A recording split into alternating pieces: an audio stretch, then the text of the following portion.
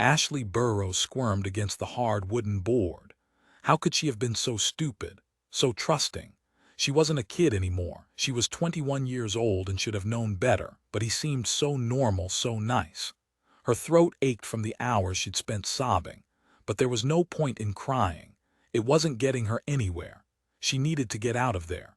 He'd taken her clothes, though hadn't taken her underwear, and tied her wrists and ankles with cable ties before leaving her in the loft.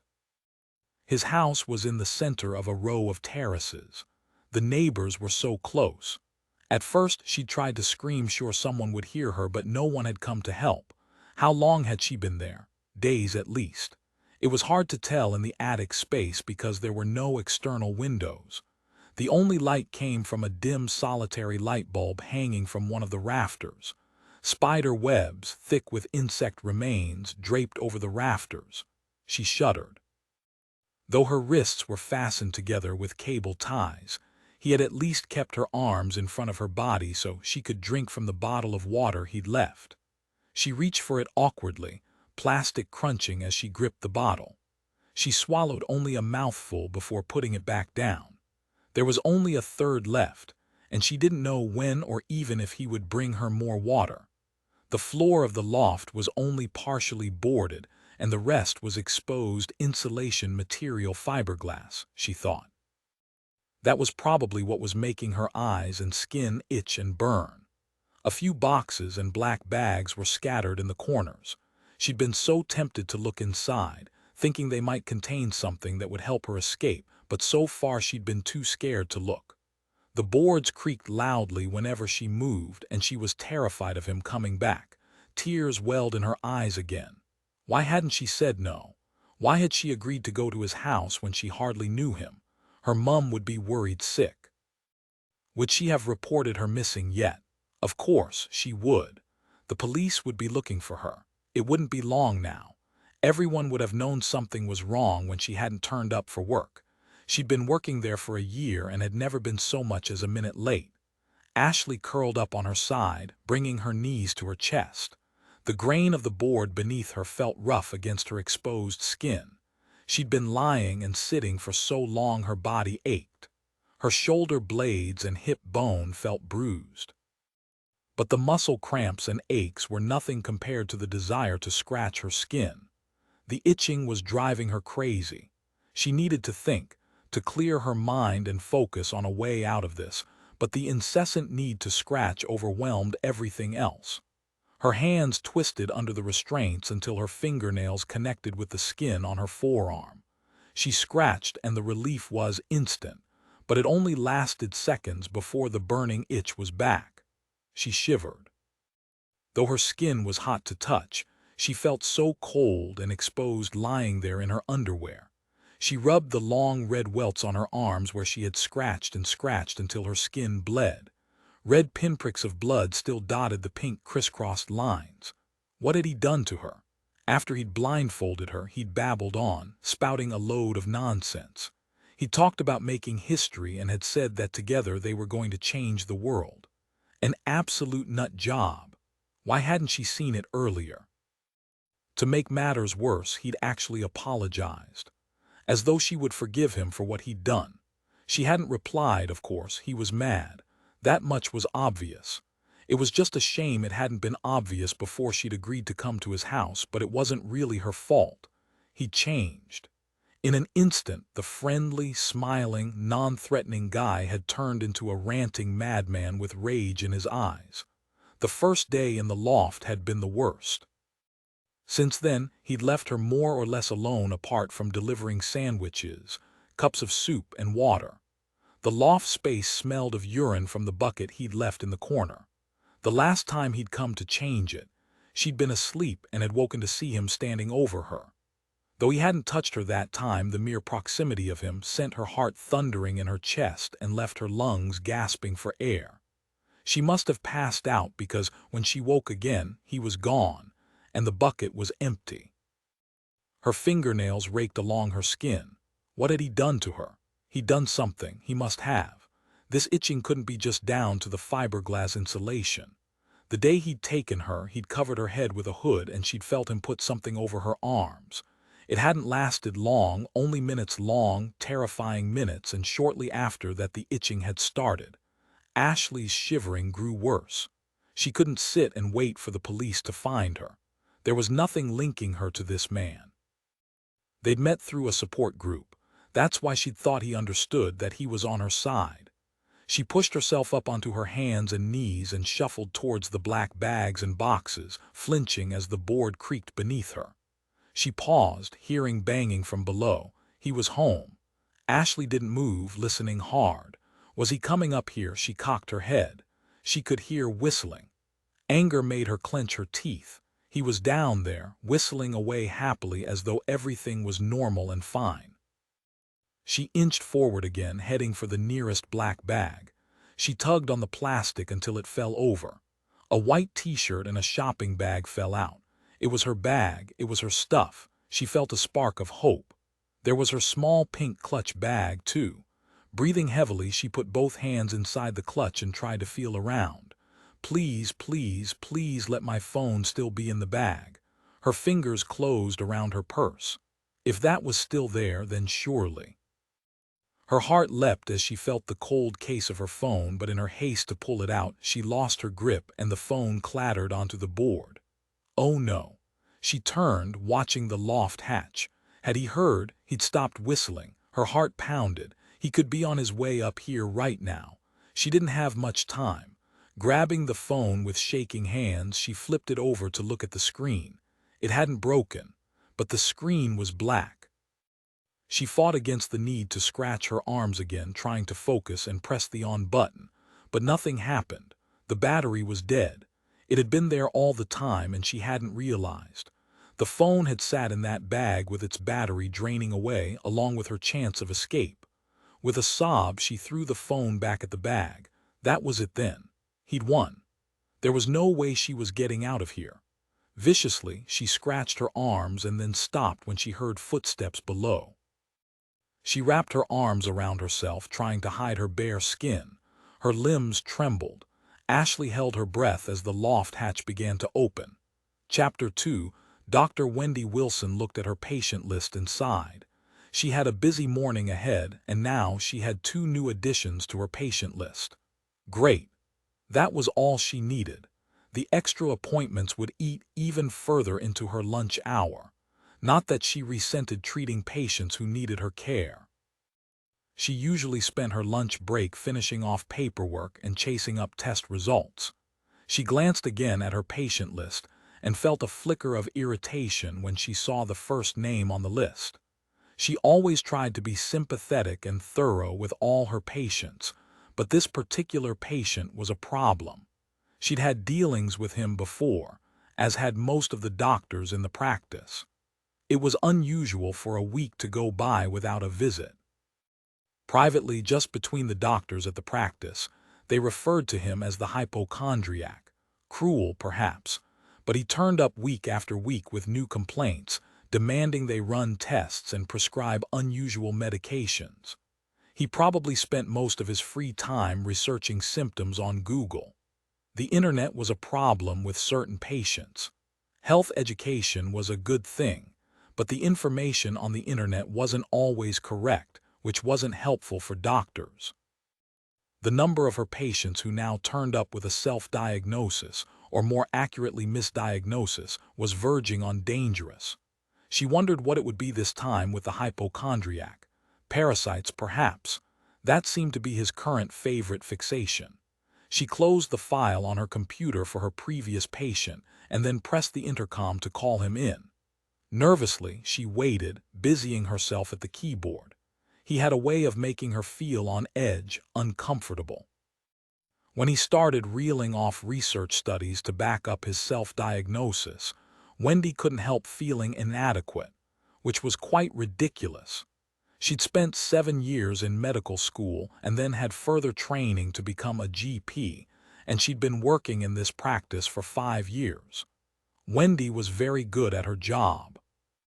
She dealt with many varied conditions, but as every practicing doctor knew, you had to rule out the most obvious things first, and parasites were not a common cause of disease in the Western world. He could be convincing, though, and it was tempting to prescribe something just to shut him up. Dr. Farquhar, who headed up the practice, had told her conspiratorially that he always gave the hypochondriac a prescription for something, usually an emollient cream or vitamins, something that would do him no harm, but Wendy didn't think she could do that.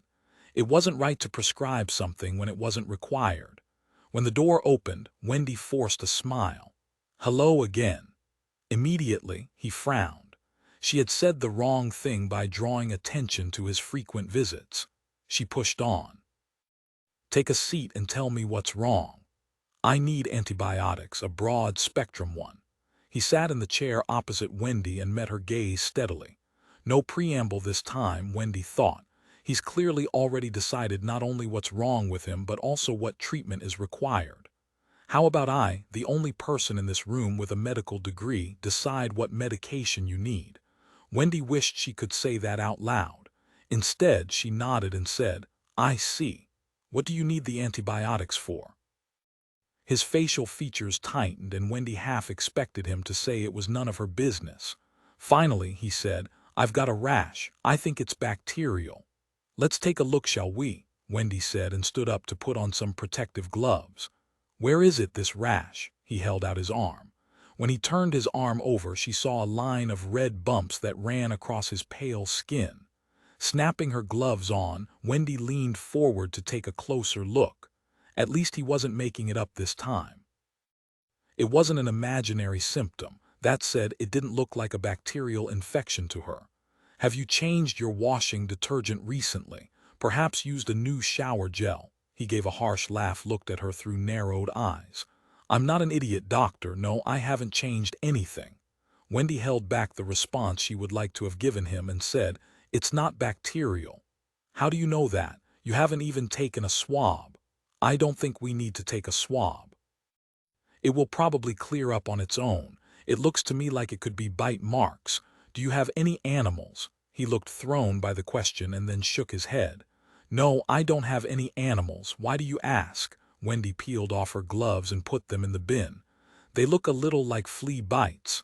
He looked down at his arm with fascination. "Fleas?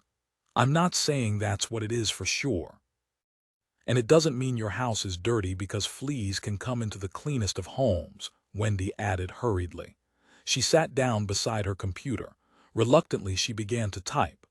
"I'm going to prescribe you a special cream to treat the rash. Keep the area clean and dry, and if it hasn't improved in 2 weeks, come back and see me." "What kind of cream?" "An antibiotic cream." Wendy tried not to roll her eyes. "It's a special cream specifically for rashes, an emollient cream." He was quiet for a moment, processing the information. She really hoped he would take the prescription without argument. There was no way she was going to prescribe antibiotics when he didn't need it. She could get in big trouble for that. "I don't know," he said. "I really think it needs antibiotics." "I can't prescribe antibiotics unless I'm sure you need them," Wendy explained. "There's been a lot of research about antibiotic resistance.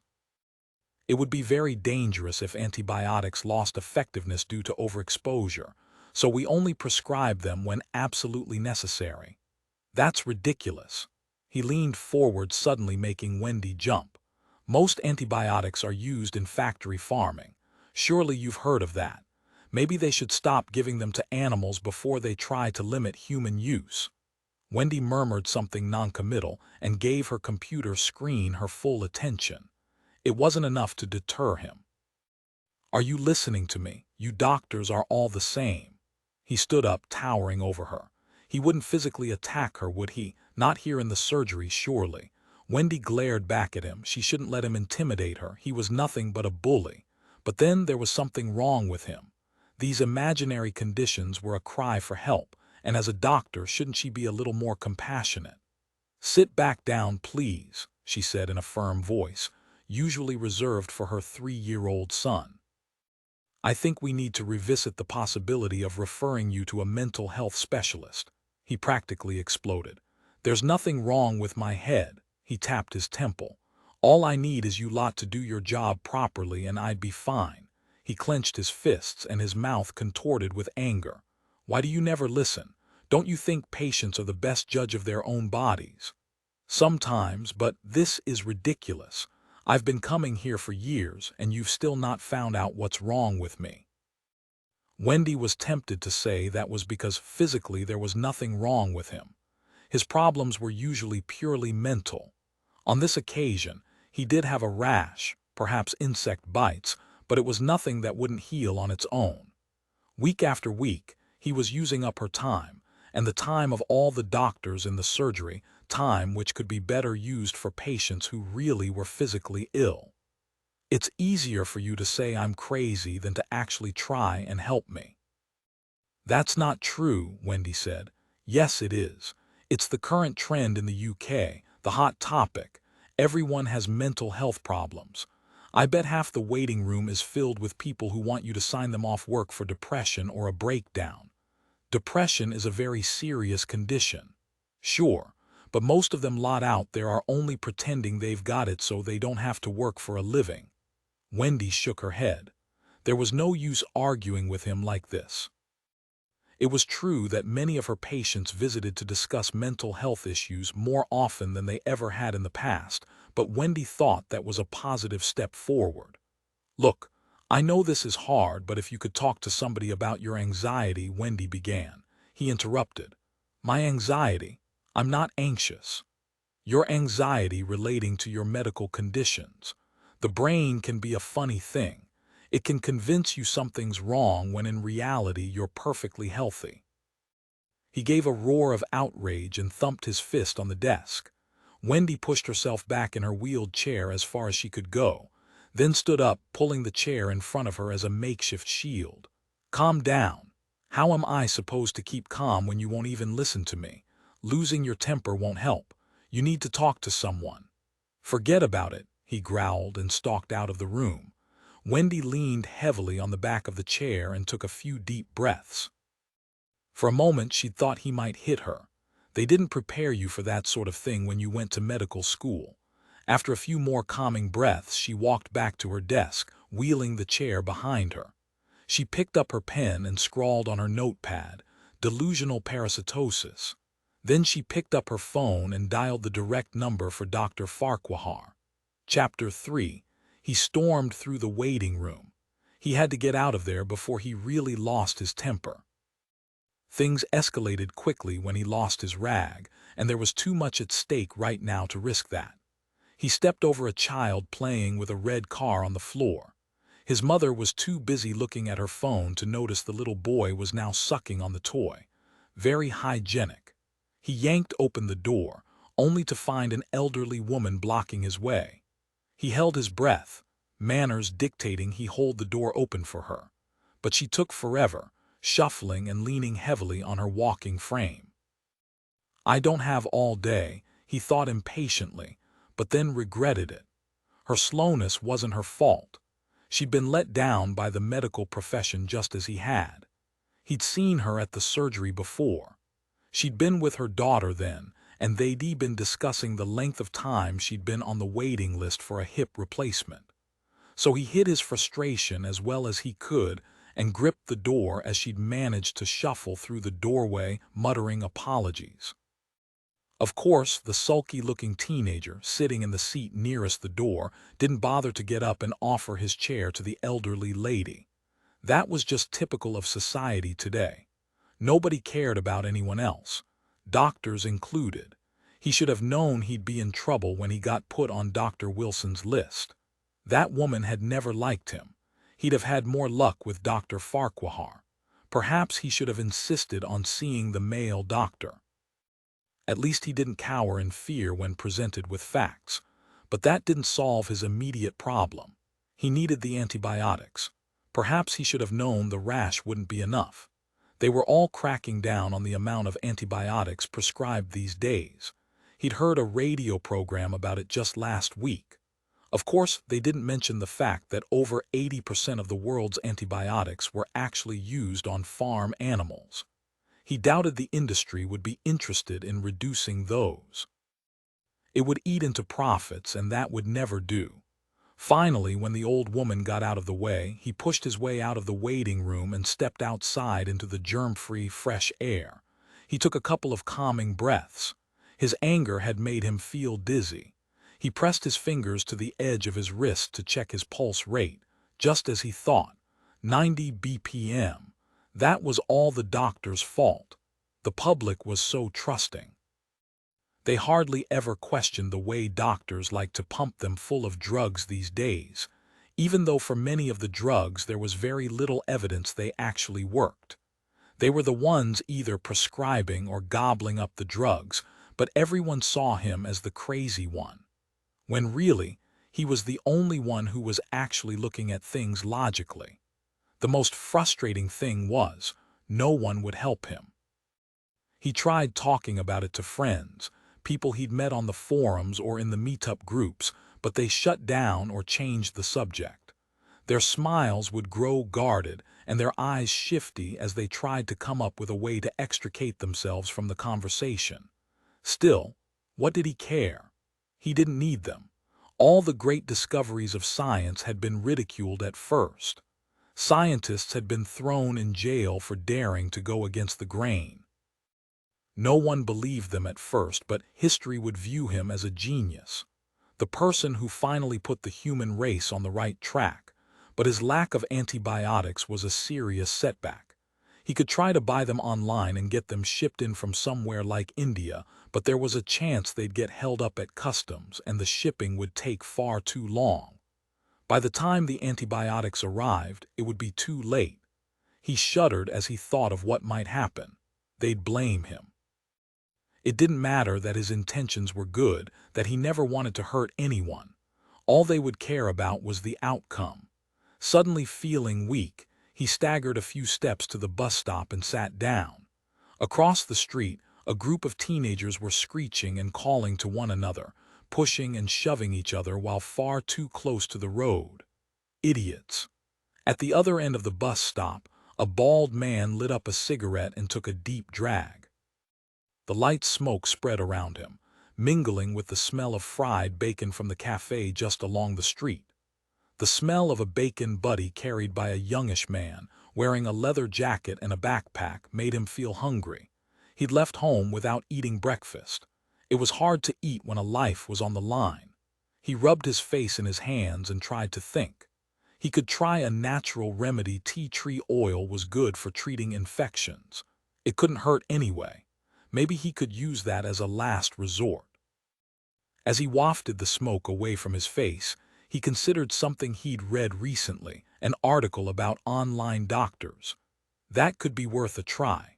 Feeling a glimmer of hope, he pulled out his mobile phone and searched the internet for an online doctor.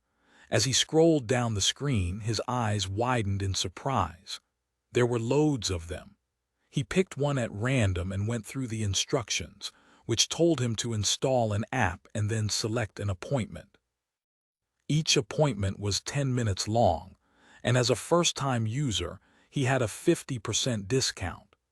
The idea behind the NHS was wonderful, but this could be the way of the future, he thought as he tapped on the screen. Who wanted to wait weeks for an appointment when this app told him the next available appointment was in 5 minutes? He filled in the required medical form asking for his medical history and family history, and then ticked the box confirming he had no known allergies to any medications. The form was accepted almost immediately, and he was asked to select an appointment. There was an opening available in 1 minute. Perfect. He selected that appointment and then waited, staring at the virtual waiting room screen. Now this was something exciting. A real innovation. Healthcare when you needed it. He didn't see how the doctor would be able to examine him over the internet, not that he minded on this occasion. Actually, he was glad. It would play straight into his hands.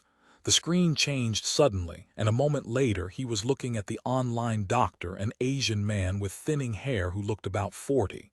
How can I help? A little embarrassed about talking to the doctor in public, he held the phone closer to his mouth. I need some antibiotics for an ear infection. I see. And what are your symptoms? He licked his lips. Pain in my ear feels hot to touch. I get ear infections a lot, so I know how it feels. I went swimming a couple of days ago and think I must have got some water in my ears." The doctor on the screen was nodding. That was a good sign, wasn't it?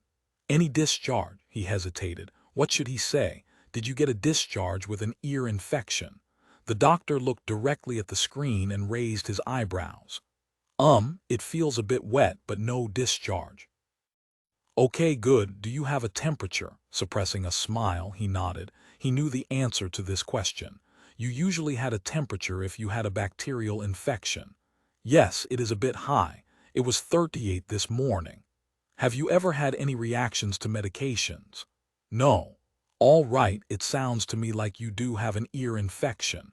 I'm going to prescribe a 7-day course of amoxicillin. I'm going to disconnect now, but if you stay in the app, you'll receive your prescription and you can go to one of our registered chemists to pick it up.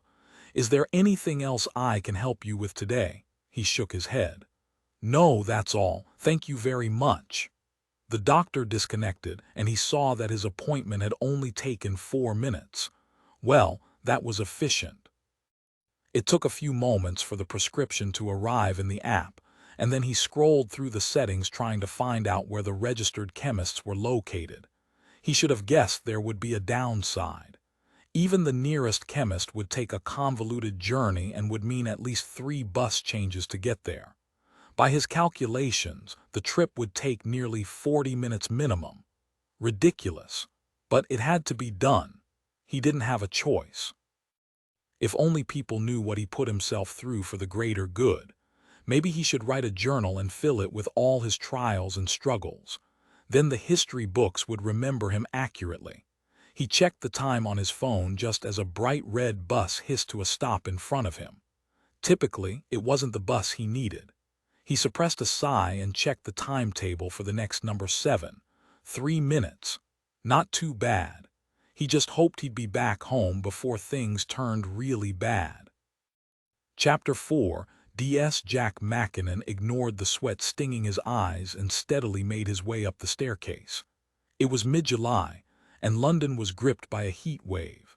He loosened his tie and took a shallow breath. The smell of stale cooking filled the claustrophobic stairwell. Rectangular windows allowed light to flood in on every level, but they were all sealed shut. It was like an oven and seemed to get hotter as they climbed higher.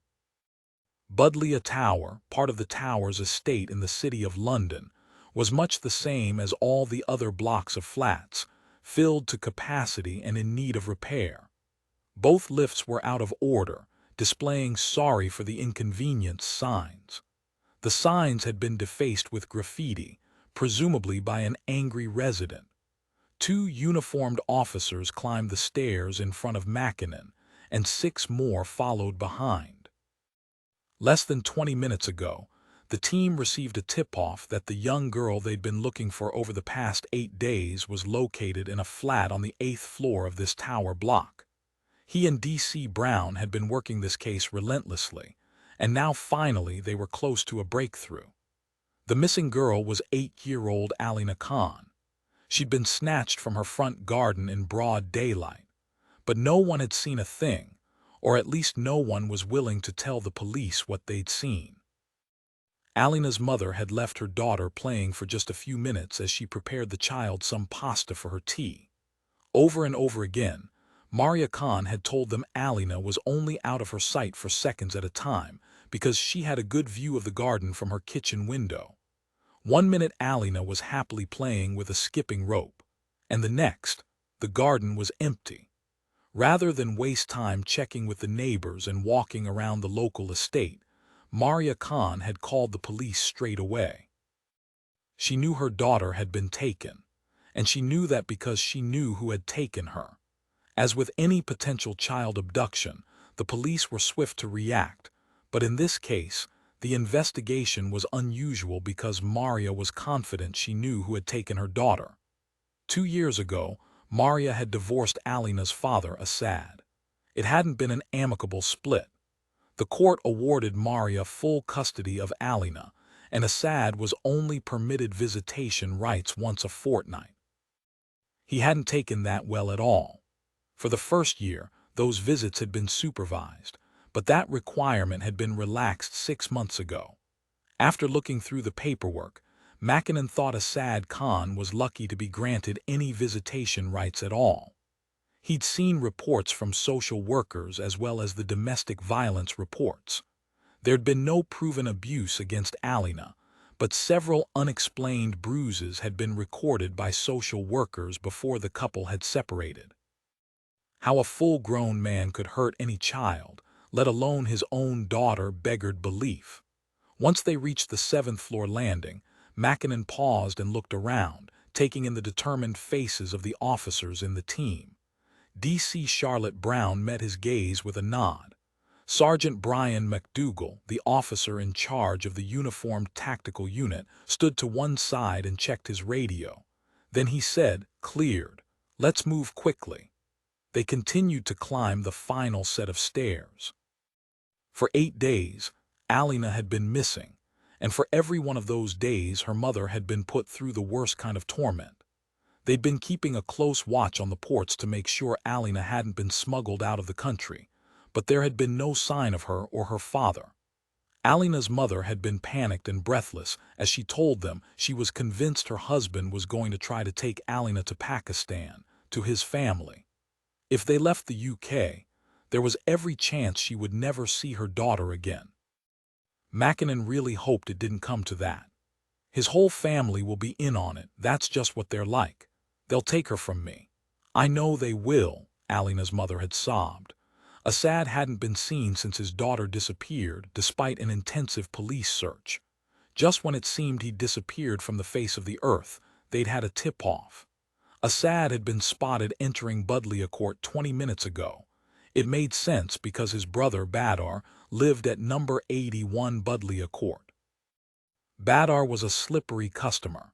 He insisted he had no idea where his brother and his niece were, assuring the police he was desperately worried about them. He was appropriately sorrowful, even mustering up a few tears as he spoke about his dear, sweet niece.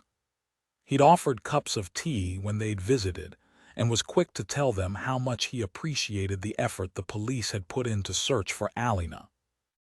If Mackinnon had learned anything from his time with the City of London police, it was an understanding of how manipulative some individuals could be. Some people lied without shame or remorse. He wasn't convinced Badar was telling them the truth, and his gut instinct told him to trust Alina's mother over the girl's uncle. The officer in front of Mackinnon jerked to an abrupt halt. Looking around the officer's bulky uniform, Mackinnon saw a young boy of 5 or 6. He had dark skin and closely cropped black hair. The youngster's brown eyes were wide as he stared up at the police officers. "What's happening?" Mackinnon quickly assessed the situation. The boy was alone. Not a good idea at any time, but especially not now when a young girl had recently been snatched from the area. They were working under the assumption that Alina had been taken by her father, but that didn't mean it was safe for any child to wander around alone. "Where do you live?" Mackinnon asked. "Upstairs," the boy said, pointing upwards with his index finger. "And where are you going?" "Downstairs to play. My mum said I've watched too much TV." Mackinnon guessed the boy often played downstairs on the grassy area outside the flats, but it wasn't sensible for a 5-year-old to be out there unsupervised. They had no intelligence to suggest Alina's father would be armed, but there were no guarantees. Cases like this had a habit of surprising you. He told the boy to go back upstairs to his mother and stay inside. No doubt the mother would be out demanding to know what was happening within the next few minutes, so they needed to act swiftly. Mackinnon nodded to the uniformed officer in front of him. "Let's go." The officer wore gloves and carried the enforcer battering ram known as the Big Red Key. They had brought it just in case Badar decided he didn't want to answer the door, but Mackinnon hoped that wouldn't be necessary. He was glad he hadn't had to carry the battering ram up the stairs, though. It wasn't a light piece of kit, and unsurprisingly the officer was sweating heavily. Quietly, they gathered on the landing outside number 81 and Charlotte asked, "Everything all right?" Mackinnon nodded. Yes. Are you ready? Charlotte gave a short, confident nod. Sergeant Brian McDougal knocked on the door as Mackinnon pulled the warrant out of his pocket. Alina's uncle, Bador, opened the door. He had a narrow, thin face and his upper teeth protruded, giving him a rabbit-like appearance. He stared up at Mackinnon and blinked. Then his gaze darted between the other officers gathered at his front door. Bador cleared his throat nervously. What is all this? We have a warrant to search your premises, Mackinnon replied, holding up the paperwork. Why, I'm a law-abiding citizen. I know my rights. I forbid you to enter. You can't come in here. We can, Mr. Khan. That's what the warrant is for, Charlotte explained patiently. And I think you know why we are here. Bador licked his dry lips and folded his arms over his chest, blocking the doorway. Was he really going to try and stop them entering the property? Sergeant McDougal gave him a hard stare, which caused Bador to have second thoughts. He lowered his arms and shuffled to the side.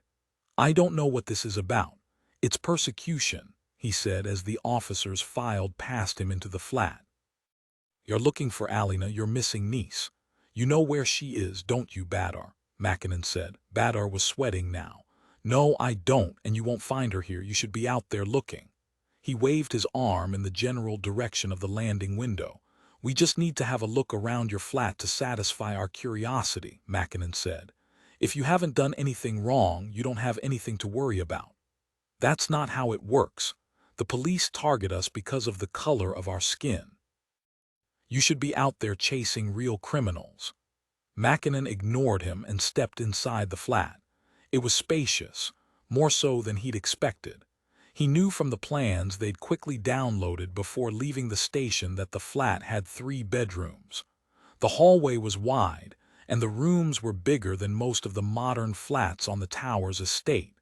Mackinnon walked down the dark hallway towards the brightly lit kitchen at the end of the flat. Charlotte had already started to search one of the bedrooms, and 3 uniforms were in the living room. Found anything? Mackinnon asked Sergeant McDougal, who was pulling open kitchen cabinets. Not yet, Mackinnon frowned. Had they been too late? The tip-off had only been 25 minutes ago at most, and they had a unit stationed outside, watching the tower block. There were only 2 routes out of the block of flats, and both were visible from the road. The only other possible exit was out of a window or the balcony, but they were 8 floors up. Surely, Assad wouldn't have risked trying to escape that way. He left the kitchen and walked through the living area, opening the balcony doors. The balcony was small, 6 by 4 foot. A dried-up, shriveled pot plant sat on the floor, but other than that it was empty. Mackinnon leaned on the railings and looked down at the small square of grass below. There was no way Assad could have escaped this way. The balconies were too far apart. He'd have to be an extreme athlete to make the jump, and even then it would be risky. He heard laughter and looked down to see the young boy they'd run into on the stairs. He was alone, staring up at the balcony, waving. Mackinnon sighed. It looked like his advice had been ignored. I've found her, Charlotte called out. Mackinnon walked back through the flat. Charlotte poked her head out from one of the bedrooms. She is in here, Jack. She was hiding behind the wardrobe. As Mackinnon walked through the doorway, the young girl shivered and took a step back, pressing herself against the wall as though she hoped to disappear. She was small and slight. Glossy black hair hung either side of her face, and her dark brown eyes looked haunted. Mackinnon stopped a few feet away from the child. The last thing he wanted to do was traumatize Alina any more than she had been already. He attempted a reassuring smile. Alina, we've been looking for you. Your mum will be very glad we found you. Alina didn't speak. She just stared at Mackinnon, her eyes big and shiny with tears. Bador burst into the room. That's not Alina, that's her cousin, Lion. She is my daughter. Mackinnon turned just as Alina's uncle pushed his way past him. What lies are you telling them, child? He asked fiercely, putting an arm around Alina's shoulders and pulling her tightly against him. The little girl froze. Mackinnon shot a glance at Charlotte. The girl looked exactly like Alina. Charlotte shook her head. I'm sure it's Alina. Nonsense, Bador said through gritted teeth. I'll have to ask you to leave. You're upsetting my daughter. Mackinnon noticed a slight shift in Badar's gaze. It was merely a momentary flicker, but it was enough. Badar had looked at the bed. Why? Mackinnon kneeled on the carpet and lifted the duvet, exposing the bottom of the divan bed. It had storage beneath in the form of two large drawers. "What are you doing?" Badar's voice was panicked. If he hadn't been sure he was on the right track before, Mackinnon was convinced now. He yanked open the first drawer, only to find it filled with spare bedding and towels. Then he tugged the second drawer. It was harder to open, stiffer, and definitely had something heavier inside. Mackinnon pulled the drawer open wide, revealing Assad's hiding place. Alina's father was curled up in a ball. He blinked at the sudden light. "So that's where," Charlotte started to say, but before she could finish her sentence, Assad launched himself out the drawer, barreling into Mackinnon and sending him off balance. Mackinnon crashed back into a chest of drawers, which smashed against his ribs painfully as Assad made a dash for the front door. He'd taken them all by surprise and managed to leg it down the hall before anyone stopped him. Mackinnon gave a growl of frustration. He'd been caught napping, but there was no way he was going to let Assad get away. He pushed himself to his feet and ran after him. Chapter 5.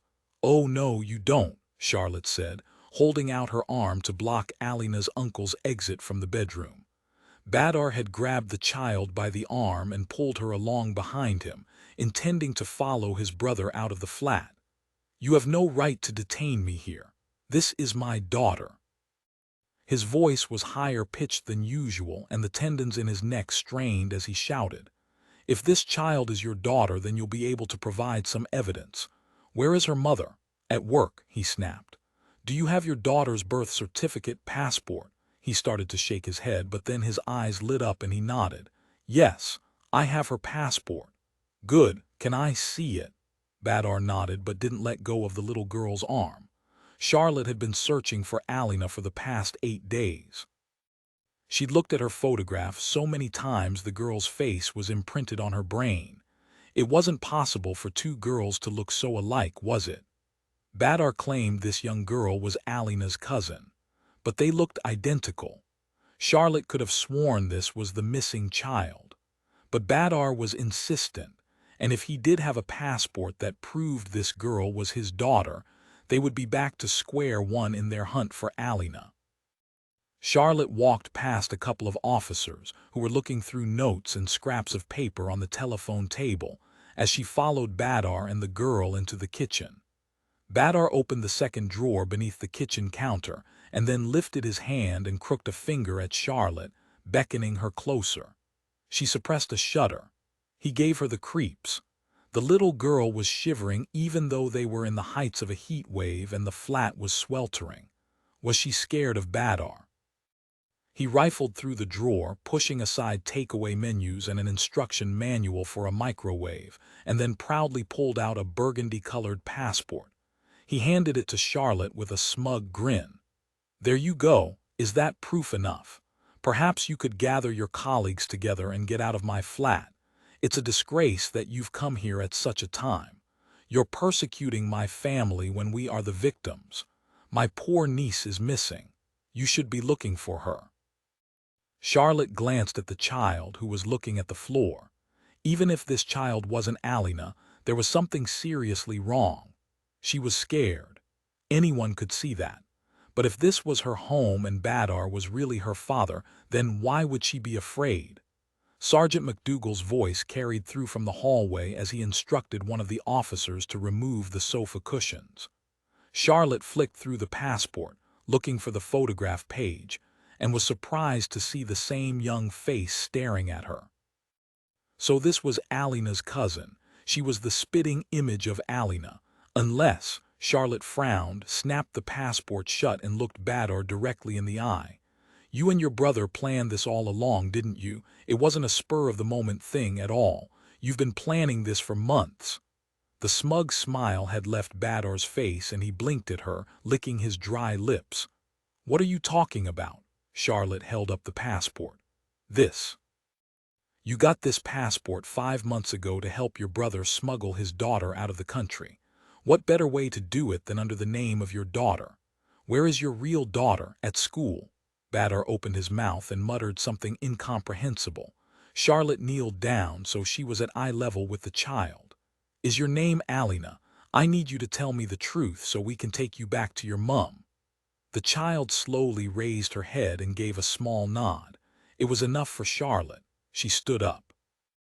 We're going to be taking Alina back to her mother. If you keep up the pretense that she is your daughter, then we will do DNA testing to prove otherwise. Of course, we will also check with your daughter's school and ask your neighbors. Badar pushed past her and slammed the kitchen door. Charlotte looked up to see him brandishing a knife. He must have taken it from the kitchen drawer. She carefully pushed the child behind her, blocking Alina from the knife, and put her hands up. Don't do anything stupid, Badar. It didn't take Mackinnon long to catch up with Alina's father. A sad smoking habit made him tire quickly. For Mackinnon, it was the most satisfying collar he'd had in a long time. As he slammed into Assad, sending him sprawling onto the ground, whoops and heckles sounded from a group of teenagers hanging around a souped-up BMW, but he ignored them, pulling Assad roughly to his feet and reading him his rights. Was that Alina in your brother's flat? No comment. I'm not saying anything until I have a lawyer, Assad wheezed. Suit yourself, Mackinnon said. Just so you know, her mother's been worried sick. Why should I care about that old slapper? She isn't fit to be Alina's moral guardian. Did you know she had affairs with not one but 2 men while we were married? Mackinnon did know that, only because Alina's mother had tearfully confessed. Over the past 8 days, he felt he'd learned every murky secret in her life. Rather than take Assad back to the flat, he led him straight to the squad van so he could be transported straight to the station. As he handed Assad over to the officers, one of them said, "It's all kicking off upstairs. The uncle's got a knife." Mackinnon felt a stab of panic. He'd been so intent on chasing down Assad, he'd underestimated the brother. They had nothing on file for Badar. He had no history of violence. Has anyone been hurt? No, but there's a tense standoff. He's in the kitchen with the kid and D.C. Brown. Mackinnon took off at a run. Sergeant Brian McDougal hammered on the door. You all right in there, D.C. Brown? We are okay at the moment, Charlotte said, trying to keep calm. She had stepped back, getting as much distance between her and Badar as possible in the small kitchen. With enough space, if Badar attempted to stab or slash at her with the knife, she had room to move and a chance to grab his arm. This isn't going to end well unless you put that knife down, she told him. There's no way you can get away with this. Your flat is crawling with police officers. Your brother will have been caught by now. It's over, Badar, he scowled. You're just saying that. He's probably escaped. Charlotte shook her head. No, he hasn't. She spoke with confidence, knowing that Mackinnon would run himself into the ground before letting a suspect escape. He'd worked this area for a long time and knew all the cut-throughs and alleyways where a suspect could hide. Alina doesn't need to see her uncle holding a knife. Put it down, Charlotte said. He still held the knife in front of him, though not as aggressively as before. Charlotte sensed he was weakening.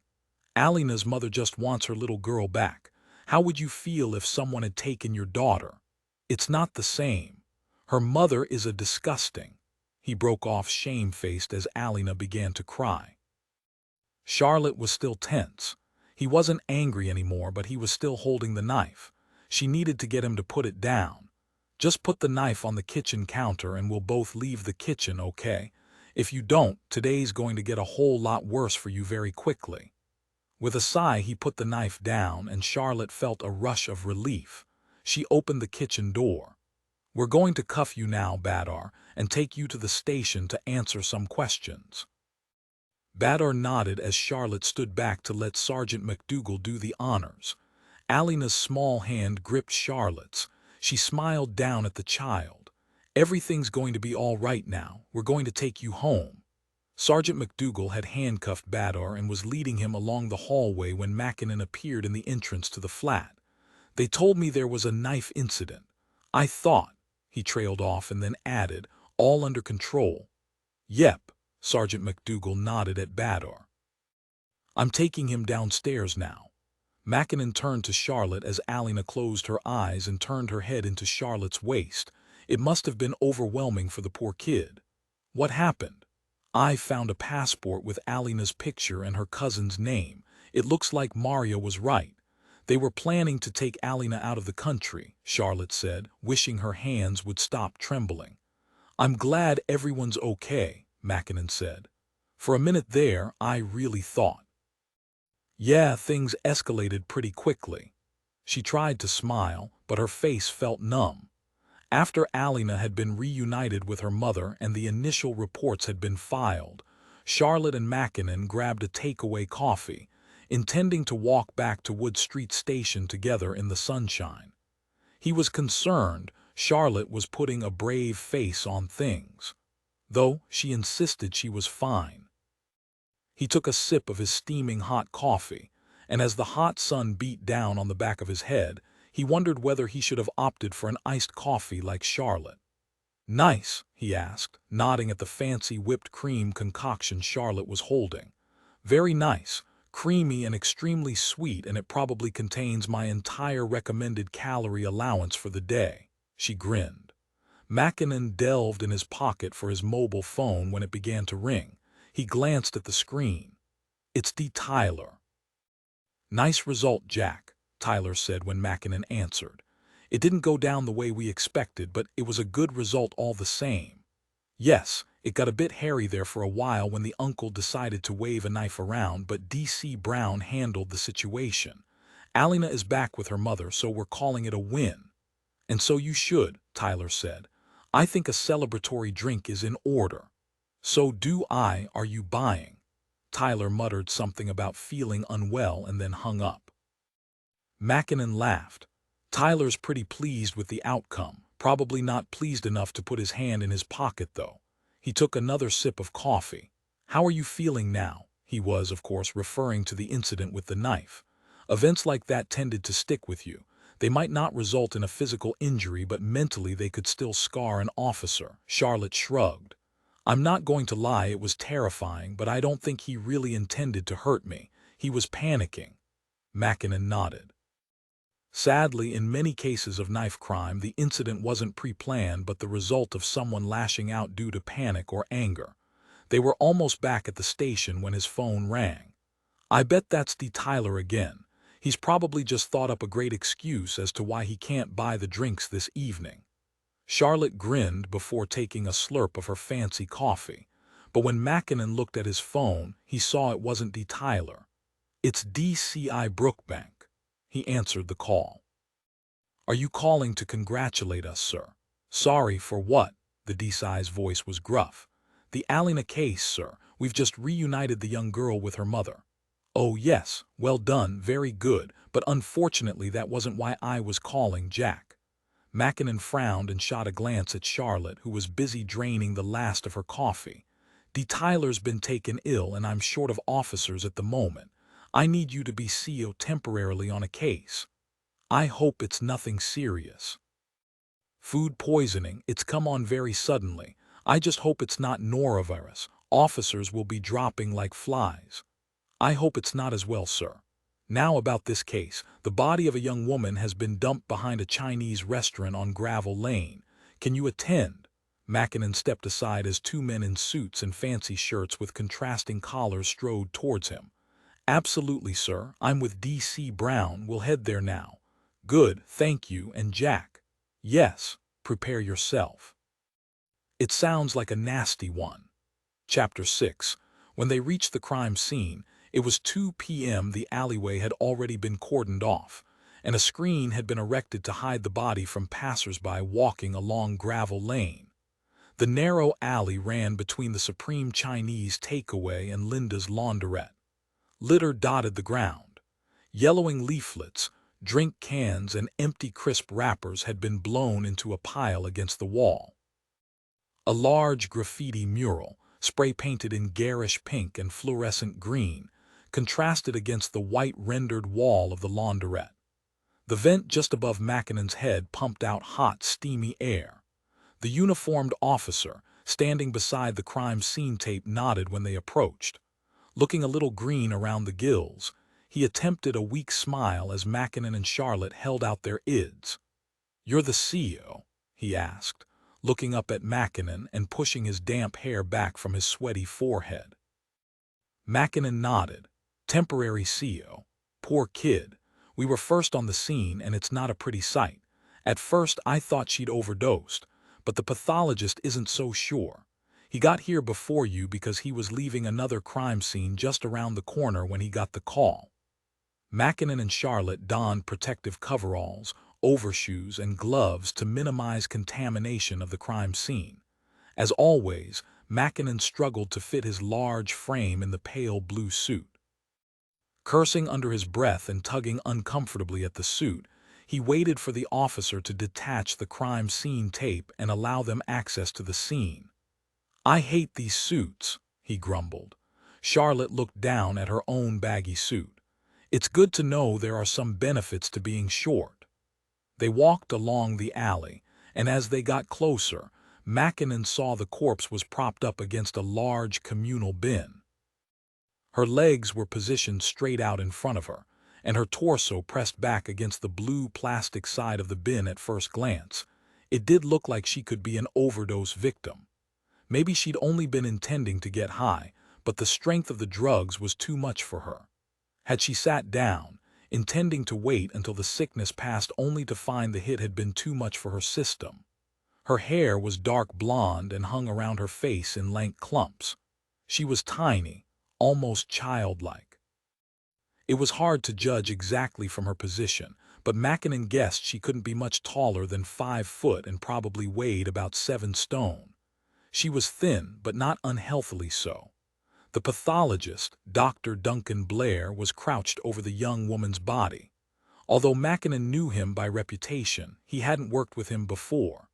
When he saw Mackinnon and Charlotte approach, he straightened his tall, lean frame and nodded.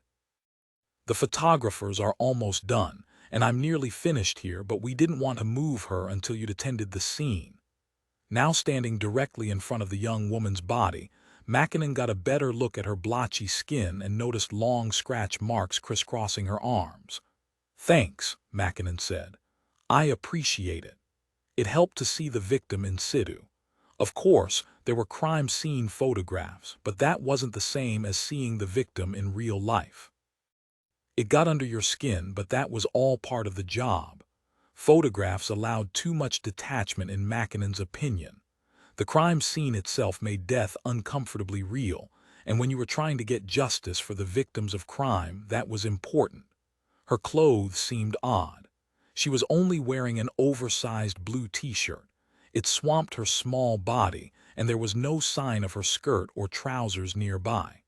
"So do you think it was an accidental death? Did she walk down the alleyway alone, or did someone dump her here?" He crouched down, taking a closer look at the woman's body. The strongest smell in the alleyway was that of fried food coming from the Chinese takeaway next to them, so Mackinnon guessed she hadn't been here long. On a hot day like this, a body started to decompose quickly. He noticed along with the scratch marks there were circular, red marks around the woman's wrists. Had she been tied up? He pointed them out to the pathologist. "Ligature marks," the pathologist nodded thoughtfully. "Yes, it appears that way to me," he frowned. "It's a strange one. At first glance it does look like she overdosed, and I can't immediately see another cause of death. There are no external injuries apart from these marks on her arms, but the ligature marks do suggest that something happened to this poor woman. She still has her underwear on, but the t-shirt looks far too big for her. I wonder what caused those other marks on her arms." Charlotte asked. "The scratches?" Mackinnon asked. "They could be self-inflicted. Incredibly itchy skin can be a side effect of some drugs, can't it, Dr. Blair?" Dr. Blair nodded. "It can, but there are also these small bumps on her arms." His hands were encased in blue nitrile gloves, and he pointed at some of the raised spots on the victim's arm. Some of the marks were pink and others were red with a hint of yellow, suggesting infection. "Yes, I was wondering what caused them," Charlotte said. "It looks like some kind of rash." "Perhaps," Dr. Blair said, but didn't seem convinced. "I should be able to tell you more after I've done the post-mortem.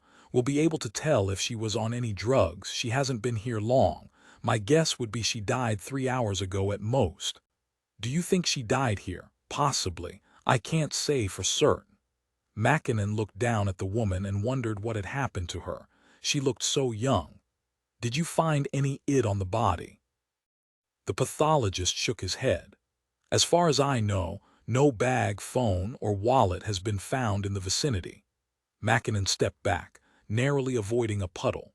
For the past week, it had been 28 degrees or above and hadn't rained. He didn't even want to think about the contents of that puddle.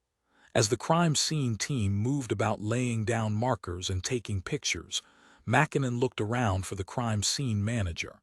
He felt hotter than ever and slightly claustrophobic standing in the narrow alleyway. There was a high-pitched yelp that made everyone turn. The source of the noise was a small black cat yowling in displeasure as the officer standing guard beside the crime scene tape had tried to shoo it away. With no regard for crime scene procedure, the cat promptly scampered up the alleyway before springing up to climb over a wire fence and disappearing among the weeds. There were a few chuckles and bursts of nervous laughter as the sudden appearance of the interloper lightened the tension. But Mackinnon didn't laugh. He wasn't used to being the CEO, and it suddenly hit him that he was responsible for finding out what had happened to this poor young woman. Did she have a family? Had she been reported missing? Or was she an addict whose family had long since washed their hands of her? He stretched his fingers, his hands sweaty beneath the blue nitrile gloves, and turned to Charlotte. "I think the first thing we need to do is to talk to the owners of the takeaway and the laundrette. We want to know if anyone saw anything and also find out if they've got functioning security cameras." He pointed at a white security camera fixed above the side door of the Chinese takeaway. "With any luck, that's not just a deterrent but a working camera." Charlotte nodded. "I'll do that now. I'll talk to the owners of the restaurant and the laundrette myself and organize a uniform door-to-door of the other businesses in the area." Mackinnon nodded at the rear of the alley towards the wire fence and the weeds growing through it, mostly made up of young buddleia plants. Buddleia seemed to sprout everywhere, even occasionally out of brickwork. "Good. I'm going to take a look around the back of the alleyway. I'm wondering if she came from the street or from back there." D.C. Charlotte Brown knocked on the front door of Supreme Chinese Takeaway. She'd had no luck at the laundrette. The woman working the morning shift said she hadn't seen anything out of the ordinary and they had no security cameras. It was past lunchtime, and though she could hear noise coming from inside the takeaway as well as smell the spices and hot oil from the kitchens, the door was locked. When there was no reply, she knocked again. Finally, a young Chinese woman opened the door. She had bobbed, shiny black hair, and her eyes narrowed in irritation as she unlocked the door. "We're closed. Don't open again until 5. Charlotte held up her id. "Are you the manager?" The woman shook her head. "I'll get my father." She led Charlotte inside and pointed to the seats in front of the large window. Charlotte didn't sit down but instead slowly paced the small waiting area in front of the counter while watching the people walking past on the street outside. A moment later, a man appeared behind the counter. He had an open, friendly face. He smiled. "I'm Chen Lin, the manager. How can I help?" "The body of a young woman was found in the alleyway next to your premises this morning." Charlotte paused to judge his reaction. The smile slid from his face. "What happened to her?" "That's what we'd like to find out. I wondered if you or any of your staff heard or saw anything unusual this morning." "I didn't hear anything, sorry. It's usually quite noisy in the kitchens when we are working. We start prepping for lunch about 10. "Do you have CCTV?" Charlotte asked. "We noticed the camera above your side entrance that leads out onto the alleyway." He nodded. "We do. I can show you now. You're welcome to take it with you." "Thank you," Charlotte said, following Mr. Lin as he led her behind the counter and through into the kitchens. Inside the large kitchen there were two people busily clearing up. One was Mr. Lin's daughter, who'd originally opened the door. The other was a young Chinese lad, who Charlotte guessed to be in his late teens. Acne scars peppered his skin. They both watched Charlotte with curiosity, and she guessed they'd listened into her conversation with their father. "This is my daughter, Ran, and my son, Sung," Mr. Lin said. "They both work with me. It's a family business." "I'm D.C. Brown," Charlotte said. "Did either of you hear or see anything out of the ordinary this morning?" Sung nodded and paused in his wiping down of the stainless steel worktop. "I did." Charlotte looked at him sharply. "What did you see?" "I think I saw the man who killed her." "You did not." His sister rolled her eyes. "This is serious," Charlotte said. "If you saw something, I need to know." "He's been watching too much TV," Rand said. "We didn't see anything." "Quiet, Rand. Let your brother talk," Mr. Lin said, removing his apron. "If he wasn't the man who killed her, he was acting very suspiciously." Sung shot his sister a superior glance. "It was about 11 a.m. I was standing outside, having a cigarette because Dad won't let me smoke inside." "It's against the law, Sung," Mr. Lin said, shooting Charlotte an apologetic smile. "Well, I was outside smoking," Sung continued, "and I saw a man with a big bag like the type you take to the gym, only bigger. He went down the alley. I wondered what he was doing because it's a dead end. I said good morning and he ignored me. I did think about keeping an eye on him, but Dad had given me a long list of things to do in the kitchen this morning." He gave his father an accusatory look. "How big was this hold all?" "Huge and very heavy. He was quite a big guy, but he was struggling with the weight of it." "Do you remember what he looked like?" He shrugged. "Not really. I got the impression he didn't want to be seen. He was white, and that's about the only thing I can tell you. He was wearing a hoodie and tracksuit bottoms, I think, or maybe jeans." His forehead crinkled as he tried to remember. "Sorry, that's all I can recall." "That's very helpful. Hopefully he's been caught on your CCTV. "You're welcome to take a look," Mr. Lin said. "It's time-stamped, so we can start by looking at around 11 a.m. He ushered Charlotte into a small office area just off the kitchen and pulled out a wheeled computer chair so she could sit down. He perched on the table beside her and accessed the CCTV through his desktop computer. Satisfied that it was very unlikely the victim could have come from the other end of the alleyway since there were no holes in the fence, and the thick buddleia stems and long wild grass showed no signs of recent trampling, Mackinnon walked back to have a chat with the crime scene manager. While he was talking to the crime scene manager, Dr. Duncan Blair joined them to announce he had finished his preliminary examinations. "We'll get her back to the morgue now, D.S. Mackinnon, if that's all right with you." Mackinnon nodded. "When do you think you'll be able to get to this post-mortem?" Dr. Blair grimaced. "I've got them lined up, I'm afraid. Just before I got this call, I attended a scene at the Towers estate. An elderly lady died in her flat and her body had gone undiscovered for 3 days.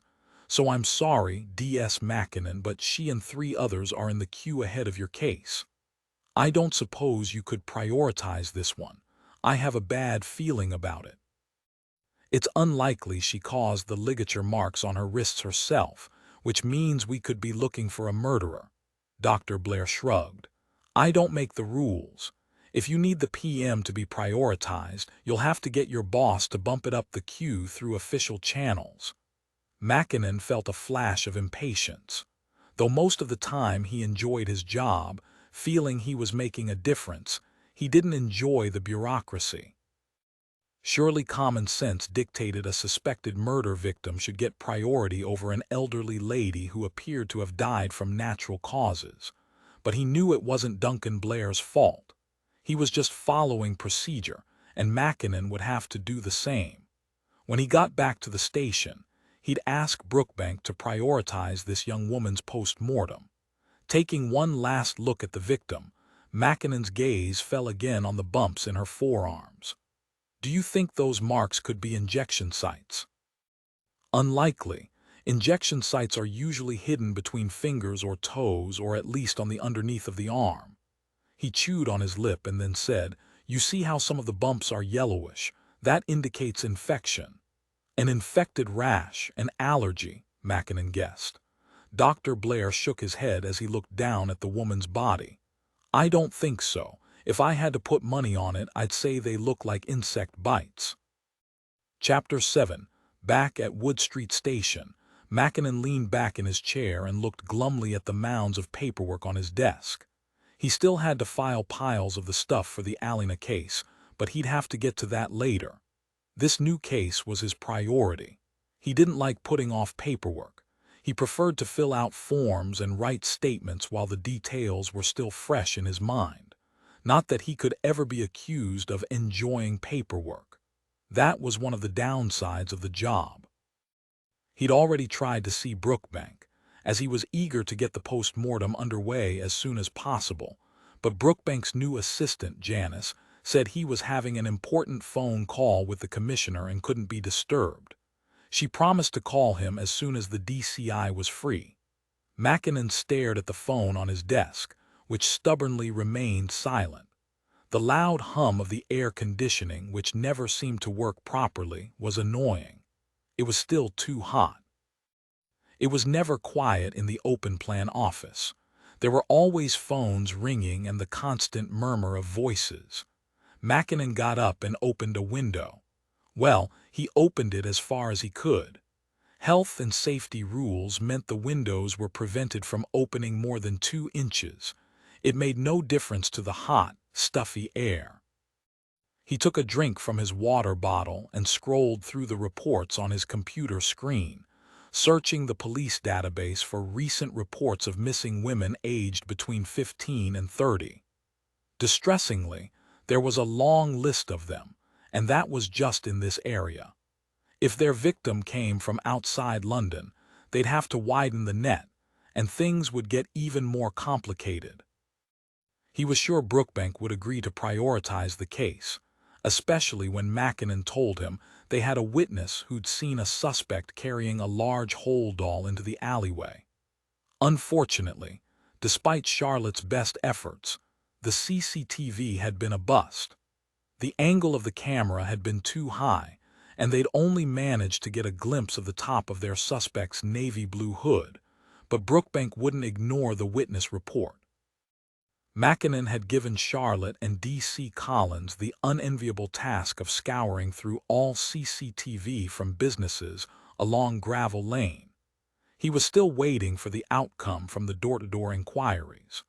Surely someone else had to have seen the man in the navy blue hoodie carrying the large hold doll. If the hold doll had been as heavy as Sung Lin stated, chances were their suspect would have used a vehicle. If they could get the vehicle's registration number, they may be able to get an ID. Finally, the phone rang, and Mackinnon snatched it up. "Jack, the D-side's free now if you'd like to come up," Janice said. "Thanks, I'll be right there." He took the stairs 2 at a time, eager to get to Brookbank's office. He felt oddly nervous. This case was already weighing heavily on his shoulders, but he had no reason to think Brookbank would turn down his request. They hadn't always got along well in the past, but Brookbank was a good police officer. He wouldn't let personal differences get in the way of an investigation. Brookbank called out a gruff "Enter" after Mackinnon rapped on the door. "Take a seat, Jack," the DCI said. "Sorry to keep you waiting. How did it go?" "We've got a witness." At approximately 11 a.m., a man was seen carrying a large hold doll into the alley where our victim was found. So far, we haven't been able to get any CCTV images to back up the witness report, but I think her body was dumped there, sir. I strongly suspect foul play. "Yes, I can see why you would. What have you done so far?" "We've got a door-to-door inquiry going. D.C. Collins and D.C. Brown are going through the CCTV, both public and private." "Any other witnesses yet?" "Not yet." "An ID for the dead woman?" "No, I'm going through reports of missing persons, but so far nothing." "Well, I know being CO on a case can be stressful, but you seem to be handling it. Let me know if you have any problems," Brookbank said, and then nodded at Mackinnon in dismissal. "Thank you, sir," Mackinnon said. "There actually is something you can do for me." Brookbank looked up. "Oh, what's that? The pathologist is incredibly busy at the moment, but I'd like to bump this post-mortem up the queue. Their pathology department needs the request to come directly from you, though." Brookbank nodded slowly. "I agree with your assessment that this is looking like a murder investigation, so I'll put in the request now." Mackinnon felt a rush of relief. "Thank you, sir. I appreciate it." He got to his feet, eager to get back downstairs and get on with the task of identifying the victim. "Oh, and Jack," Brookbank said as Mackinnon was about to close the door behind him. He paused. "Yes. D. Tyler will take over the inquiry when he's recovered, but I'm impressed with how you've handled the pressure so far. We should talk about you going for your inspector exams." Taken aback, Mackinnon nodded. "Yes, thank you, sir." When he got back downstairs, Charlotte waved him over. "We've got him on CCTV. Her eyes gleamed. "And Sung Lin was right. It's a huge hold all, and our victim could easily have fitted inside, in my opinion. Our suspect is a white male, approximately 6'2", and I'd say around 13 stone. "Excellent work," Mackinnon said. "Can I see the footage?" Charlotte nodded. "It's CCTV from a bus. The number 22. Collins got them to email the appropriate clips. Here, take a look." She used the mouse to navigate to a video file and double-clicked. The screen filled with a video of a man just like Sung Lin had described. The video was time-stamped 10:45 a.m. He was dressed in a navy blue hoodie and navy tracksuit bottoms. He'd pulled the hood around his face despite the warm weather they'd been having. No one would venture out dressed like that in a heat wave unless they had something they were trying to hide. The suspect sat with his head down, staring at the ground. On the floor next to him, blocking the aisle, was a large blue holdall. It looked like it was made from tough nylon fabric, but Mackinnon couldn't see any brand or manufacturer's label. He sat on the lower floor of the bus, and there were only 2 other passengers, both female. They might be able to track them down for an interview. The suspect shuffled his feet. He wore white Adidas trainers, but there was nothing unusual about those. When he leaned forward and gripped the seat in front of him, Mackinnon wondered if they could get DNA from the bus, but instantly dismissed the idea. It would be an impossible job trying to isolate DNA from a bus where there would be thousands of different DNA types all mixed in together. They would have a better shot at getting DNA from the victim's body. Charlotte paused the video. "This is the best image we have of him. You can see part of his nose and cheek enough to guess he's Caucasian, but we're not going to be able to ID him from this." "No," Mackinnon said slowly, "but we can find out where and when he got on the bus. Perhaps we can trace his whole journey." Charlotte nodded. "Collins is already on it." "Great stuff." As they were waiting for Collins to send over more clips from the CCTV footage, Mackinnon made some coffee. He put a full mug on Charlotte's desk, knowing that it would be stone cold before she remembered to drink it, and then headed back to his own desk to resume his attempt to identify the victim. He loosened his tie, undid his top button, and tried to ignore the uncomfortable heat as he scrolled through all the recent reports of missing young women. He'd been at it for 40 minutes when he suddenly stopped scrolling. He focused on the photograph the police had been given by the worried parents of the missing woman. Ashley Burrows, 21. She'd been missing for 10 days. The photograph showed Ashley smiling with shiny blonde hair, glowing smooth skin, and bright eyes. The contrast between the young woman he'd seen this morning and the woman in this photograph was huge, but he was sure it was her. The shape of her eyebrows, her chin, her jawline, it was her. They had an ID. Their victim now had a name. Ashley Burrows. Chapter 8. Mackinnon and Charlotte made it to York Square in Limehouse just before 3 p.m. Ashley Burrows' parents lived in one of the 3-story houses set around the green square.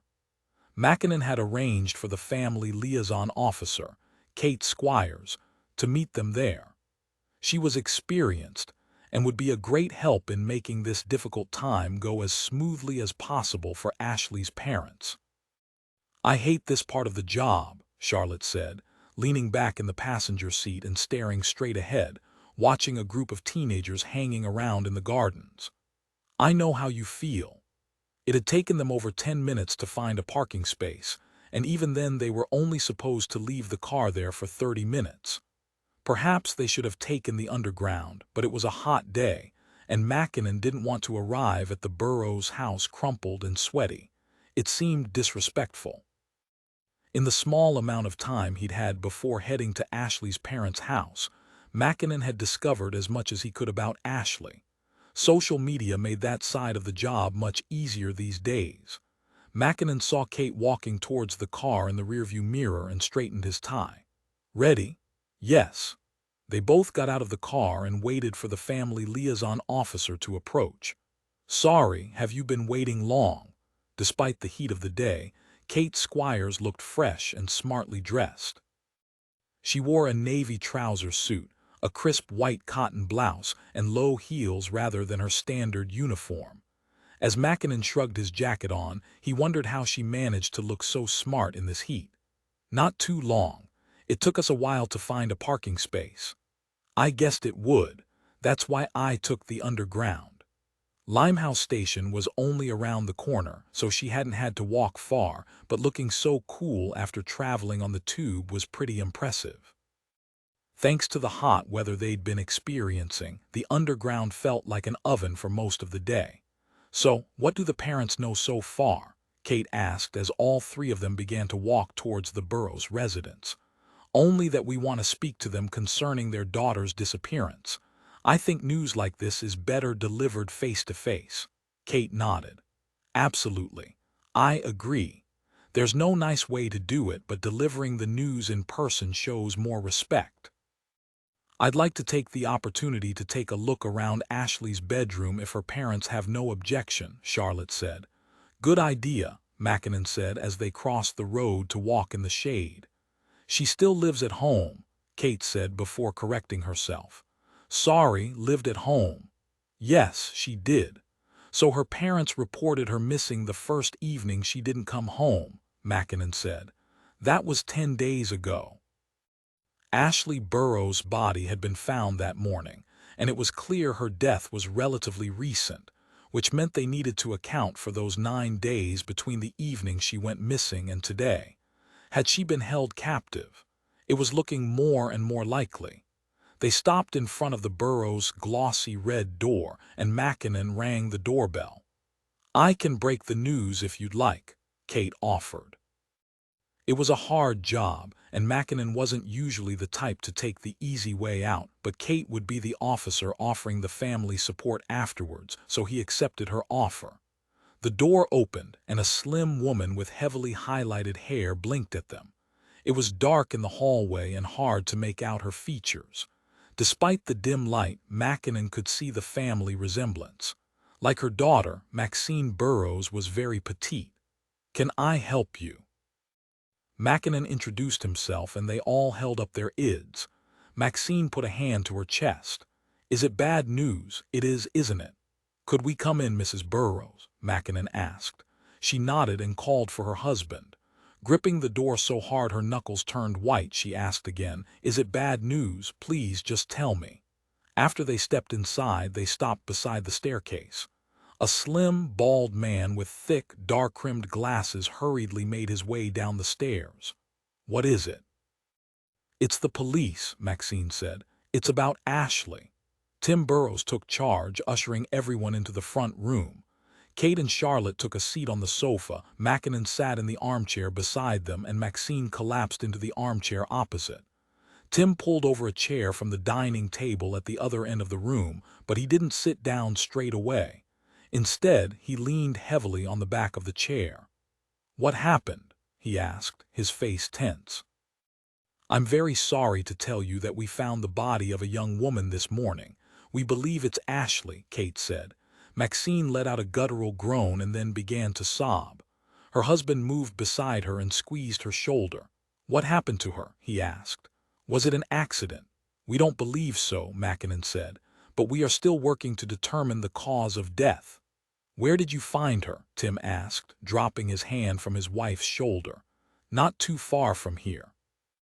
We found her beside a Chinese restaurant called the Supreme Chinese on Gravel Lane. We believe Ashley was moved there after she died." "So you're saying she was murdered? Somebody killed her?" Maxine raised her head and glared furiously at Mackinnon. "We think so. Who?" "We don't know yet. Can you think of anyone who could have done this? A violent ex-boyfriend? Someone paying her unwanted attention?" "No, it doesn't make any sense. Everyone loved Ashley. She wasn't seeing anyone after breaking up with Noah, and he would never hurt her," Tim said. Charlotte straightened. She had her tablet on her lap, ready to take notes. "When did Noah and Ashley break up?" Maxine replied. "About a month ago." "They were always breaking up and getting back together," Tim said. "They've been together since they were 16.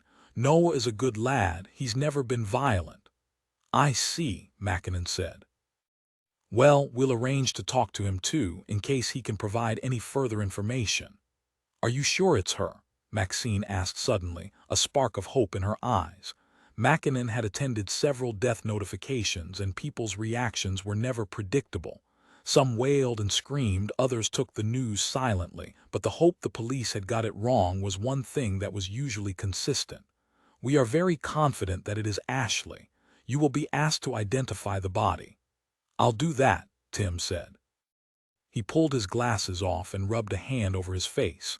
"Kate is your family liaison officer. She will be available to answer any questions you might have. I know this is a terrible shock, and the last thing you want to do is answer questions right now, but we really want to find out what happened to Ashley." Both parents were silent.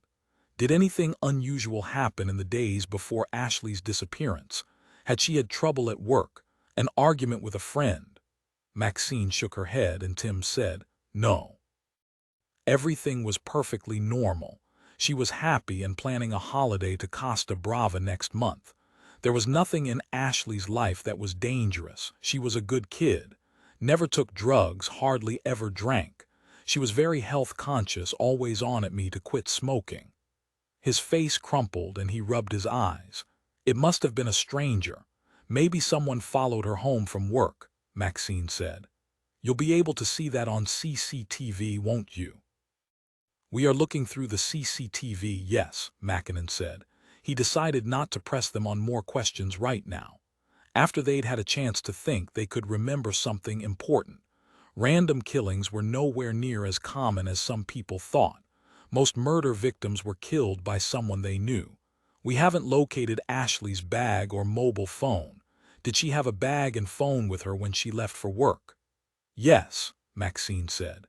"She never left the house without her iPhone."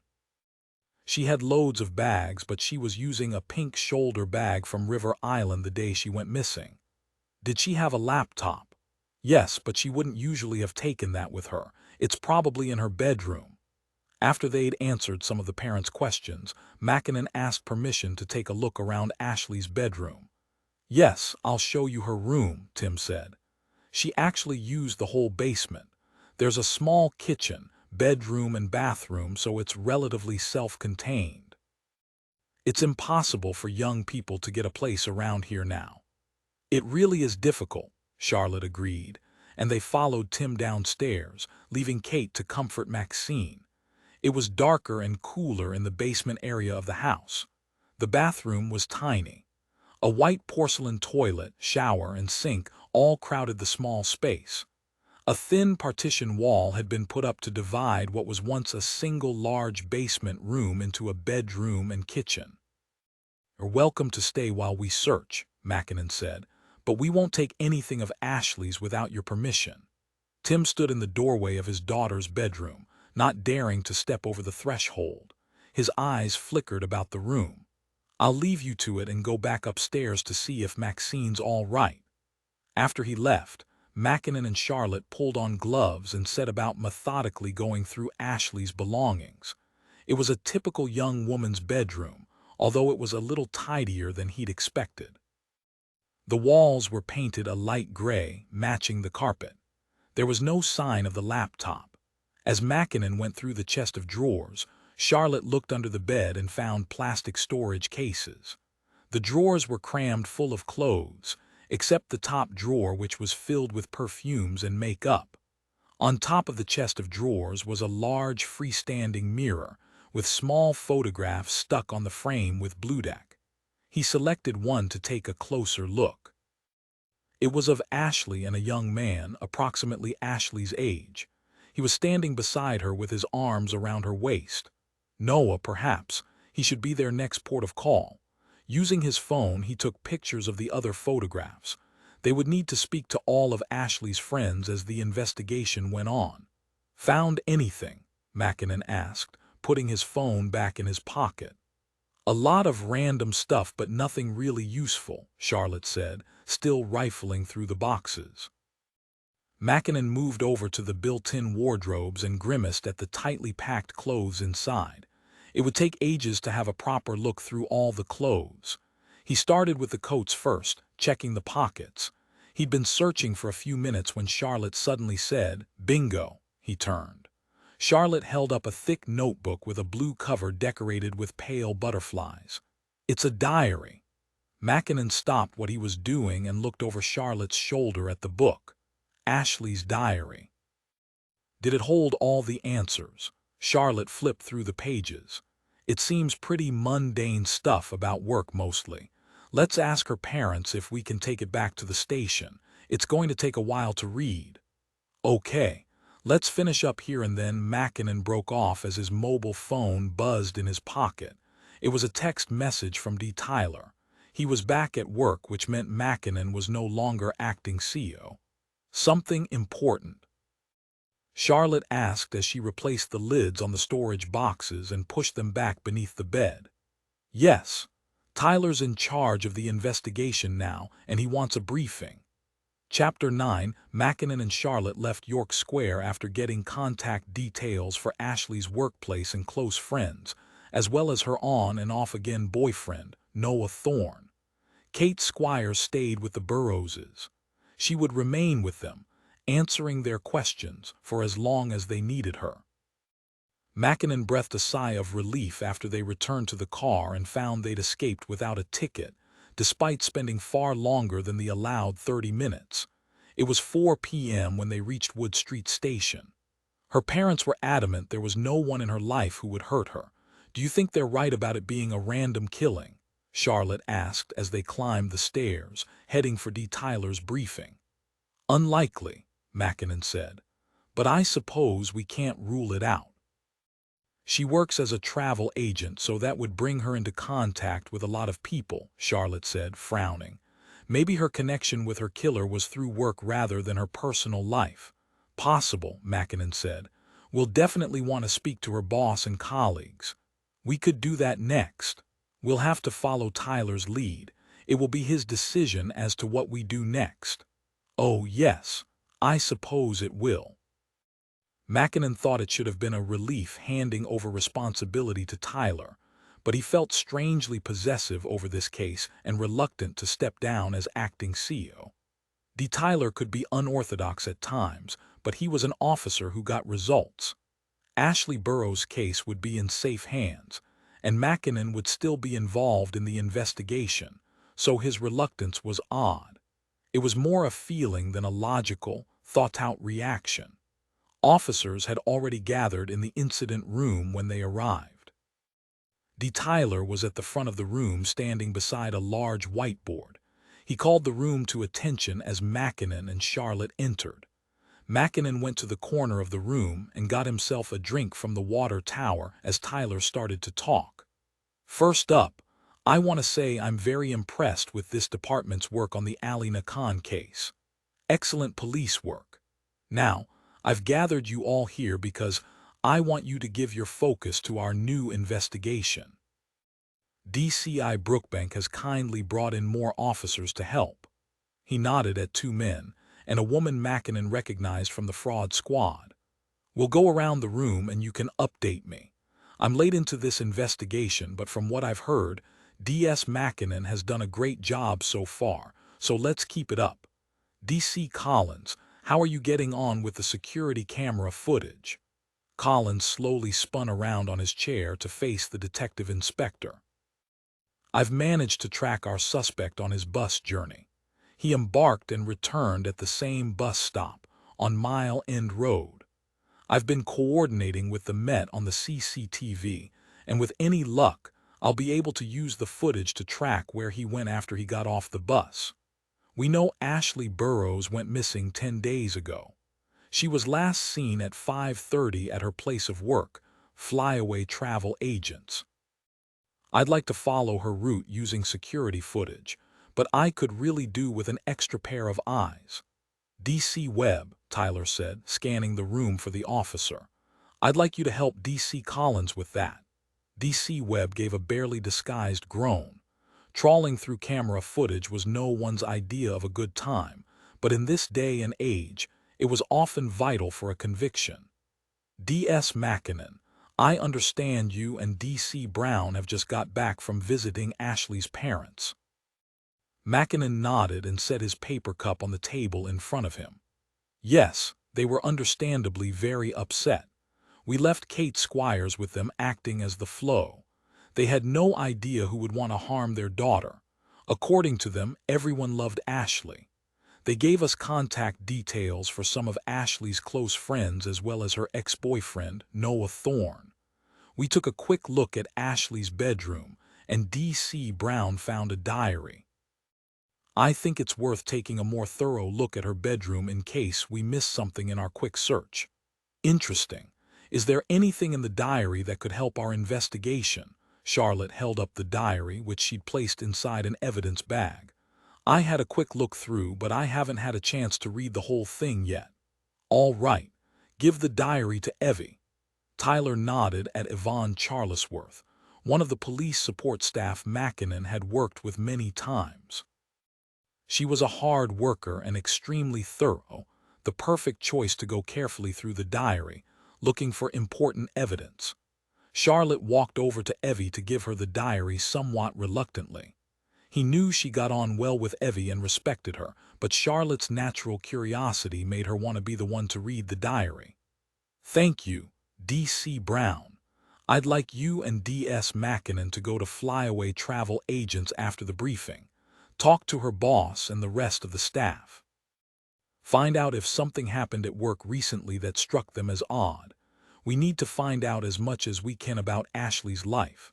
It's just after 4 and the travel agents shuts at 5:30, so you should have time. When you're done there, I'd like you to go and speak to Noah Thorne. Tyler wrapped up the meeting by assigning further tasks, and as the officers filed out of the room, he approached Mackinnon and Charlotte. Thanks for covering, Jack. Not a problem. How are you feeling now? Still a little shaky. I can't stomach anything but water. Other than that, I'm tickety-boo, Tyler said wryly. I hope it's not contagious, Charlotte said. It could be a stomach virus. Tyler shook his head slowly. No, I can promise you it wasn't that. How can you be so sure? Charlotte asked, not looking convinced and keeping her distance. Tyler sighed heavily. If I tell you, you keep it to yourselves, understood? Mackinnon and Charlotte nodded. Last night I thought it would be a good idea to cook Janice dinner. Janice? Brookbank's new assistant? Charlotte asked. Yes. Anyway, I really put the effort in. Got a Nigella Lawson cookbook and everything. I'd been shopping and remembered everything for the recipe apart from the prawns, but then I remembered I had some in the freezer. I put them on the draining board to defrost for a few hours. That wasn't a good idea in this heat, Mackinnon said. Yes, I realize that now. Anyway, that's how I got sick. And I also managed to give Janice food poisoning, so I think I have royally screwed up that fledgling relationship. She might soften towards you after she's feeling better, Charlotte said. Maybe, Tyler said glumly, but I don't like my chances. He glanced at his watch. Anyway, enough about my depressing love life. You two better get to the travel agents. Flyaway Travel Agents was on the corner of White Horse Road and Wakeling Street.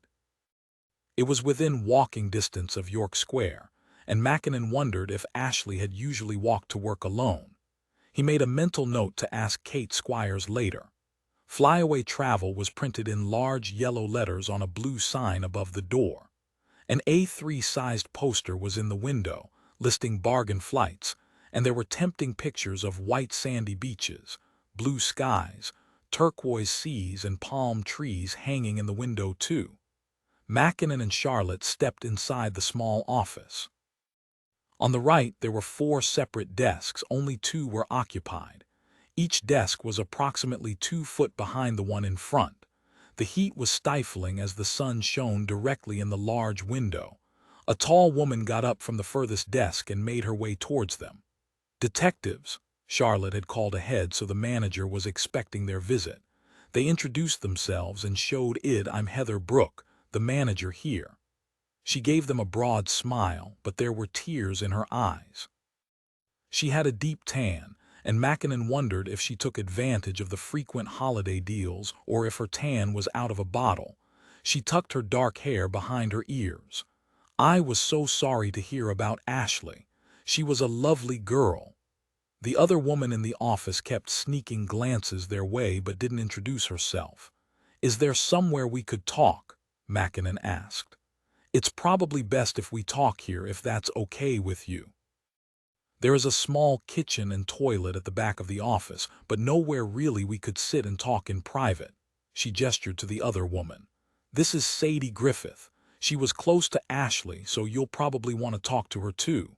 Sadie didn't make eye contact and fidgeted in her seat. Heather sat back down behind her desk and Mackinnon and Charlotte sat in front of it. "How long had Ashley been working for you?" Mackinnon asked. Heather rifled through a drawer and pulled out a blue file. "She'd been here about 18 months. This is her personnel file. I don't think there's anything useful in it, but you may as well have it just in case." Charlotte took it and thanked her, then pulled out her tablet to start making notes. "Had Ashley been upset about anything recently?" Mackinnon asked.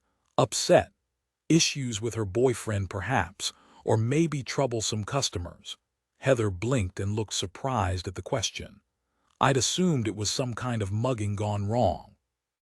"Are you saying she was killed by someone she knew?" "We're still in the early days of the investigation," Mackinnon said. "I know it's difficult, but we need to ask these sorts of questions." "I understand, but Ashley was such a sunny, happy young thing. I can't believe anyone would want to hurt her." "Sadly, murder doesn't discriminate. Even happy young things can become victims," Charlotte said. Mackinnon shot a surprised glance at Charlotte, but her head was bent over the tablet as she made notes. "Right. Of course, sorry," Heather said. "It's just all such a shock." "Have you had any problems with customers recently?" Mackinnon asked, trying to get the interview back on track. "No, we haven't had any trouble. As you can see, it's only a small office, so I'm sure I would have noticed if Ashley was uncomfortable or having a problem with a customer." "Did you ever meet her boyfriend, Noah Thorne?" "Yes, a few times. He'd sometimes meet Ashley after work and they'd go out to dinner. I think they were on a break at the moment, though." "Had she been upset about that?" "Not really. They were always breaking up and getting back together. She was too young to settle down, if you ask me." "Do you know why they broke up this time?" Heather thought for a moment and tapped a finger against her chin. Her nails were long and painted a bright pink. "I'm not sure what caused the breakup this time. Sadie, do you have any idea?" Sadie looked nervous.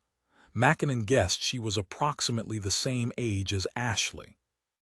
A long, lank fringe covered her high forehead and obscured most of her eyes.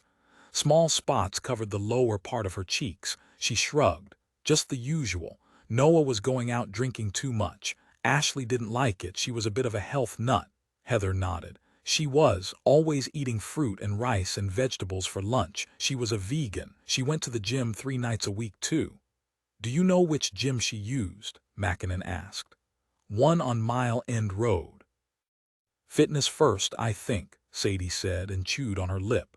Mackinnon didn't reply straight away. He thought Sadie looked like she had something more to tell them. She glanced at him and then Charlotte and then finally looked down at the floor. "Things aren't always what they seem." "How do you mean?"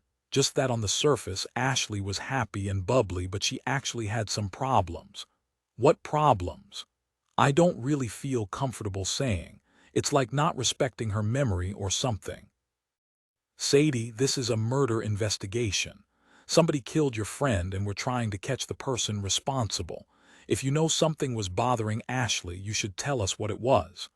"I don't know if it's related to what happened. It might not even be important." We won't know until you tell us. Sadie chewed on her lip again and wrapped a lock of her hair around her index finger. She'd seen the doctor recently. She hadn't been feeling well, but the doctor wasn't much help. He said it was all in her head. She was depressed, Mackinnon asked. That's what the doctor said, but Ashley said they just write everything off as depression these days. Do you know if she was taking any medication? Mackinnon asked. Sorry, Ashley didn't mention that. Mackinnon tried to recall if he'd seen any bottles of pills in Ashley's bedroom and bathroom. He was sure he would have noticed something like that, but it would be worth taking a second look. Anyway, I just meant that Ashley seemed like she had it all, the perfect life, but she'd been pretty down recently. She'd been attending some kind of group, counseling probably. Do you know where the group met or what they were called? Sadie shook her head. Any idea? Mackinnon asked, looking at Heather. No, I had no idea Ashley had been having any problems. Heather wiped a tear away from her cheek. It's awful. I spent all day with her at work, but I never thought she seemed so happy. Sadie twirled her hair around her finger and shook her head. She only looked that way on the surface. She wasn't happy. Not at all. Chapter 10. It was almost 5:30 when Mackinnon and Charlotte left the travel agents. The traffic around the Barbican was heavy. At 6 p.m. they finally arrived at the Golden Lane estate. Noah Thorne lived on the 5th floor of Great Arthur House. The yellow panels are certainly eye-catching, Charlotte commented as they walked past flowers and shrubs growing in concrete tubs in the square beside Great Arthur House. Mackinnon grinned. It's a nice estate. I lived here for a while. There is supposed to be an amazing view of St. Paul's Cathedral from the roof garden. Supposed to be. Yes, I never got to see it. It used to be open to residents, but it was closed after a couple of suicides. They looked up at the 15-story building. It towered over the other buildings in the estate. Are the flats still all council? Charlotte asked. No, quite a few of them were purchased under the right-to-buy scheme. Some are still council-owned, though. Do we know if Noah Thorne is a council tenant? He's privately renting the flat. That must cost a few bob. Yes, he works in banking, Mackinnon said, and then catching the look on Charlotte's face added, he's not an investment banker. He is an administrative assistant for a banking firm. They took the lift to the 5th floor, sharing it with a woman carrying a grumpy toddler. When Noah Thorne opened the door, Mackinnon quietly assessed him as Charlotte carried out the introductions. Noah was 5'7" and had small dark eyes and fluffy brown hair. His eyebrows were arched, making Mackinnon wonder whether he plucked them. It gave him the appearance of being constantly surprised. His red-rimmed eyes and the way he folded his arms over his chest, protectively, showed he was emotionally fragile. He'd been affected by the news of Ashley's death, but that didn't mean he was innocent. It only meant he was upset. Being a murderer didn't preclude a person from emotion. Most killers weren't cold, calculating psychopaths. They were angry, disturbed, and emotional. I can't believe it, Noah said as he let them in. I knew something was wrong but hoped she'd be okay. He led them into a sitting room that looked like the domain of a single man. There were no photographs or pictures on the wall. No cushions. There was a large flat-screen TV, dark brown leather sofa with matching armchair and a huge black reclining chair. Noah sat down on the recliner and Mackinnon and Charlotte sat on the sofa so they were facing him. Do you know what happened? Noah asked. I just spoke to her parents, but they were hazy on the details. Still in shock, I think. Understandable. We are trying to find out what happened, Mackinnon said. We only found Ashley's body this morning, so we're speaking to people who knew her and trying to find out if there was anyone in Ashley's life who could have done this. Killed her? No, I don't think so. Everyone loved Ashley. There it was again. Everyone loved Ashley. Even you, you'd broken up recently. Was there any bad feeling between you? Noah's already small eyes grew smaller and he frowned. No. I mean, we had a few arguments and decided to take a break, but I still cared about her. When was the last time you saw her? Noah looked down at his lap. His fluffy brown hair fell forward, covering his eyes. Was he trying to hide something? 2 days before she disappeared, he said eventually. Where? Noah sighed and ran his hands over his face. The thing is, I know this is going to sound bad, but I waited for her after work. I just wanted to talk. Why would that sound bad, Noah? Because she wasn't very happy to see me, okay? His fists clenched in his lap. Yelled at me to give her space, and I yelled back. You may as well know because it happened on the street, and I'm sure some busybody will tell you. I didn't touch her. I would never hurt Ashley. Charlotte was busy making notes. Did you have a tempestuous relationship? Mackinnon asked. Not really. Were you ever violent? No, I told you. I would never hurt her. Noah got to his feet and paced the small area in front of the television. I know this is upsetting, but we need to ask these questions. Noah shook his head and grunted. His fists were still clenched and his face was flushed. Had Ashley been worried about anything or anyone recently? Noah thought for a moment. No, she was fine. We only broke up because I like to have a drink and go out with my friends a lot. It was my fault. I should have been a better boyfriend. What about health issues? Health? No, she's always been perfectly healthy. She's never suffered from depression that you know of. No, I don't think anyone would say Ashley was depressed. She was always so happy and bubbly. Why do you ask that? It was just something one of her friends said. Who? Mackinnon didn't answer his question. Noah Thorne was an interesting character. It was hard to judge a person's true nature after they'd received devastating news. Their emotions were all over the place and unpredictable. But from Noah's reactions, Mackinnon suspected he was hot-headed and quick to temper. Of course, that alone didn't make him a killer. Have you had any visitors to your flat over the past 10 days? Noah's upper lip curled in anger. I don't like where this questioning is going. I didn't have Ashley locked up here if that's what you mean. And as a matter of fact, yes, I did have visitors, including Ashley's own parents. They came here last Tuesday so we could brainstorm ways we could search for Ashley. We made posters. Noah's voice trailed off. He cradled his head in his hands and began to sob. After work, Mackinnon made his way to his friend Derek's flat. He usually stayed there overnight while he was working and went back to Chloe and the girls in Oxford when he had a day off. Lately, he'd been staying in London more often, not minding if he was called to cover someone else's shift. Guilt nagged at him, but he just found it easier. As Sarah, Chloe's eldest daughter, had been thrown out of college and evicted from the halls of residence, she was now back at home, and the atmosphere was not good. Sarah and Chloe were always at each other's throats.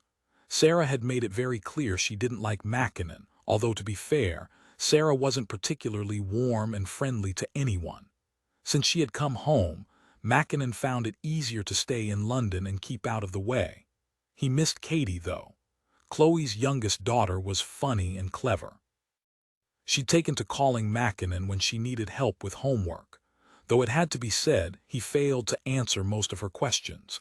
He didn't remember learning half the stuff Katie asked him about when he'd been at school. Derek's dog, Molly, greeted Mackinnon enthusiastically at the door. He had never known such a loving dog. He put the takeaway curry down on the floor to make a fuss of her. Evening, Derek said, walking into the hall. Is that our dinner? Mackinnon reached over and handed him the takeaway bag. It is. I got the usual. Perfect. I'll plate up. Molly followed Mackinnon, wagging her tail as he put his bag into the spare room. When he walked into the kitchen, Derek pressed a bottle of beer in his hand. Now, before you go off on one, the food processors in the sitting room are completely legitimate. A friend of mine bought too many, so I'm selling them on for him. With a sigh, Mackinnon took his beer and walked into the sitting room. Stacked against the wall were at least 25 boxes containing top-of-the-range food processors. Where did you get them? I told you. A friend. Mackinnon took a sip of his beer and shook his head. You do recall I'm a police officer? Derek smiled. Of course. He clinked the neck of his beer bottle against Mackinnon's. Let's eat. Mackinnon ate his extra spicy Rogan Josh in front of the TV. Derek had recorded an old American football Super Bowl game. He'd been trying to follow the sport for a while now, but the rules still confused him at times. "How's work?" Derek asked, scraping his fork to collect the last mouthful of madras on his plate. "Interesting. I was acting CO on a case for all of 5 minutes today. Does that mean a promotion, extra money? I wish. You work too hard, don't I know it? How are Chloe and the girls doing?" "Katie is doing great, still top of her class. Chloe's having a hard time now that Sarah is at home, though." "What happened to make the university throw her out?" Mackinnon took a sip of his beer. "Stealing." Derek dropped his fork on his plate. "What did she steal?" "Money from a collection, apparently. We're still waiting to hear if she's going to be criminally charged." "Doesn't she know you're a police officer?" Derek asked with a smirk. "Honestly, she doesn't seem to care. I know she's young and she's Chloe's daughter, but it's really hard to get along with her. Sounds like she could have done with a slap or two when she was growing up." "People don't slap their children these days, Derek." "I don't see why not. My mother wasn't scared of walloping me if I did something wrong, and I turned out okay." Mackinnon glanced at the stacked food processors and raised an eyebrow. "Yes, you're a model citizen." Molly looked heartbroken to see that both Mackinnon and Derek had completely emptied their plates. "Sorry, sweetheart," Mackinnon said as he took their plates out to the kitchen.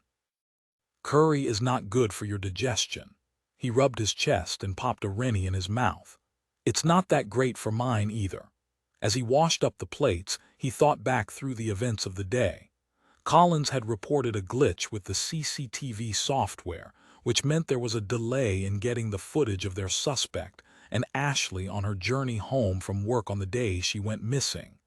The technology was fantastic when it worked, but when things went wrong, it was a disaster. He hoped the bug, whatever was causing it, would be fixed by tomorrow. Despite speaking to Ashley's parents, her ex-boyfriend and work colleagues, Mackinnon felt they were no closer to understanding what had happened to Ashley in the 10 days she'd been missing. He put the clean plates in the cupboard and then reached into his pocket for his mobile phone to call Chloe. He saw he'd missed a text message from her 40 minutes earlier. Absolutely shattered. Going to bed early. Night X, he put the phone back in his pocket and returned to the sitting room to watch the rest of the old Super Bowl with Derek. He wasn't planning to stay up too late. DCI Brookbank had done as promised and arranged for the post-mortem to be bumped up the queue. It was scheduled for first thing tomorrow morning, and Mackinnon was planning to attend. With Molly curled up by his feet, he sipped his beer and kept his focus on the television, trying to put the case out of his mind. Chapter 11. The following morning, Mackinnon was at the mortuary before 8. He sat on the hard plastic seats outside the entrance waiting for the arrival of Dr. Duncan Blair. Within a few minutes, he caught sight of the pathologist striding down the corridor, clutching a takeaway coffee cup in one hand and a leather document case in the other. "I see your DCI managed to get the post-mortem bumped up the queue, Jack," he said as he came to a stop beside Mackinnon. "Is it still a priority case?" Mackinnon nodded. "Absolutely. I'd like to attend the PM if possible." "Not a problem. You might want to leave me to get the preliminary stuff out of the way first, and then I'll talk you through what I found. Police officers often get squeamish when the chest saw comes out." Mackinnon had no burning desire to witness that part of the post-mortem, but he did want to see Ashley's body as the pathologist ran through his report. "Shall I wait here?" "You can, or in the hospital cafeteria upstairs. You could get yourself some breakfast." Mackinnon took his advice and headed up to the cafeteria. The cooked breakfast smelled surprisingly good, but he held back. He didn't want heavy, greasy food sitting in his stomach just before he went to a post-mortem. Instead, he ordered a black coffee and took a seat at a table by the window. Then he used his phone to check his email. Collins had sent out an update. Apparently, they were still struggling with the bug and were unable to download and view the CCTV files. It looked like something in the system had been corrupted. Mackinnon didn't know much about software and coding, but it didn't sound good. He hoped the system hadn't been attacked by a virus. He would miss the early morning briefing, but could catch up with the briefing notes when he got back to the station. When he'd finished his coffee, he returned to the mortuary. He sat on the chairs outside again but didn't have to wait long. One of the mortuary assistants poked their head through the double doors. "D.S. Mackinnon." Mackinnon got to his feet. "Yes. Dr. Blair is ready for you now." As Mackinnon walked through the double doors, the smell of disinfectant and the sickly sweet smell of death washed over him. The floors and walls were pristine, but no matter how clean the place was, the smell of death lingered. The mortuary assistant led him into a bright, sterile room. Dr. Blair was standing beside an autopsy table. He turned and waved Mackinnon over. "Nice breakfast. I decided to give it a miss. Probably wise." The pathologist smirked. The naked body of Ashley Burroughs lay on the autopsy table. Fluid had been caught by the raised edges of the table. Mackinnon's stomach rolled, and he was glad he hadn't gone for the bacon and eggs. He'd been to post-mortems before, but hadn't expected the smell to be quite as overpowering this time. The body was relatively fresh and yet smelled really bad. He took a step back, still staring down at Ashley's blotchy skin. "Did you identify a cause of death? Sepsis?" Mackinnon tore his eyes away from Ashley and looked at the pathologist. Dr. Blair nodded. "She had an infection, probably from these scratches. Bacteria from her skin entered her bloodstream. That's what killed her." Mackinnon had been expecting the cause of death to be trauma. But sepsis? Had it been accident?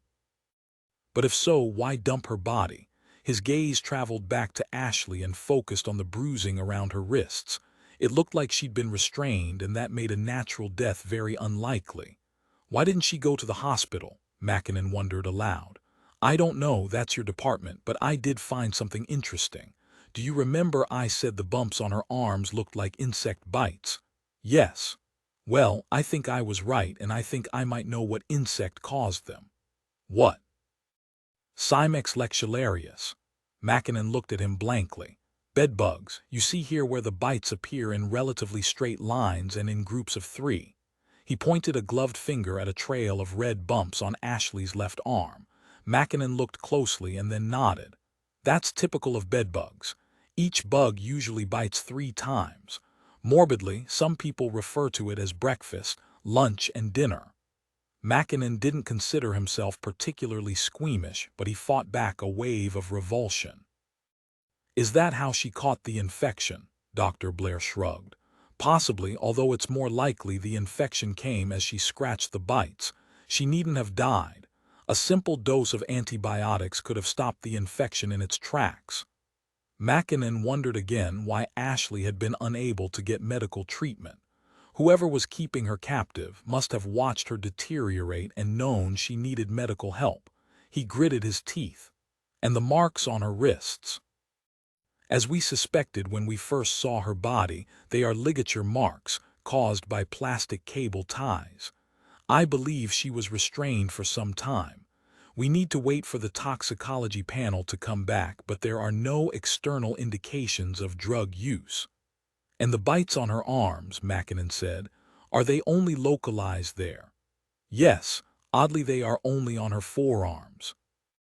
"I suppose it could be they were the easiest access points for the bedbugs, but the insects are tiny little things and can creep through gaps in clothing easily.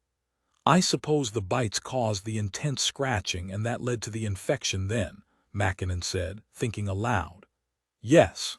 It's likely that although she had her wrists bound, they were in front of her body rather than behind, which allowed her to scratch her arms." Instinctively, Mackinnon rubbed his own arms. "So it looks like Ashley was held somewhere infested with bedbugs." The doctor nodded. "It looks that way." There was a squeak from a gurney as another body was wheeled in next door. Over the muffled voices, he heard the sound of the hoses being turned on. He shivered. It was much colder in the mortuary than anywhere else in the hospital, but the shiver had come from a mixture of imagining the insects crawling over Ashley's skin as well as anger that Ashley had died needlessly. The results from the post-mortem had made the case more complicated. Ashley hadn't been stabbed or strangled, but whoever had been with her in the last days of her life and prevented her from getting medical treatment was responsible for her death. He didn't know much about bedbugs, other than the fact just thinking about them made his skin crawl. That was some research he wasn't looking forward to. They finished up talking about a few more aspects of the post-mortem, and Mackinnon left the mortuary after Dr. Blair promised to get the report to him as soon as possible. Despite the heat, Mackinnon was glad to get out of the hospital and breathe fresh London air. It was only mid-morning, but already the temperature had reached 25 degrees. The perfect temperature for lazing about in the garden at home, but irritating when you needed to work in central London and get about on the underground. As soon as he started down the steps at the underground entrance, the warm, stale air hit him. Removing his jacket, he draped it over his arm, but it didn't make much difference. He got on an eastbound train and was pleased to see the carriage was quiet. Taking a seat between a young Asian man with huge white headphones covering his ears and a middle-aged white woman who clutched her handbag on her lap, Mackinnon pulled out his phone. The signal was poor, but he managed to type bedbugs into the Google search engine and tapped on the first link before it disappeared completely. An image of a bedbug appeared on his phone screen. It was reddish-brown and almost completely flat. The zoomed-in picture was a scary sight. He shuddered. The younger bugs were a light cream color. Further down the page was a picture of typical bite marks from a bedbug. As Dr. Blair had said, the bites typically occurred in groups of 3. The marks appeared to be a close match to those on Ashley's skin. As he read further, he screwed up his face in disgust. The statistics were particularly worrying. But then again, not everything on the internet was true. He'd be better off speaking to a real expert, perhaps someone from pest control at the council. He felt rather than saw the woman beside him lean a fraction closer. He glanced sideways to see she was staring at his phone. Her eyes were wide. Then she shuffled to the right, moving as far away as possible. Mackinnon tried not to smile. That would teach her to be nosy. The train rattled and jerked as it tore along the tunnel. The tinny music from the earphones on the man next to him was irritating. Mackinnon scrolled down the page and then, to his horror, read that bedbugs had been found on public transport. He glanced at the rough material covering the seat beneath him. Perhaps he should have remained standing. Chapter 12. He stared at the bottle of whiskey in front of him. Morning drinking. How had it come to this? He was supposed to change the world, but Ashley had gone and died on him when she was supposed to be helping him in his fight against the non-believers. He'd got the antibiotics for her, hadn't he? If only she'd held on for just a few more hours. The unopened box of coamoxiclav, a combination of amoxicillin and clavulanate, sat on the table mocking him. He poured 2 fingers of whiskey into his coffee mug. Everything was against him. It wasn't fair. Just when he thought he'd found somebody who might help with his plan, everything went terribly wrong. He took a sip of the whiskey and sniffed. He'd been devastated when he'd found her body. All that chasing around for antibiotics had been pointless. When he got back, antibiotics clutched in his hand, he'd gone straight up to the loft, and at first he'd assumed she was sleeping. Sleeping was all she ever seemed to do. He leaned down to shake her awake and got the fright of his life when her head flopped towards him. Her eyes were wide open, unseeing and lifeless. He screwed up his face and took another mouthful of whiskey. He was a failure. The next sip of whiskey made him feel a bit better, the alcohol feeding his confidence. Technically, it wasn't his failure. It was Ashley's. She was the one who'd given up. He nodded and drained the mug. Yes, she was the failure, not him. This was a setback, a temporary one. Didn't all the great scientists have setbacks at some point in their lives? Their achievements weren't handed to them on a plate. He poured himself more whiskey. Grabbing the mug, he walked through to the kitchen and stood at the sink, looking out of the window. It was already hot out there. The small patch of green outside the terraced house had turned brown from a combination of lack of rain and too much sun over the past couple of weeks. The papers were full of stories about people struggling with the heat wave. Stupid.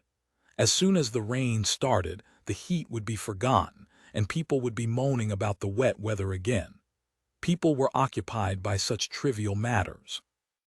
Not him, though. He had a purpose. He set the whiskey-filled mug on the counter and scratched his arms. They were back. He ran to the spare bedroom and sat down at the dressing table. He pulled the microscope towards him, yanking off its black dust cover.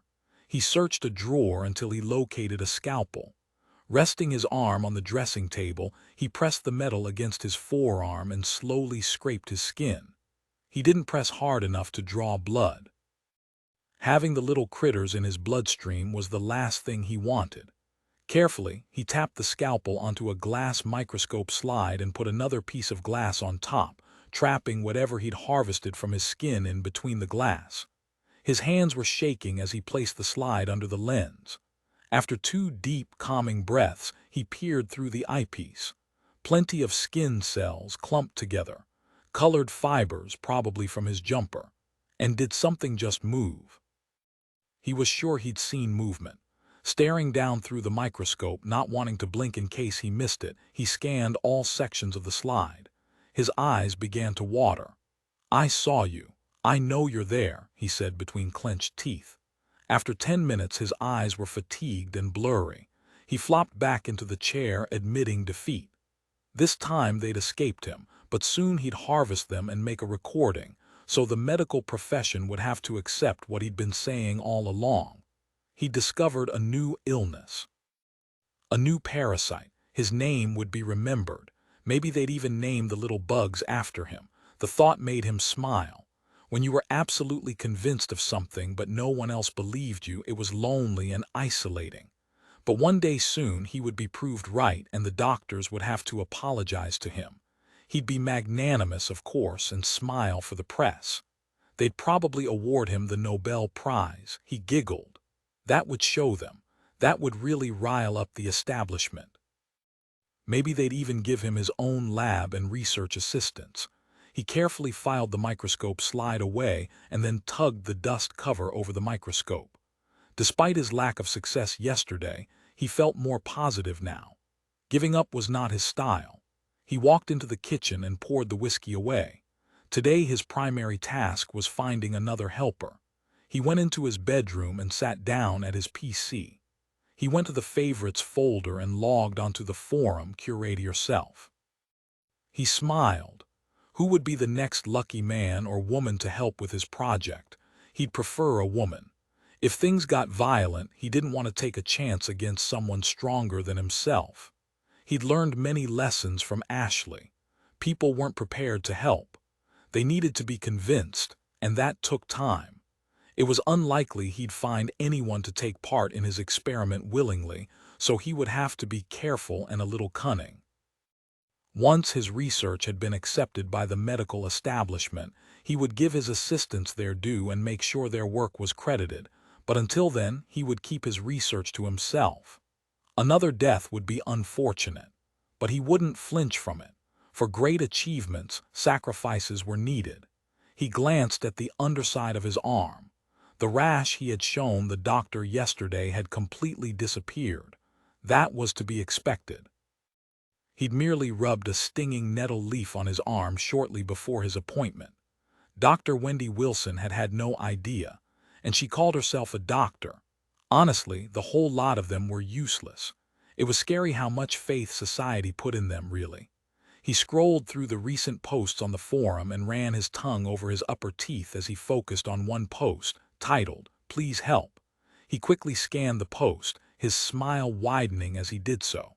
This forum member would be perfect. He rested his hands on the keyboard and began to type. Chapter 13.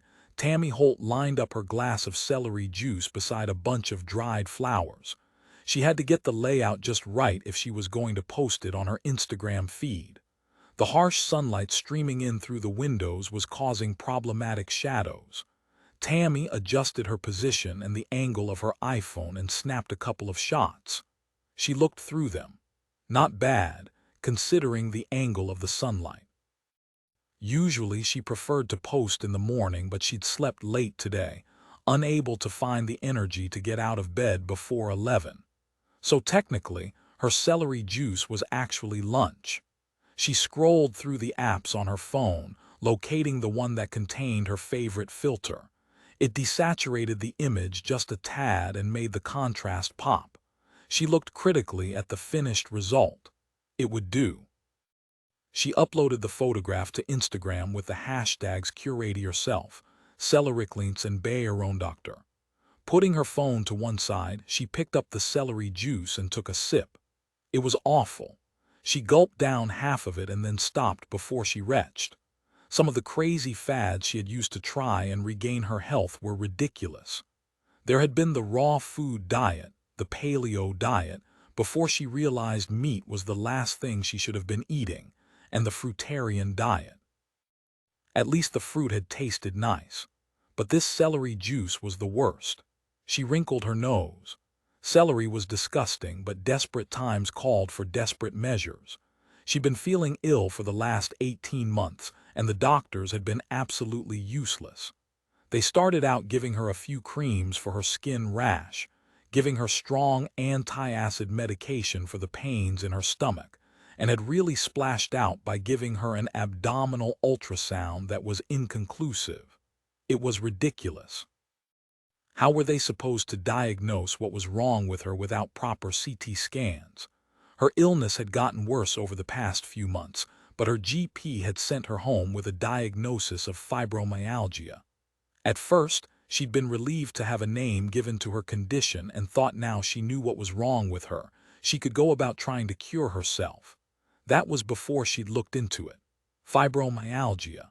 Myalgia just meant pain, and the fibro part of the word referred to fibrous tissue. So basically, the genius doctor had diagnosed her with muscle pain. She could have told him that.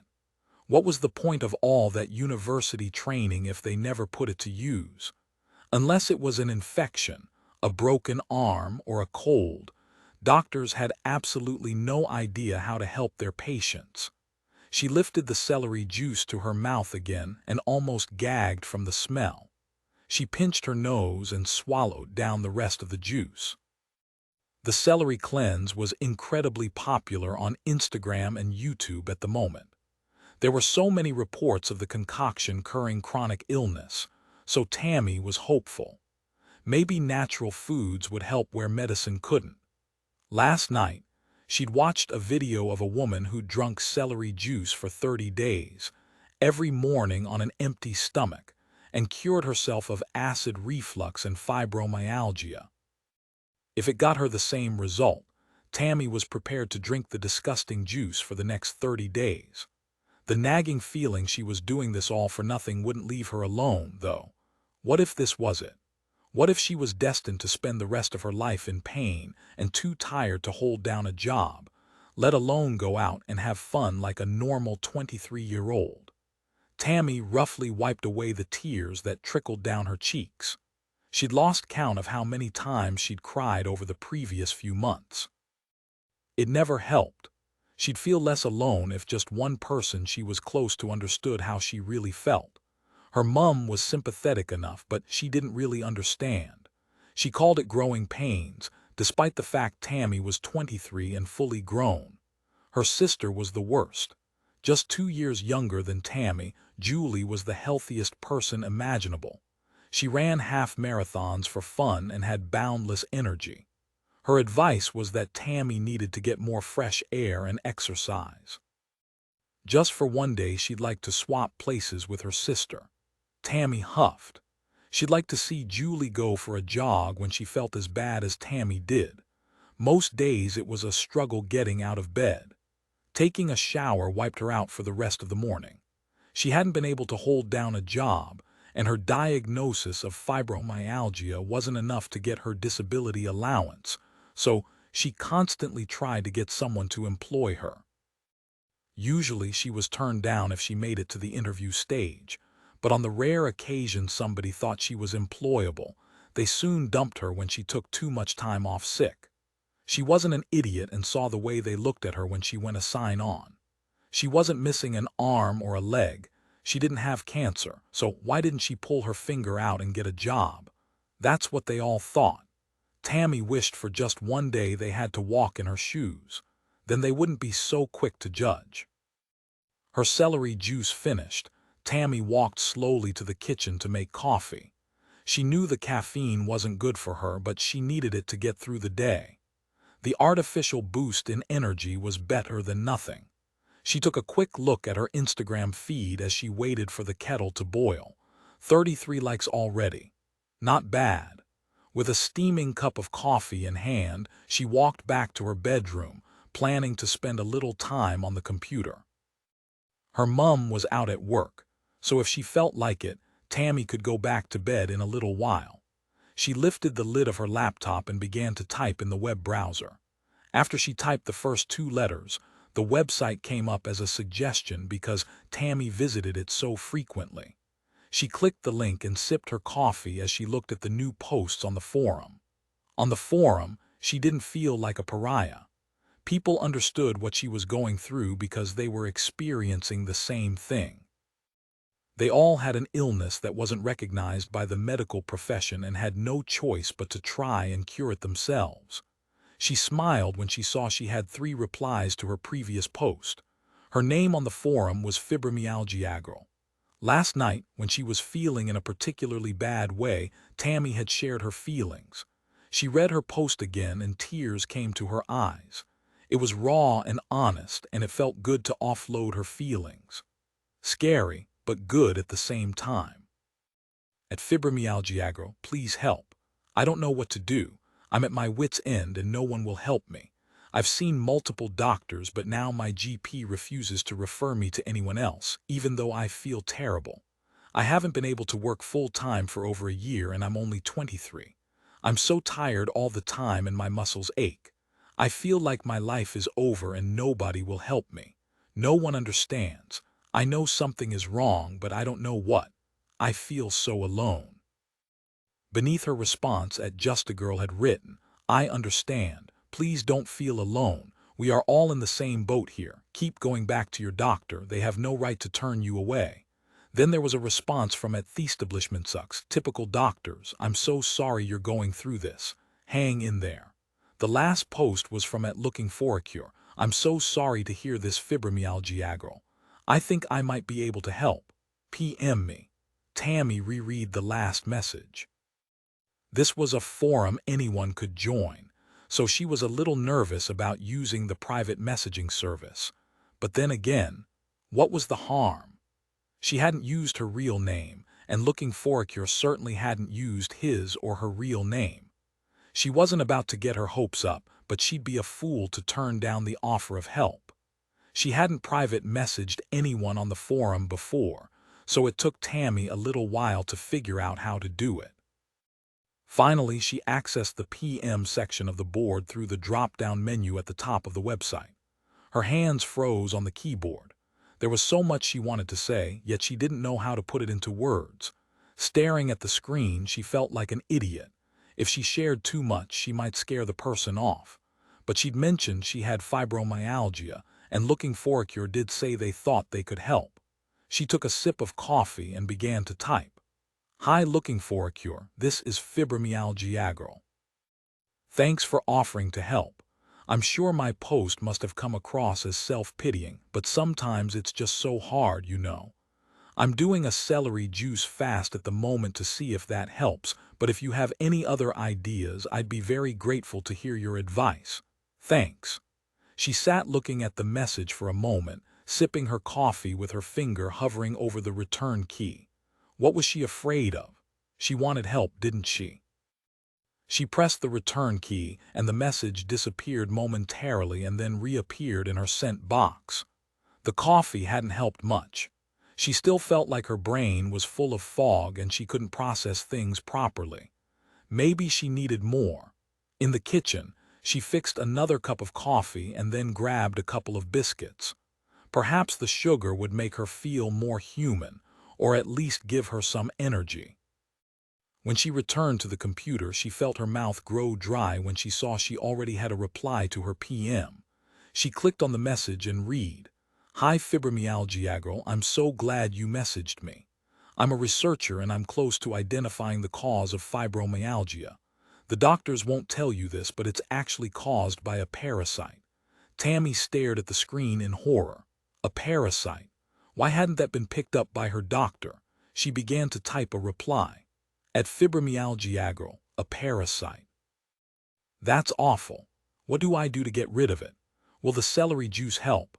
At looking for a cure. The celery juice can't hurt, but it probably won't get rid of the parasite completely. I know how you feel. I've been let down by the medical profession too. They're useless, and they won't admit there's something wrong if they can't diagnose it. I just wanted to offer my help. The parasite burrows through the skin, so I've been taking some skin scrapes and treating them with different solutions to see what works. I'm pretty confident I've found a cocktail of vitamins that gets rid of the parasite in just 7 days. At fibromyalgia girl, what vitamins? At looking for a cure. I use quite a few different ones as well as minerals. The parasites hate it. I can't give you the exact protocol because it's part of my research. I hope you understand. Tammy shook her head. She needed this cure. Why wouldn't this person tell her what they used? At fibromyalgia girl, please, I'm desperate. Can you help me? At looking for a cure. Well, there might be a way, but I'm not sure you'd be up for it. Tammy started to type she'd be up for anything as long as it made her feel better, but then decided better of it. She didn't know anything about this person. At fibromyalgia girl, try me. I really want to feel better. At looking for a cure. Would you be willing to donate some skin scrapes? It won't hurt at all. I just need to scrape off the surface of your skin and look at the cells under a microscope. If I can see the parasite, I'll give you the vitamin mix that will cure you. Tammy's hands were shaking. She wanted to feel better, but in order for this person to get their skin scrapes, she would have to meet them, wouldn't she? Would she be safe? Maybe they could arrange to meet in a public place. Or as they were a researcher, perhaps they wanted Tammy to go to their laboratory. She was desperate to accept looking for a cure's offer, but she had to find out more about them first. At fibromyalgia girl, are you a guy or a girl? At looking for a cure, a guy. My real name is Brendan. The fact he was a guy made her nervous, but he'd voluntarily given her his name. That was a good thing, wasn't it, unless he was lying. Tammy gulped down her coffee, trying to clear her brain fog and find some clarity. This was important. It could be her one chance to feel better, and she couldn't screw it up. At fibromyalgia girl, I'm Tammy. I guess we have to meet up for you to get the skin scrapes. At looking for a cure, yes, we do. Look, I know this whole thing sounds a bit weird, so do you want to meet up for coffee later, somewhere public where we can chat about the protocol? I don't want you to do anything you're uncomfortable with. Tammy sat back in the computer chair. Surely, if he was up to anything dodgy, he wouldn't offer to meet in a public place first, would he? She could go, and if something about him was off, she'd leave. What could go wrong? At fibromyalgia girl. That sounds great. Where should we meet? At looking for a cure, you pick. Your profile says you're from London. So am I. Tammy smiled. That was lucky. She was glad he wasn't in Edinburgh or somewhere like that. She wasn't sure she'd be able to make the trip. The fact he was letting her pick their meeting place made her feel more confident too. Surely a scammer wouldn't do that. At fibromyalgia girl, the Costa coffee shop near Whitechapel Station. At looking for a cure, perfect. What time? At fibromyalgia girl, can you make it today? At looking for a cure, yup. At fibromyalgia girl, 2 o'clock. At looking for a cure, see you then. He logged off and Tammy was left staring at the screen. Her pulse was racing. This could be it. In less than a week, she could be feeling better. Holding a shaky hand to her chest, she stood up and carried her coffee cup back to the kitchen. She'd forgotten all about the biscuits, and now she was too nervous to eat. 2 o'clock, she'd better get ready. Brendan shut down his PC. That had gone well, easier than he'd expected. Now that he had a new assistant lined up, it wouldn't be long before he'd have the breakthrough he needed. Tammy seemed nice enough, and he'd felt a momentary twinge of guilt while they were exchanging messages. But when he finally found the cure, she would forgive him. Sure, It would take longer than the 7 days he'd promised Tammy, but all good things come to those who wait. He smiled as he walked back to the kitchen, all thoughts of the Ashley Burroughs failure purged from his mind. Chapter 14. When Mackinnon got back to Wood Street Station, he found someone had left the briefing notes on his desk.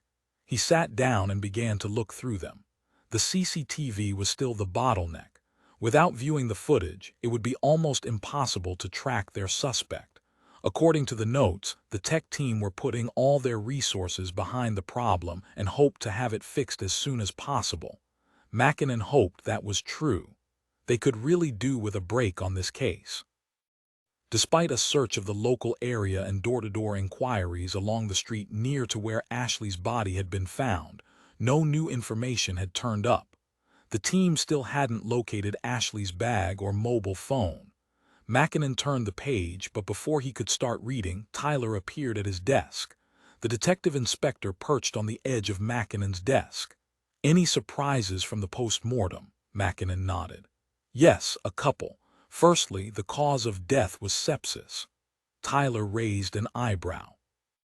"Sepsis? Like blood poisoning?" "Dr. Blair thinks it was probably from the scratches on her forearms. The scratches got infected and the infection spread to her blood. From there, it would have caused her organs to fail and her body to slowly shut down. It wouldn't have been a nice death." There weren't many nice deaths, but Mackinnon hoped he died in his sleep, comfortable in his own bed. The thought of Ashley slowly growing feverish and sicker before dying in pain was not a pleasant one to contemplate. "Poor kid," Tyler said. "So how do we treat this one? Was it an accidental death?" Tyler scratched his chin. "If it was, why would someone dump her body like that? She'd been restrained, hadn't she?"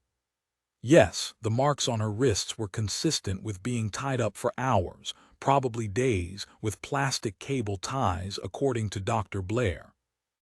She'd been restrained and prevented from getting medical help. Dr. Blair said if she'd gone to the hospital in time, it was likely she would have made a full recovery." Tyler nodded slowly. "Was there any sign she'd been sexually assaulted?" Mackinnon shook his head. "None." Tyler grunted and folded his arms over his chest. "That surprised me too," Mackinnon said. "I was expecting something quite different from the post-mortem, but I still think we're looking for a killer. He didn't physically take her life, but he was still responsible for her death." Tyler queried. "I think we're looking for a man, don't you?" "In all likelihood, but we can't rule anything out at this stage, Jack. Thanks for attending the PM. I hate going to them." "Not a problem. I've been going through the briefing notes, but it doesn't look like we're making much progress." "Slow and steady. We'll get there.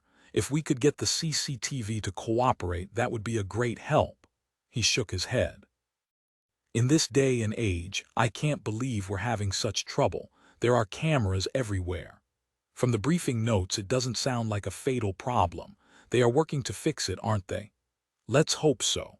Apparently the downloaded files are corrupted, and for some ridiculous reason, they've been wiped from the main system.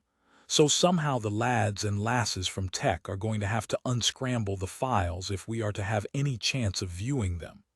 "Was it a computer or operator error?" Tyler let out a long breath. "The corrupted files seem to be a computer error, but the fact they were wiped from the system is down to the operator." Mackinnon grimaced. Whoever had wiped the files from the system was in for a serious dressing down. He was glad he wasn't in their shoes. And still no sign of Ashley Burroughs' phone. "No, Charlotte has contacted the mobile phone company and has requested her call log.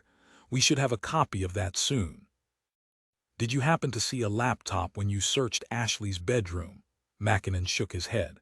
"No, we did ask the Burroughses, and they confirmed Ashley had a laptop, but they didn't know where it was.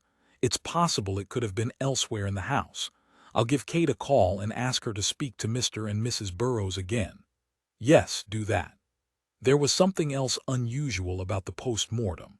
Dr. Blair thinks the insect bites on her forearms were the reason for all the scratch marks on her skin. It would explain why her arms were itchy and why she scratched her skin in the first place. He thinks they were bedbug bites. Bedbugs? Tyler pulled a face. Yes. If we presume she didn't get them at home, then perhaps she got the bites from wherever she was held in the 10 days she was missing. Logical. I did a bit of reading on my way back on the tube, but I think we need to talk to a professional. If we can get a list of reported bedbug infestations in the city within the last 6 months or so, that might narrow down the area where she'd been held while she was missing. Tyler nodded slowly. That might just work. Give it a go. Who are you going to speak to? I thought pest control at the council would be my first point of call and see what they suggest. I'd hope they keep records, but I'm not sure. All right. Follow that up this afternoon after you've spoken to Kate and have asked her to double-check on the laptop. Will do. As Tyler got up to leave, Mackinnon said, "Nice tie, by the way." Tyler was wearing a dark blue tie with narrow cream stripes. It made a change from his normal, more garish neckwear. Tyler tugged at the bottom of the tie. "Thanks. It was a present from Janice." "How is that going? Has she forgiven you yet?" Tyler shook his head. "I sent some flowers yesterday, but I haven't heard from her. I think the writing is on the wall for this one, Jack." After Tyler went back to his office, Mackinnon fished out his mobile phone and called the family liaison officer, Kate Squires. She answered on the third ring. "Kate, this is Jack Mackinnon. I wondered if you'd be able to ask the Burroughses if they know where their daughter's laptop could be. We didn't see it when we visited the house, but it could have been stored out of sight, or maybe Ashley left it at a friend's house." "Sure, I'll ask them now," Kate said. "Thanks. How are they holding up?" "About as well as you'd expect. Maxine's devastated. She's crying all the time. Tim is constantly pacing the house. He's angry. Different people reacted to grief in different ways, and most went through stages. The death of a child was something that never went away, but the nightmare parents went through in the immediate aftermath was an unbelievable strain, an experience Mackinnon wouldn't wish on his worst enemy. Thanks, Kate. If you could get back to me about the laptop, that would be great." He hung up the call and then used his computer to search for the details of the pest control office at the City of London. He dialed the number of the appropriate department, and the call was answered by Lyra Gray. "Lyra, this is DS Jack Mackinnon of the City of London Police.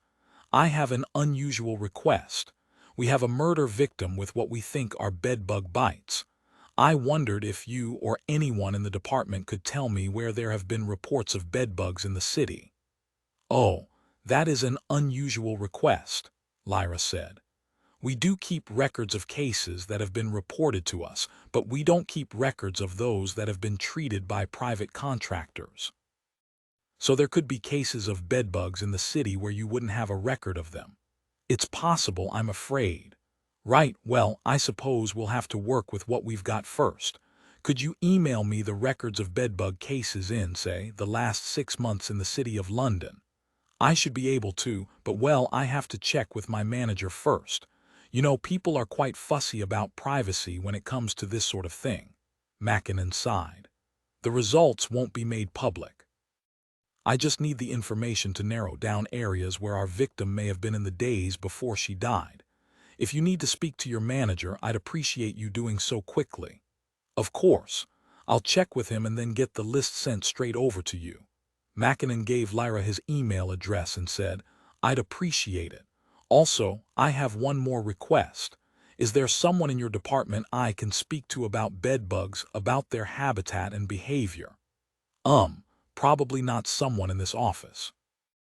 The thing is, when residents get in touch to report a bedbug infestation, we give them the details of a local pest control firm and they go in to treat the bugs. It's no longer carried out by the council itself, you see. "What company do you use?" "It's called A1 Pest Control. We've used them for a few years now and they've been great. They offer council referrals a discounted rate to treat the bugs." "I see. Could you give me the details for the company?" Mackinnon jotted down the contact details for the pest control company and thanked her. As soon as Mackinnon ended the call, his phone rang again. It was Kate. "Kate, thanks for getting back to me so quickly." No problem. I spoke to Maxine and she said that Ashley did have a laptop, but she hasn't seen it recently. She's going to take a look around the house and see if she can find it. Thanks, Kate. That's a great help. If we can locate that laptop, it may give us some desperately needed leads. I'll let you know if they find it. Mackinnon thanked her, hung up, and then dialed the pest control company. After introducing himself, he said, "I was wondering if there was someone I could speak to about the methods you use to treat bedbugs in the city." The woman on the other end of phone stammered, "OHUM. I can assure you that everything is above board. All the pesticides we use are fully licensed and used in accordance with EU laws. It's not about that. I'm working a case at the moment where the victim was bitten by bedbugs.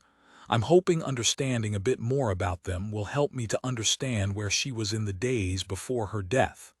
"Oh, I see." Mackinnon could hear the relief in her voice. "In that case, talking to one of our pest controllers wouldn't be a problem. They are all out at the moment, but you might catch them between appointments." "Actually, I'm just looking through our appointment book, and Gary will have a half an hour break at 4 o'clock before his next job on Burdett Road. Would you be able to meet him then? I could ask him to meet you in the little car park." "That would be very helpful, thank you. I'll give you his number and you can give him a ring when you get there." "Great," Mackinnon said, taking down Gary's mobile number. When he hung up, it occurred to him how strange his job could be. This afternoon he was going to be learning all about bedbugs. That was something he'd never expected to have to learn, but this job constantly surprised him. Chapter 15. Tammy didn't think she'd ever been so nervous in her entire life. It wasn't just because she was meeting a random bloke from the internet. It was because she now had the possibility of recovering her health. She had the chance to feel healthy again. The thought made her tearful as she emerged from Whitecapel Underground and turned right. Directly ahead in the distance was the Gherkin building. She weaved around the people walking towards her. The Costa coffee shop was really close, which was fortunate because Tammy's legs were shaky. Her mouth was dry too, and her palms felt sweaty. She'd pushed back the sleeves of her blouse to get some sun and top up her vitamin D, but now tugged the sleeves back down. She'd read that most people in the UK didn't get enough vitamin D because they didn't get much sunshine. Most people worked inside.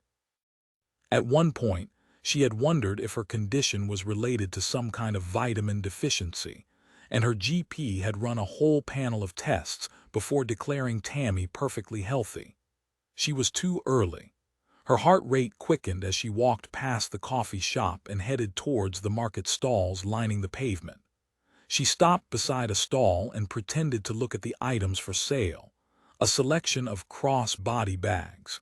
She took the time to calm down her nerves. She was over 5 minutes early and didn't want to get there first. She pulled her mobile phone from her pocket and sent a quick text to her sister. "I'm just going to Costa Coffee on Whitecapel Road to meet someone who thinks they can help me feel better. They've got a whole protocol worked out. It sounds really helpful." There, she felt a little better. At least someone knew where she was. She knew better than to meet a bloke from the internet without telling anyone. She added as a quick afterthought, "His name is Brendan." She laughed uneasily, drawing a concerned look from the stall holder. If Brendan turned out to be a madman, at least her sister knew where she was and who she was with. "Are you going to buy that bag, or are you just going to pull it apart?" the stout, bald-headed stall owner asked. Tammy glanced down and saw that she was holding one of the small bags. She hadn't even realized she'd picked it up. She hung it back on the hook. "Sorry," she said and walked briskly away towards the coffee shop. As usual, the place was heaving. Tammy's heart thudded. She'd already had too much coffee today. The caffeine was adding to her jitters. She pushed open the glass door, stepped inside, and looked around. Was he here already? A glance at her phone screen told her it was 1 minute past 2. She should have asked him what he'd be wearing. Wasn't that what people usually did when they had assignations with strangers? She was starting to feel lightheaded. Was that the excitement of what he could have in store for her, or the fact she hadn't eaten anything apart from that disgusting celery juice? She scanned the tables, looking for a man on his own, but couldn't see him straight away. She walked forward just as the blender roared to life behind the counter. Cups rattled and steam hissed from the coffee machine. Tammy's senses were overwhelmed, but she pushed on. She squeezed past a buggy with a sleeping infant and walked further into the coffee shop. Her phone beeped and she glanced at the screen. It was a text message from her sister. "Great. I've got a protocol that would work for you, healthy eating and exercise. I'll be at the gym at 7 p.m. tonight if you want to join me as a guest." Tammy narrowed her eyes. Sometimes she thought Julie was deliberately obtuse. Go to the gym? Was she kidding? Tammy could barely make it through the day without extra exercise on top. Come 7 o'clock tonight, she would be tucked up in bed, already fast asleep. It hurt to realize even her sister didn't understand what she was going through. She pushed the pain to one side, trying to concentrate on the future. If things went well with this protocol, she could be back to her old self in no time. She put the phone in her handbag, and when she looked up again, she saw a tall man with brown hair looking at her. He smiled, stood up from the table and said, "Tammy." "Brendan. Yes, I'm Tammy. Thanks for meeting me. I wasn't sure you'd really be here. I thought maybe I'd imagined the whole thing. You know, being able to get a cure and feel better again, well, it's almost unbelievable for me." "Shut up, Tammy, you're babbling." She clamped her mouth shut and smiled back at him. "I know exactly how you feel," Brendan said. "I'll get you a drink and we can talk. What do you fancy?" "I'll have an English breakfast tea, thanks." As Brendan went to the counter, Tammy sat down in the unoccupied seat at his table and placed her hands on her lap. She pinched the skin on her thighs as a way to reassure herself she was awake and this was really happening. Tammy shot a shy glance at his back as he joined the end of the queue. He seemed normal enough. He was tall and looked fit and healthy. He didn't send off any creepy vibes anyway. So far, so good. Tammy swallowed and tried to slow her breathing. She didn't want to come off like an anxious mess. The idea of him turning her down for the treatment was too awful to contemplate. She couldn't mess this up.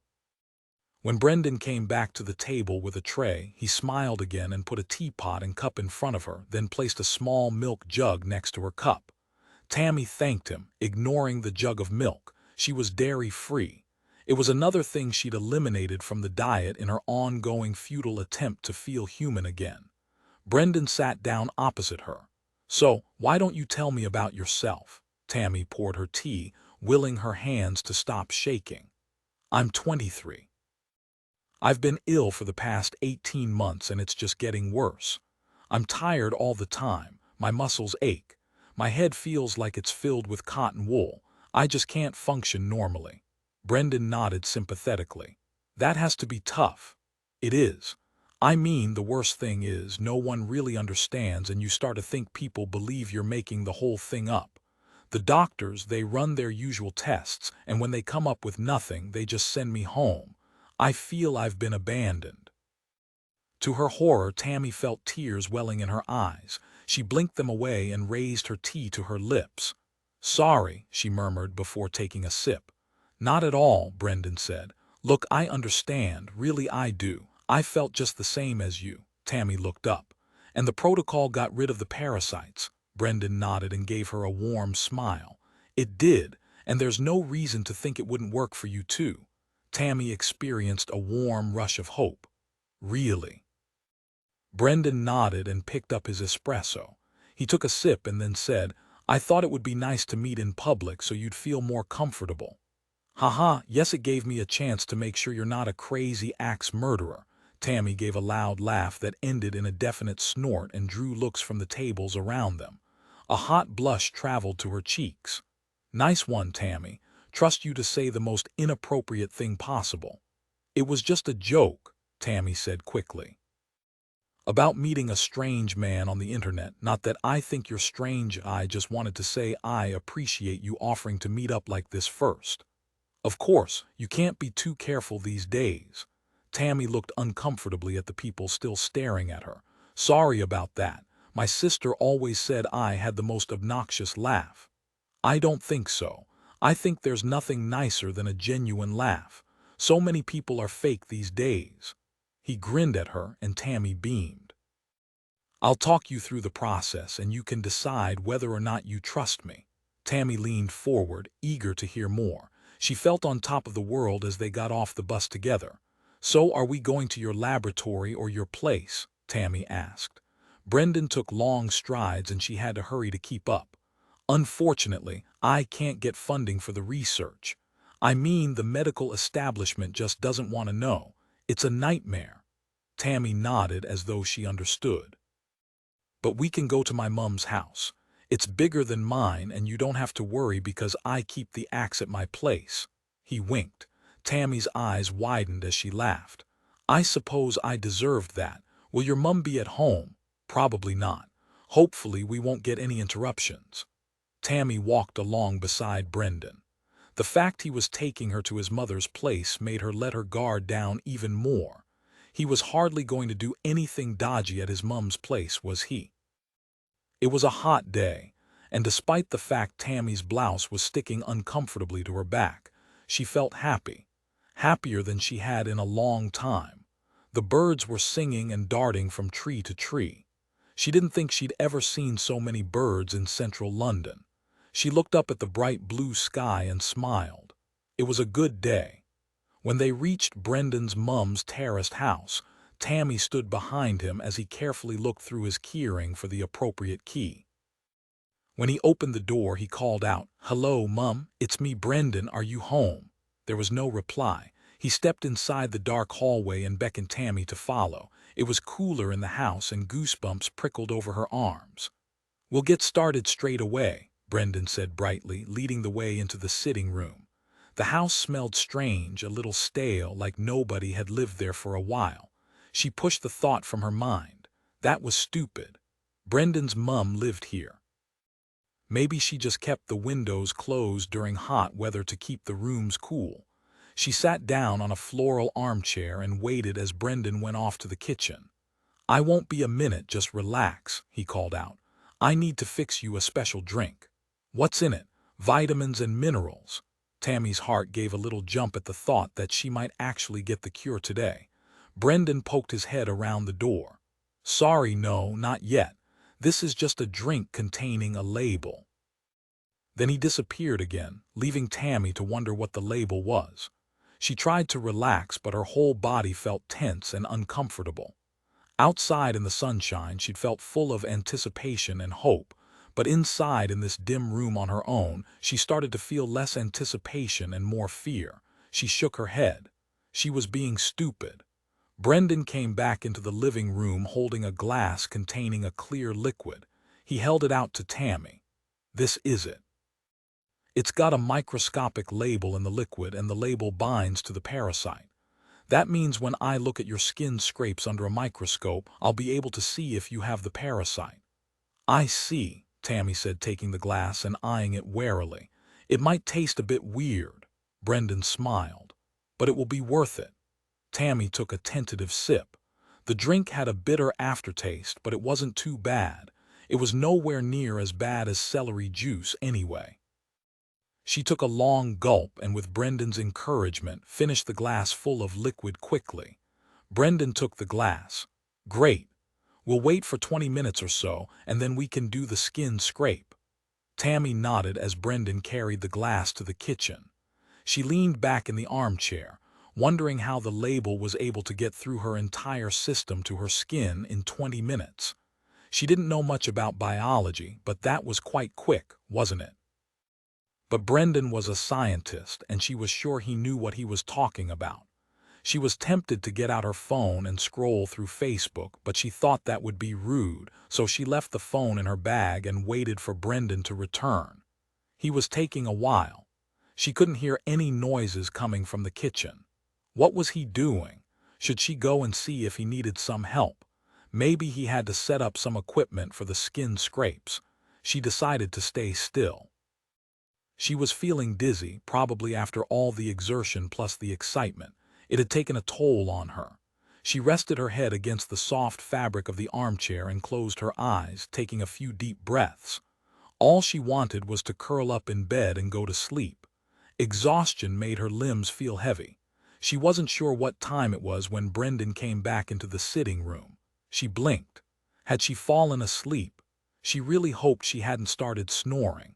How embarrassing. Her eyes were blurry, and when she tried to smile at Brendan, her mouth wouldn't work properly. Her stomach rolled, and as she sat forward, the room seemed to spin. This was more than ordinary tiredness. There was something wrong. Had she been allergic to something in the drink? Perhaps she'd had a reaction to the label. "I don't feel so good," Tammy said. "Oh, what's wrong?" Brendan said, standing in front of her chair and staring down at her. Tammy shook her head as she tried to form a sentence. "I don't feel good," she tried to say, but her voice came out distorted and slow. Brendan kneeled beside her and took her hand in his. "Just relax. This is how it's meant to happen. This is how it's meant to happen." He could have warned her. She felt awful. A wave of nausea overtook her. She felt for one horrifying second she might throw up all over Brendan, but the nausea passed, leaving her with disorientating dizziness. She tried to focus on Brendan's face, but it was blurry, distorted. He leaned closer, putting his face only an inch or so from hers. It had to be her imagination, but she couldn't see the warmth in his eyes anymore. They looked dark, soulless. "I'm sorry, Tammy," he said quietly. Tammy's last thought before everything went black was, "He doesn't look very sorry." Chapter 16. Mackinnon still had an hour and a half to kill before he needed to meet the pest control officer at Burdett Road. He stared at the mountain of paperwork on his desk, knowing he needed to get to it soon.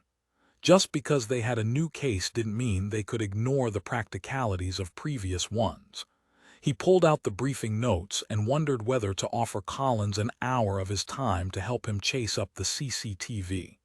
As he got to his feet, DC Charlotte Brown walked into the open-plan office. "Jack, Melissa West is back from Dubai this morning. I've just spoken to her and arranged to go and ask her some questions. Are you free?" Mackinnon nodded. "I've got an hour and a half until I have to speak to pest control.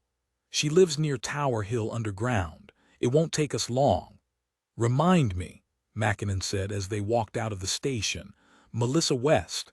She was Ashley's closest friend according to her parents, right?"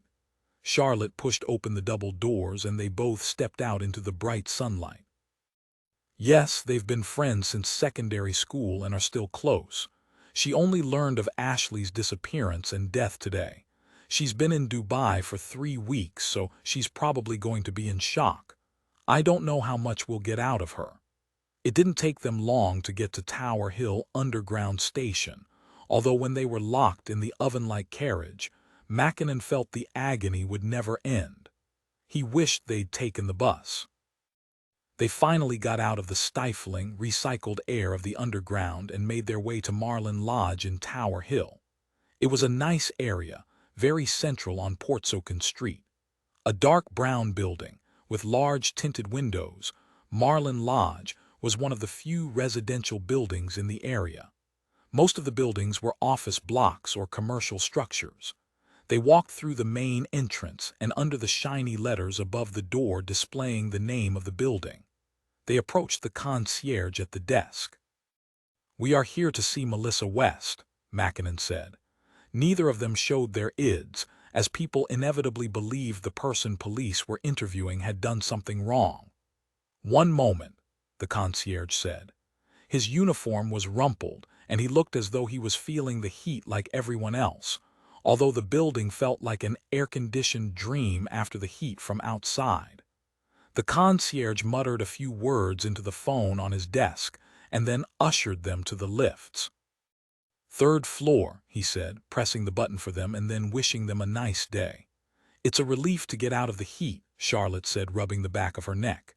"It's just typical. We have about 5 days total of hot weather in the UK per year, and I have to work." They stepped out into the corridor and rang the bell of flat 31. Melissa West opened the door. Her eyes were red, and it was obvious she'd been crying recently. She looked young and vulnerable. Her makeup was smudged and she sniffed and said tearfully, "Come in. I only got back a little while ago and then I heard the news about Ashley. I can't believe it." Melissa led them along a short hallway and into an open-plan space. There was a small kitchen at the back of the large room, one sofa in the middle opposite a large television, and a round pine table shoved up against the window. All the furniture was white, and the floors were a pale wood. An unopened suitcase sat beside the sofa. "We should probably sit over here," Melissa said. "I keep meaning to buy another armchair or something, but I haven't got round to it." She pushed her hair back from her face and took a deep breath as she pulled out one of the chairs and sat down beside the table. Despite the fact the windows were tinted, the sun still made sitting right next to the window unbearably hot. There were white slatted wooden blinds around the window, and Mackinnon was surprised she hadn't shut them on such a hot day. Living in a flat was always good in the winter, much warmer and cheaper to heat than a house, but on hot days in the summer, the good insulation made keeping cool a losing battle. Melissa caught Mackinnon looking at the blinds. "I can't shut them. I've asked my landlord multiple times, but they're jammed. I'd hoped he'd do it before I got back. I know I'm on the third floor, but you feel really exposed when you can't shut the blinds at night."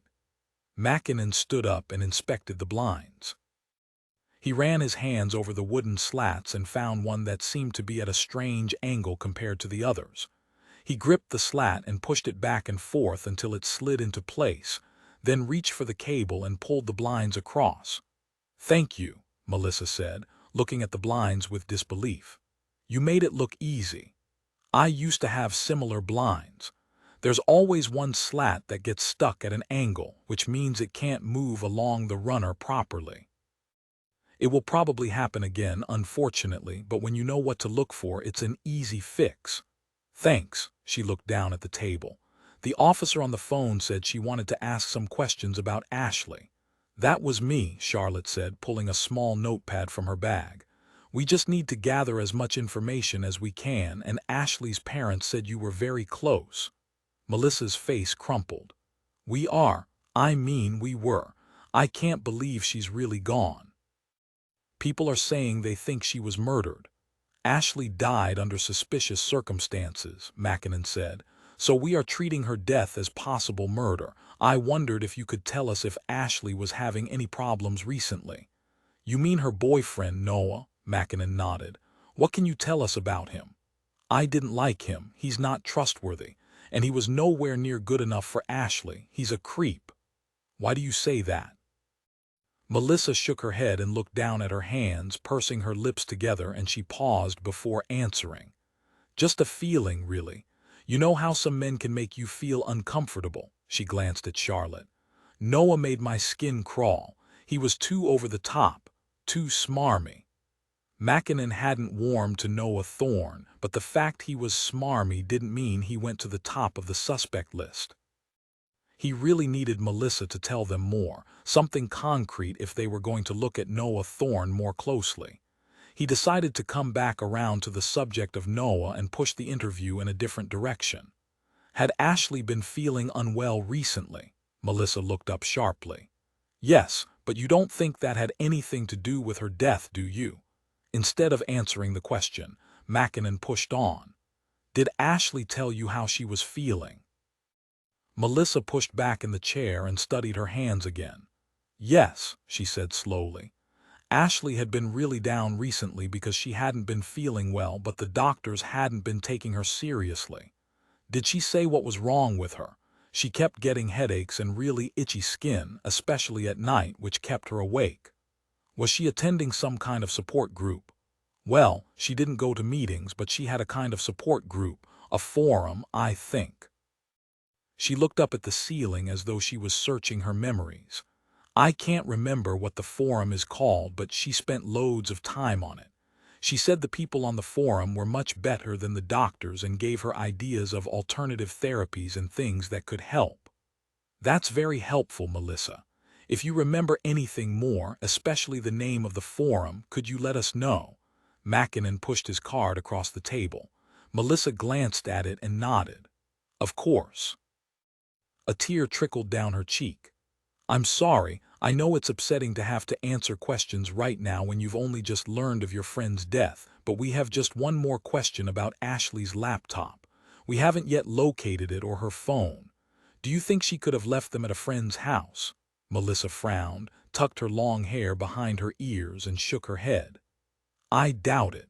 She was glued to her laptop most of the time. I told you she was obsessed with that forum. She wouldn't have left it anywhere. She spent almost every evening on the forum for the past few months. Mackinnon thanked her and they got up to leave. As they walked to the door, Mackinnon tried one last time to get her to open up more about Noah Thorne. Did Noah ever do anything to Ashley or to you to make you feel uncomfortable? He asked, pausing by the front door. Nothing physical, Melissa said after a brief hesitation. But he would hang around outside Flyaway Travel waiting for Ashley to leave work. Even when they'd broken up and she told him she didn't want to see him again, he was obsessive. Was he ever violent towards Ashley? Melissa shook her head. No, not that I know of, but he would say nasty things to put her down. I told her it was psychological abuse and she should leave him, but she just said it was his insecurity and he didn't really mean it. All right, Melissa. Thank you for your time. You've been very helpful. They stepped out into the corridor and Mackinnon pressed the button to call the lift. Melissa hovered in the doorway to her flat. Look, I didn't trust him. I still don't. If you really think Ashley was murdered, you should look at Noah first. Ashley's parents seemed to think he was a nice guy, Mackinnon said as a bell chimed to signal the arrival of the lift. As the door slid open, Melissa scowled. That's because he's a good actor, laying on the charm for Ashley's parents. But it's all fake, it's all an act. Outside Marlin Lodge, Mackinnon turned to Charlotte. What did you make of that? I think she was very upset. What she said about Noah was interesting, though. The killer is often someone known to the victim, and Noah fits that profile all right. Mackinnon nodded. It's strange that Ashley's parents were both taken in by him, especially as they've known him for so long. Dads are notoriously protective, aren't they? Charlotte shrugged. Usually, but if he was a good enough actor, he could have taken them in. He's the most likely suspect so far, Mackinnon said. If Ashley's parents can't find her laptop, I'm going to pay Noah a visit. Do you think he's taken it? Possibly. If it has anything incriminating on it, that would be one reason Noah wouldn't want us to find it. Shall I talk to D. Tyler about a warrant? Mackinnon nodded and checked the time. Yes, if you could do that when you get back to the station, that would be great. I need to go and see a man about some bugs. Charlotte gave him a wry smile. Rather you than me. Chapter 17. After enduring another hot journey on the Underground, Mackinnon collected a pool car from Wood Street Station and drove to East London. Dead on time, he pulled into the little car park on Burdett Road and searched the spaces for a pest control van. There were plenty of cars and one white unmarked van, but nothing to suggest it belonged to a pest control company. Mackinnon parked up and settled back to wait. He had Gary's mobile number and could call him if he didn't arrive within the next few minutes. He took the opportunity to check his phone for emails. There'd been a couple of updates, but nothing concrete. With the engine turned off, the heat in the car soon became unbearable, so Mackinnon got out, locked the car, and looked around the car park again, wondering if he'd missed Gary's van the first time. He noticed there was a man sitting in the front seat of the unmarked white van and pulled out his mobile to ring Gary. The man in the van picked up his mobile at the same time, and Mackinnon realized the pest control company must use an unmarked van on purpose. Gary answered on the second ring. Hello. Gary, this is DS Jack Mackinnon. All right, you're here, are you? The man in the van peered out of the windscreen and Mackinnon waved to him. He hung up and got down from the cab. Smiling cheerfully, he held out his hand for Mackinnon to shake. I'm told you need to find out about bedbugs, Gary said in a loud, booming voice. That's right. I was expecting your van to be a little easier to recognize with the company name on it or something similar, Mackinnon said, nodding at the plain white panels on the van. Gary winked. Well, we need to be discreet in this line of business. He glanced over his shoulder, looking shifty as he opened the back doors of the van. To an outsider, it must have looked like some kind of illicit deal was going down. The thought made Mackinnon smile. "Well, here's the kit," Gary said, putting his thumbs in his belt loops and standing back as Mackinnon looked inside. There were multiple containers with spray pumps, the kind Mackinnon had used against garden pests like greenfly in the past. "So, you use that equipment to spray pesticides in the affected properties?" "That's right." Gary clambered in the back of the van and grabbed a medium-sized white container with a red lid. "This is the stuff we use to kill the little blighters. It's water-soluble up to a point. 3 scoops of this stuff in 10 liters of water. It kills them on contact." Gary chuckled at Mackinnon's ignorance. "If only. No, they take a while to die out, especially if it's an established colony. We generally do 2 treatments.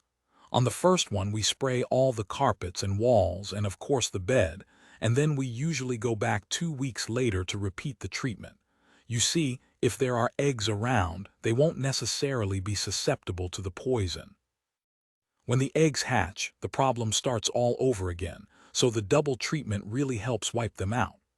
"I don't know how much your colleague told you," Mackinnon said, "but the reason I'm interested in these bugs is that we have a murder victim with a series of bedbug bites on both forearms." Gary raised his eyebrows. "She did mention it. I thought it was a bit weird, to be honest. I mean, bedbugs are tiny little things, and they often like to bite you where you have contact with the mattress.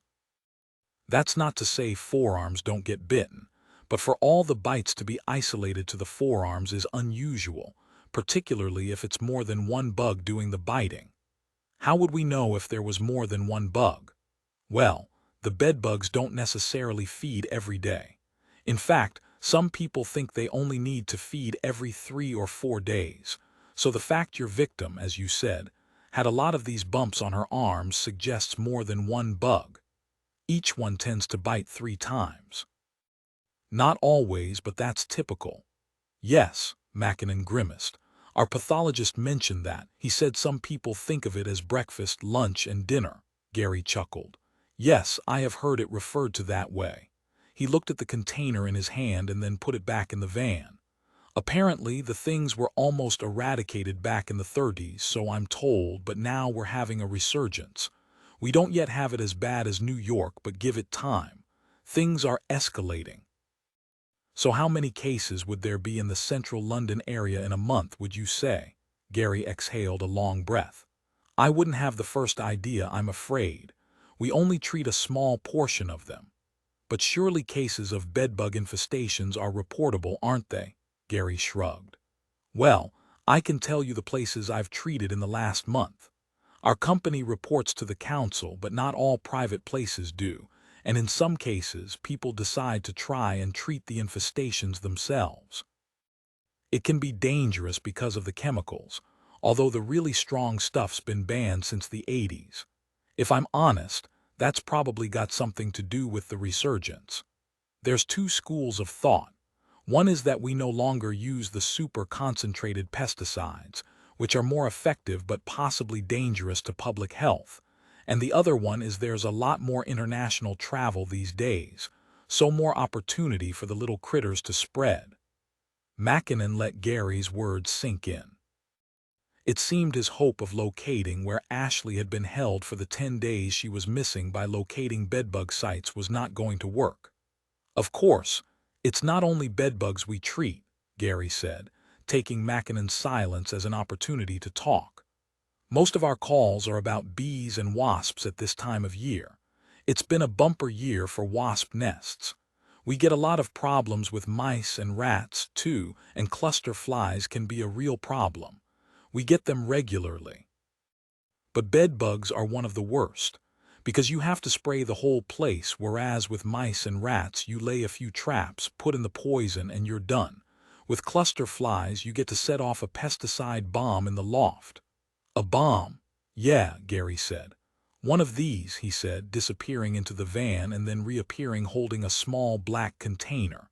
Mackinnon read the outside label, "Smoke Bomb." "They're pretty effective," Gary said.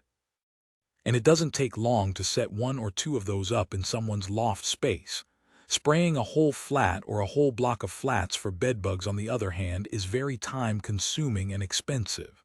That's why some people opt to do it themselves." Mackinnon wondered why on earth bedbug treatment wasn't covered by the council. Surely if one flat was infested, they'd eventually spread through the whole building. "But the council covers the cost?" Mackinnon asked. "Some councils do. Others heavily subsidize, like ours. But even that's too much for some people. Plus, there's the embarrassment factor. People think it's because their house is dirty, or other people will think their house is dirty. The last case I had was one of the worst I've ever seen. It was a poor old bloke in his 80s. He had vision problems, so he hadn't been able to see them, but the carpet was practically crawling with the things when I got there. I've never seen anything like it. Usually they stay well hidden, particularly in daylight, but there were so many of them the place was overrun. We think he got the infestation from his grandson who'd been traveling around the world and had left his rucksack in the spare bedroom. I've done the first treatment. I'm going back next week for the second. He thought it was just a rash at first. Didn't help that his GP misdiagnosed the bites as a reaction to steroid medication." Gary rolled his eyes. He checked his watch. "I'm off to do a treatment now. You're welcome to come along and take a closer look. It's an empty apartment block, so no worries about privacy on that front." Mackinnon hesitated. The idea of voluntarily going into a flat known to be infested with bedbugs made his skin crawl. On the other hand, there was still a chance that this information could help them find where Ashley had been held captive. Though it was looking less and less likely the more he found out about the insects. Mackinnon nodded. "All right then. I'll take a quick look, thanks." Gary nodded to the cab of the van. "Get in, we'll go now. We'll take a quick look around the place and I'll show you where they typically hide and then give you a ride back here before I start the actual treatment." "Great," Mackinnon said, trying to sound enthusiastic as he climbed up into the cab. The flats were an old 60s-style block that had been recently renovated. When Gary opened up the ground floor flat, Mackinnon was surprised at how nice and fresh everything looked.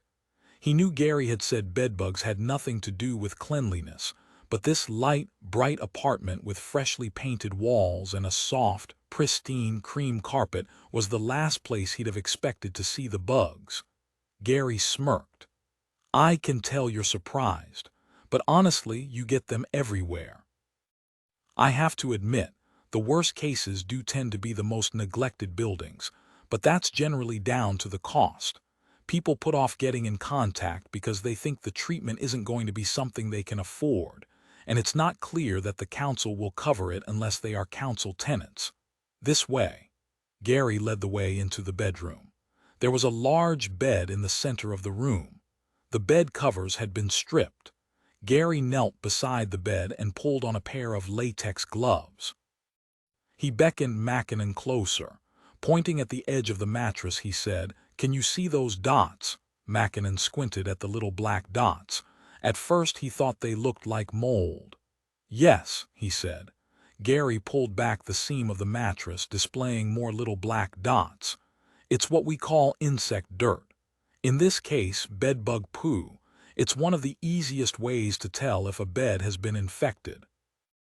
It doesn't mean there's an active infestation, because they could have been eradicated, but it's a good sign to look for if you check into a hotel." Mackinnon hadn't even thought of ever looking for signs of bedbugs when he checked into a hotel. The surprise must have shown on his face because Gary said, "Believe it or not, it's one of the most common ways to get an infestation." Gary slowly made his way along the edge of the mattress before giving a sharp yelp of victory and pinching something tight between his fingers. "Here we go, an adult." Gary held it up for Mackinnon to inspect, and though Mackinnon wanted to take a step back, he made himself look at the bug gripped between Gary's fingers. It was reddish-brown, and the most notable thing was how flat it was. It was barely as thick as a sheet of paper. No wonder it can creep through small gaps. It's so thin. Gary nodded. It's thin now because it hasn't fed for a while. After feeding, they get much fatter. Gary squashed the bug between his fingers unceremoniously and then got back to work, shifting the mattress back and revealing the slats of the wooden bed beneath. "Lots more here," he said, but by the time Mackinnon looked, the insects had scurried back into the gaps and crevices around the frame. The adults are hard enough to spot, but the junior bugs are a nightmare. They are a kind of cream, translucent color, so if your bedding is white, they're almost impossible to spot. Mackinnon scratched the back of his neck and shivered despite the warmth in the room. Gary looked up and grinned at him. "Seen enough, have you?" "I think I have, yes. I'll give you a lift back to the car park." As they got back into the van, Gary said, "You might want to wash all your clothes at 60 degrees tonight just in case." "Just in case of what?" "They get everywhere." "Just in case you got some on your clothes, a little baby one or something. The heat will kill them. Wash at 60. The best option is tumble drying, but I don't think your suit trousers will stand up to that." Mackinnon looked down at his dark gray trousers. He felt like burning them. "Don't look so horrified," Gary said. "It's only a precaution. It's extremely unlikely you got any on your clothes." "Right." For some reason, that didn't really make Mackinnon feel better. "Your colleague said she's going to send me a list of places your company has treated recently, but I wondered if you remember treating a flat in the City of London within the last 6 months. As they pulled into the little car park, Gary screwed up his face and shook his head. "No, sorry, mate, not me. East London's my area, though some of the other lads do work the City of London, so you might get some luck. Thanks for your help. I appreciate it." Mackinnon opened the van door. "Not a problem," Gary said. "I just hope you catch whoever it is you're looking for." "So do I," Mackinnon said, walking back to his car as Gary did a 3-point turn and drove off. Gary had been informative, but Mackinnon wasn't sure the information was going to get them any closer to Ashley's killer. He could only hope that one of the addresses the company had treated recently was Noah Thorne's. That would be a very interesting connection indeed. Chapter 18. Back in the car, Mackinnon checked his emails on his phone, keeping the engine running and the air conditioning on full blast. A1 Pest Control had sent him the email. He clicked on it and scanned the list. It was a long list and it would take a while to get through, but there was one address he really wanted to check out first, and that was Noah Thorne's. It was rush hour, and if he headed back to the station, he'd be caught up in traffic. There was a coffee shop just across the road, and he decided to head there to look over the list of addresses while getting a little caffeine boost. The coffee shop was small, a traditional East End cafe. It had a large air conditioning unit at the rear, which meant it was a more pleasant temperature than outside. There were 2 empty tables, and Mackinnon took the one closest to the door and waited at the table to get served. He opened the Word document on his phone. A middle-aged woman with a sunny smile approached him and asked for his order. "What can I get you, love?" "A black coffee, please. Anything to eat. Do you have any sandwiches left?" "No, but I can make up a fresh one. Ham or cheese?" "Ham, please. Brown or white?" Thinking of his rather unhealthy dinner last night, Mackinnon opted for brown bread. He was starving and didn't know what time he'd be able to get anything to eat later tonight. If he found a link between Noah Thorne and the bedbug bites, it was possible that they could have Noah Thorne in custody by this evening, which meant food would definitely take a back seat. He selected Edit, and then Find on the Word document and typed in Noah Thorne's street address. He muttered a curse when it came back with no hits. Of course, that would have been too easy. It didn't rule out Noah. He could have held Ashley somewhere else rather than his apartment. If what he had said was true, and Ashley's parents had been to his place while their daughter was missing, it was unlikely he'd have kept Ashley in the flat. Mackinnon thanked the woman who brought him a mug of black coffee. He took a sip of the scorching liquid and looked back down at the Word document. The next logical step would be to check the roads around where Ashley's body was found, and then follow the bus route they believed the man who dumped Ashley's body had taken. Mackinnon scrolled through the digital copy of the briefing notes, which included photographs. There was a freeze-frame image of the suspect taken from the Chinese takeaway's CCTV. Could the man in the hoodie be Noah Thorne? Mackinnon stared at the image, but it was impossible to tell. It could have been anyone. The man's build and height was similar to Noah's, but the baggy clothing made it hard to tell how muscular the suspect was. Mackinnon smiled at the woman who placed a freshly made ham sandwich on the table in front of him.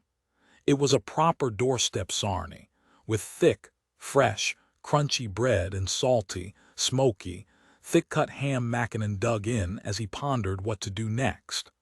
Following the bus route would probably be the most sensible thing to do. That wouldn't be easy on his phone. It would be far easier on his computer back at the station. He polished off the sandwich quickly, hoping he wouldn't get instant indigestion after eating so fast, then drained the last of his coffee. He paid the bill, which was surprisingly cheap, and left a good tip. He had just stepped outside the cafe when his phone rang. It was D.C. Collins. "Hello, mate," Mackinnon said. "Any news?" Instead of answering straight away, Collins asked, "Where are you?" "Burdett Road. I've finished with the pest control expert, but unfortunately haven't managed to put the pieces of the puzzle together yet. I didn't get much from him, apart from the need to wash my clothes at 60 degrees tonight." 60 degrees? Why, never mind. I'm calling because there's been a disturbance reported at Noah Thorne's block of flats, and I thought you'd want to know. Mackinnon stilled. Interesting. Things kept coming back to Noah Thorne. Do we know if the disturbance has anything to do with Noah Thorne? We do, Jack. Noah Thorne called it in. Chapter 19. Despite the heavy traffic, Mackinnon made it to Noah Thorne's address in good time.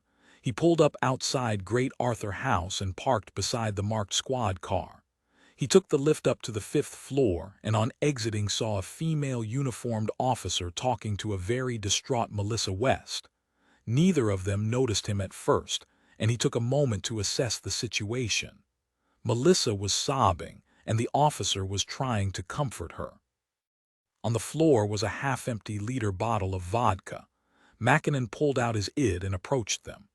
"DS Jack Mackinnon, City of London Police," he said for the benefit of the officer. Melissa grabbed his arm. "Please, you have to help. They don't believe me, and he killed my friend." The door to Noah's apartment was partially open, and from inside Noah's voice boomed out, unleashing a stream of expletives and vile language directed at Melissa. He yanked open the door and screamed at her. "You absolute psycho. They need to lock you up, you delusional bitch." His face was distorted with rage and flushed red with anger. Melissa's lower lip wobbled as she took a step away from him, shrinking back against the wall. "You killed her," she said in a shaky voice. Another PC, a male officer, had his hand on Noah's shoulder, trying to hold him back and calm him down. "Please go back inside, sir. That sort of language isn't going to help anyone." "It helps me. She just can't come round here shouting the odds, calling me a killer. Stupid dumb cow doesn't know anything." He sneered at Melissa. "You ought to be careful about the sort of things you say. They could come back and bite you." Melissa wrapped her arms around her stomach and started crying again. "That's enough," Mackinnon said coldly. "Any more of that threatening behavior and you will be the one arrested, Mr. Thorne." Noah turned on Mackinnon, his teeth bared. "Arrest me? For what?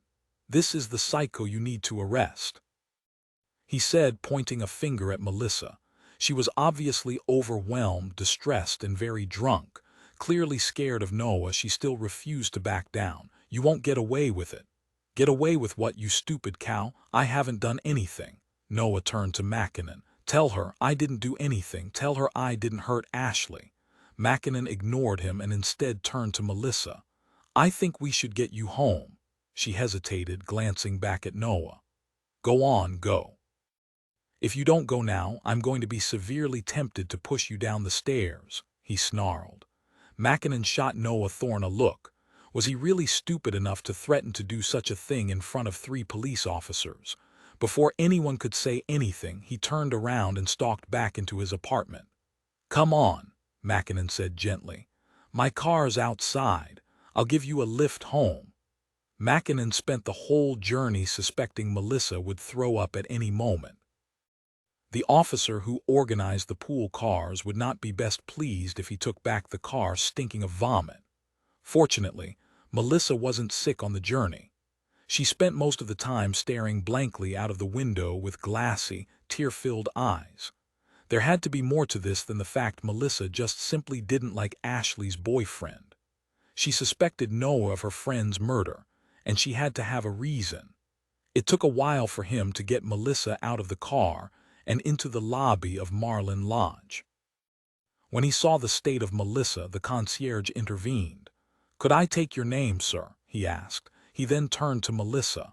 "Are you okay? Have you been drinking?" Supporting Melissa with one arm, Mackinnon fished his id from his pocket with the other and held it up for the concierge.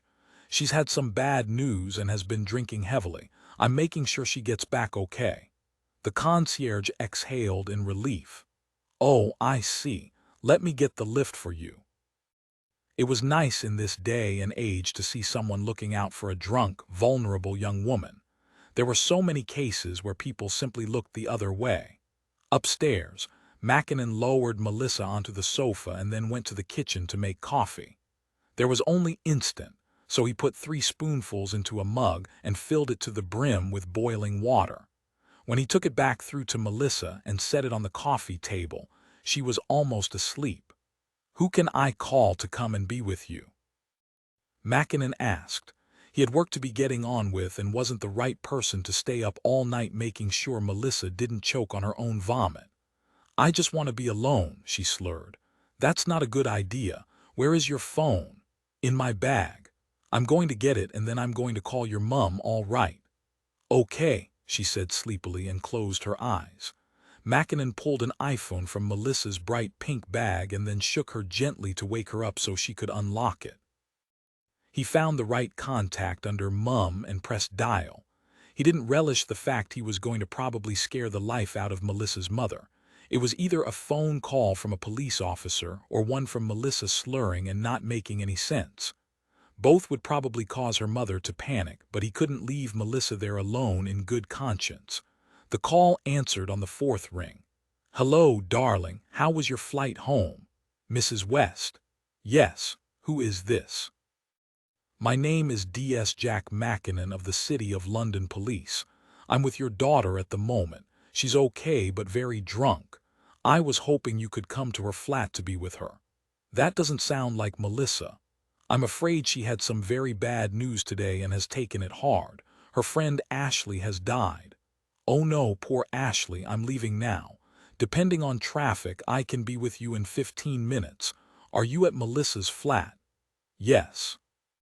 As the minutes passed, Mackinnon coaxed Melissa to take sips of coffee, but she seemed determined to sleep it off. She was responsive when he could get her to wake up, and her eyes did focus when he could persuade her to open them. She'd probably be all right, but he wasn't comfortable leaving her until her mother arrived. It took 25 minutes for Mrs. West to arrive at Melissa's flat, and when she did, she was full of effusive thanks for Mackinnon bringing her daughter home. As he made to leave, Melissa roused herself from the sofa. "Promise me you won't let him get away with this," she said, fixing him with a piercing look. Mackinnon hesitated but was saved from answering as Melissa slumped back onto the sofa with her eyes shut. Chapter 20. Brendan peeled his clothes off in the bathroom and let them fall to the floor. Tammy was upstairs, sleeping off the second lot of sedatives he'd been forced to give her. That hadn't been his plan, but she'd really freaked out. She was strong for such a slight thing. Brendan inspected the bruises on his shins. They were tender to touch, but the dark color of the bruises hadn't yet blemished his skin. She'd kicked, thrashed, slapped, scratched, and done everything she could to overpower him. He tried to reason with her, but it hadn't worked. He couldn't work with someone like that. Eventually, she would see that she was part of the plan, a very necessary part. But until then, she would have to learn who was boss. Like Ashley before her, he'd been forced to bind her wrists with cable ties. It wasn't ideal. The last thing he wanted to do was to make it difficult for her to go to the toilet and to feed herself, but she'd given him no other choice. Her screeching made him worry she'd draw unwanted attention from the neighbors, so he'd gagged her mouth. That was another irritation because it meant he had to help her every time she needed a drink. He didn't really have time to be playing nursemaid. There was important work to be done, and Tammy was wasting time. She was lucky he hadn't lost his temper. He'd been tempted, very tempted. One well-aimed punch to her stomach would have winded her and forced her to listen to him as she caught her breath. But that would have meant they'd get off on the wrong foot, and despite her behavior, Brendan didn't want that. He wanted them to be friends, partners. He wasn't stupid. He knew that wouldn't happen straight away. They needed trust, and that was built slowly over time. But unless Tammy let him get a word in edgeways before freaking out, they weren't going to get anywhere. He hadn't even had a chance to do any experiments yet, which was very disappointing. He leaned over the bath and added extra hot water. Steam slowly filled the room. He unwrapped a fresh packet of coal tar soap, and the scent made him gag. Not surprising, really, when there were so many bad memories attached to it. His mum had scrubbed him all over the night he'd come home from school with a letter about an outbreak of nits in the primary class. He'd sat in the hot bath as she'd scrubbed his skin with coal tar soap and wire wool until it was red raw.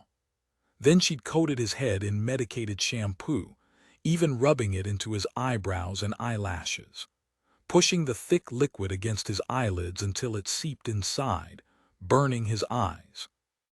"Dirty boy, bringing nits into my clean home," she'd muttered continually under her breath as she'd scrubbed his skin. He hadn't been able to go back to school for 2 weeks due to the abrasions on his skin.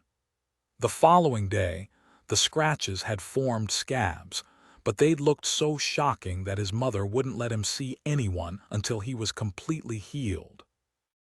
Luckily, that meant it was the last time she'd used wire wool on his skin, though it wasn't the last time she'd used coal tar soap and medicated shampoo.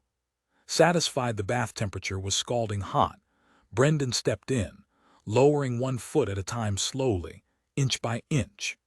The heat made his pulse shoot up, and his breathing became rapid as he slowly lowered himself into the searing hot bath.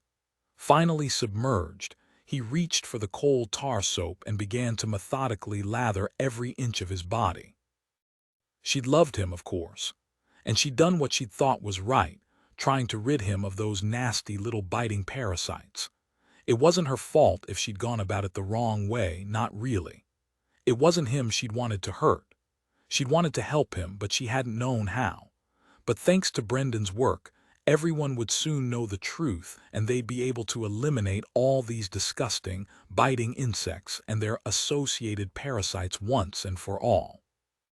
Of course, all the published scientific literature said that the biting insects didn't spread disease. Brendan thought that was laughable. Mosquitoes spread malaria, ticks spread Lyme disease, yet they were supposed to believe that bed bugs, dust mites, and head lice were completely harmless. Brendan gave a snort of disgust as he reached for the medicated shampoo. Well, soon everyone would know the truth, that all these tiny, biting insects spread parasites that then bred beneath human skin. They didn't kill you, just made life a misery.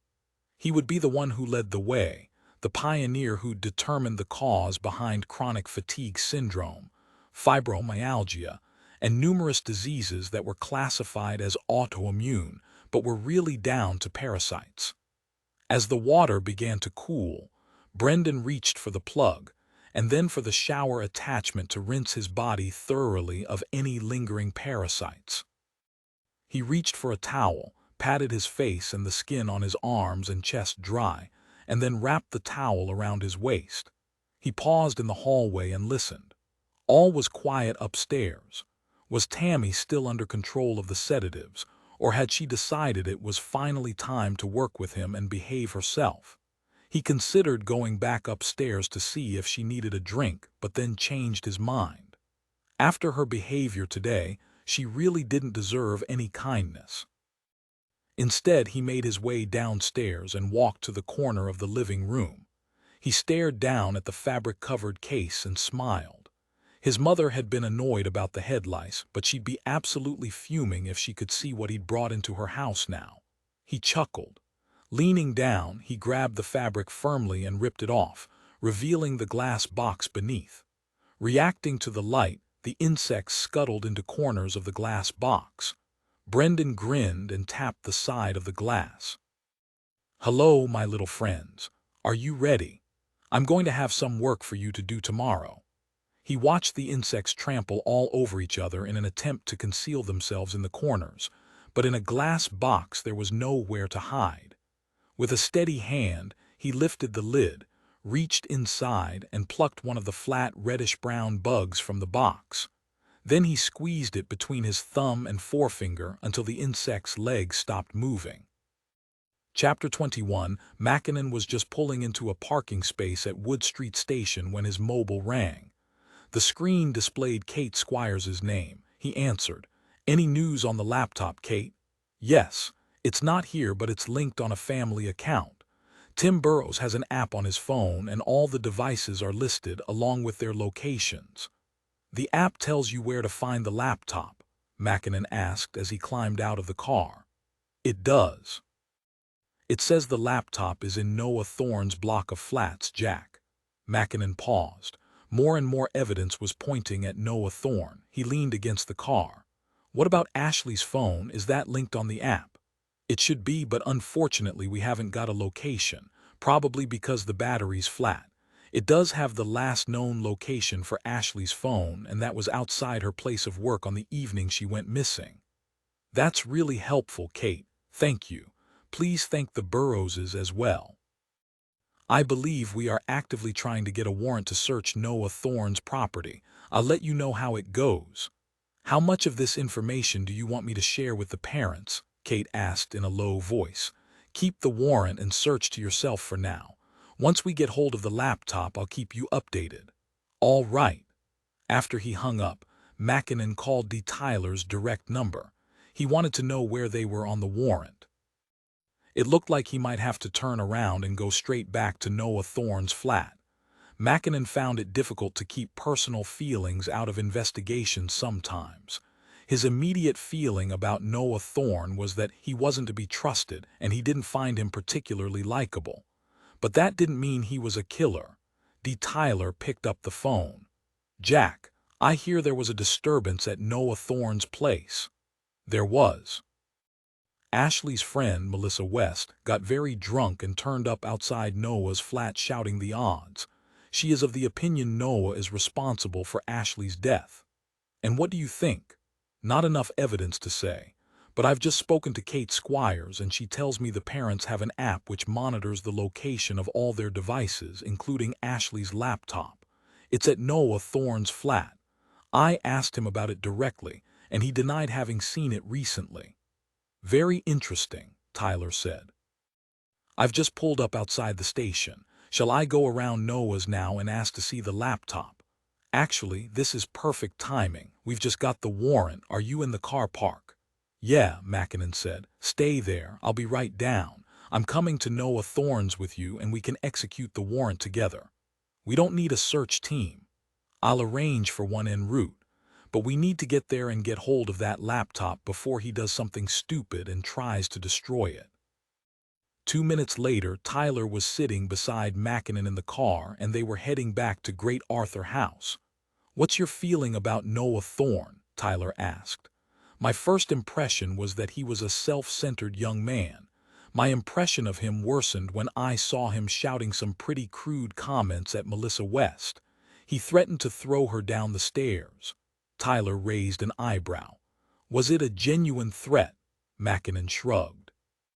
There was plenty of venom in his voice when he spoke, but I'd guess it was an angry comment made in the heat of the moment, though you can never be too sure. Mackinnon was well aware that it was easy to say something in anger and not mean it. He was also very aware of cases where women had been in fear for their lives, and the police and authorities hadn't taken their concerns seriously, dismissing threats as something said in the heat of the moment. He didn't want to make that mistake here.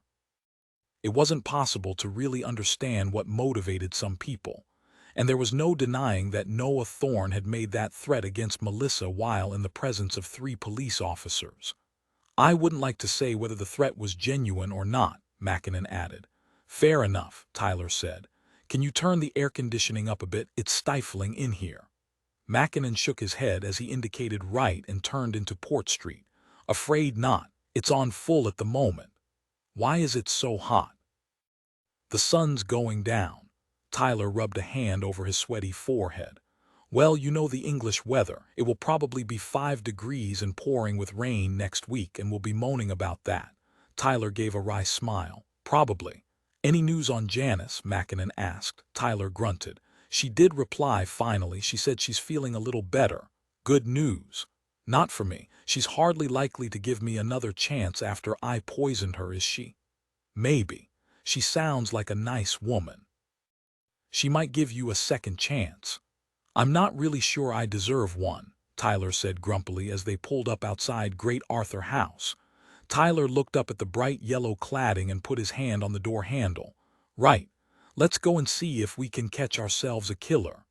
Noah Thorne opened the door and blinked at the sight of the 2 police officers in front of him, his eyes narrowing when he recognized Mackinnon. "You again," he said, his upper lip curling in disgust. "I'm going to have you for harassment.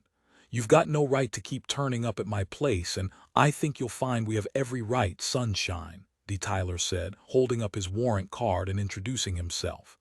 "This is ridiculous. You can't keep coming around here and disturbing me." "Noah, we have a warrant to search your flat," Mackinnon said calmly. "I suggest you calm down and step outside so we can start the search." "No chance. I'm not letting you in there on your own. Knowing you lot, you'll probably plant evidence."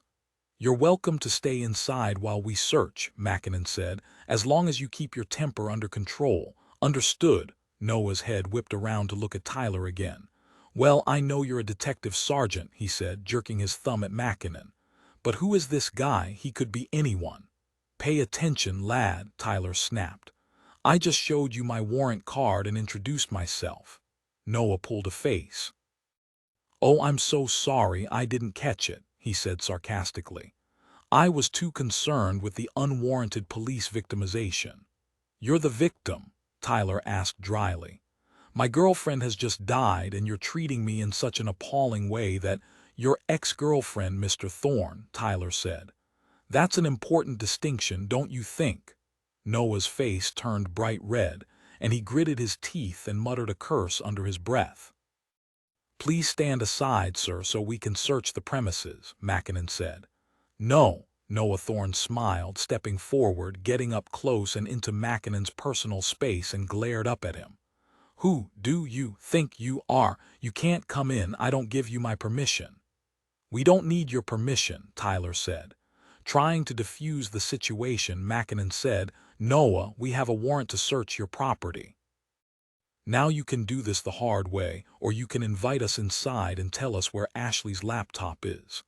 At the mention of the laptop, Noah fell quiet and took a step back. He looked down at the ground. If Mackinnon had any doubts that Ashley's laptop was here and that the app had been wrong, they now disappeared. After a brief hesitation, Noah Thorne stepped aside. "Fine, but you're victimizing the wrong person. I didn't have anything to do with Ashley's murder. To be honest, I'm not even sure it is a murder. You haven't shown me any evidence. She could have just been mugged and killed in a random attack." Mackinnon didn't bother to comment. If it had been a random attack, which he didn't believe, it would still have been murder. He strode inside the flat, and Tyler followed him. "Are you going to show us where this laptop is, Noah?" Noah was fuming. He folded his arms over his chest and then let them drop to the side again as he paced the hallway. He knew he wasn't going to get out of this without showing them where the laptop was. Even if they had to tear the flat apart, they would find it. Finally, he stalked into the bedroom, kneeled beside the bed, and opened the bottom drawer of his nightstand. He pulled out a silver MacBook and threw it on the bed. "There, happy now?" "Thank you," Mackinnon said. "Now, we're going to have a little look around the property when the rest of the search team get here." The intercom sounded. "That's probably the rest of the search team. I'll let them in, shall I?" Tyler asked and strode off down the hallway without waiting for an answer. "If you're as innocent as you say you are, Noah, why didn't you tell me you had Ashley's laptop when I came to see you? Because it's none of your business. We're trying to solve Ashley's murder. Her laptop could hold vital evidence." Noah refused to meet Mackinnon's gaze, and he guessed that was exactly what Noah was afraid of. He thought the laptop did hold evidence. Evidence against him. "Have you used this laptop since Ashley went missing?" Mackinnon asked. "No," Noah said solemnly. "You should tell the truth, Noah, because the people in our tech department will be able to tell." "I told you I didn't. I don't know the password." Mackinnon looked at Noah through narrowed eyes as the rest of the search team streamed into the flat. "What's all this? You can't let all these people into my flat. It's not fair. They'll make a mess." "That should be the least of your worries, Noah," Tyler said. "I don't believe this. You're just focusing on me because you're too lazy to do any real detective work. You'll never find Ashley's killer at this rate. Maybe I should tell her parents just how incompetent you really are." Tyler stepped forward and put a firm hand on Noah's arm. "Noah Thorne, I'm arresting you on suspicion of the murder of Ashley Burroughs." Mackinnon watched in surprise as Tyler read Noah his rights. They hadn't discussed an arrest on the way here. Yes, they had discovered Ashley's laptop, but was that enough for an arrest? Obviously, Tyler thought so. Tyler led Noah outside and into the lift. For once, Noah was silent. His arrest was as much of a surprise to him as it was to Mackinnon. When Noah was safely in the back seat of the car and Tyler had shut the door, Mackinnon said quietly, "I wasn't expecting that. Do you think we played our hand too soon?" Tyler shrugged as he walked around to the passenger seat. "Maybe, but it wiped that smug look off his face, didn't it? I don't like him, Jack. He's hiding something, and we're going to find out exactly what it is." Chapter 22. When they arrived back at Wood Street Station, Tyler took Noah to the custody suite to get him booked in, and Mackinnon took a few minutes to call Chloe. Her voicemail cut in before she answered. He left a message. It was going to be a long night. Now they had Noah Thorne in custody, they needed to come up with an interview plan to make the most of the time they had with him. He would need appropriate breaks, and they wouldn't be able to start interviewing him until his solicitor was present. Mackinnon dialed Derek's number to let him know he'd be late. "No problem," Derek said. "You've got your key, haven't you?" "Yeah, I'll try to be as quiet as possible when I get home. Oh, and can I use your washing machine?" "Oh, sure. Why?" "An interesting job today. I spoke to a pest controller and went to a flat infested with bedbugs. He recommended that I wash all my clothes at 60 degrees. What? You've got to be kidding. You can't bring them back here." "It's only a precaution. Besides, if I had picked anything up, they'd probably have dropped off before now." "Fantastic. If you introduce bedbugs into my flat, you're paying to get rid of them, right?" "Yeah, I'll pay, but I'm sure you've got nothing to worry about." Mackinnon self-consciously scratched his elbow and then studied the skin, checking for bumps and bite marks, but there was nothing.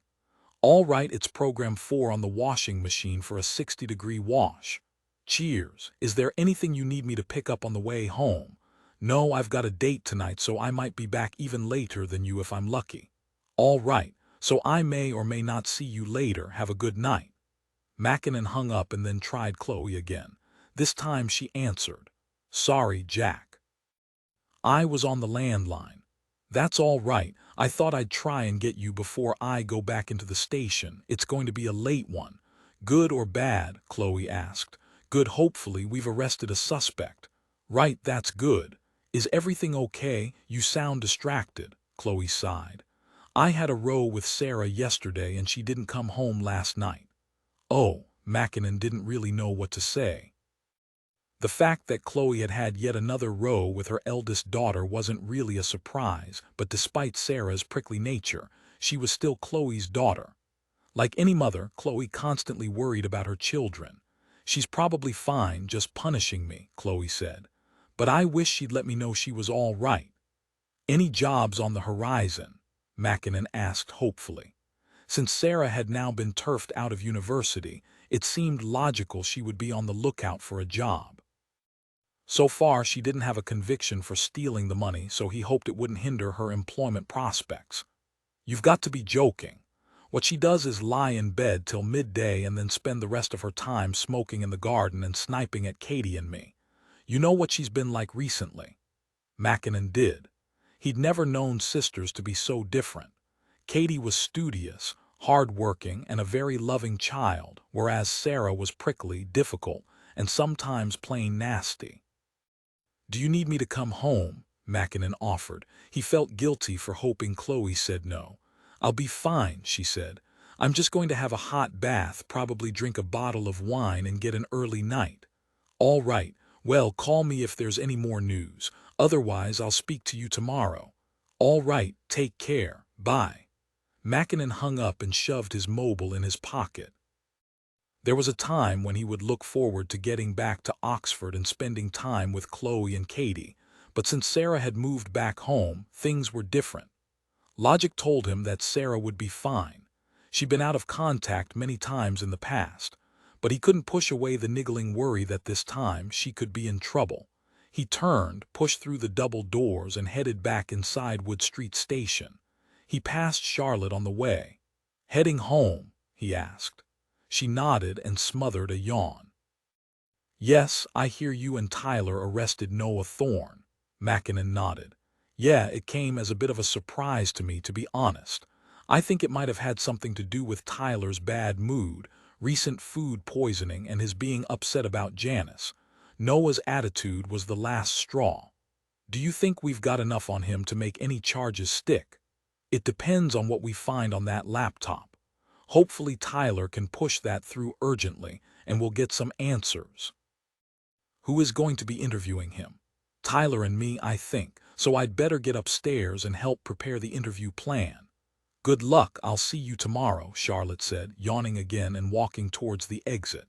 Chapter 23. Charlotte stepped out of the lift, turned left, and pressed the doorbell. She was supposed to have arrived at her Nan's flat over an hour and a half ago, but she hadn't been able to get away. Nan answered the door. "Hello, darling, you look tired." "I am," Charlotte said as she stepped inside. "We've got a big case on at the moment, which is why I'm late, sorry." "Well, I've got just the thing for you. I picked up pie and mash from Maureen's in Crisp Street today. I thought you deserved a treat." As Nan walked up the hallway, she turned back and looked at Charlotte over her shoulder with a smile. "I recorded Corey for you too," Charlotte beamed. True, she was an adult, but she still enjoyed being spoiled by her Nan. "Perfect. The pie's in the oven, so I just need to heat up the mash and liquor."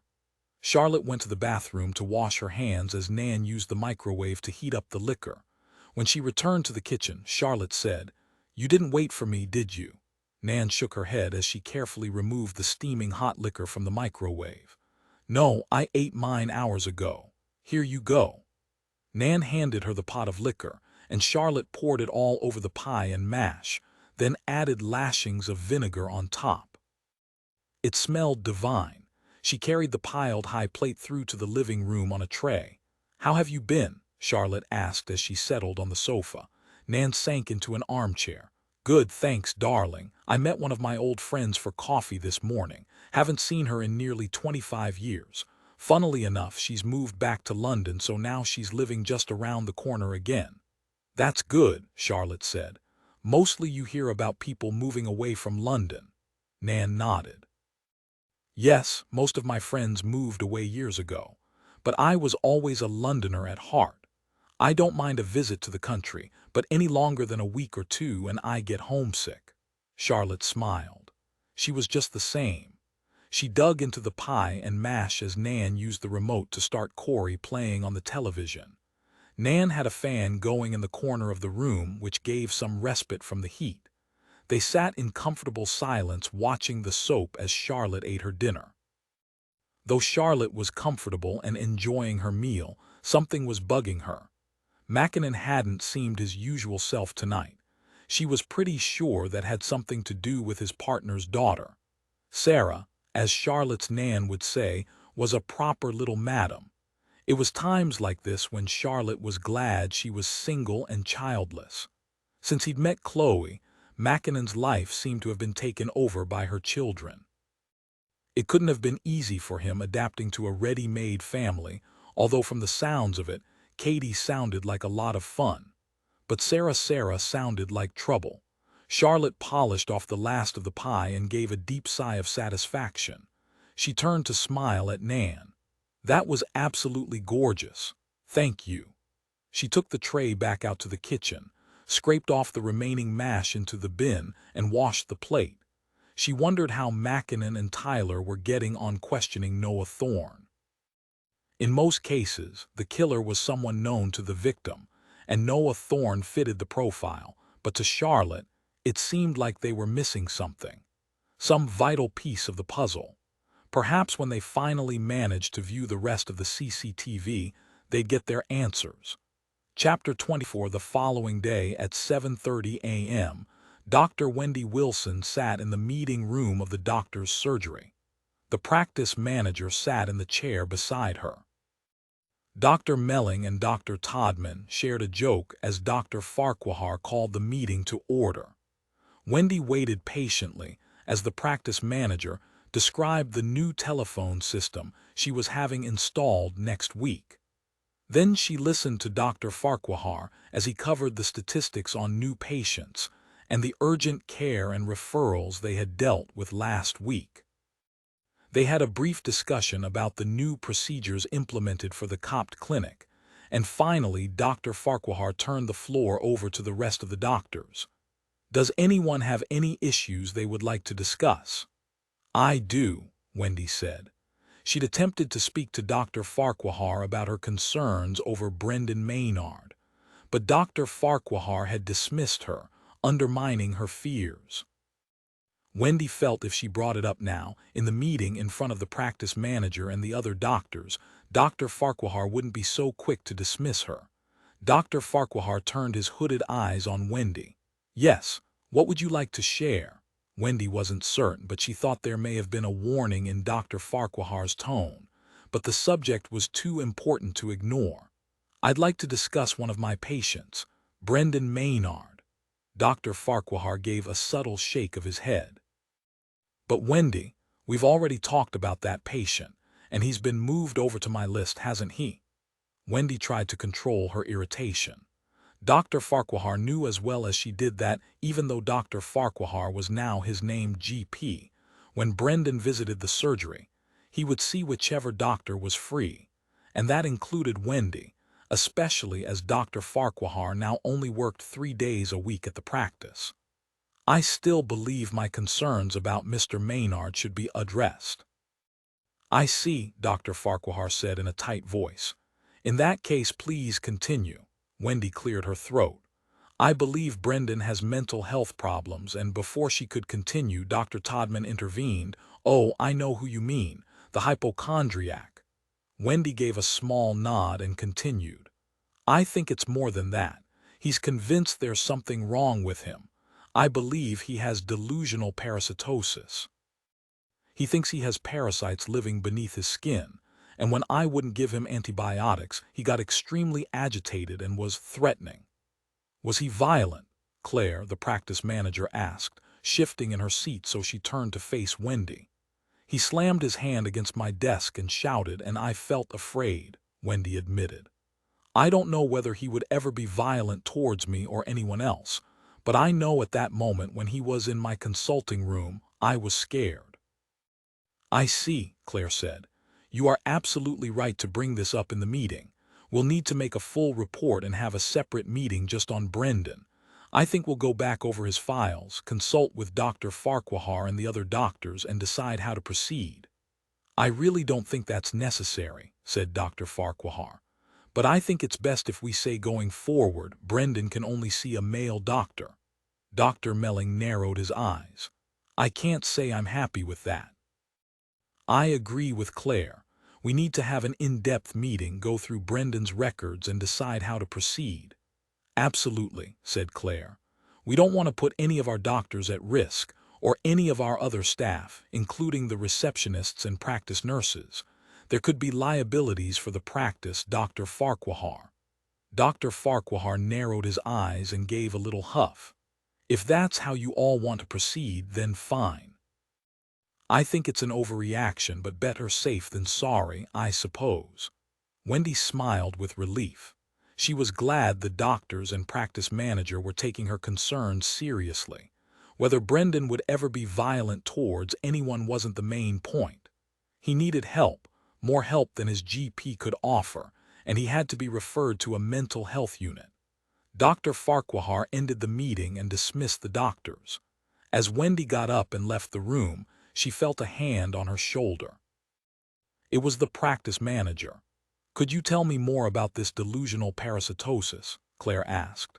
Oh yes, I've never seen a case before now, but it's when a patient is convinced they're infested with parasites. Usually there are some physical manifestations like an itch or a rash. It could manifest in multiple ways, but the patient puts it down to a parasite. Fortunately, it's not very common. Claire nodded. And you think Brendan Maynard is suffering from this condition? Does it usually associate with any other mental health conditions? It can do. In fact, I'm quite worried about Brendan. He seems very angry and he really needs help. More help than we can give him. Claire smiled. Thanks, Wendy. If you could dig out your notes and his records and give them to me this afternoon, I'll see about preparing the final report and then we can arrange a meeting. Absolutely. Thanks for taking my concerns seriously. Of course, I do. It's my job. I hope you always feel you can come to me with any issues that arise, Claire said. Wendy walked to her consulting room feeling like a weight had been lifted from her shoulders. Finally, Brendan Maynard would get the help he needed. Chapter 25. When Tammy Holt woke up, she was disorientated. At first, she thought she was at home in her own bed, but she couldn't work out why her shoulder and hip hurt so much and why it was hard to breathe. It took a few seconds for the truth to sink in. She wasn't at home in bed. She was still stuck in the loft space of that maniac, Brendan, if that was even his real name. Her head felt like it was filled with rocks, heavy and bruised. It even hurt to move her eyes. Breathing through her nose was her only option because he'd gagged her. She forced herself to look around, making sure he wasn't there, but she was alone. The last time she'd woken, it had been stuffy and hot. Now the air was cool, frigid against her bare arms and legs. He'd taken her clothes, muttering something about experiments and leaving her in her underwear. She shivered and stayed still, straining to hear any sounds like traffic from outside or neighbors talking, but it was silent. She couldn't even hear Brendan moving downstairs. Had he gone out? Maybe this was her chance to escape. But how would she get out of here with her hands bound with cable ties? She rolled onto her side, and as she did so, her stomach flipped in protest. She felt bile at the back of her throat and panicked. She couldn't throw up, not now. She still had the gag in her mouth. She would choke to death. She fought to control her rapid breathing, to focus on anything other than the sickness rolling around in her belly. It had to be a side effect of whatever drug he'd given her. She tugged at the gag until it lowered to her chin and she could take a deep breath. Tammy whimpered. She was terrified and furious at the same time. Why had she agreed to meet a man she'd only communicated with over the internet? What was wrong with her? Hadn't she read the horror stories of young girls doing the same and getting murdered and raped? She took another deep breath and tried to sit up. It wasn't easy. Her muscles felt weak, and she couldn't get a good grip on anything with her hands bound together. When she managed to sit up, she took a few shaky breaths and tried to clear her mind. She needed to focus. Somehow she needed to come up with a plan to get out of there. Why hadn't she waited instead of rushing ahead to meet him? She'd mentioned the meeting to her sister, but she'd only given Julie Brendan's first name. What good was that? They'd never track him down with only a first name to go on. Pushing herself onto her knees, she shuffled against the bare wooden boards and looked around the attic space. Where were her phone and bag? Were they still downstairs? How would he explain that to his mother when she got home? Maybe he'd hidden them. Perhaps that was her chance. She just had to wait until Brendan's mother came home, and then she could scream and raise the alarm. Tammy frowned. What time of day was it? Perhaps his mum had already been home and gone back to work. She had no idea if it was daytime or the middle of the night. The only light in the loft came from a single light bulb. She tried to rotate her shoulder. It felt dead, as did her hip from where she'd been lying on the hard boards. She blinked in the gloom and looked into the corners of the attic. A few boxes and black bin bags were stacked in one corner, but nothing that looked useful. Perhaps there was something in one of the boxes she could use as a weapon against Brendan. She could take him by surprise, overpower him, and get out. She shuffled towards the bags closest to her. What did he want from her? How long had she been there? At least since last night. Or was that yesterday? She shook her head. There was no point trying to figure it out. It was impossible. She'd been terrified when he'd come up to the attic last night. It was hard to believe she'd just gone willingly with him only a few hours before. Now it was clear he was completely deranged. She could see the madness in his eyes. How could she have missed it before? She'd fought back when he'd got too close and it had made him angry, but she would do it again. If he killed her, they would find his skin cells under her fingernails and his blood contaminating her body when forensics found it. She shivered at the thought. He wouldn't get away with this no matter how it ended. He would pay. She shuffled forward painfully, her knees scratching against the rough wood. The small movement left her out of breath and her mouth dry by the time she reached the first black bag. She pulled it forward and the contents spilled out. For a moment, Tammy didn't move. She just stared down at the things that had been stored in the black bag. A shiver of terror ran down her spine. The objects might seem innocuous enough to everyone else, but to Tammy, they told her something she really didn't want to accept. There were clothes and a handbag, but they didn't belong to Tammy. One was a short denim skirt from Topshop, and the pink bag was from River Island. Something a young woman would wear, items someone Tammy's age would wear. Tammy didn't want to think about it, but the idea pushed its way into her head regardless. Tammy wasn't the first woman Brendan had kept up here. Tammy whirled around when she heard a noise behind her, too fast, and she slid painfully onto her hip. Her heart was thudding as she heard wood sliding against the boards. It was the hatch. He'd come back. It was Brendan. Her mouth was so dry she couldn't swallow, and her gasping breaths made her panic as she raised the gag to her mouth, scared of Brendan's reaction if he saw she'd removed the gag. Her skin crawled as Brendan's dark head appeared in the hatch opening. He smiled at her. "Hello, Tammy. I hope you're in a better mood today." Tammy just stared at him. She wanted to be strong and tough, but she was shaking and couldn't stop. "I've got something to show you," Brendan said. He lifted a large box through the hatch. It was covered with dark red material. He easily lifted himself into the loft, all the while keeping that sickening grin plastered on his face. "Well, don't you want to know what it is?" Tammy shook her head fiercely. No, whatever he had in that box, she did not want to see it. As he stepped closer, she recoiled, pushing herself back along the wooden boards. "I hope we're not going to have a repeat of last night, Tammy. It won't get you anywhere. You're my partner now. I'm afraid you don't have a choice, but I hope you'll realize as time passes just how important your role is." Tammy glanced at the other woman's clothes that had spilled out along the wooden boards.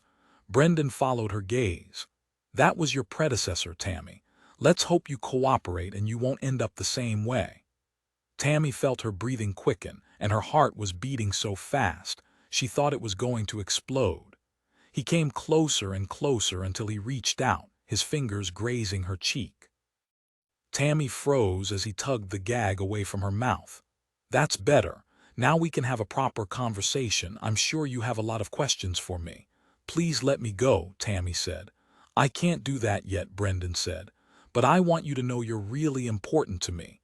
We're going to be working together as a team."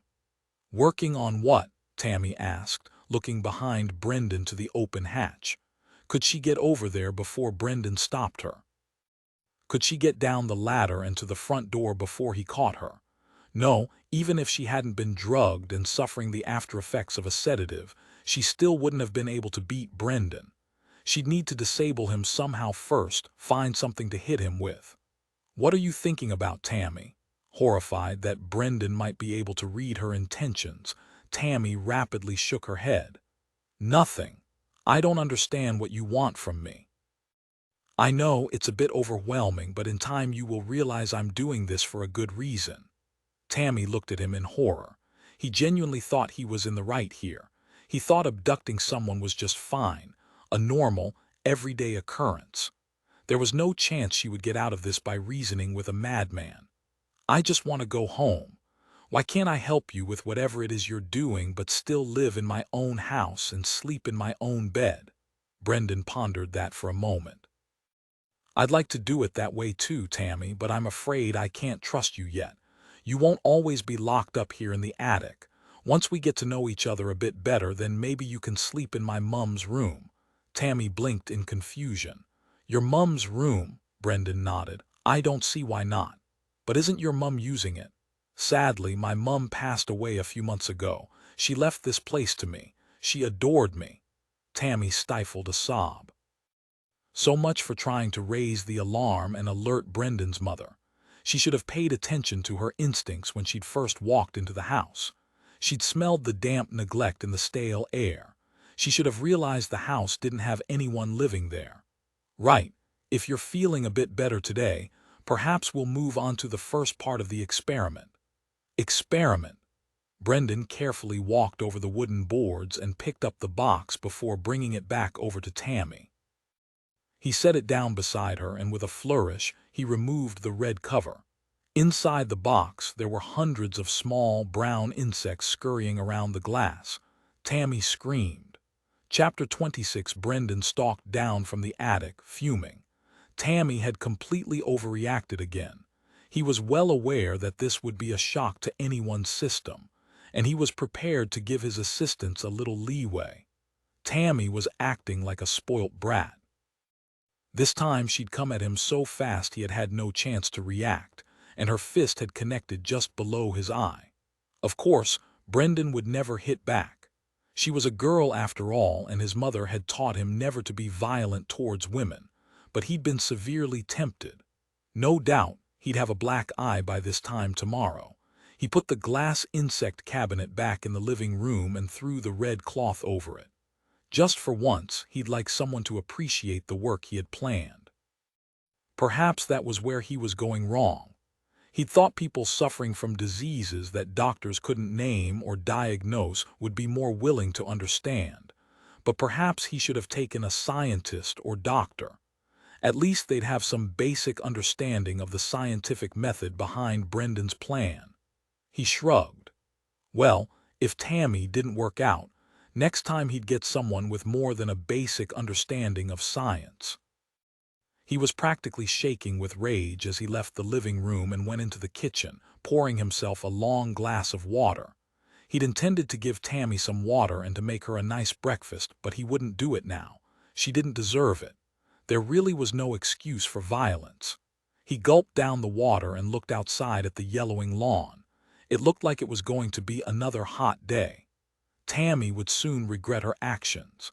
It would be hot up there, and she'd be very thirsty soon. Perhaps that would teach her to be nicer to him next time. His plans for the day had been completely derailed by Tammy's outburst. He'd intended to gradually introduce her to the theory behind his science, but he could tell he wouldn't get any sense out of her now. There was nothing for it. He would have to leave her until tomorrow and hope she saw sense then. In the meantime, he had plenty to keep him busy. He left the kitchen and entered the small dining room downstairs that his mother had kitted out as a study for when she worked from home. The computer was still there, as well as a printer, a comfortable computer chair, and a large desk. Brendan settled himself in front of the computer and opened up a file on the desktop. He selected the image and clicked on Print from the file menu. He'd go for 100 today. That was a nice round number. He closed his eyes as the printer hummed into life. He'd been excited to get Tammy on board when her reaction was disappointing, but he needed to remember that Rome wasn't built in a day, and this kind of experiment took time. Besides, his income had been dwindling over the past few weeks, especially after Ashley. He frowned when he thought about Ashley. She was a total failure. He could only hope Tammy would be better, although going by the start, it looked like he may have picked another dud. He plucked one of the printouts from the printer tray and looked at the leaflet. In full color, it had the name of his company, Express Pest Control. Beneath the logo, it had some nice pictures of mice, bedbugs, and fleas, and underneath that, his slogan and his contact number. He pulled some white envelopes from the drawer and began to fold the leaflets in half, stuffing the leaflet into each envelope. Most people would just put the leaflet through letter boxes. They wouldn't bother with an envelope, but Brendan liked to do things differently. He had a very important reason for using an envelope. When the printer had spat out the last leaflet and he'd stuffed the last envelope, Brendan gathered them all together and carried them back through to the living room. He set the envelopes down on the coffee table and then went to his bedroom to get a pair of gloves and a pair of tweezers. Then he uncovered the glass cage and the lid. The insects rushed to the sides, trying to escape. Brendan lowered the tweezers and plucked an insect from its fellow bugs. He placed it in the envelope and then quickly sealed the envelope with sellotape. He smiled. 1 down, 99 to go. It was ingenious, really. A very clever plan, even if he did say so himself. He'd go out to a neighborhood nearby and put the envelopes through a variety of different letterboxes. When the owner of the house opened the envelope, they probably wouldn't notice the small bug. They'd read the leaflet, perhaps put it along with the junk mail ready for recycling, and go about their business. The little bug would make itself at home. That night, it would come out from its hiding place, scurry along to the closest sleeping body, and tuck in. After a few nights of bites, when the house owners realized that this wasn't a simple gnat bite or mosquito bite, they'd get in touch with a pest control company, hopefully remembering the leaflet they'd put in recycling, before grabbing it and giving Brendan a call. He was generating his own business. Brendan chuckled as he plucked another insect from the glass cage and put it into another envelope. Chapter 27. Mackinnon and D. Tyler worked steadily on the interview plan for over an hour. Noah Thorne had been booked in, and they were awaiting the arrival of the duty solicitor before they started the interview. They only had a limited time before Noah was entitled to a rest break. They couldn't question him all night. If the case against Noah Thorne went to trial, they couldn't risk his defense team declaring he was put under undue pressure without adequate time to rest. Mackinnon scanned the list of handwritten questions. "How did Evie get on with Ashley's diary?" he asked. "Did she find anything we could use in the interview?" Tyler looked up from the paperwork. "She's made some notes. I'll forward them to you later. It didn't give us the break we'd hoped for, but Ashley mentions Noah frequently and not always in favorable terms. From her descriptions, he sounds domineering and controlling. A man who wouldn't take no for an answer. She said he'd been cheating. Any mention of physical violence. He grabbed her and left bruises. Acceptable, and it could easily have escalated." Mackinnon checked his watch. "And the laptop. How soon can we expect a result from that?" Tyler gave a heavy sigh. "It's outside normal working hours, so there's only one person manning the tech department tonight. He's going to look at it for us, but I doubt we'll get any answers from the laptop before we interview Thorne." Mackinnon nodded and shuffled the scattered paper in front of him into a pile. "So we don't have much to work with." "Not yet." The phone on Tyler's desk rang, and he got up to answer it. From his replies, Mackinnon got the gist of the conversation. The duty solicitor had arrived. They headed downstairs together. Tyler had booked interview suite 3. The so-called suite was in fact a small windowless room, not much bigger than the stationery cupboard, and Mackinnon wasn't looking forward to spending time inside the claustrophobic space. He hoped Thorne found it as uncomfortable as he did and wanted to spill the beans and get out of there as soon as possible. Outside the interview suite they exchanged pleasantries with the duty solicitor, Barbara Wood. She'd already been inside and conferred with her client, so Tyler led the way into the small room. Thorne was already sitting at the table, shoulders hunched, staring silently down at the scratched laminate tabletop. The uniformed officer who'd been stationed in the room to keep an eye on Thorne gave them a polite nod as he left. As Mackinnon had expected, the room was stuffy and far too warm. Barbara Wood sat next to her client, and Mackinnon and Tyler sat in the seats opposite. 4 bottles of water had been laid out on the table. A red light blinked on the small camera in the corner of the room. Tyler checked there was a tape in the audio recorder, then pressed record. Mackinnon pushed bottles of water towards the solicitor and Thorne before opening his own bottle and taking a sip of the lukewarm water. Tyler began the introductions for the benefit of the tape. As Tyler spoke, Mackinnon took the opportunity to study Thorne. He looked considerably less confident now. Reading his body language, Mackinnon judged he was stressed and scared. Would he talk? It was impossible to know at this stage. They didn't have much time until they'd need to break for the evening, so Noah had adequate time to rest, and Mackinnon hoped their carefully planned interview questions were effective and they'd get answers before they had to call it a night. "Today, we found Ashley Burroughs' laptop in your bedroom, Noah." Tyler pushed a photograph of Ashley's laptop across the table. "Could you tell us why you had it?" Noah scowled. "Technically, you didn't find it. I gave it to you. I took it out of the drawer myself and handed it to you." Tyler ignored the pedantic reply and asked again, "Why did you have it?" Noah shrugged.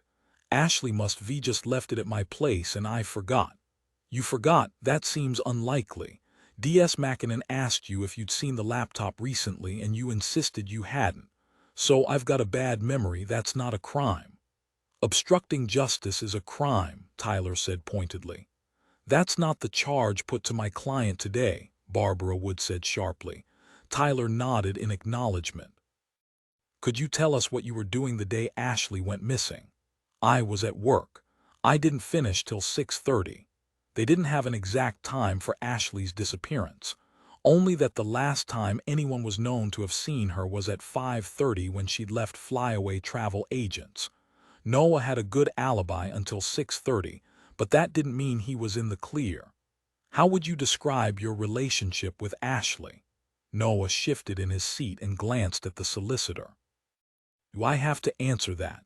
"Not if you have something to hide," Tyler said before the solicitor could respond. "I don't," Thorne snapped. "I just don't like what you're implying." "I'm not trying to imply anything, Mr. Thorne. I just want the truth." The duty solicitor gave Thorne a small nod. He exhaled a long breath and then said, "She was my girlfriend. We had a few arguments and broke up, but we still talked. We were still friends." "When was the last time you spoke to Ashley?" Mackinnon asked. He'd already asked Thorne this on a previous occasion and was interested to hear if his answer would be consistent. Thorne blinked. The last time I saw her was just after she left work 2 days before she disappeared." "And what happened the last time you saw her?" Mackinnon asked. Thorne's features tightened in annoyance. "You already know the answer to that. Please tell us again for the benefit of the tape." Thorne leaned back in his chair and folded his arms over his chest. From the sulky expression on his face, Mackinnon thought he might refuse to answer, but eventually he said, "We argued." "What about?" "I wanted to apologize and asked her if we could go somewhere to talk, but she was really angry."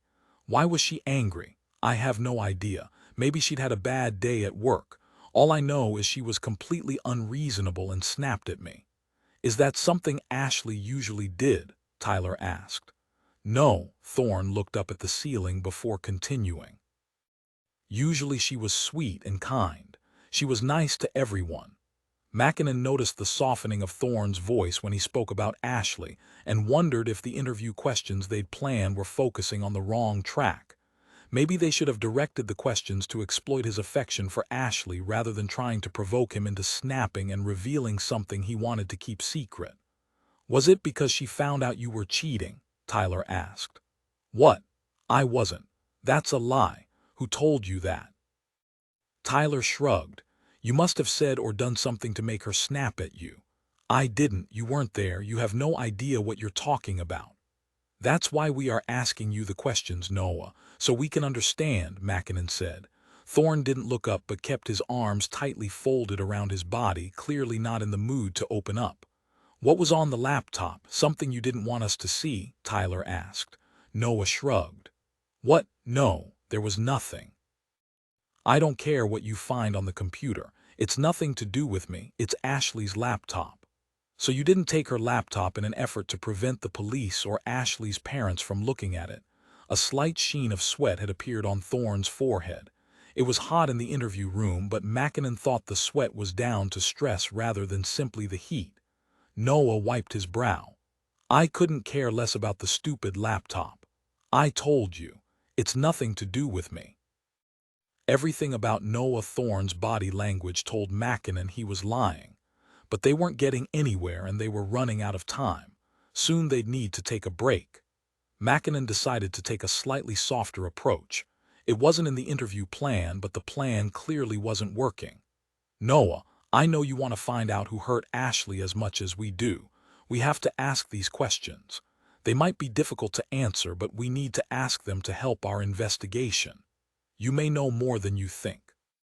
Thorne's gaze flickered up to meet Mackinnon's. He stared at him for a moment or two, and Mackinnon met his gaze steadily. He wanted to give Thorne the impression they were all in this together. He needed him to believe they were all on the same side. "This must be incredibly hard for you, but we need to find out why you kept the laptop. You have to understand that it makes you look guilty." "But I didn't hurt Ashley, I swear." "Then you need to help us prove that. You need to start telling us the truth, Noah."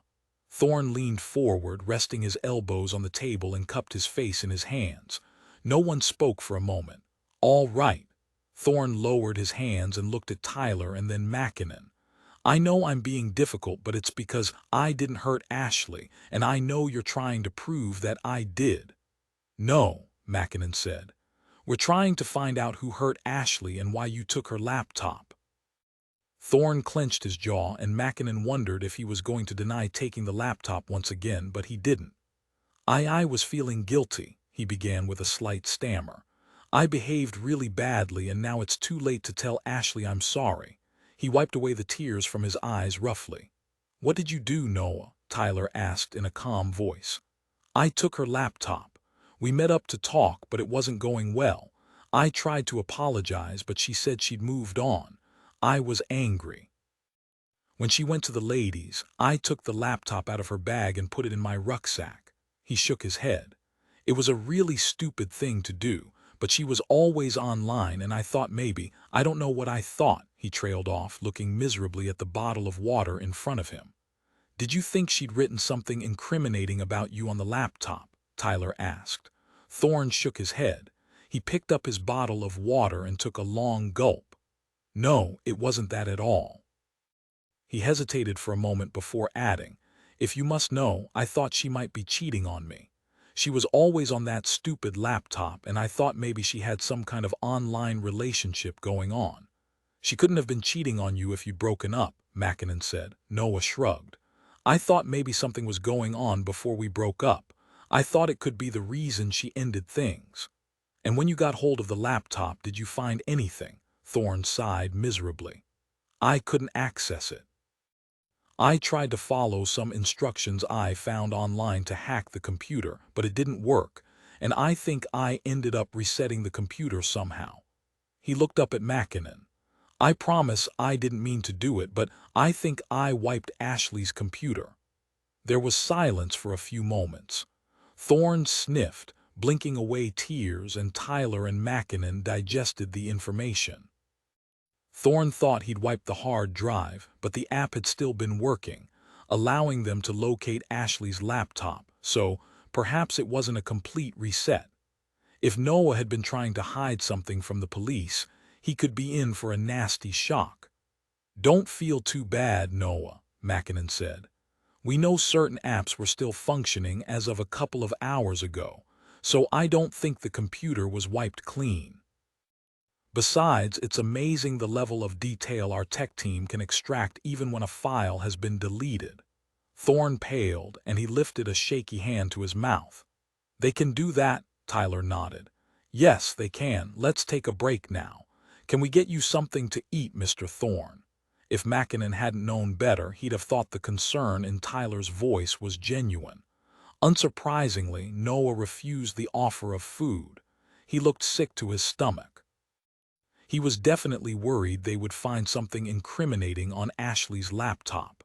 Chapter 28. They let Noah Thorne go before midnight. Mackinnon and Tyler sat in the open-plan office area sipping strong coffee. "Do you really think it's him?" Mackinnon asked. "I don't know. There's something I don't like about him, something that sets off alarm bells, but we don't have enough on him yet." Mackinnon couldn't help wondering if they played their hand too soon by bringing Thorne in before they'd gathered the evidence they needed. "We've got the laptop. That should give us something." Did you see the look on his face when Thorne realized he may not have covered his tracks as well as he thought? Tyler nodded thoughtfully and took a sip of his coffee. "I did. He looked scared. Extremely scared. I hope we're right, and he didn't manage to wipe everything from the laptop. The fact that the tracking app was still linked to the laptop gives me hope." "I agree." Tyler checked his watch. "Which reminds me, we've not heard anything back from the tech department. I'll follow up with them before I go home." "What about the search team we left at Thorne's place? Did they find anything in his flat?" "Not as much as I'd like," Tyler said. "They found some items we believe belong to Ashley.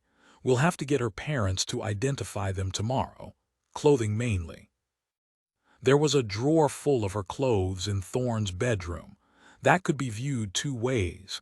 It could be innocent, stuff she kept at his place while they were dating, or it could be seen as Thorne keeping mementos." Tyler put his cup on the table and shook his head. "There's something about Noah Thorne that sets my teeth on edge." Mackinnon felt the same. Though he wasn't yet convinced Thorne had held Ashley captive and prevented her from getting the treatment that could save her life, he thought Thorne's defensive reactions and anger were signs of a troubled personality. As Mackinnon checked his phone to see if he had news from Chloe regarding Sarah's disappearance, Tyler got up, drained his coffee, and headed to his office. He said over his shoulder, "I'll get you a copy of Evie's notes on the diary." "Thanks," Mackinnon said, scrolling through his messages. He had one from Charlotte, wishing him luck in the interview and a positive result. It was too late to reply. There was nothing from Chloe, so he guessed that meant Sarah hadn't returned home. After he got a copy of Evie's notes from Tyler, Mackinnon left Wood Street and headed back to Derek's place for the night. He stopped at a 24-hour supermarket, bought a paella-ready meal and a tiny bottle of red Shiraz. He was tempted by the full bottle but opted for the smaller glass-sized one in the end. He needed a clear head tomorrow. Once settled in an armchair at Derek's with Molly napping at his feet, Mackinnon looked over the sections of Ashley's diary Evie had transcribed. It was quiet apart from the muffled sound of Derek snoring. Mackinnon smothered a yawn and began to read. 2nd April.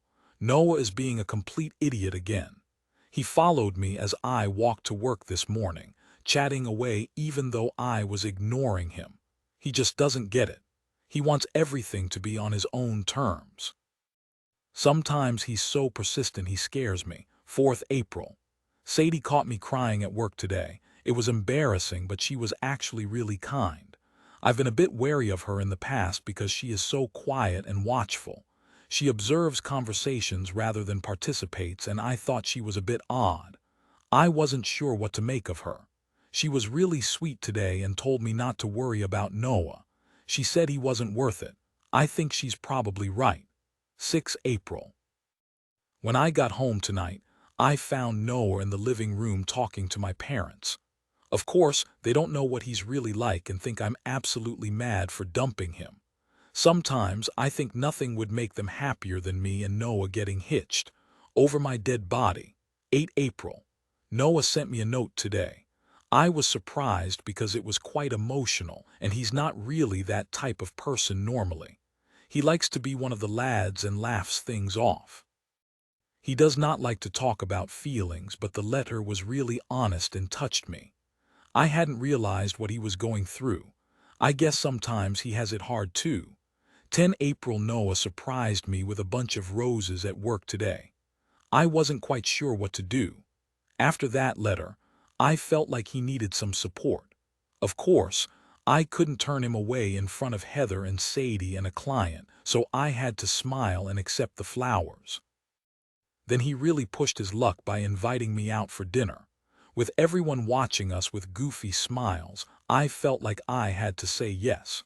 So now we're meeting at our old favorite restaurant, the Italian in Covent Garden.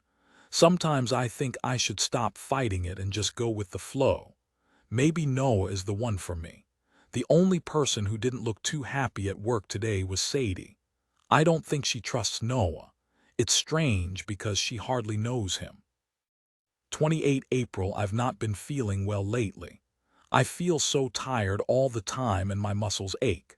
I went to the doctors and they said they'd run a few tests. I'm worried, to be honest. I'm too young to be feeling like this. I'm scared that something really serious is wrong. 10 May. Work was a nightmare today. I had a big bust-up with Sadie. Luckily, Heather wasn't there to hear it. She'd popped out to meet a friend for lunch. I never realized Sadie could be so vicious. She called me all sorts of names, then swore at me.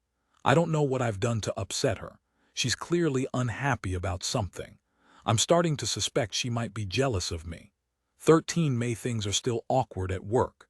Sadie is very tense and standoffish and refuses to talk to me. She says it's because I lied to her when I said things were over with Noah, but I don't think that's true. I think she's actually keen on Noah herself. I can't believe I didn't see it before.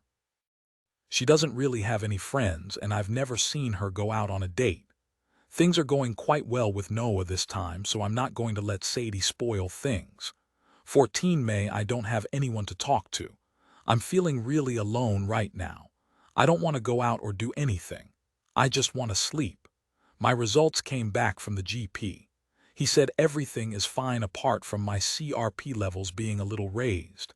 He doesn't seem to be worried, but of course he wouldn't be. It's not him who's feeling ill. 30 May. Noah went out with his friends last night. I was staying at his flat, and when he got home, he was in a really strange mood. He grabbed my arm when I tried to walk away from him, and it hurt. This morning I've got a row of little bruises where his fingers gripped my shoulder. I showed him, and of course he was full of apologies. I don't like it when he's drunk. It's like he has a whole different personality. 2 June. Well, it's happening again. Inevitable, really. Last night I went to Noah's. We were supposed to be having a quiet night in, and I planned to cook. I made a lasagna. When I was about to put it in the oven, he texted to say that he was going out for a few drinks after work. I was a bit cheesed off, but figured we'd still eat together later. He didn't come home until 10 p.m.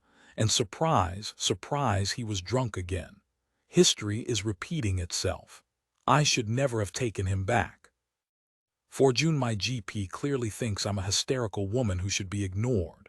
When I went back today to tell him I still felt ill, he tried to give me antidepressants. I mean, seriously, I'm not depressed, I'm ill. 5 June. I joined a forum yesterday. It's a little bit weird, but it's full of people like me. People who have been feeling unwell and have been let down by doctors. In fact, some of them have it a lot worse than me. Some people can't even work or manage to shower every day. I've been absolutely shattered recently and had some really weird symptoms. It's strange, but it feels nice to know I'm not alone in this.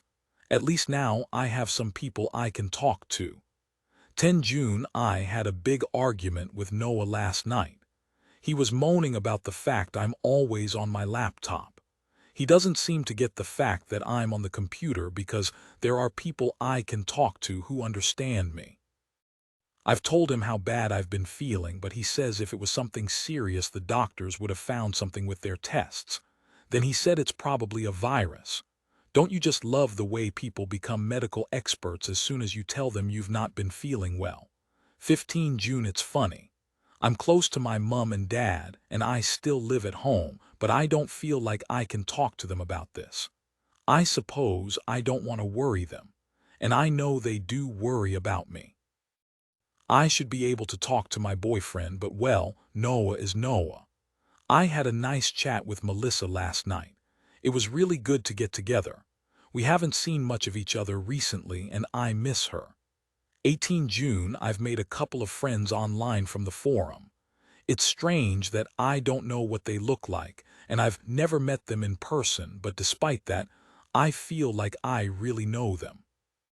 One of the girls from the forum lives in America, so I doubt we'll ever meet in person, but a couple of others are in London, so maybe one day we could meet up. 20 June. Noah and I had a massive row last night. He came back to his flat drunk again, and something in me snapped. I was really tearful. My muscles were aching so much. I'd taken paracetamol and had a hot water bottle, but nothing was helping. Then he came home tripping over his own feet and singing some stupid football song. So I picked up my laptop and tried to leave. He got really angry, but I wasn't going to let him push me around anymore. I told him it was over. He was livid. I was scared he might do something really awful, but he didn't. He stood aside and screamed at me to get out of his flat. I ran out and managed to get a taxi home. This is it this time. It's over for good. I'm not taking him back. 25 June. I can't believe it. I just found out Noah had been cheating on me. I shouldn't care now because I want him out of my life, but I have to admit it really hurts, especially her. Why? How could he do that when he said he loved me? That was the last entry. Mackinnon put down the notes. It was uncomfortable reading.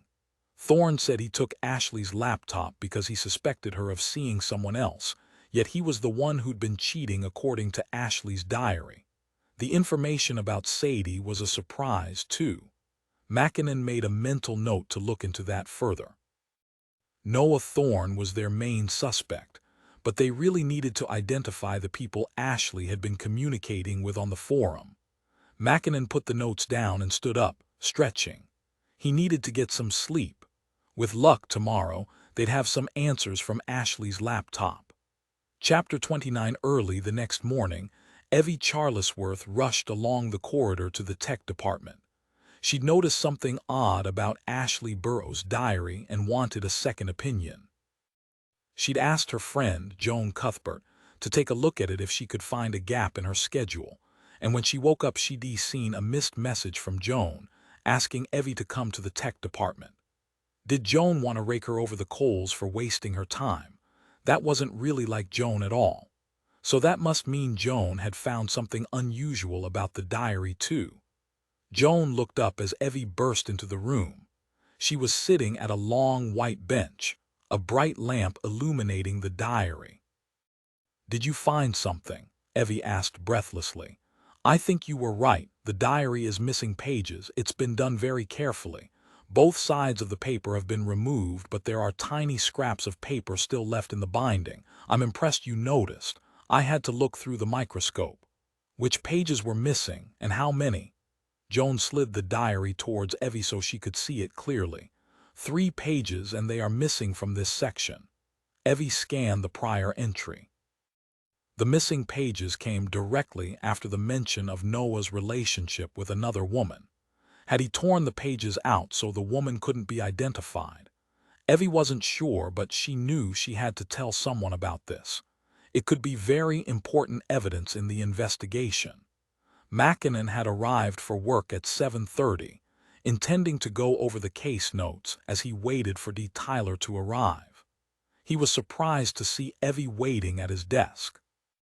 Unusually flustered, she filled him in about the missing pages in Ashley's diary. "Good work," Mackinnon said. "It looks like the evidence is starting to pile up at Noah Thorne's door."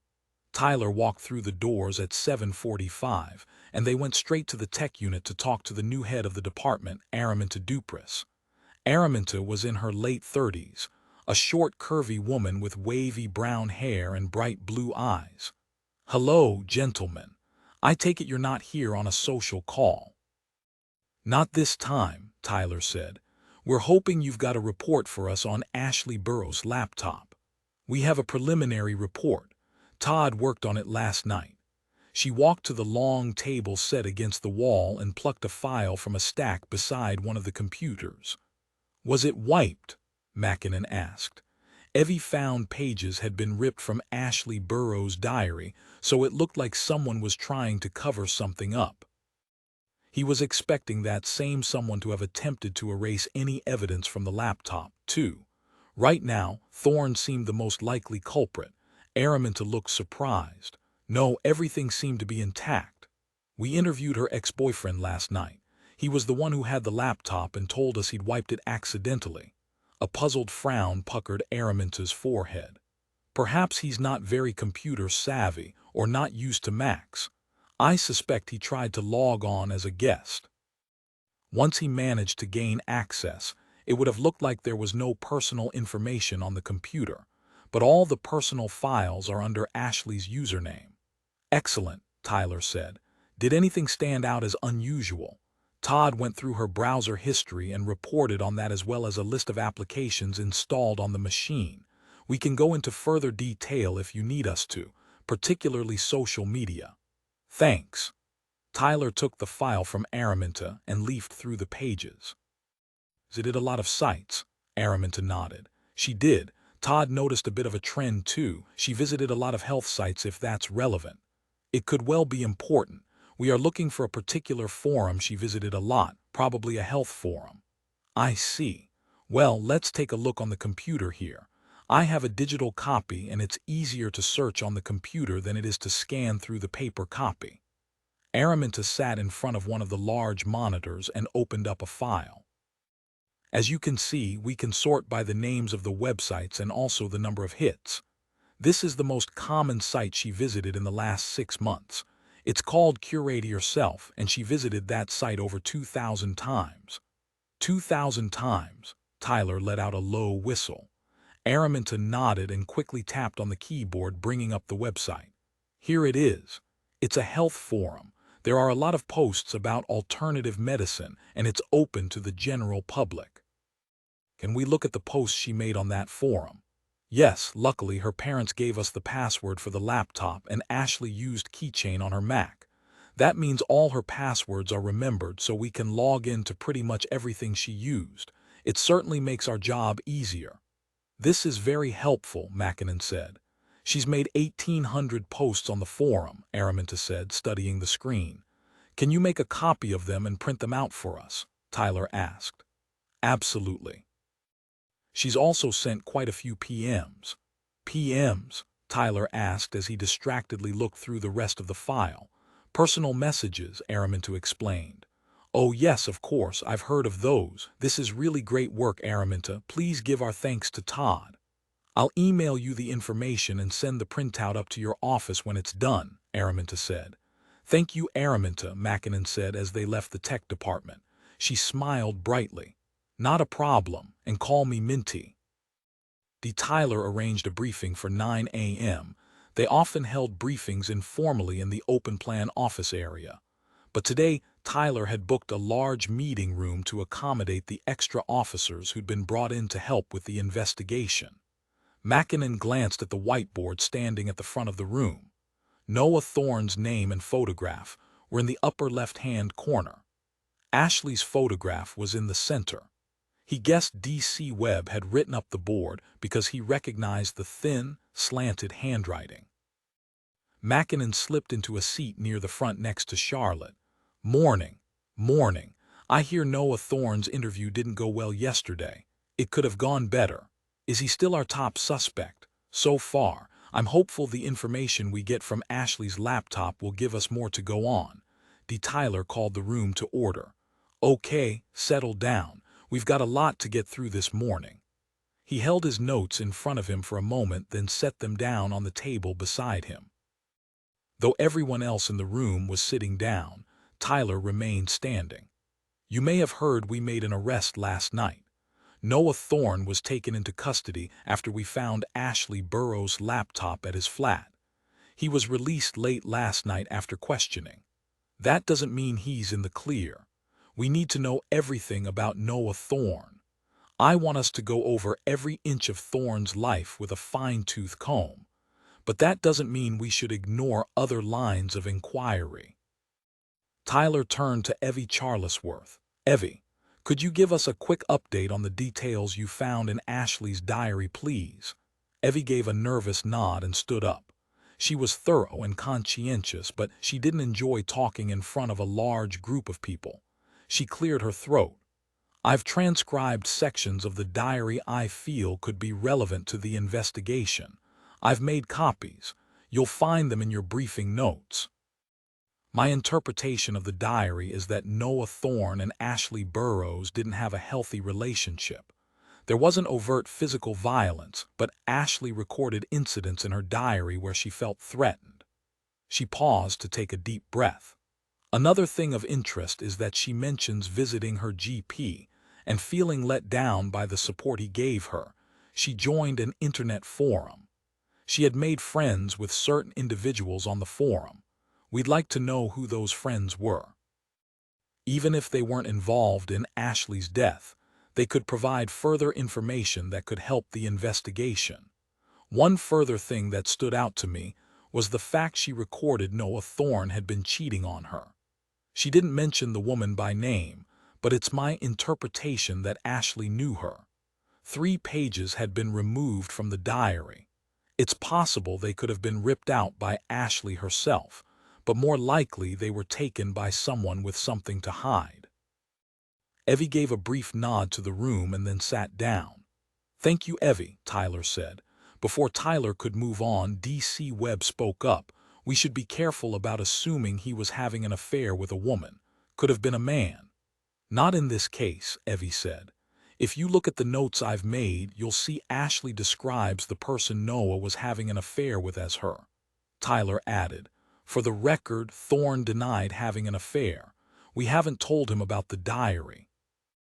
Identifying the woman Ashley believed had a relationship with Thorne is one of our top priorities. Sadie Griffith is a possibility. Those pages were removed by someone. We need to find out who. From Ashley's laptop, we've already managed to get a great deal of information thanks to Todd and Araminta from Tech. The forum Ashley joined was called Curate Yourself.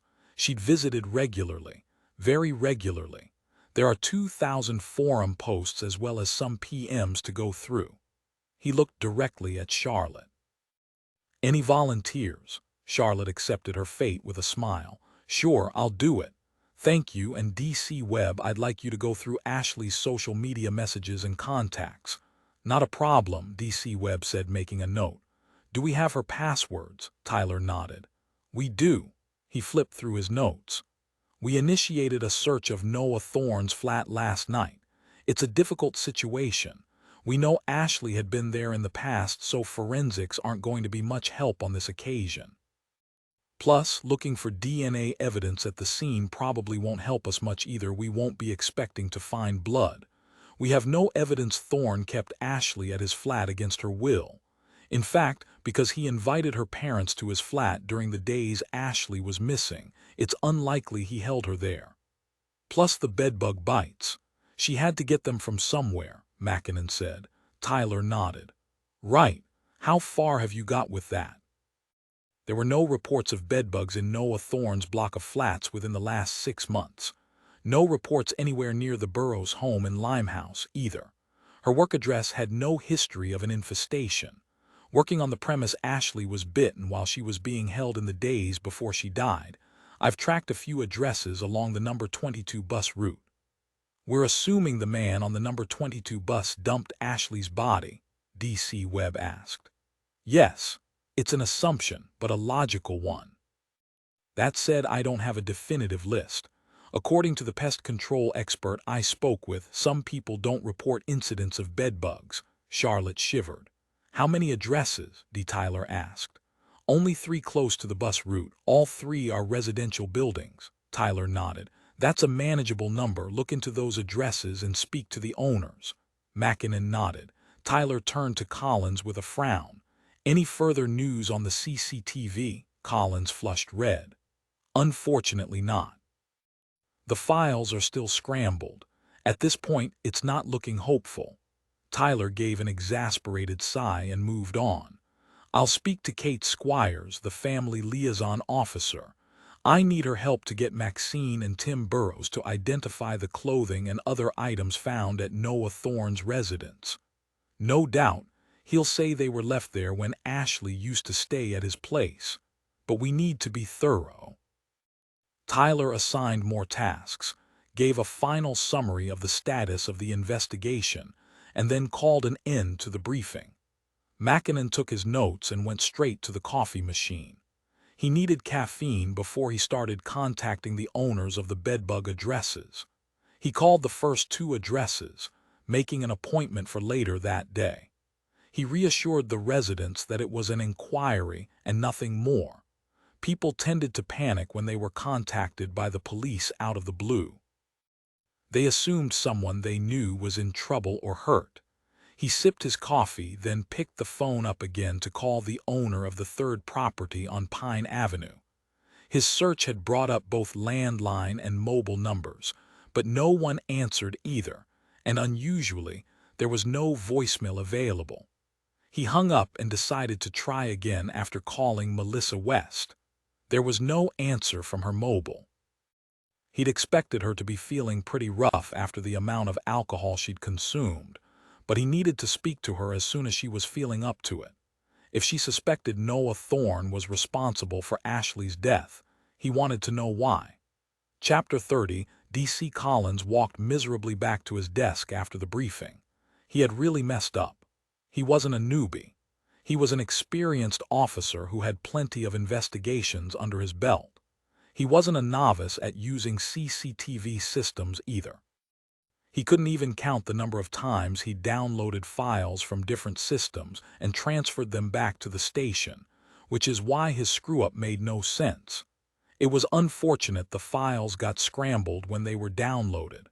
That part wasn't his fault, but the fact the files had been scrambled and he'd mistakenly deleted the originals meant he had set this investigation back by days, maybe weeks.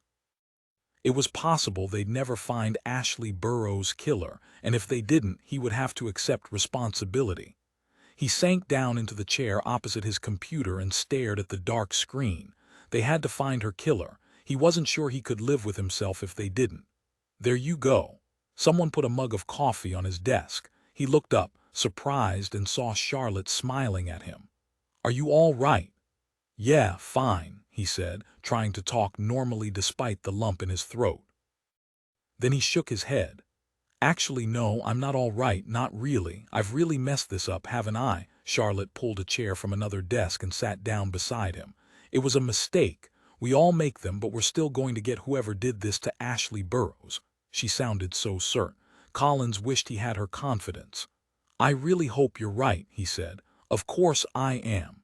She nodded at the mug of steaming coffee.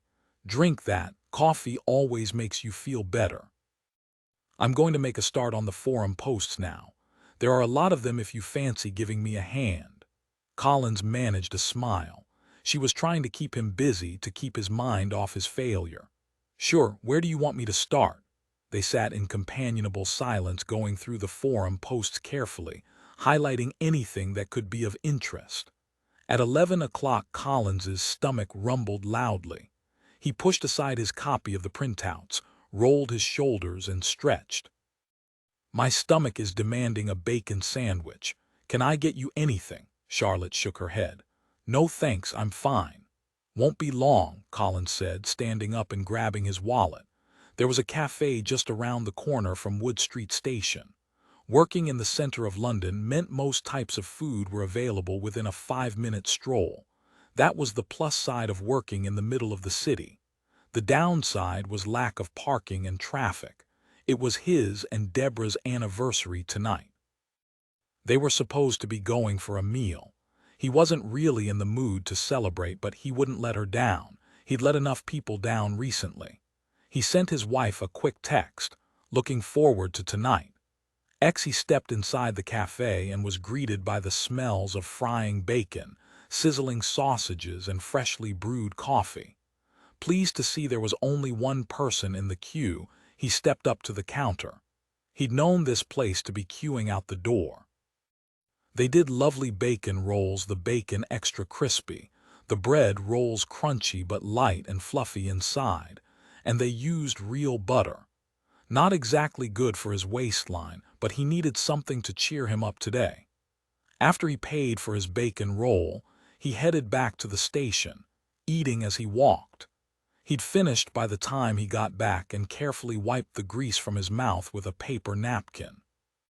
As he walked into the main entrance, he paused to pat down his pockets for his security swipe card and overheard part of a conversation between the desk sergeant and an agitated young woman standing at the counter. "Look, I know you must have lots of these types of cases, but my sister isn't the type to just disappear. She met someone on the Curate Yourself forum, and I haven't seen her since." The desk sergeant mumbled some sympathetic words and scrawled something on the paperwork in front of him. The Curate Yourself forum, the same forum Ashley had been using. That couldn't be a coincidence. Collins approached the desk. "Sorry, I couldn't help overhearing as I was coming in. I'm Detective Constable Collins. You said your sister is missing." The woman turned to face him.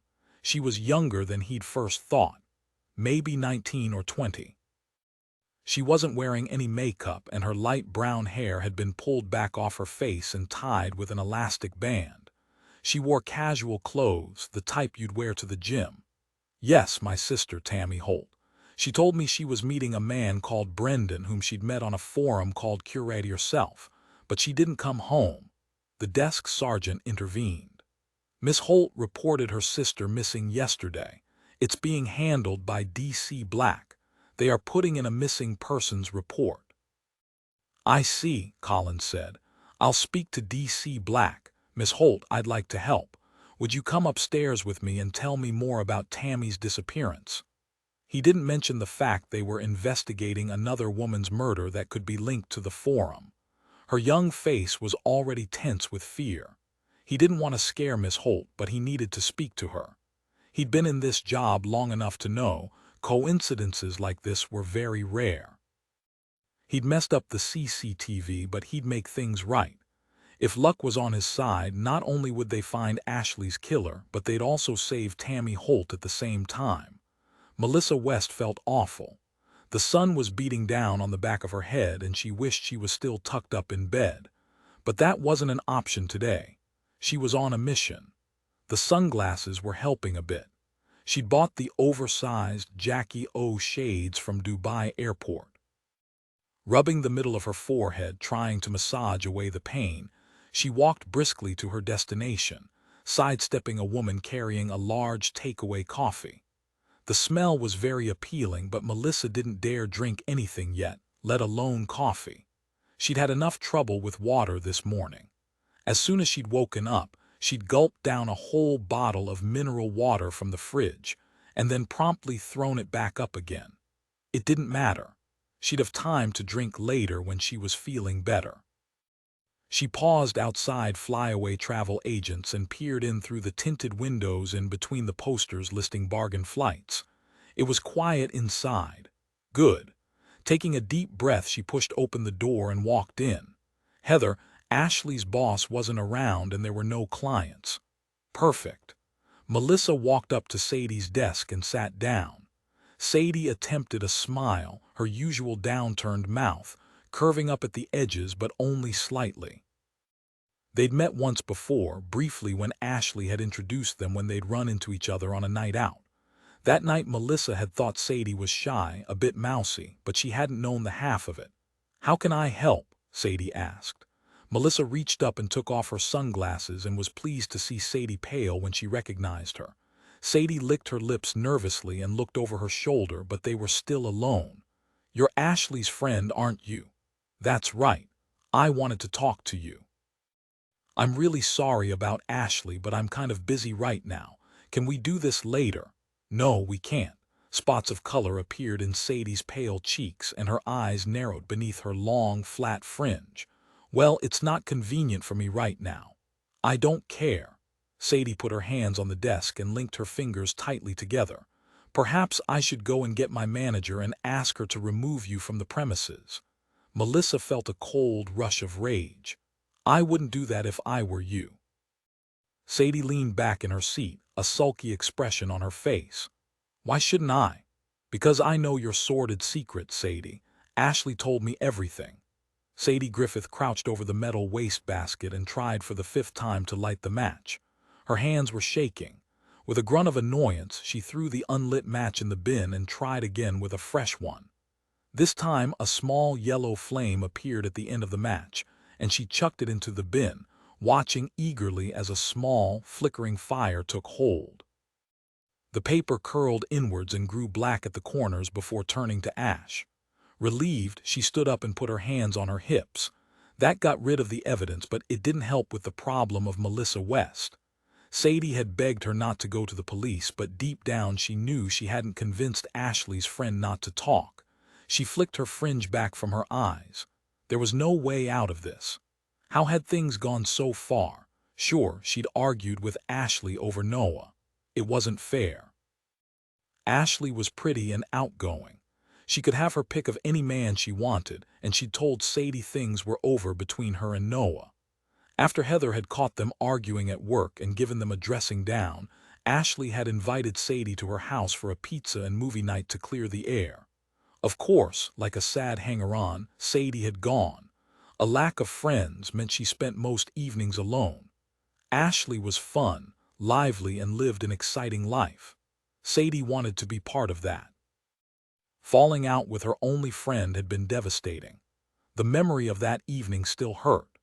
They'd eaten the pizza, a garden vegan-style one for Ashley and a spicy pepperoni for Sadie. Chatting didn't come easily and things were stilted, but Sadie really made an effort. Then after Ashley had put on the film, she'd fallen asleep. It was like a slap in the face. That made it clear how stimulating she found Sadie's company. Humiliating. She wasn't proud of what she did next, but really, was it her fault? If Ashley hadn't been so rude and fallen asleep, Sadie would never have done it. The movie was boring, and so Sadie, feeling angry and hurt, had decided to poke around Ashley's bedroom. She'd spritzed herself with Ashley's favorite perfume, Dolce & Gabbana, light blue, and rifled through her makeup drawer, making mental notes about which foundation and what color lip glosses she used. Then she'd stumbled across Ashley's diary. Her mother always said nothing good came out of poking your nose into other people's business, but Sadie couldn't resist opening the pages and started to read. She was horrified when she got to the section about her. It was completely biased and unfair. When Ashley woke up, Sadie stuffed the diary back beneath the bed where she'd found it and said she had a headache and needed to go straight home. Reading Ashley's description of her had hurt so much. Then, when Ashley went missing, Sadie realized Ashley's words could be seen in the wrong light. She'd panicked. The last thing she wanted was someone to go rifling around in Ashley's diary, trying to find clues to her whereabouts, so she'd gone to Ashley's house and told her parents she was very sorry but she needed to get the curling irons she'd lent Ashley last week. They were very trusting, which made Sadie feel even more guilty. They even let her go to Ashley's room alone, where she quickly shut the door behind her, grabbed the diary, and as carefully as she could removed the offending pages. Looking back now, she could see it had all been a waste of time. She wafted away the curling gray smoke from the bin. It was strange that a few pieces of paper could create so much smoke. How could she have been so stupid? Now she was completely out of her depth. She'd burned the pages she'd taken, but she wasn't safe. She should have removed every single page with a mention of her name, but she hadn't had time with Ashley's parents just upstairs. And after all that stress and worry, it turned out Melissa West knew her secret after all. Sadie was running out of options. The way she saw it, there was only one possible way forward. Chapter 31. Tammy rolled onto her side and a wave of dizziness hit her suddenly. She closed her eyes. He drugged her again. Biting down on her bottom lip, she tried not to cry. She was never going to get out of there. He'd brought her a fresh bottle of water a little while ago, and like a fool, she'd gulped it down. The heat in the loft was overwhelming, and she'd been so thirsty. The metallic taste should have tipped her off, but she hadn't been able to resist swallowing the water. She slowly opened her eyes and tried to sit up, but it was no use. Her muscles felt like jelly. Exhausted, she flopped back down against the wooden boards and focused on her breathing. "It's going to be okay," she muttered to herself. "Once the drugs wear off, I'll escape. Nothing's changed. I still have a plan." She tried to ignore the terror pushing its way into her thoughts. Her mind was going places she didn't want it to go. She had to be strong. Imagining the worst wouldn't help, but she couldn't stop. Why was Brendan drugging her again? What was he going to do to her? The room was moving now. At least that's how it felt. The floor shifted beneath her as though she was on a life raft rocked by waves. She held a shaky hand up in front of her face, trying to focus on something other than the fear. She stifled a sob. There was no point feeling sorry for herself. She'd thought up a good plan, but the sedative running through her system made it impossible to act on. What if this time the drugs didn't wear off? He might keep giving them to her. Then it would be impossible to escape. What if this was it? The end. She'd read somewhere that if she created a rapport with her abductor, it would make it harder for him to hurt her. If Brendan felt like they had a connection, he wouldn't kill her, would he? She wouldn't be able to make a run for it in this state, but maybe she could still talk to him, try to get his sympathy and tell him he could let her go and she'd tell no one. He kept going on about this grand plan of his and how he needed her to help him. Well, maybe she should just go along with it, pretend to be really keen to help, and then once she gained his trust, then she could escape. But it was hard to create a rapport with a monster, and that's what Brendan was. He was convinced he was doing nothing wrong, as though abducting someone, tying them up and keeping them in your loft was the most natural thing in the world. Trying to reason with him would be pointless. How did you create a bond with a madman? She had no idea what the time was. Sleepiness crept over her. Was that because it was night time or simply the drugs? Back home, her mum might be cooking tea, whistling away to the radio. But no, by now she'd be panicking because Tammy hadn't come home yet. How long had she been missing? It felt like weeks, but as far as she knew it might have only been hours. Would Julie have given Brendan's name to the police? Even if she did, would it help the officers find her? How many people in the city of London were called Brendan? Maybe not too many. It was more of an American name. Tammy's thoughts were becoming fuzzy.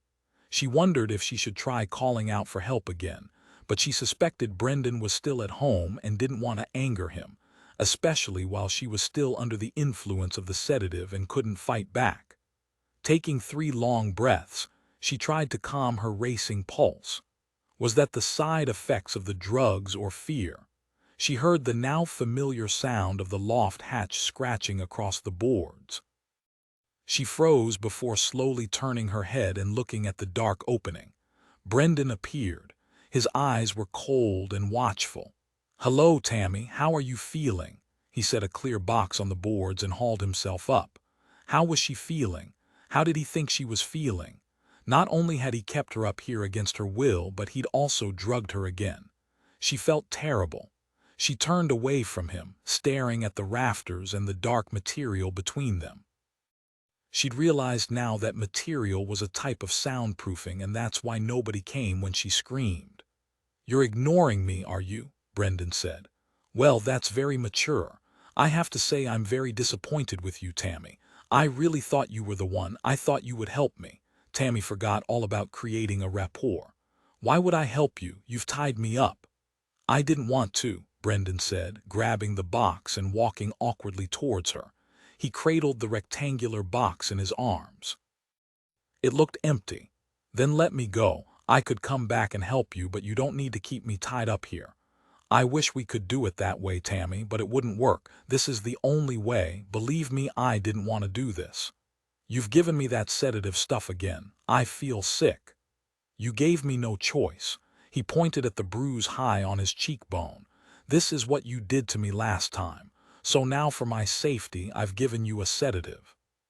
If you start to work with me instead of against me, perhaps that won't be necessary in the future. Tammy felt a rush of rage, and if her hands had been free, she swallowed her anger, remembering her plan. Get him on side, create a relationship. When are you going to tell me about this scheme of yours? Brendan pulled a face. I don't really like the word scheme. It's too close to scam for my liking. This is my research. One day people are going to remember what I did. I'm sure they will, Tammy said. But not for the reasons you think. Brendan pulled a Stanley knife from his back pocket and Tammy held her breath. He eased the sharp blade through the cable ties that bound her wrists. Have you been chewing these? He demanded, inspecting the teeth marks on the plastic. Of course I have. I'm going to get out of here and then you'll wish you'd never crossed me. Tammy shook her head. So you really are a scientist. You didn't lie about that. Of course not. I mean, I have a day job, but science is how I spend my spare time. He must have seen the skepticism on her face because he continued. All the most famous scientists started out with science as a hobby, a passion. I don't work in a commercial lab. A company doesn't pay me a salary and dictate my research. No, I choose my own research subjects. Her muscles were weak and her limbs flopped uselessly at her sides as the sedative took hold, but her mind was still active. She wasn't sure how long she could remain conscious, but she didn't want to pass out with Brendan so close. And what are you researching? A thin smile spread across Brendan's face. I'm glad you asked. Tammy's skin prickled and her stomach rolled in disgust as Brendan shuffled closer. He pulled the rectangular box towards him until it sat between them. What's that? Some of my research subjects.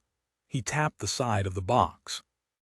Tammy watched, horrified, as tiny insects scurried about at the bottom of the glass box. What are they? Tammy asked, unable to keep the panic from her voice. Brendan angled the case so she could see there was a circular rubber seal on one side of the box. Tammy's heart thundered. What was he going to do?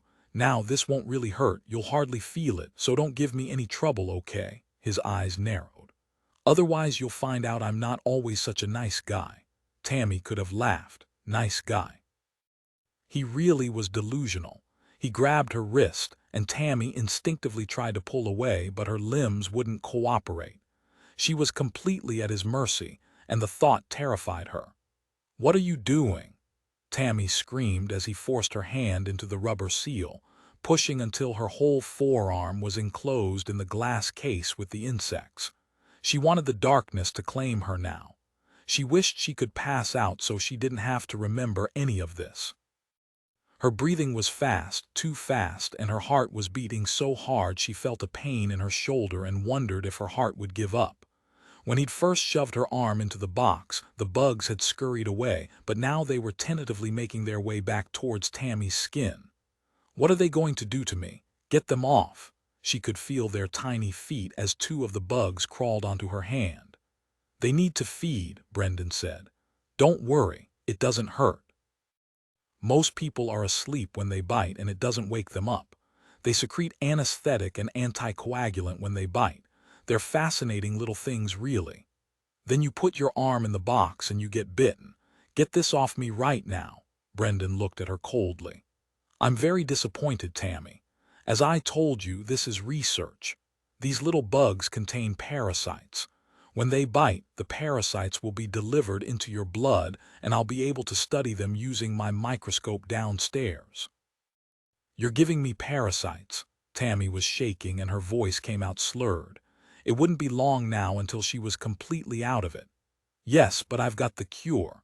I told you, don't worry, you can trust me. Trust. Tammy's eyes flickered closed as the welcome blackness finally enveloped her. Brendan carefully carried his precious bugs downstairs. When Tammy had kicked off, he was scared she was going to squash them. Of course, he could always get more, but that wasn't really the point. Tammy was severely testing his patience. Still, she would be an adequate incubator for the parasites, and whether he had to drug her for the whole time was neither here nor there. He would do what was required. He put the case down in the kitchen and studied the insects. Most of them had taken the opportunity to feed and were swollen and engorged with blood. He hadn't been completely honest with Tammy. So far he'd been unable to see the parasites under the microscope, using his own blood. But he knew they were there. He'd picked Tammy because of her symptoms. He believed she was already infected, and after the bugs had fed on her blood they would become carriers.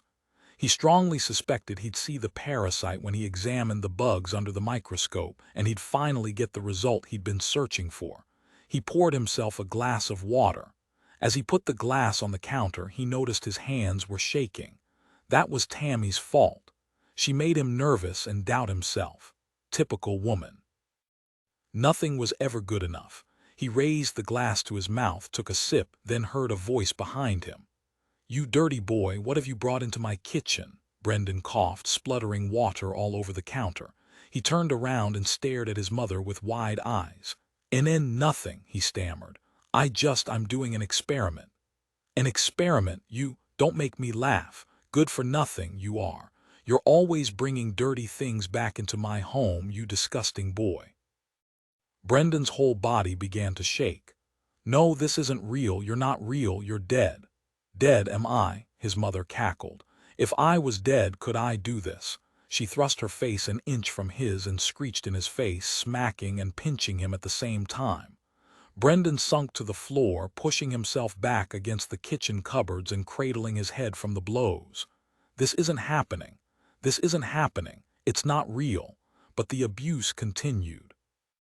She screamed at him over and over, kicking and shouting, telling him he was worthless, a waste of space and sick in the head. Dirty, dirty, dirty. Brendan remained crouched on the floor for a long time after his mother's voice faded. When he finally dared to look up, the kitchen looked normal and there was no sign of his mother. It had been a hallucination. Another one. They were getting more and more frequent. Trembling, he pushed himself up from the floor, leaning on the counter for support. She wouldn't leave him alone. He wiped tears from his cheeks. Would he ever be rid of her? Chapter 32. Collins took Julie Holt to the open-plan office area so he could call the office manager to book an interview room. He stopped by his desk and picked up the phone. "This won't take long. Do you want to sit down?" But Julie remained standing, moving constantly. Nervous energy, Collins guessed. While he was on the phone, Julie stood beside him. Her hands tightly gripped the strap of her handbag and she chewed on a thumbnail. "Thanks very much," Collins said to the office manager when she'd assigned the interview room. He hung up and smiled at Julie, trying to put her at ease. "Right, we've got interview room 2. Ready?" It wasn't the nicest of the interview rooms, but it was a fair size and the chairs were comfortable. Julie nodded. "Can I get you a drink? Coffee?" She pushed a few loose strands of hair back from her face. "Just some water, please." "It's really hot up here." "Sure. There'll be bottles of water in the room, and sorry about the heat. Our air conditioning system isn't exactly state-of-the-art. We're not really used to hot weather in the UK, are we?" Collins said. "It never lasts very long anyway, so we make do with box air conditioning units that make a lot of noise but never seem to cool anything down." Julie nodded absently. She was extremely tense, which was understandable. Collins wanted her to see him as someone she could trust and talk to, someone to confide in. He'd dealt with cases in the past when the police hadn't had the whole story because the family were ashamed or embarrassed to tell them. Sometimes that meant it was too late to make a difference. Collins opened the door and let Julie enter the room first. He was pleased to see a fan in the corner of the room. Bottles of water and stationery had been set out on the table. He pulled out a chair for Julie. He switched on the fan and angled it towards her. "Is that any better?" She nodded. "Yes, thank you." Collins sat in the seat opposite her, grabbed a notepad and picked up a pen. "Now, I know you've already spoken to DC Black about your sister's disappearance, but I want you to tell me about the last time you saw her or spoke to her and what you think might have happened to prevent her coming home." Julie nodded. "Okay, my sister hasn't been well recently. She's been ill for the past year or so. Fibromyalgia, it really gets her down, and I suppose it makes her vulnerable. I worry about her. I got a text message to say she was meeting somebody from a forum because they could help with her recovery. She said his name was Brendan. Julie paused and her lower lip wobbled. She covered her face with her hands. I should have told her not to go. I can't believe I just let her meet somebody off the internet on her own. It's my fault. How old is your sister? She's 23. Then she is responsible for her own decisions. It's not your fault. Julie shrugged miserably. It feels like it is. I'm sure my mum thinks it is too. She was horrified when I told her Tammy had texted me her plans and I hadn't tried to stop her. Do you know the name of the forum? Julie nodded. It's called Curate Yourself. Tammy had been spending a lot of time on there recently. She said people understood her there in a way others couldn't, meaning Mum and me, of course. She had a point. I wasn't always as sympathetic as I could have been.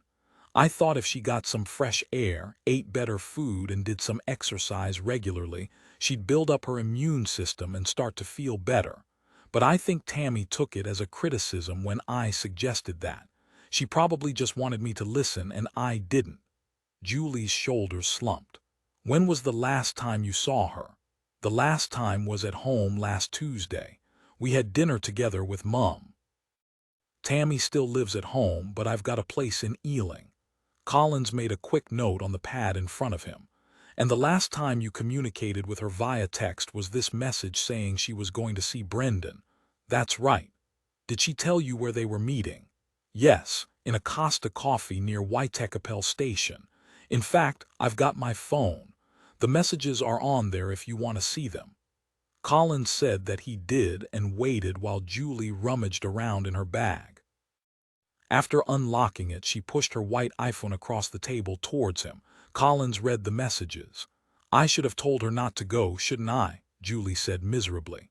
It's easy to think of things you could have done differently in hindsight. You can't blame yourself. I can't help it. Collins paused. There wasn't anything he could say to make her feel better. The only thing that would help was finding Tammy and getting her home safely. You said Tammy lives at home with your mum. Yes, that's right. Mum came to the station with me yesterday to report Tammy missing, but she didn't want to come here today. She wanted to stay at home in case Tammy comes back. And what about your dad? Julie shrugged. He's not on the scene. I haven't seen him since I was 2. And you and Tammy share the same father, Julie nodded. You've tried to call Tammy. Of course, loads of times. I phoned all the friends I could think of and posted on social media, but there's been no sign of her. No one's seen her since she met that man, Brendan. Okay, do you know how Tammy accessed the forum? Was it on her phone or on her computer? Julie thought for a moment. Both, I think. And Tammy didn't leave her phone at home. Julie shook her head. No, she must have taken it with her. That's another reason I know something is very wrong. She's got a popular account on Instagram. She posts every day at the same time. She's got loads of followers and she wouldn't let them down. Plus, there's all this stuff about demographics and the best time of day to post. She is pretty obsessive about it. Okay, so it's likely Tammy can't access her phone. Do you know what mobile network she uses?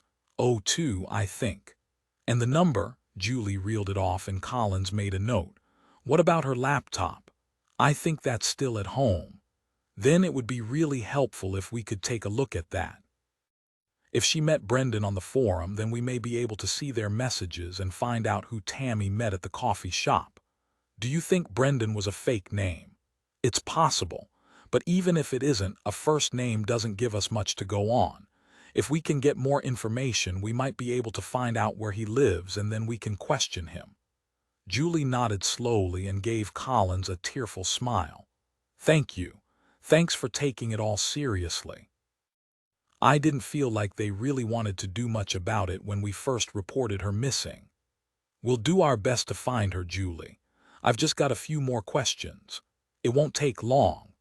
Afterwards, could you go back to your mum's place and explain the situation? I'll send some officers round to pick up the laptop, and if you and your mum agree, they'll take a look around Tammy's room to see if they can find anything to help us discover where she's gone. Julie agreed and looked at him full of gratitude. Collins really hoped he didn't let her down. Mackinnon stood up and looked at his gray suit jacket on the back of the chair. It was too hot to even contemplate wearing it today. He usually wore a tie and a suit when he was working. But today, he would have to lose the jacket. The case seemed like it was slipping away from them, and he was pinning his hopes on the addresses where the bedbugs had been recorded. They needed to make progress. He had 2 appointments lined up for the residential addresses but still hadn't been able to get in touch with the owner of the empty 3-story building. He'd have to try them again later. He picked up his wallet and mobile and was heading out of the office when the phone on his desk rang. He walked back and picked up the handset.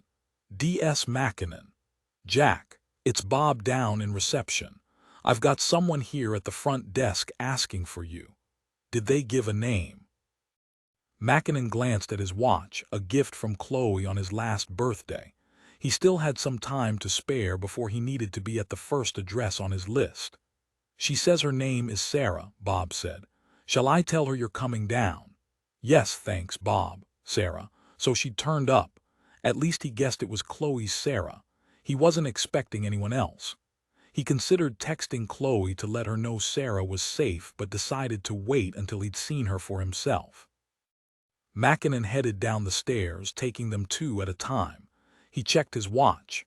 He didn't know how long this was going to take, and he had those appointments to keep.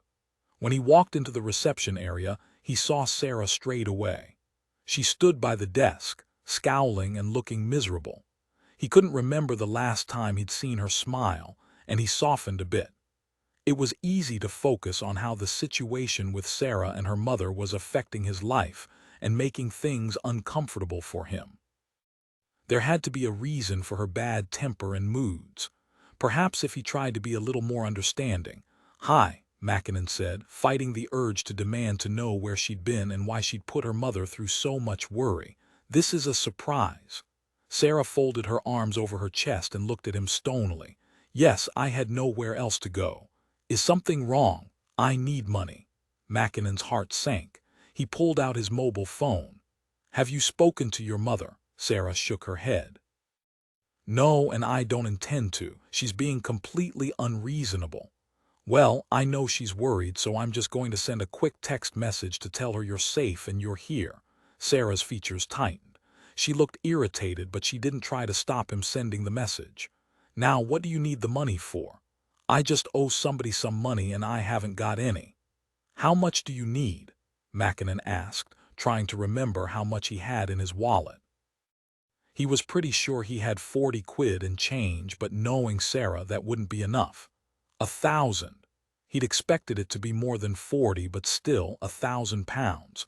What could she possibly need that for? She'd been living at home rent-free and Chloe paid for all her food and day-to-day necessities.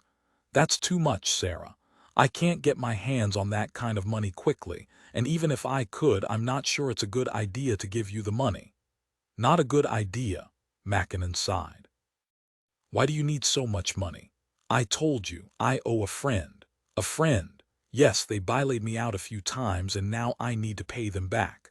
But borrowing from someone else to pay off another loan isn't helping. You need to get a job, earn some money, and then pay your friend back. Sarah rolled her eyes as though he was being completely unreasonable. Are you going to help me or not? Tell me, are you in any trouble? If you are, you can tell me. No, I'm fine. I'm not a child. Right. Mackinnon was very tempted to say she might not be a child, but she was definitely acting like one. So I guess that's a no then. I can't get that much money in a day. Then get 250 from the cash point. I'll wait. Mackinnon reached for his wallet and then stopped. No, Sarah, this is your debt and you need to pay it off yourself. If you're scared of the person who lent you the money, then you need to tell me. I don't need to do anything. I told you I'm not scared of them. They're just a friend. Then the answer is no. She stared at him with such animosity he was at a loss. Did she really expect him to just hand over £1,000? Then, without a word, she spun around and stalked out of the station. Mackinnon walked after her but paused on the stone steps as Sarah crossed the road. She got into a red Corsa that had seen better days. Two of the hubcaps had fallen off, and there was a large dent in the bodywork on the passenger side. He couldn't make out the driver, but he made a mental note of the license plate before they drove off. He turned around and walked back into the station and caught the eye of Bob behind the desk. Bob whistled through his teeth. "Kids, eh? Who'd have 'em?" Chapter 33. Mackinnon went back upstairs feeling very uneasy. He would have to tell Chloe that Sarah was asking for money again, but perhaps that was a conversation they should have in person. Sarah said she wasn't afraid and didn't appear to be in immediate trouble. He sat down at his computer and searched for the license plate number of the red Corsa. According to the Devlaws records, it was owned by a man called Robin Courtney, of 17 Marigold Plaza, Hackney. Date of birth, the 27th of May, 1980. That made him a lot older than Sarah. Had Courtney been driving the car? Mackinnon hadn't been able to get a good look at the driver. The image they had on file for Robin Courtney showed a man with a long, narrow face, messy brown hair, and a squint that made it look as though he distrusted the photographer. If it had been Courtney driving, how did Sarah know him? From university? Was he a mature student? Mackinnon paused only for a moment before opening a new screen and searching the police database for Robin Courtney. What he saw made his stomach churn. Courtney had been arrested and charged for an assault 4 years ago. Mackinnon scanned the details. It had been an incident outside a nightclub, and Robin had been given a suspended sentence. As he scrolled down the screen, his worst fears were realized. Courtney had been arrested for drug dealing 3 times, once in 1999 and twice in 2009. Was that how he knew Sarah? Was it possible she was taking drugs? That would certainly explain her mood swings and her need for money. For a long moment, Mackinnon just stared at the computer screen. He was going to have to talk to Chloe about this.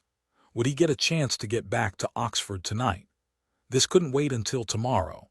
He'd have to make time. He glanced at his watch.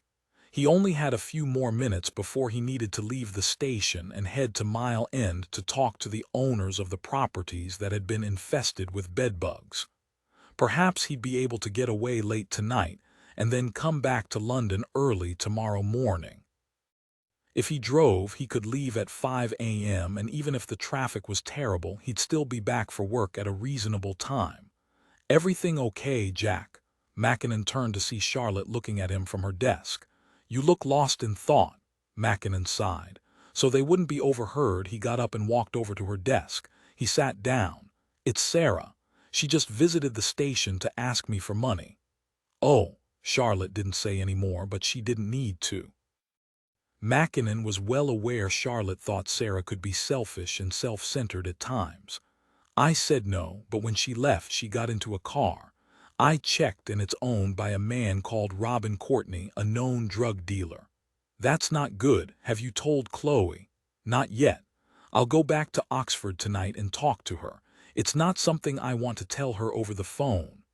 "I can understand that. Do you have any reason to believe Sarah's taking drugs?" "I haven't seen her that much recently, but when I do, she is miserable, lashes out for no reason, and is difficult to live with. Now she's asking for money." Charlotte frowned. "I don't know, Jack. I know Sarah has been difficult in the past, but why would she take drugs after what happened to her friend?" Charlotte was referring to an incident a few years ago when Sarah's friend had overdosed on contaminated heroin. She'd been distraught. "I don't know for sure. The only thing I am sure of is that Chloe should know about it." Charlotte nodded. "You're right, she should." Charlotte's computer pinged with an incoming email. She turned to look at the screen. "Sorry, that's the digital copy of the private messages and posts from the forum. There are loads of them, so I'd better make a start, but if you need anything, just ask." Mackinnon smiled. "Thanks. Hopefully it'll turn out to be a false alarm." Mackinnon got to his feet as Tyler and Collins walked into the office area. "Before you go, Jack," Tyler said, "we've had a development." Tyler and Collins wheeled over chairs, and Mackinnon sat down again. "Julie Holt came to the station to report this disappearance of her sister yesterday," Tyler said. The missing woman's name is Tammy Holt. Collins has done a tremendous job finding out that Tammy was using the same forum as Ashley, curate yourself. Julie also told him her sister was going to meet a man she'd met on the forum called Brendan. This could be it. This could be the same person who took Ashley. If so, Tammy's life could be in danger and we need to act fast. Mackinnon felt a jolt of adrenaline. Tyler was right. This could be the breakthrough they needed. Do we know anything else about Brendan yet? Not much, Collins said. I'm going to speak with Tammy and Julie's mother. The dad isn't on the scene. Julie hasn't seen him since she was a kid. I'm taking a search team with me to go over Tammy's bedroom and bring back her laptop for analysis. So this helps me narrow things down, Charlotte said. I need to look through the forum messages to see if Ashley communicated with somebody called Brendan. Exactly, Tyler said. We need to get on this quickly. What do you need me to do? Mackinnon asked. I was going to follow up on the bedbug cases today. I still think you could be onto something there, Tyler said. You go ahead with that this afternoon. Collins will follow up with Tammy's family and Charlotte can search the forum posts. DC Web will be looking at social media to see if we can find a link between Tammy, Ashley, and a man called Brendan. Of course, we can't get carried away. Brendan may not be his real name, but if we can find the messages and link him to a Facebook profile or IP address, I think we have a good chance of nailing him. Mackinnon nodded. I hope so. Right, D. Tyler said, getting to his feet and loosening his tie. I'm going to speak to Kate Squires and see if the Burroughses know anyone called Brendan, he smiled. I have a good feeling about this. He slapped Collins on the back. Good job, mate. You've redeemed yourself after the CCTV disaster. Collins winced and flushed red. D. Tyler was never subtle. Mackinnon was preparing to leave when he got another call from the desk sergeant telling him he had a visitor. This time, it was Sadie Griffith. He asked for her to be shown upstairs to interview room 2. Fidgeting nervously, she shifted in her seat as Mackinnon entered the room. I understand you have something to tell me, Sadie, Mackinnon said, taking the seat opposite her. Her eyes were wide as she nodded. That's right. I've come to confess. Okay. Mackinnon found it hard to hide his surprise. Surely she wasn't going to confess to Ashley's murder. He'd suspected they were rivals because he knew from Ashley's diary that she suspected Sadie of having a crush on Noah. I've done something really stupid, but you have to believe me. I didn't harm Ashley. We were friends, but everything has grown so complicated. She put her head in her hands. Let's start at the beginning, Mackinnon said. If you haven't done anything wrong, Sadie, you don't have anything to worry about. But that's just it. I have done something wrong. She began to cry.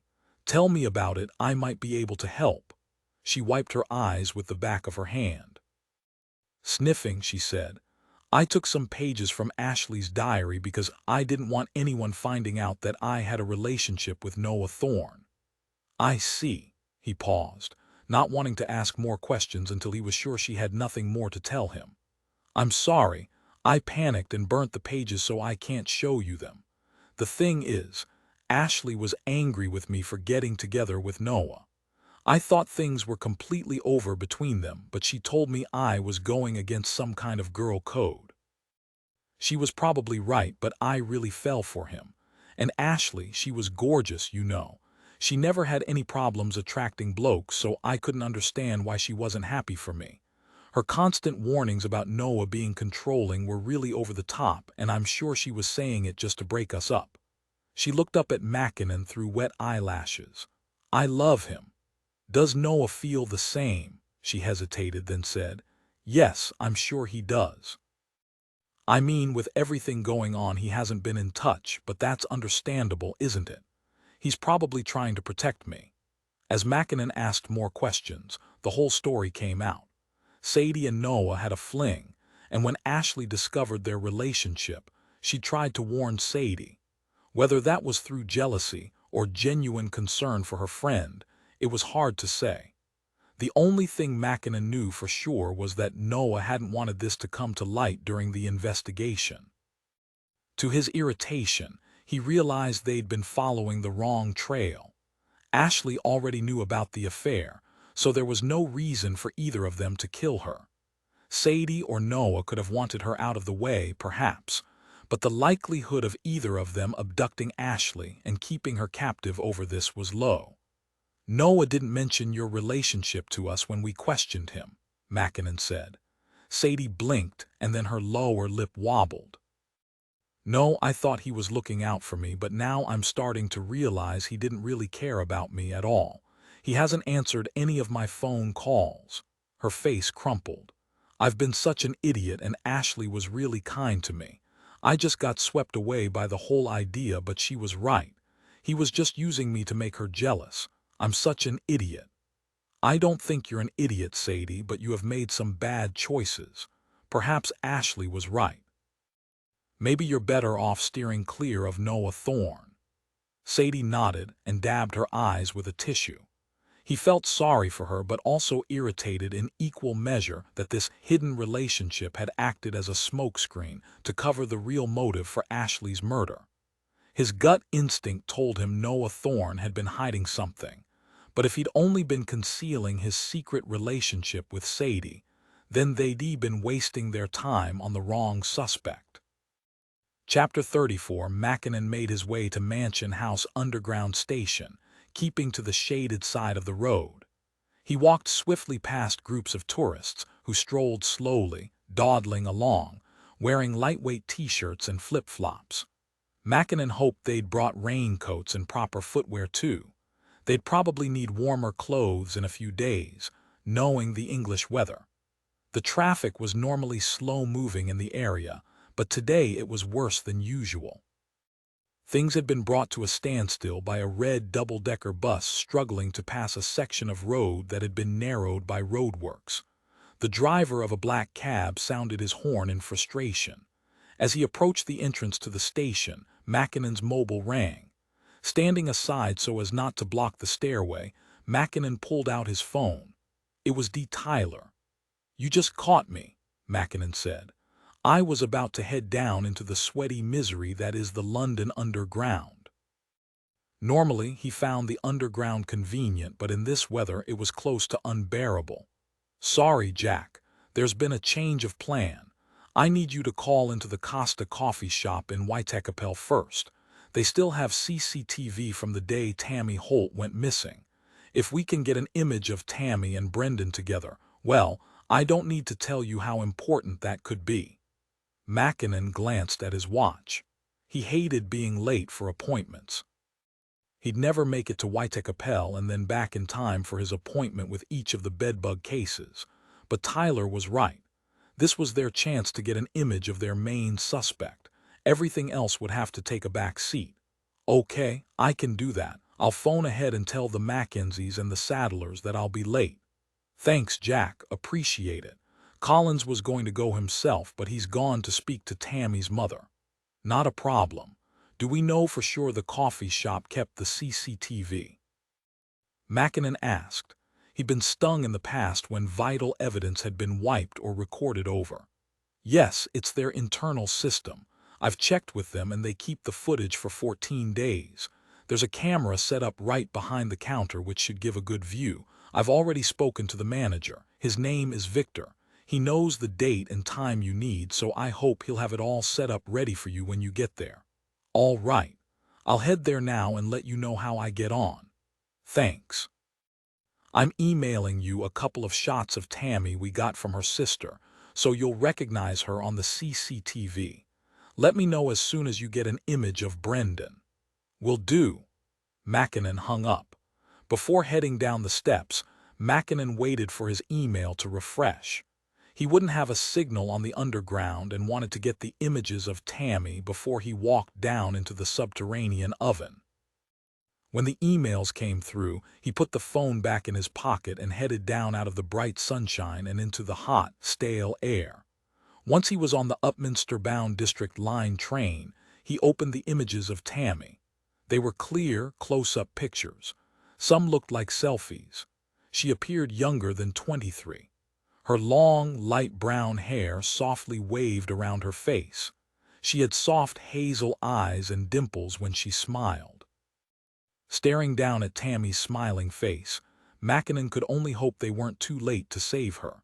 It took him 15 minutes to get to Waitakapel, and he was glad to leave the underground system and get back into the fresh air. The coffee shop was very close to the station. He stood aside as two young girls came out holding iced drinks and squabbling, followed by their harassed-looking mother. She thanked him for holding the door. "I can't wait for the summer holidays to be over," she said, and rolled her eyes. Mackinnon smiled and headed inside. The cool air was a welcome relief. The coffee shop was busy, but surprisingly there was no one waiting to be served. Two members of staff were working behind the counter. A blonde-haired man stood beside the till, and a short pink-haired woman cleaned the metal milk frothing spout on the coffee machine. Mackinnon discreetly showed his id. "I'm looking for Victor," he said to the blonde man. "That's me." He had a subtle accent Mackinnon couldn't immediately place. Swedish. Or maybe Finnish. His eyelashes and eyebrows were pale and he had startlingly blue eyes. "I spoke to your colleague," Victor said. "If you'd like to follow me, I'll take you to the computer so you can view the footage." "Great." Mackinnon followed him, impressed with his efficiency. As they walked into a small admin room, he saw Victor had already paused the CCTV on the screen. Very organized. "I've already got to the right day and approximately the right time for you," Victor said. "We can go through it together if you'd like. Teresa will hold the fort. Here is the fast forward and this is the rewind button," he said, pointing to the arrow keys on the keyboard. But Mackinnon didn't need to use the keys yet. There, in the middle of the screen, was Tammy, sitting at a table with a man who had to be Brendan. Mackinnon thanked Victor and slid into the chair behind the computer. It was a side-on view. Both Tammy and Brendan were in profile, so it wasn't the best angle for identification purposes. At some point Brendan must have faced the counter, which meant he'd look directly at the camera. "We are interested in these two individuals here," Mackinnon said, pointing out Tammy and Brendan. "This is a good start, but if we can find an image of him looking at the camera, that would be a great help." Mackinnon noticed Brendan had a cup in front of him. "Can we go back to the point where he buys his drink?" "Sure," Victor said and pressed the back arrow to rewind the footage. It took a while, but then Brendan got to his feet and appeared to walk backwards towards the counter. Mackinnon held his breath as Brendan turned, giving an excellent view of his face. "Got him." "Can we zoom in?" Victor obliged, enlarging the image. Brendan didn't have the type of face that stood out from a crowd. He was pretty average. Maybe a little taller than most, but he wasn't overweight or particularly skinny. His hair was a common shade of brown. It was hard to tell his eye color from the CCTV freeze frame, but Mackinnon guessed his eyes were probably brown too. His skin tone was Caucasian but was neither very pale nor tanned, and he wore casual clothes, a navy hoodie and a pair of blue jeans. Very unremarkable. Mr. Average. Mackinnon guessed his age to be mid to late 20s. He looked older than Tammy, but appearances could be deceptive. He asked Victor to press play so he could get a real-time view and see how Brendan moved and interacted with his surroundings. Mackinnon was looking for any standout characteristics, maybe a limp or a nervous tic perhaps, but there was nothing. There were no signs to indicate Brendan was unlike any of the other men in the coffee shop. No anxiety, no signs of stress. Mackinnon watched disconcerted as Brendan smiled shyly at the woman beside him in the queue. He thought their suspect would be a loner, a man who distanced himself from normal society. But he seemed perfectly at ease in the busy coffee shop, interacting with people normally. Mackinnon rewound the footage and made a note of the time stamp on the screen when Brendan entered the coffee shop, and then fast-forwarded the CCTV, noting the time Brendan and Tammy had left together. Then he went back to the head-on shot of Brendan and paused the footage. "Is that a good enough image?" Victor asked. Mackinnon had forgotten he was standing there. "Yes, sorry, Victor, this is fantastic. Thank you for getting it all set up ready. It saved me a lot of time. Victor smiled. Of course, you're very welcome. I'd like to take a couple of screenshots and email them to my address. I'd also like to take a copy of the CCTV with me. They could go through the rigmarole of getting a warrant, but they wouldn't need to if the manager gave his permission. Sure thing, Victor said. He tapped a few buttons and slid a DVD into a separate drive beside the computer. It will probably take a few minutes to copy across. Thanks. Mackinnon wished all CCTV footage was as easy to get hold of. If you get the images you want on the screen, I'll take the screenshots and email them over to you. Mackinnon lined up the images of both Tammy and Brendan, then made sure to get a couple of clear shots of Brendan facing the camera. What's your email address? Mackinnon dug out a business card that contained his contact details and gave it to Victor.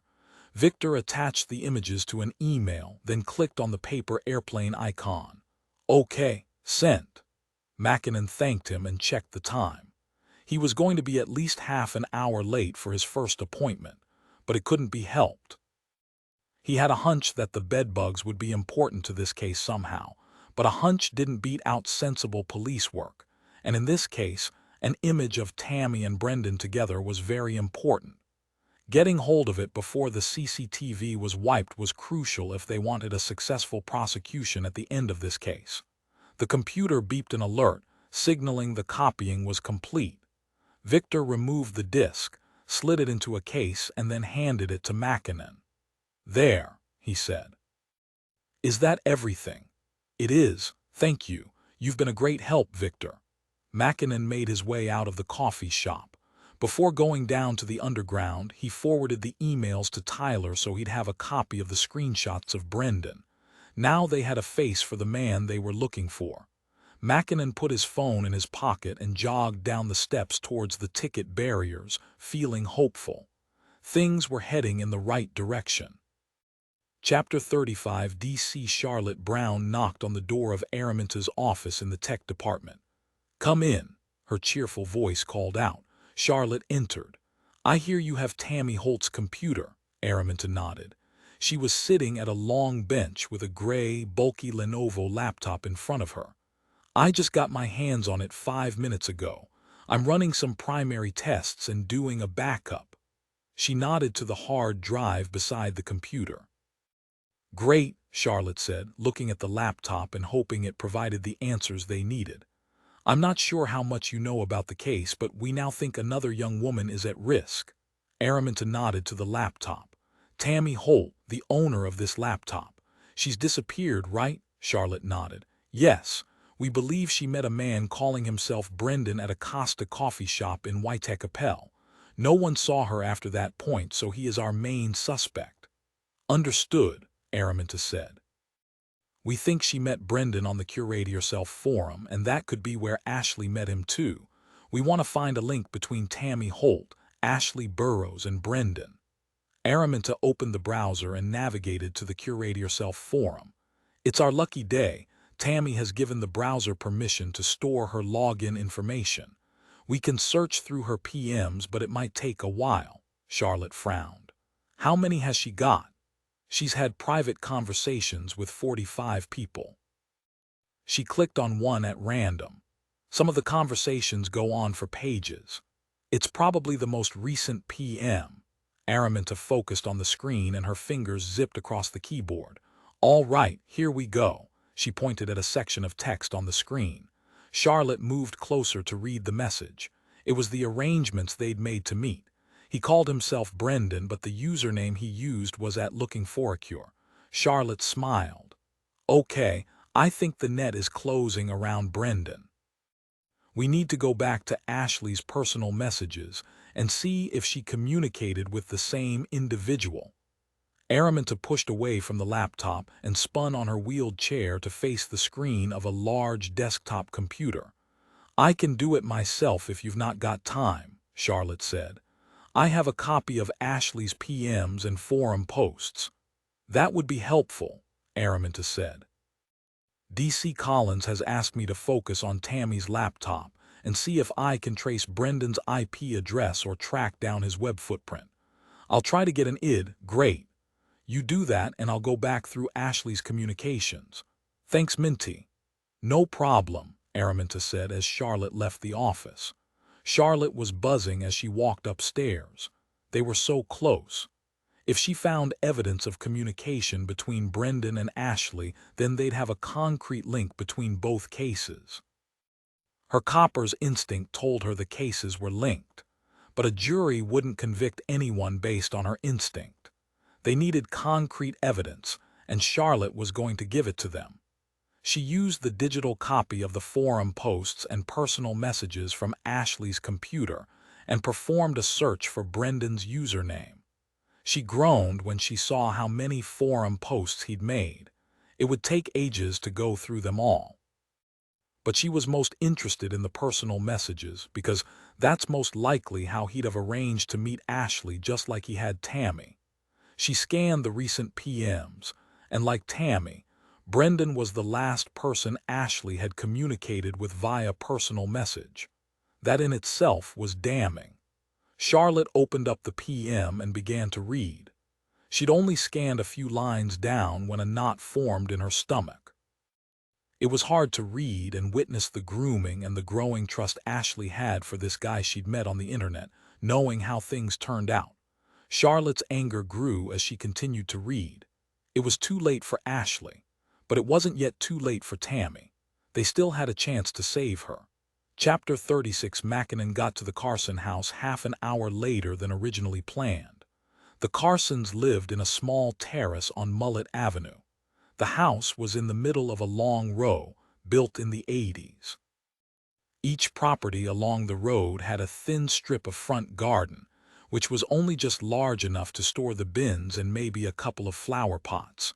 Before knocking on the door, he scanned the immediate vicinity, looking for anything unusual about the area.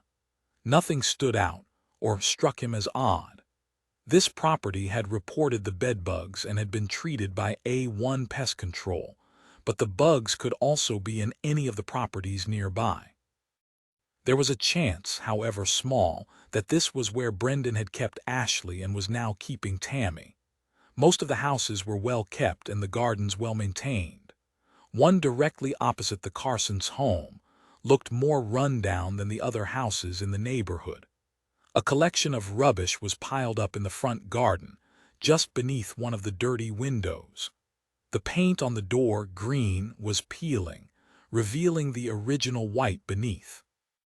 Squeals of joy and laughter rang out, and Mackinnon watched as two kids, he judged to be 7 or 8, exploded out of the front door, shouting and shooting each other with water pistols. The two small boys, who looked like they were taking advantage of the summer holidays by not bothering to comb their hair, both wore blue shorts and no t-shirts. Mackinnon couldn't blame them in the current heat wave. He turned away and knocked on the Carsons' front door. The door had been painted in a shiny black, and the brass lion's head knocker and matching letterbox gave it a smart appearance. He noticed they'd also had new up windows installed recently, the bright white a startling contrast against the red brick. Around the doormat, someone had sprinkled white powder. Mackinnon wondered if they'd had a problem with ants. The hot summer had led to an explosion in the ant population in Oxford, and probably by the looks of it here too. The door was opened by a woman in her mid-30s. She wore a white t-shirt, beige cargo trousers, and a pair of pink flip-flops. Her red, curly hair was pinned up. She patted it self-consciously. "Sorry I'm late," Mackinnon said, showing his "It's fine. I was off work today anyway, catching up on the cleaning." She stepped back. "Would you like to come in?" He followed her inside. From his first impressions, the place looked immaculate. In the hallway, there was pale wood flooring and no carpet on the stairs. Ivory walls and bright white woodwork made the area look spacious and clean. She led him through the hall into a long, narrow sitting room and then into the small kitchen at the front of the house. "Can I get you a coffee, a tea, or maybe you prefer something cold in this heat?" She gestured for him to sit down at the kitchen table, and Mackinnon did so. "A glass of water would be great, thanks, Mrs. Carson." "Call me Daphne, please." She gave him a nervous smile and took a glass out of the cupboard. You want to know about the bedbugs we found a few months ago? That's right. I'm not sure what it is exactly you want to know about those horrible things. To be honest, I'm surprised you even wanted to come into our house. I'm still looking for them everywhere. I can't relax. I have to admit, the whole thing has made me paranoid. I can imagine. It was a real shock to the system. She put a glass of water on the table in front of him and then sank into the seat opposite. We'd only recently moved here. We'd been here less than 2 weeks when I realized I was getting bitten. At first, I put it down to the fact I'd been spending a lot of time in the garden, doing weeding and general tidying up. I thought I'd been bitten by midges or something like that, but when I showed my mother the bites, she suggested getting someone from pest control to take a look. I'm so glad I did. He found them straight away. I was horrified. The couple who owned the house before us had 3 cats and 2 dogs, so I wondered if I was getting bitten by fleas. But it wasn't fleas, Mackinnon asked. Daphne shook her head. Sadly, no. Apparently, fleas are much easier to get rid of, and they only tend to bite you when their natural host isn't around. We had a chap from A1 Pest Control take a look, and he was the one who told us about the bedbug infestation. He found them living beneath the wallpaper in our upstairs bedroom. Shivered. He was fantastic. He sprayed the walls and the carpets, and I haven't been bitten since, so I'm pretty sure we've got rid of them. She looked around as though expecting to see insects crawling along the carpet and scratched her arm. How long ago was the treatment? It was the beginning of May. Do you remember the name of the man who sprayed the house? She bit her lip. I'm sorry, I don't. Is it important? Probably not. Don't worry. How many people live here? It's just my husband and me. She frowned. Can I ask you a question? Mackinnon nodded. Well, you said you were from the police, not the council. That's right. So why are you interested in an infestation of bedbugs? It's not usually a police matter, is it? Not usually, no. But in this case, we are interested in properties in the area known to have a recent infestation. It's related to a case I'm working. Mackinnon didn't really want to elaborate any further. I see, Daphne said, though she still looked confused. Do you know if any of your neighbors have had similar problems with the bugs? She pursed her lips. Well, I know it's wrong of me to judge on outward appearances. She got up from her seat and pointed out of the kitchen window towards the house across the street. Mackinnon stood too and looked out. They are not exactly the tidiest and cleanest residents on the street. Just yesterday, I saw their youngest boy standing by the front door and scratching his legs for ages. She caught the look on Mackinnon's face and flushed. Sorry, like I said, I shouldn't judge. Have you noticed anything unusual around here over the past few weeks? With the neighbors, you mean? Mackinnon nodded. Not really. It's a pleasant place to live. People mind their own business. I mean, the Dawsons over the road are a bit rowdy, and their kids run wild, but apart from them, it's a pretty quiet street. Any men living alone on this road? She thought for a moment and then shook her head. No, it's all couples or families as far as I know. Mackinnon nodded. He didn't like asking leading questions. It was better when the person interviewed volunteered information without being guided, but in this case, they could be running out of time to save Tammy Holt. The last thing Mackinnon wanted was for Mrs. Carson to say at a later date, "Oh, yes, there was that odd man living at the end of the road, but you didn't ask me about him." Do you know anyone called Brendan? Brendan. She repeated the name thoughtfully and hesitated. Just when Mackinnon thought he might be getting somewhere, she shook her head firmly. No, sorry, I don't know anyone called Brendan. Mackinnon hid his disappointment. It was a long shot. They didn't even know if Brendan was his real name or just a pseudonym he used online. After he'd asked a few more questions, Daphne offered to show Mackinnon around the house, including the bedroom where they'd found the bedbugs. The walls were bare, having been stripped of wallpaper. I couldn't keep it on there once I knew they'd been living beneath. We left it for a few weeks as the pest control guy suggested. He sprayed both bedrooms upstairs and the hallway and then came back to spray again 2 weeks later. As soon as the treatment was over, I stripped everything off and washed everything down. She scratched her arm and gave Mackinnon a sheepish smile. "The worst thing is, I'm a bit of a clean freak. I hate mess or dirt." But we weren't allowed to vacuum or wipe down any surfaces after they'd sprayed. Can you believe it? It already felt like the place was really dirty, and then I wasn't allowed to vacuum. She shook her head. "Hopefully we've seen the last of the horrible things now. I have to say I was really shocked. I thought in this day and age we would have got rid of them." "They seem to be making quite a comeback," Mackinnon said. Daphne gave a more violent shiver this time. "Well, I just hope they don't come back here." Tom Bradley was running behind again. This job would be the death of him. He broke hard, swung his hire van into a narrow space at the side of the road, and yanked on the handbrake. After tugging off his seatbelt, he jumped down from the driver's seat and left the engine running as he fumbled with his clunky scanning device, trying to open the back doors of the van at the same time. He swore under his breath when he saw his carefully stacked piles of parcels had fallen over. He'd spent ages getting them sorted in order of delivery address. Now he'd have to search through the whole lot for the parcel for number 21. He clambered inside the van, tempted to chuck all the parcels onto the side of the road and drive off. He was sick of this job. He flipped the scanner over only to find the screen was blank. Again. The third time today. It had to be faulty. Either that or it hated him. He shook it violently and the screen flickered into life. Finally. According to the handheld device, there were 2 parcels for this address.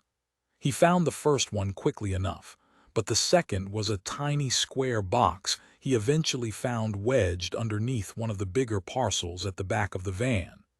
If he didn't make it before the cut-off final delivery time of 8 p.m., he'd have to give the company a penalty payment.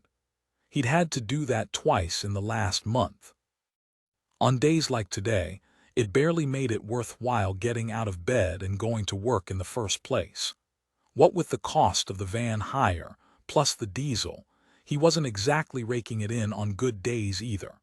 Working as a delivery driver had appealed to him. He liked the idea of being on the road on his own for most of the day. He figured he could listen to podcasts and a couple of his favorite radio shows. But he hadn't factored in the horrendous London traffic and those stupid penalty payments. Maybe being a delivery driver outside London would be better. But for now, he was reconsidering his career choice. He grabbed the 2 parcels, jumped out of the van and jogged across the road to number 21. He rang the doorbell and clenched his teeth in annoyance as the chimes played a stupid nursery rhyme. Didn't the owners find that annoying? He did, and he'd only listened to it for 5 seconds. He scanned the parcels and saw to his annoyance that they needed a signature. He couldn't just leave them on the doorstep. Come on," he mumbled under his breath. Why did they always take so long to answer the door when he was in a rush? Running late again. It was the story of his life. He muffled a sigh as the homeowner finally opened the door. "Delivery for you, love," he said, holding the machine for her so she could sign digitally. As soon as she'd scrawled something on the screen, he whipped it away and thrust the parcels at her, turning away before she had a chance to reply. He jogged back over to the van. He had no time for niceties today. He briefly considered rearranging the parcels in the back again so they were in delivery order, but what was the point if they all toppled over again when he took a corner too fast? He climbed up into the cab and pulled out into the traffic, causing the driver of the bus he drove in front of to sound their horn. "They think they own the road. Bloody buses," Tom grumbled to himself. He looked at his sat-nav. His next stop was only a short distance away. He flicked his indicator and then cursed as the traffic lights changed in front of him. He broke hard and heard the parcels shift about in the back. Typical. At least he hadn't wasted his time trying to put them in order again. A woman with an annoying nasal voice was talking on the radio. A member of the public had called in to chat about her experiences shopping locally rather than at major supermarkets. "Who cares?" Tom yelled at the radio as the lights turned green. He stamped on the accelerator. Why did the producers of radio shows think people wanted to listen to members of the public? If he'd wanted to listen to that sort of rubbish, he'd go down to Sainsbury's and strike up a conversation with some numbskull or head down to the local pub and ask for someone's opinion on supermarket dominance. They were getting paid to put on the shows, but filled it with free content by having people call in and talk about rubbish. He flicked off the radio with a grunt of annoyance and slid a CD into the slot. Amy Winehouse, one of his favorites. He sang along, trying to put the ticking clock out of his mind. Who would have thought being a delivery driver could be so stressful? He'd left his job in local government, thinking he'd have more time at home to spend with his wife and kids. He'd expected the salary cut but hadn't expected the stress. He really didn't get paid enough for this amount of trouble, he thought, as he pulled up outside his next destination. If he didn't have a better day tomorrow, he'd jack it in. Life was too short. Chapter 37. Tammy took a deep breath and struggled to push herself into a sitting position. Her arms were stinging. She wasn't sure what those insects had been. Fire ants. Whatever they were, they'd bitten her and left bumps all over her arms. She scratched the raised lumps. Did those little bugs really carry a parasite? Fear twisted her stomach. She shook her head, refusing to admit the possibility of a parasite living in her blood. No. She'd been taken in because she was so desperate for someone to help her. His whole theory was nonsense. They were just insect bites, pure and simple. She'd be absolutely fine when she got out of there and got hold of some antihistamine. Brendan had put a rag in her mouth and topped it with duct tape over her lips. She slowly peeled back the edges of the tape. Although her hands were bound in front of her, she could still remove the tape now that she was conscious. She felt a surge of anger. Covering her mouth like that after he'd given her so many drugs was stupid and reckless. She could have choked on her own vomit and died. Not that he'd care. He wasn't normal. He was a complete and utter maniac. He actually thought she would go along with his plan, whatever that was. Tammy remembered the look of shock on his face when she'd slammed her elbow against his cheekbone. She'd learnt that move in first defense class before she got too ill to go. Her elbow had connected with a satisfying thud and he'd screamed in pain, then shuffled off, leaving her alone for a while at least. She'd been aiming at his nose, so the blow hadn't been on target, but she'd managed to inflict some damage, and that was the important thing. Tammy ran a hand over her forearm. She needed to stop scratching the bites, but they were so itchy. She planned to do more than put her elbow in his face the next time he came back up to the loft. She had to face facts. This wasn't all some big mistake. He wasn't suddenly going to feel bad about what he'd done and release her. There were only two likely ways this could end. He'd kill her or she'd kill him. Acknowledging the fact made her feel dizzy. She wasn't stupid. She knew the first outcome was more likely. Bile rose at the back of Tammy's throat as she thought what he might do to her. She linked her fingers and squeezed her palms together. The effects of the drugs were wearing off now. She didn't feel so out of it, so the next time he came up here, that was her chance. She'd throw everything she had at him. A little voice at the back of her mind told her to just go along with what he wanted. Don't rock the boat. Don't make him angry. But he wasn't going to let her go. He was going to kill her. She'd found the other woman's clothes up here, hadn't she? He'd kept another woman up here before Tammy, and who knew if there had been only one other woman? He could have been doing this for years, preying on young women who joined the forum for help. Poor, stupid women like her, who really believed he could help after Western medicine had failed them. Angrily, Tammy raked her skin with her fingernails. If she was going to die up here, she was going to do as much damage to him as possible. If she managed to take him by surprise, she might have a chance. All she had to do was momentarily disable him and give herself enough time to access the loft hatch, climb down the ladder, then down the stairs and to the front door. If the front door was locked, she knew there was a window in the kitchen big enough to crawl through. That was plan B. All she had to do now was wait. It was hot in the loft, and the warmth made her drowsy, despite the adrenaline running through her system.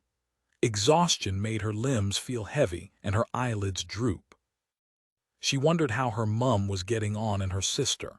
They'd be so worried by now. Then she thought about Instagram. Surely her followers on there would be sending concerned messages. She'd be missed. Tammy sniffed. She wasn't going to give up without a fight. By this time tomorrow, she could be safely back in her own bed. She imagined getting back home and giving her mum the biggest hug. Tammy jerked awake and blinked. How had she fallen asleep sitting up? She was so tempted to lie down and go back to sleep, but didn't want to be groggy and only half awake when he next came up to the loft. She needed to be fully alert. She smothered a yawn and then froze at the sound of the loft hatch scratching against wood as Brendan pried it open. This was it. Tammy lowered her head, so her hair fell forward, blocking her face from his view. She peered through the strands of hair and saw his head and shoulders appear through the hatch. A wave of repulsion rippled through her body, making her shudder. Her first plan had been to find something heavy to use as a weapon, but she hadn't found anything suitable. Shame. She could have hit him as soon as he stuck his head through the hole and clobbered him over and over again until he was unconscious. Tammy was resourceful, though. Her weapon of choice was tucked in close to her feet. She just needed him to come closer to be able to use it. Tammy, I hope you're in a better frame of mind now. If you play up again, I'll be forced to give you more drugs. I don't want to do that. I'd prefer it if we could work together as a team. Tammy said nothing but kept her eyes trained on Brendan. He hauled the glass box into the loft and Tammy's heart began to race.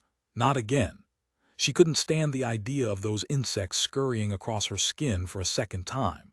He lifted himself into the loft slowly, keeping his eyes on her warily. Her skin prickled. Talk to him.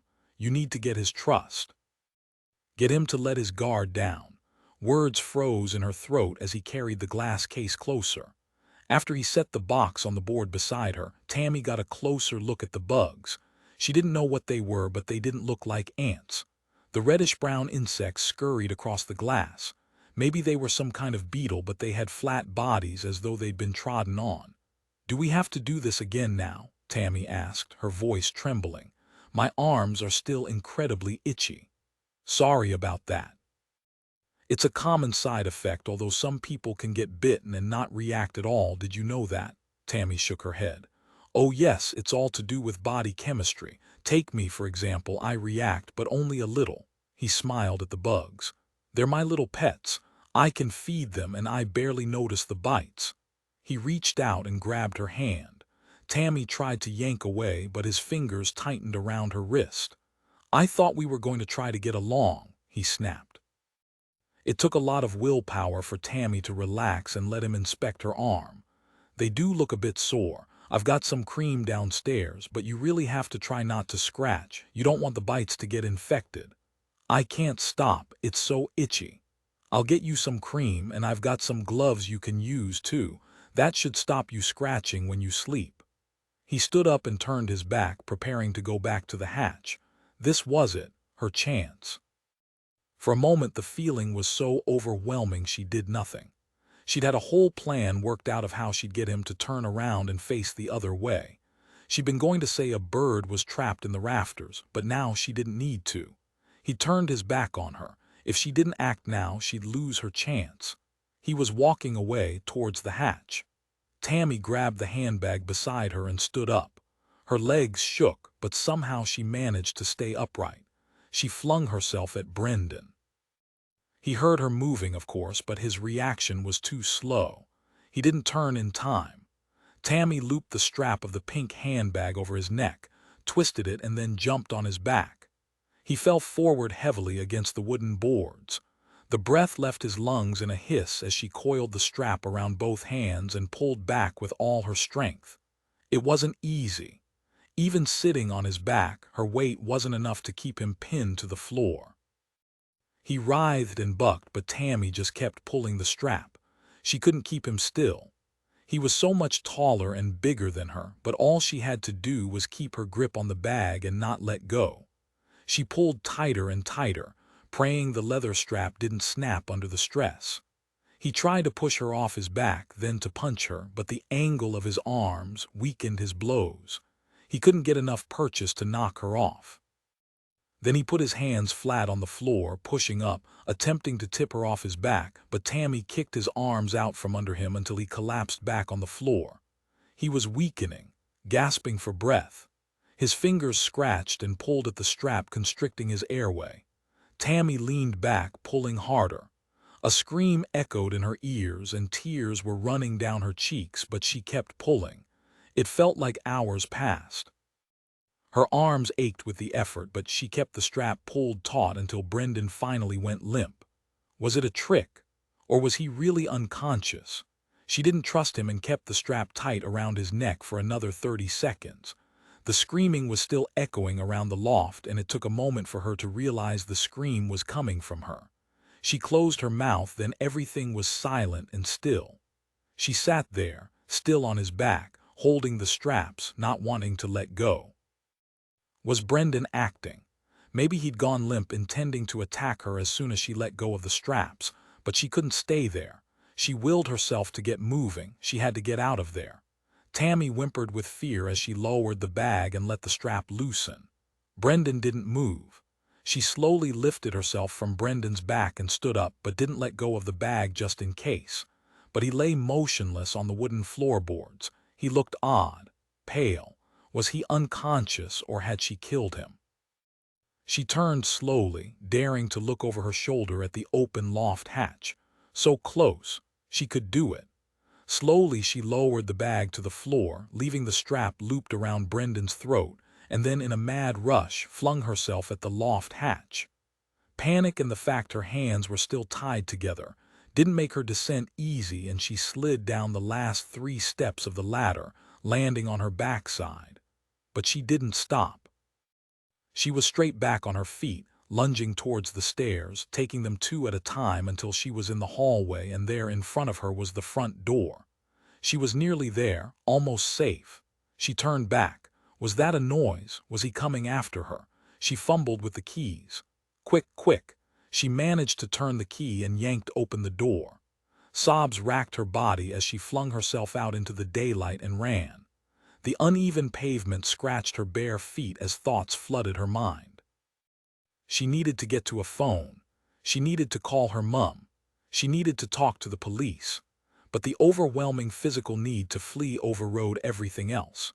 She ran, despite the fact her brain was telling her she should stop at a neighbor's and ask for help. Her legs wouldn't stop moving. She wanted to put as much distance between her and Brendan as possible. She ran along the residential street in her underwear, scratching her arms. The thought running through her mind on a loop was that she had to get away. Tom Bradley was in a slightly better mood now. The last 2 stops had been very quick, and he'd managed to catch up a little. Maybe he wouldn't end the day with a penalty payment after all. If he could put his foot down and make the next 2 deliveries in good time. Then, at the worst possible moment, he saw a long line of traffic in front of him. He groaned and slapped his palm against the steering wheel. Why could he never catch a break? Everything was always stacked against him. That was it, he decided. If he got a penalty payment today, then he was looking for a new job in the morning. As he came to a stop behind a gray Hyundai, Tom pressed a few buttons on his sat-nav. Maybe there was a shortcut, a cut-through he could use to avoid this traffic. Growing angrier by the minute, he enlarged the screen and tried to work out the different routes available.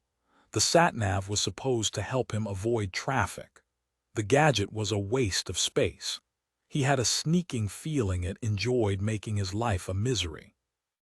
But Tom worked out if he took the next left he could cut the corner, and that would certainly save some time. Impatiently, he drummed his fingers against the wheel as he edged the van through the traffic, until finally he spotted the turning. He indicated and accelerated hard, misjudging the size of the gap available, which earned him an angry glare from a black-haired woman in a VW Passat. Tom held up a hand in apology. Then he pulled around the parked cars and accelerated. He had to get to his next delivery point in 5 minutes, or that was it. He'd have to admit defeat. He turned right into the next road and stopped at a pedestrian crossing as a young woman and a small boy, both eating ice cream, strolled across the road. "Come on," Tom grumbled. "I haven't got all day."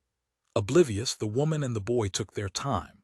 The little boy, smiling through a smear of melted ice cream, held up a hand and waved at him. With a grunt of impatience, Tom waved back. Yes, he was running late and people dawdling across the road were annoying, but he wasn't a heartless monster. Once they were safely across, he accelerated hard again, glancing down at the sat-nav to check he was going the right way. When he looked up, he couldn't understand what he saw. The message his eyes sent his brain didn't make sense. A young woman sprinted across the road. She was almost naked, and her long hair streaked out behind her as she suddenly changed direction and veered in front of him. Tom slammed on his brakes and the van's wheels screeched on the tarmac as it skidded towards her. He'd known then, in that fraction of a second, that he wasn't going to stop in time. It was the worst moment of his life. There was nothing he could do. He was going to hit her. It was inevitable. She turned at the last moment, her eyes wide as the van slid towards her. Then he winced at the dull thud. "No, no, no," Tom mumbled desperately as he fumbled with his seat belt and tumbled out of the van. Was she underneath? Had he driven over her? He didn't want to look, but he had no choice. He patted his pockets, looking for his mobile phone. She lay motionless on the tarmac. A single trickle of blood snaked its way along her forehead. He hadn't driven over her, thank goodness. She'd hit the bonnet and been knocked further along the road. But it didn't look good. She wasn't moving. He leaned closer. She had a head injury, and they were really bad, weren't they? He fumbled with the phone, cursing the screen lock on his phone. His fingers felt like sausages as he tried to dial 999. "Ambulance. I need an ambulance," Tom shouted down the phone as soon as the call was answered.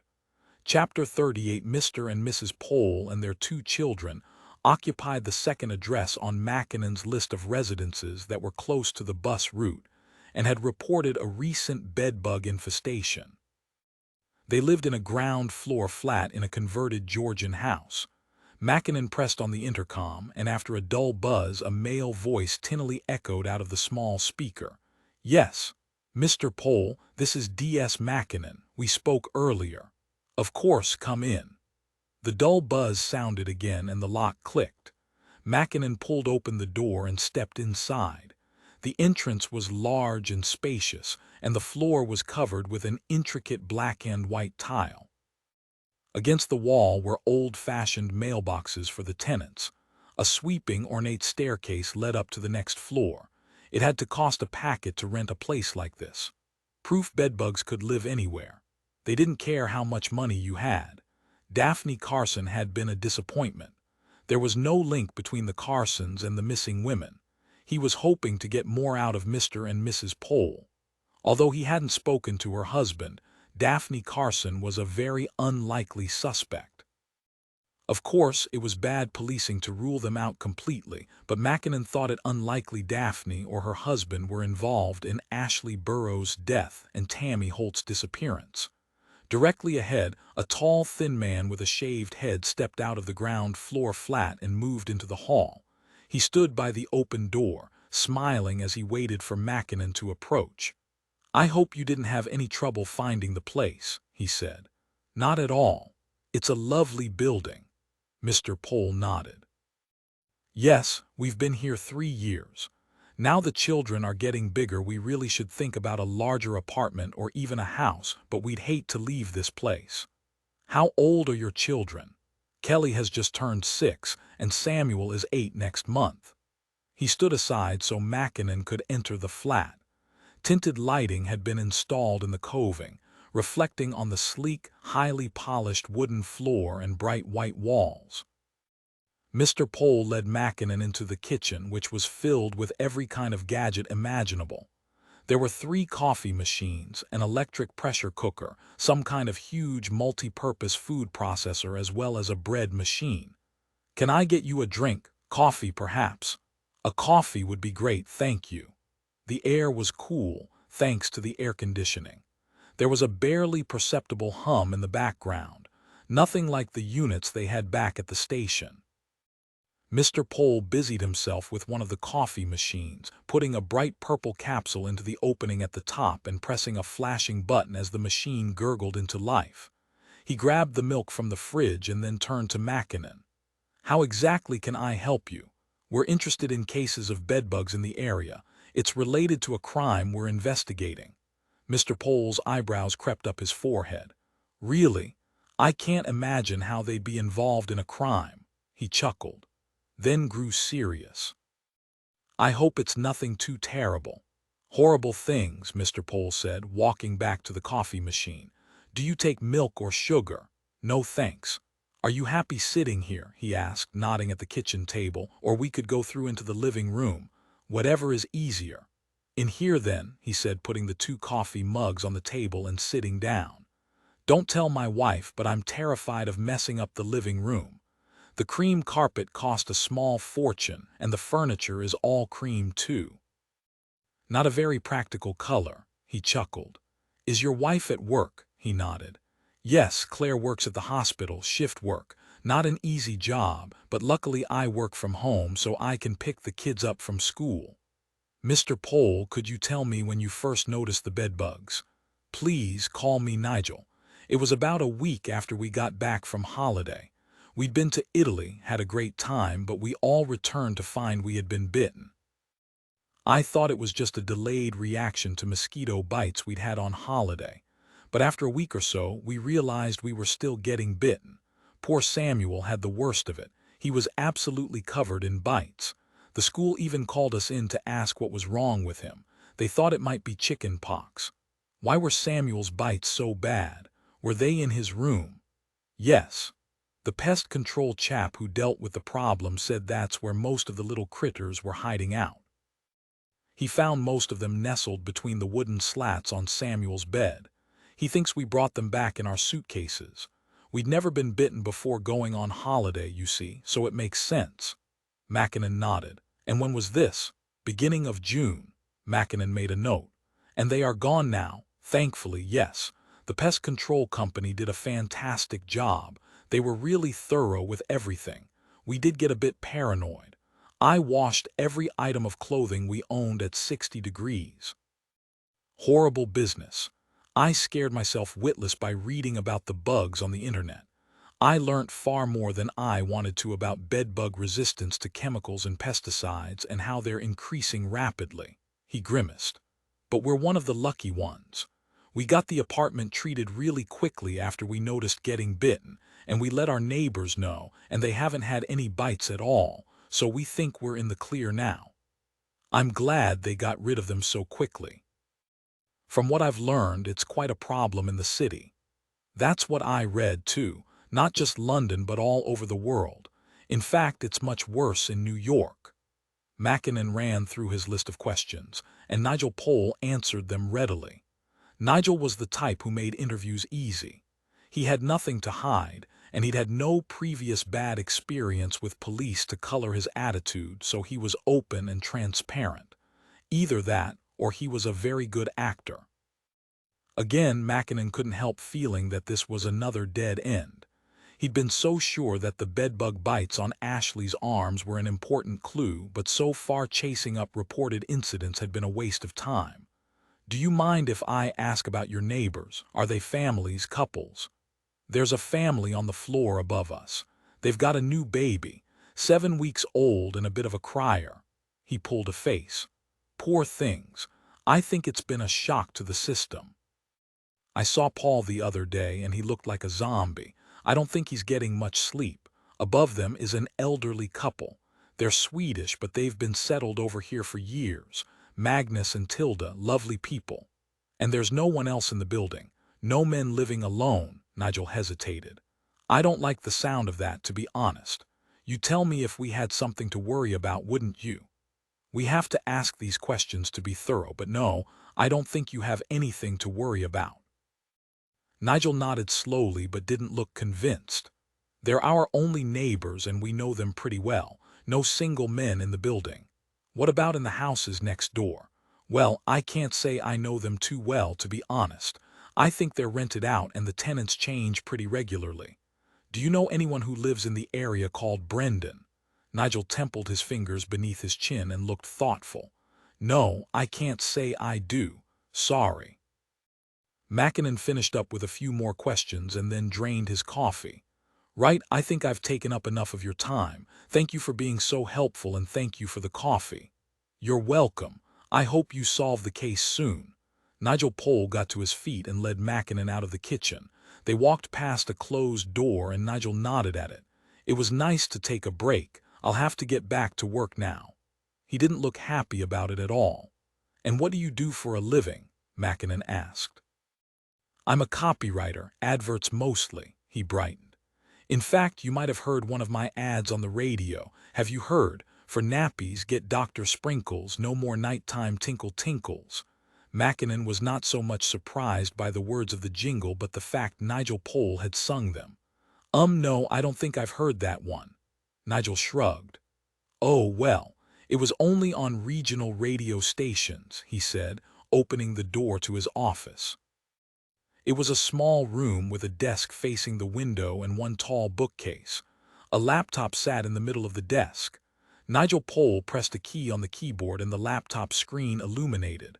A Word document was open, but it was blank. I'm working on something new now, he said. Mackinnon raised an eyebrow. Yes, he nodded sadly. I know it's blank. It's the story of my life. I'm waiting for inspiration to strike. Tom knelt beside the young woman lying on the road. He'd taken her hand in his and was praying.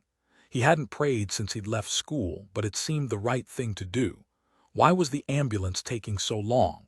People were so selfish these days. He'd seen vehicles barely move an inch when an ambulance came up behind them with its blue lights flashing and siren blaring. He'd even seen other cars try to slip in behind an ambulance, trying to get to wherever they were going faster. Society was falling apart. Tom sniffed and ran a hand through his hair. You're going to be all right, he told the woman for the 50th time. The ambulance is nearly here. I just need you to hold on, okay? He felt a slight pressure on his fingers and stared down at his hand. Was she responding? Could she hear him? My name is Tom, he said. I'm going to stay with you until the paramedics get here. Is there anybody you want me to call? What's your name? She didn't move her head, but her lips parted, and a bubble of blood appeared at the corner of her mouth. Tammy, she said softly. Was that Tammy, or did she say Lammy? No, it definitely sounded like Tammy. Listen to me, Tammy, you're going to be just fine, I promise. Try not to move. He'd seen that on TV shows. After someone had been in an accident, it was a bad idea to move them in case they'd suffered a spinal injury. I just need you to keep nice and still for me, okay, Tammy? Yes, she breathed. Don't leave me. Her fingers tightened around his. Her grip was getting stronger. That was good, wasn't it? Don't you worry, I'm not going anywhere, I promise. A crowd had gathered at the side of the road and a woman in flip-flops ran over to them. Oh no, what happened? Tom glared at her, feeling irrationally angry, as if he was going to tell her the gruesome details with the poor woman lying on the floor in front of them. Besides, wasn't it obvious what had happened? Tom ignored her question. I've called an ambulance. We are waiting for it to arrive. The woman shot him a worried look and then said in a loud whisper, Why is she only in her underwear? That was a more astute question. Tom had to give her that, but Tammy was conscious, and it was rude to talk about her as though she wasn't there. That's not the most important thing right now, Tom said. We're just concentrating on. Sirens sounded in the distance. It won't be much longer, Tammy. I can hear the ambulance. It must be just around the corner. Tammy didn't speak but clutched his hand tighter. She didn't have any clothes on her, so she certainly wouldn't have any id. He was sure the paramedics would ask for her details when they got there. Can you tell me your last name, Tammy? He asked, ignoring the growing crowd around them. Tammy took a couple of shallow breaths and then said something like hole or halt. He couldn't quite work it out. All right, I'll tell the paramedics your name as soon as they get here. You'll probably want to get in touch with your family. Do you want me to call anyone for you? You don't seem to have a phone on you, Tom said, stating the obvious. He was babbling, but he wanted to keep her talking. He wanted her to stay conscious. He needed her to be okay. Tammy whimpered, "It hurts." "I know, love. As soon as the paramedics get here, I'm sure they'll give you something for the pain." Tom looked over his shoulder. Why was the ambulance taking so long? Chapter 39. Charlotte stared at her computer screen, and a smile slowly spread over her face. It was him.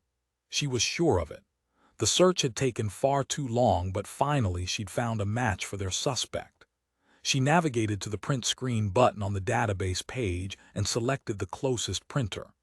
She was 99.9% certain Brendan Maynard was their man, but before announcing it to the rest of the station, she needed to double-check all her details.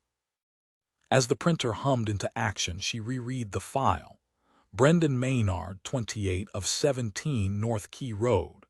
Thanks to the centralized system pulling data from sources all over the city, they even had a photo of Brendan Maynard.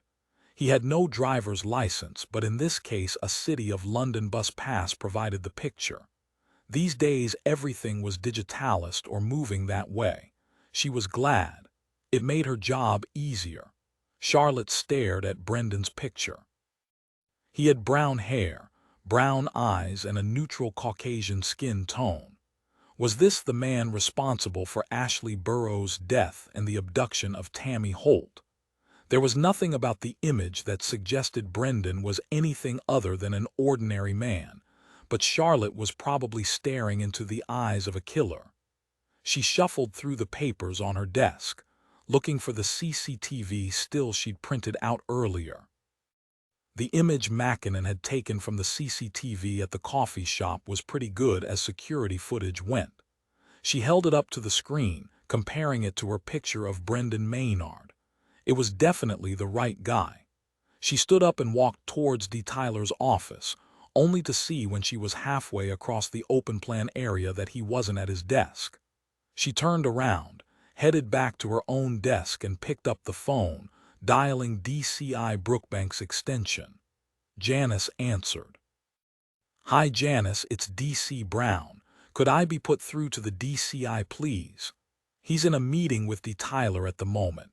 The door is closed, but if it's important, I can interrupt him."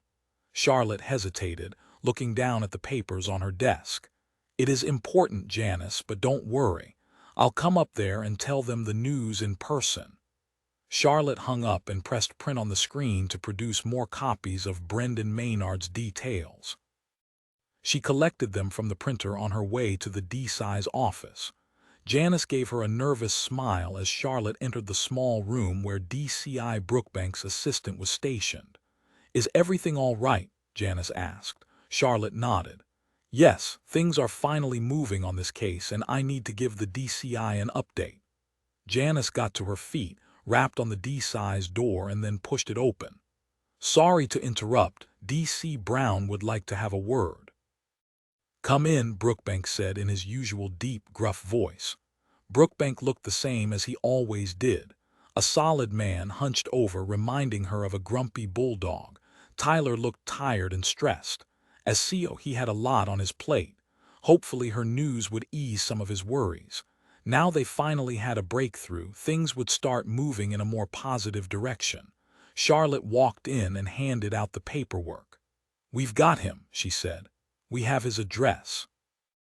Both men looked down, skimming the details on the printout.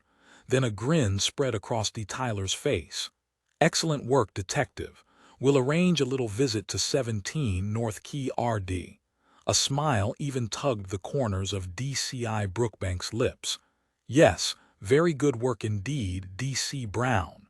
Brendan woke up, coughing and spluttering. What had that nasty cow done to him? He felt shaky, too unsure of the strength in his legs to stand up, so he flopped over onto his back and stared up at the roof. He bit down on his lip. Why were his assistants always so ungrateful? He'd worked hard for them. Look at all the modifications he'd done on the loft. He'd added extra insulation to keep them warm, and installed the soundproofing so they could scream to their heart's content without disturbing the neighbors. He'd even put extra wooden boards down on the floor so they'd have more room to move about. Had they been grateful, appreciated his kindness? No. He'd been very considerate, taking into account their needs, and he'd even been understanding when they lashed out. He'd expected a period of adjustment would be required and knew it would take a while for them to come round to his point of view and understand the importance of his work. But the violence, he'd never expected that. He reached up, gingerly touching the welts around his neck. She could have killed him, so irresponsible. He took a shallow breath and sat up. It hurt to swallow. His neck ached and felt stiff. Trying to loosen things up, he moved his neck from side to side, but that only made it worse. He clenched his teeth. How had he been so taken in? She'd seemed so genuine, like someone really in need of help.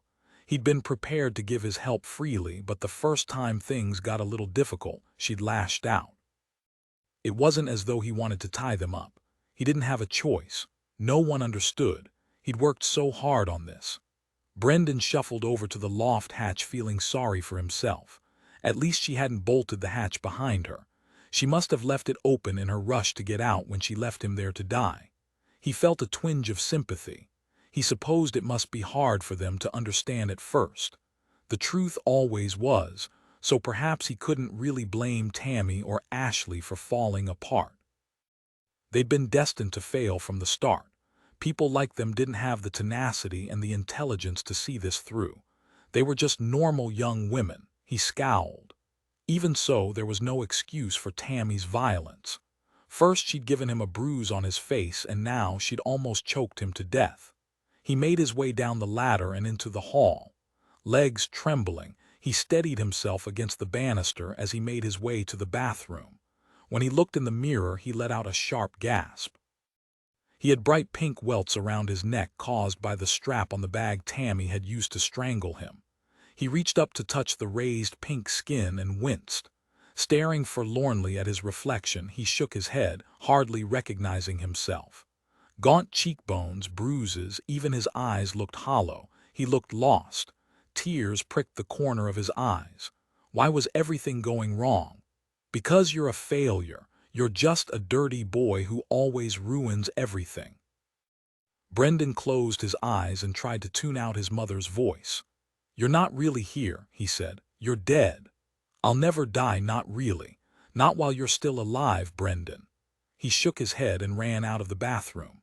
You won't get rid of me that easily, she cackled, and Brendan slapped his hands over his ears, trying to block out the noise.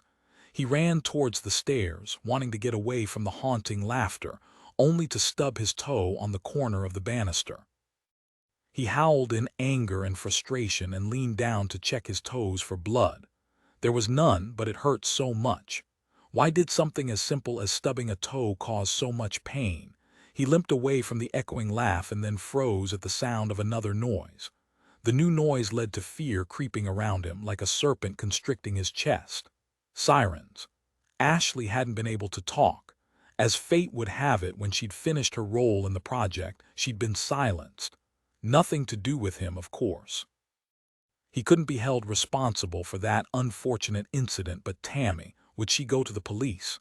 He stood in the hallway shaking as the sirens got louder. No, surely she wouldn't report him to the authorities. She'd be the one to get in trouble. She'd stayed with him for a couple of days, sure, but he hadn't tried to murder her. He was the one with the wound around his neck from where she'd tried to throttle him. He held his breath, ears straining. But eventually the sound of sirens faded. Thankfully, those sirens weren't for him. At least not today. He breathed a sigh of relief, but it had been a good reminder. He needed to protect himself. Tammy was out there now and could tell anyone about his project. He tried to remember just how much he'd told her. Not much. Confiding in her hadn't been possible in the hours they'd shared. Thanks to her prickly, difficult nature and violent tendencies, they hadn't really had much opportunity to talk. Now he looked back and realized that was a good thing, but he should protect himself from future problems. In time, the mark around his neck would fade, and it would be his word against Tammy's. He needed evidence. He fumbled his way downstairs, looking for his mobile, and eventually found it beneath a sofa cushion. He took it back to the bathroom and used the mirror to try to get a shot of his injury in the reflection. It wasn't easy to get both his face and his neck in the photograph. He took a few pictures, one from the front and two from the side. That was something at least, but photographs could be manipulated. Perhaps the police wouldn't take them as evidence. He needed someone else to see his injury so they could confirm his story. Who could he trust? He needed to think about that.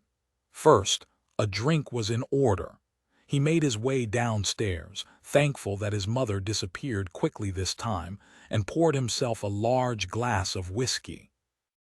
His head was banging, so alcohol probably wasn't the wisest choice, but he needed it to calm his nerves. He lifted the glass of whiskey with a trembling hand. Yet again his project had been wound back to zero. Why did things keep messing up?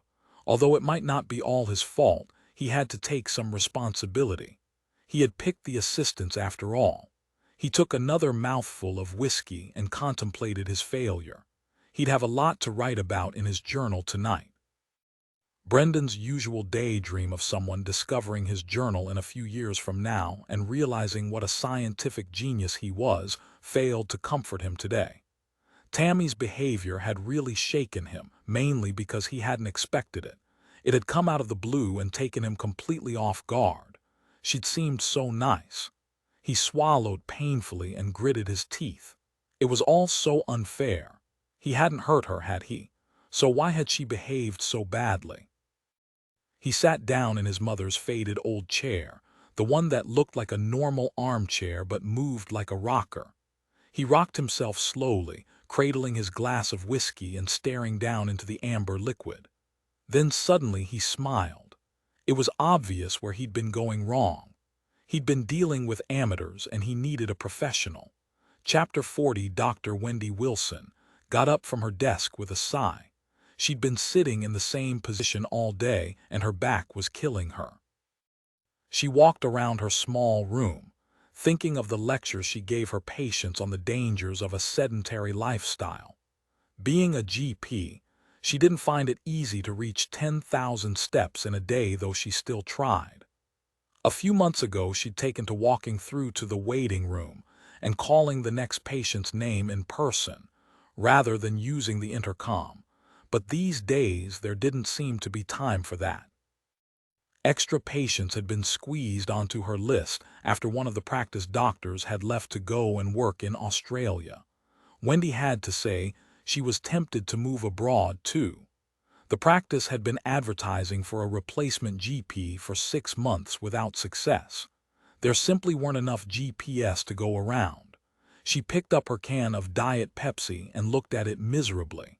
This was another addiction she would have to quit. But the mid-afternoon caffeine fix helped her get through the afternoon appointments, and she definitely needed it today. She was the GP working the late shift tonight.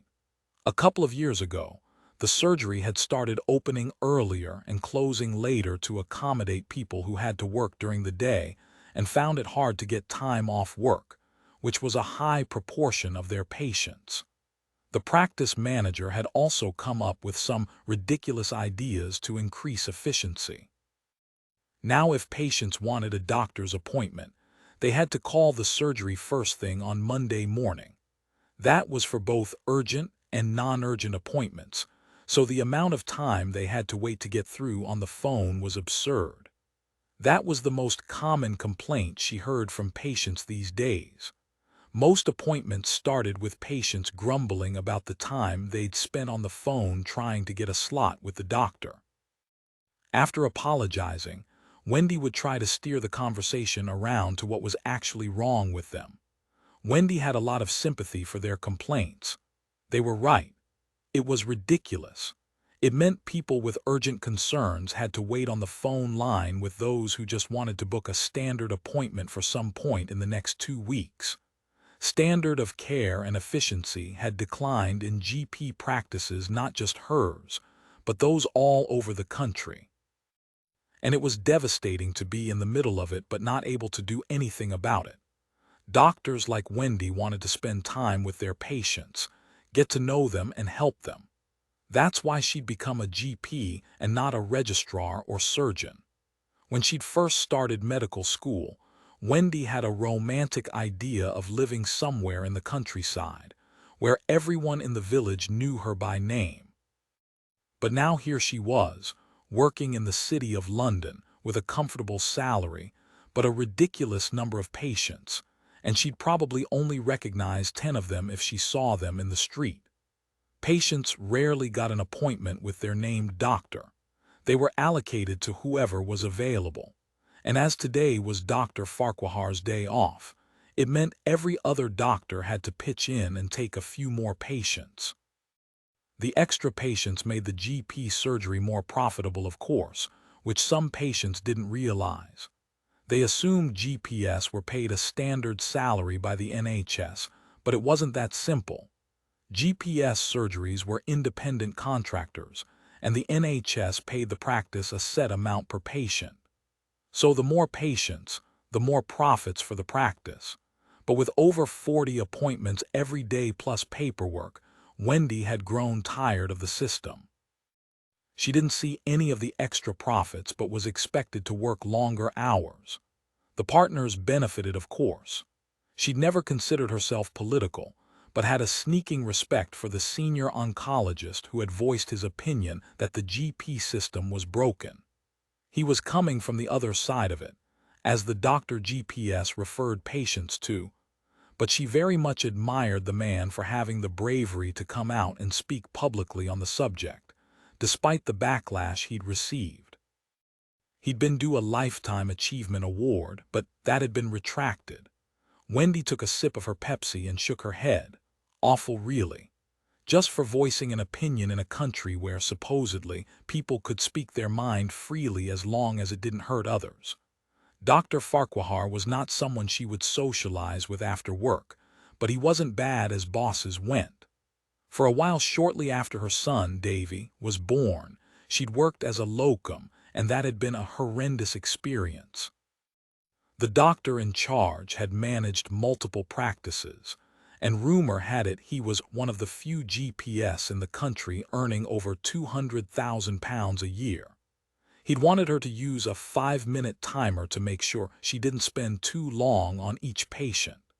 She hadn't known quite what to say when he proudly presented the timer to her on her first day of work. It was a large object, which looked very much like an oversized egg timer with colored sand that trickled away as the seconds passed, but it lasted for 5 minutes rather than 3. She'd hardly ever met her 5-minute target, mainly because you were supposed to review the notes and the patient details in the consulting time, as well as ask questions and perform examinations. It was no wonder things got missed and the patients felt they weren't getting the time and focus they deserved from their GPS when surgeries acted like that. She was better now at multitasking, reading while talking to patients, and was quicker at dealing with them. But was that a good thing? In her heart of hearts, she didn't believe so. It wasn't easy. There wasn't the time to give everyone the standard of care they deserved, and it broke her heart when she allowed herself time to think about it. Wealthy residents living in the city of London could afford to see private GPS, but poorer residents didn't have a choice. They had to put up with the long waiting times if they wanted a non-urgent appointment, and people in other areas of the country didn't even have the opportunity to go private unless they wanted to travel miles and miles. The whole country's medical care had been set up to flow through the GP referral system, and in Wendy's opinion, it was at breaking point. Something had to give. She wasn't sure throwing more money at the matter would really solve the problem.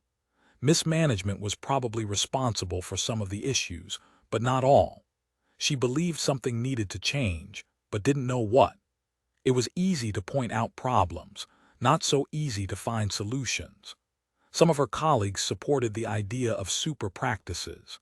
If they had centers with X-ray facilities and minor injury units, that would ease some of the pressure on accident and emergency departments in hospitals. There may be cracks and problems with the NHS system, but when she'd taken Davy to A&E a year ago when she feared he had meningitis, she couldn't fault the system. The doctors and nurses had been wonderful. There was a knock at the door which made Wendy jump. "Come in." The new receptionist entered tentatively. "I'm ever so sorry to bother you, doctor." Anne had only been working at the practice for 6 weeks. She was quite unlike the other 2 receptionists they employed on a part-time basis. Timid, quiet, and very polite, she had a kind nature when dealing with patients. Wendy liked her. "Not at all. I've nearly finished my break. I'm just slurping down the rest of this. And before you say anything, yes, I'm a doctor, and yes, I should know better," Wendy joked, holding up her half-finished Pepsi. Anne didn't smile. "The thing is, there's a patient causing a terrible nuisance in the waiting room. I've asked him to sit down and he won't. He hasn't been violent, but he is scaring the other patients." Wendy set the can on her desk. "What's his name? Does he have an appointment?" "It's Brendan Maynard. I saw there is a note on his file."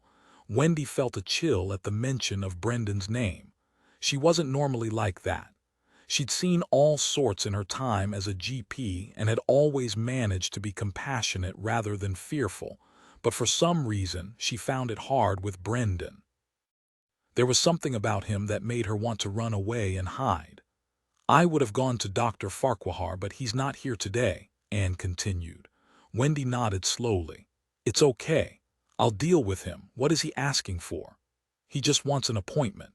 I told him he'd have to phone on Monday morning because we're all booked up this week, but then he got very angry. So I said I'd ask one of the doctors if he would just sit down, but he refused and went on a rant about GPS." Wendy checked her watch. "Okay, I'll tell you what, send him in here now. It's not really fair on the other patients. Now they'll have to wait longer, but at least they won't have to put up with him in the waiting room." "Oh, that would be wonderful," Anne said. "Thank you so much." She turned to leave the room and then hesitated. "Are you sure you'll be all right with him on your own? I saw the note on his file that said he has mental health issues." Wendy tried to sound more confident than she felt. "Yes, I'll be fine. I've dealt with him before."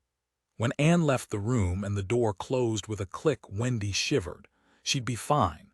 She just had to deal with him for 10 minutes and get through the rest of the day.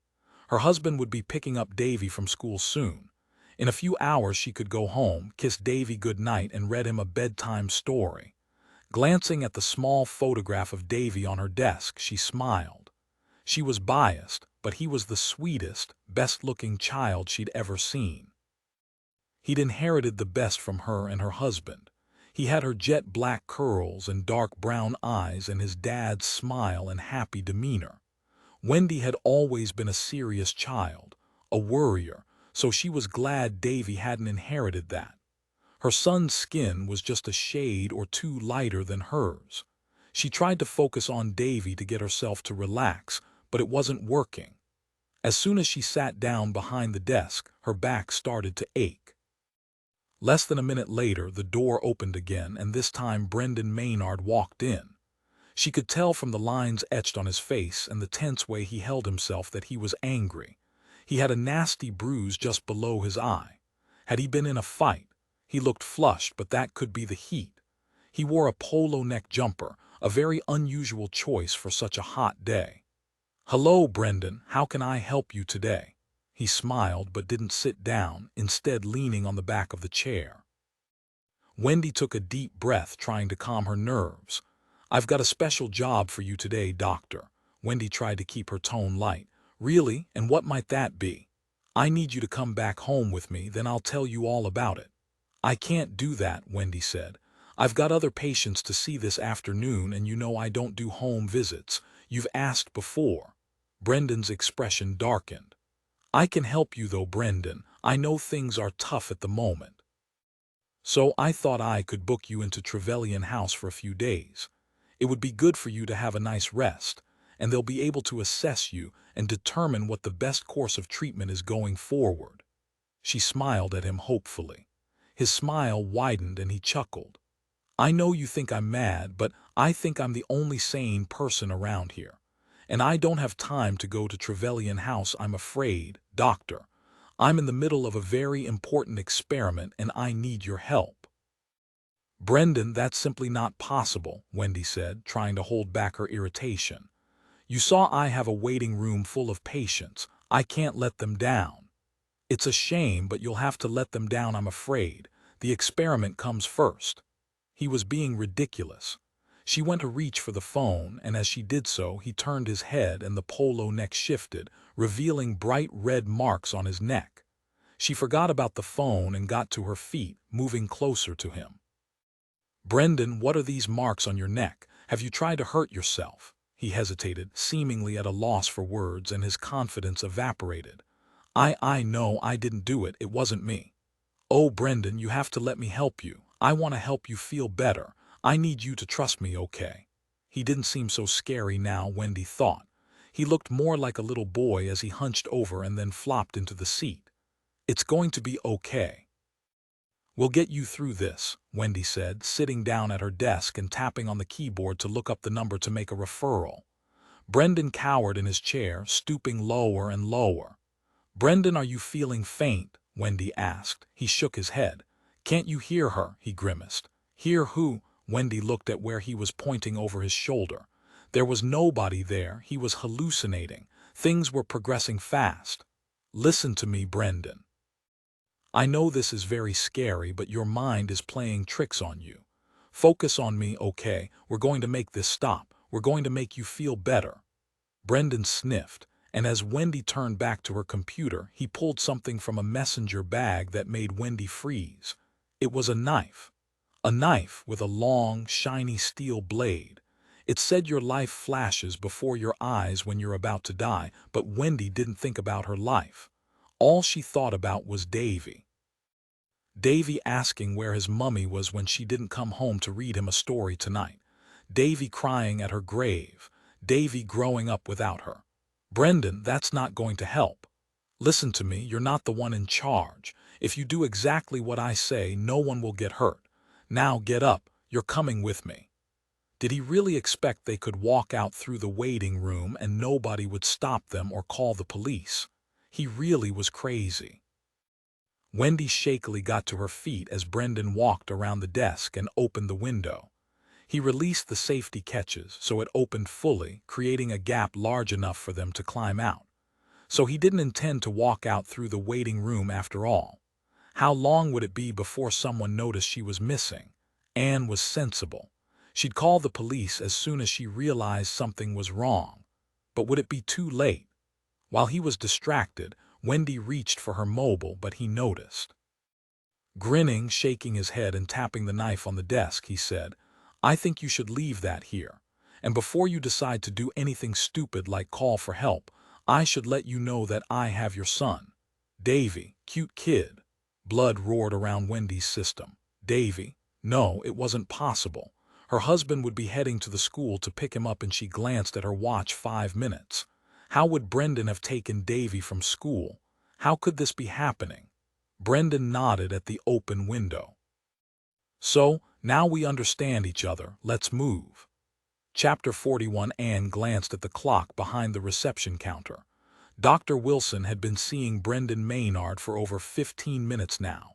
The usual appointment lasted about 10 minutes, give or take, but she understood a patient with Brendan's needs might require more attention. He had mental health problems and was definitely very upset today. Though Anne was new to the surgery, she was well aware of the undercurrent of tension between Dr. Wilson and Dr. Farquhar. She'd also paid close attention to patient files and had seen Brendan had been transferred to Dr. Farquhar. There had to be a reason for that, and if Anne was a betting woman, she'd put money on the transfer being due to Dr. Wilson feeling uncomfortable treating Brendan alone, which was understandable. Anne had studied nursing for a couple of years when she was in her 20s. She liked the idea of helping people, and nursing seemed like such a noble profession. Trouble was, Anne was not good with blood or any bodily fluids really. She learned quickly that she was too squeamish for nursing. So she'd signed up for special training to become a consultant secretary, and she'd been very good at it, too, before she'd taken a career break to raise her children. Now both her sons were in primary school. She decided the time was right to come back to part-time employment, and had been pleased to take up a job at Dr. Farquhar's practice. The surgery was within walking distance of their flat, and the money certainly helped out with two growing boys to look after.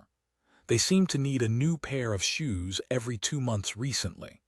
It was just her luck for them both to be going through a growth spurt at the same time.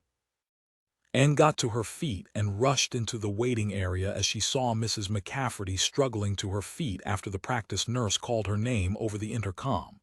The elderly woman dropped her walking stick. Anne collected the stick, handed it back to Mrs. McCafferty with a smile, and then helped the elderly lady to the practice nurse's room. "Thank you, dear," Mrs. McCafferty said. "Not at all." Anne walked briskly back to reception. 17 minutes had passed now. Perhaps she should go and check on Dr. Wilson. It was almost the end of her shift. In fact, she thought with a frown her shift should have ended 5 minutes ago, but as usual, Vive, one of the other receptionists, was late. Vive had worked at Dr. Farquhar's practice for over 5 years and saw herself as the boss. She liked to lord it over everyone, even though she was employed under the exact same terms as Anne. She was condescending, rude, and always late. Despite that, Anne tried to keep the peace. She certainly didn't need to create an enemy at work. As another minute ticked by, Anne began to get increasingly concerned. Of course, the appointment would run longer than usual if Dr. Wilson had to arrange a referral, but Anne had felt uneasy since the moment Brendan Maynard had walked into the doctor's surgery. Finally, Vive bustled into the waiting area. She was a large woman, with dyed red hair and the type of troweled-on makeup that made you wonder what she really looked like underneath. Anne thought if she ever saw Vive bare-faced, she wouldn't recognize her. "I'm glad you're here," Anne said, preparing to explain her worries about Dr. Wilson. "For goodness sake, Anne, I'm only 5 minutes late. I'm sure that's not inconvenienced you too much." Vive turned her back and shrugged off her cardigan, then stashed her handbag beneath the desk. The air was thick with Vive's floral perfume. Anne tried again. "The thing is, we had a very agitated patient come into the surgery and demand to see one of the GPS. He is in with Dr. Wilson now and has been in there for almost 20 minutes. I'm a bit concerned." Vive rolled her eyes. "I'm sure Dr. Wilson is fine. She's dealt with plenty of difficult patients in her time. When you get a little more experience, you'll understand." Anne felt a flare of anger. "I've plenty of experience, Vive," she said, trying to keep the irritation from her voice. "I've worked with patients for most of my career." "Yes, but you've had a lot of time off, haven't you?" "I took a career break when I had my children," Anne said. "That doesn't wipe my memory or make me inexperienced." 7 years is a very long time to take off work, Vive said with a sniff. "Anyway," Anne said, determined to get back on topic, "I'm concerned about Dr. Wilson. The patient's name is Brendan Maynard," she added in a whisper so Vive could hear but not the rest of the waiting room. "Oh, him, the hypochondriac, that's what all the doctors call him. I think he's harmless." "Harmless? But his file said he had mental health problems and Dr. Wilson wanted to refer him, and then he was transferred to Dr. Farquhar's list." "What's your point?" Vive said, sitting down heavily on the chair beside Anne. Anne thought it was very clear what her point was. "My point is that Dr. Wilson could be in trouble. I think one of us should check on her." "And by one of us, you mean me because it's my shift now," Vive said, raising a carefully drawn eyebrow. Anne pursed her lips. Yes, actually she did think Vive should get off her backside and go and check on Dr. Wilson. "That might be a good idea," Anne said pointedly. Vive gave a little huff under her breath. "You can check on her if you like, but I've got work to do." She reached over and picked up the box of patient samples. The samples weren't due to be collected until tomorrow. Vive was just being difficult. "Fine," Anne said. "I'll check on her before I go." Knock yourself out, Vive said. Anne grabbed her handbag, looped the strap over her shoulder and walked around the reception desk towards the back of the surgery. Vive was impossible. Luckily, Anne didn't have to spend much time with her and only saw her during handovers. It seemed Vive saw herself as Queen Bee and wanted to mark her territory like a dog peeing over everything. Anne knocked on Dr. Wilson's closed door. She might receive a sharp reprimand from Dr. Wilson for interrupting when she was seeing a patient, but it was better to be safe than sorry. There was no response to her knock, so she tried again, banging on the door a little harder. Still nothing. Anxiety trickled through Anne's body. She reached for the doorknob, turning it and then pushing the door open slowly. "I'm very sorry to interrupt," she called from the hallway, not wanting to walk inside and interrupt an examination. But there was still no response. Swallowing hard, Anne stepped inside Dr. Wilson's room. She wasn't behind the desk. Anne turned to the small curtained area where patients could undress to get ready for an examination, but the curtains were wide open and there was nobody there. She walked inside, turning a slow circle, taking in every corner, but the room was empty. Where were they? Then her gaze fell on the open window. Anne's stomach clenched with fear. Mackinnon pulled his mobile out of his pocket and answered the call from D. Tyler. "I've got some news, Jack. We have a full name and address for our suspect. Brendan Maynard, 17 North Key Road. I'm sending his details over to you now." "Great news. What's the next step?" "We're heading to his flat now to arrest him and search the property." "Do you need me?" "No, we've got plenty of officers as well as a search team ready to go over his flat with a fine-tooth comb as soon as we've arrested him. Have you had any luck on the bedbug addresses?" "No," Mackinnon said with a sigh. "It looks like the Bugs and Noah Thorne were both false leads. You can't win them all, Jack. You followed the correct procedure to chase down all logical leads. That's all anyone can expect." "I know," Mackinnon said, but he couldn't help feeling he'd rather be on the scene when they arrested Brendan Maynard rather than traipsing around London talking to people about bedbugs. "I don't suppose 17 North Key Road was on the list of bedbug addresses." "No, it wasn't on the list. I checked myself before leaving the station, but it is within walking distance of the No. 22 bus route." "I guess the bedbug theory was a waste of time then." "I don't know about that. I think you were on the right track. Charlotte found out something very interesting regarding Brendan Maynard's job. He's a self-employed pest controller." Mackinnon paused to digest the information. He guessed that could make sense. If he'd had an infestation at his property, he would have treated the problem himself and perhaps introduced the bedbugs into his flat from his work. The pieces of the puzzle were slowly fitting together. "That's an interesting connection," Mackinnon said. "Good luck with the raid." "Do you know if he is on the premises?" "We've had someone watching the flat while we waited for the paperwork and no one has seen him leave. But no, we don't know for sure if he's there. I'm keeping my fingers crossed that even if he isn't home, Tammy Holt will be at the address." After Mackinnon hung up, he put his phone back in his pocket and walked along First Street. He'd been distracted by the unrelated strands in this case. Ashley's ex, the bed bugs. They'd all been diversions, leading him in the wrong direction. If Brendan Maynard was responsible, then it looked as though there was no connection to Noah Thorne, Ashley's ex-boyfriend. But Mackinnon had been very sure the man was hiding something. Of course, it could have been a secret completely unrelated to Ashley Burroughs' death. And he had to admit they had found no link between Noah Thorne and Tammy Holt. So his hunch about Noah Thorne had led him away from the real culprit. Noah had been hiding something all right. His affair with Ashley's work colleague, but that didn't make him a killer. After that, Mackinnon had focused on the bedbug angle, wrongly believing it would lead them to the location where Ashley had been held and potentially where Tammy was still being kept against her will. The two addresses he'd visited today had proved fruitless. Appearances suggested they were normal families, very unlikely to be involved in either woman's disappearance, and he still couldn't get an answer from anyone at the third address.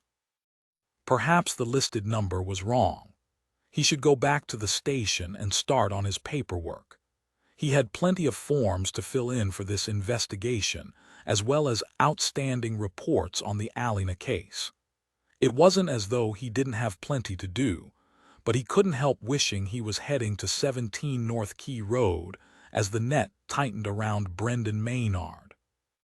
He reached the corner of the road and contemplated whether to turn right and head to the underground station or turn left and go to the third address on his list.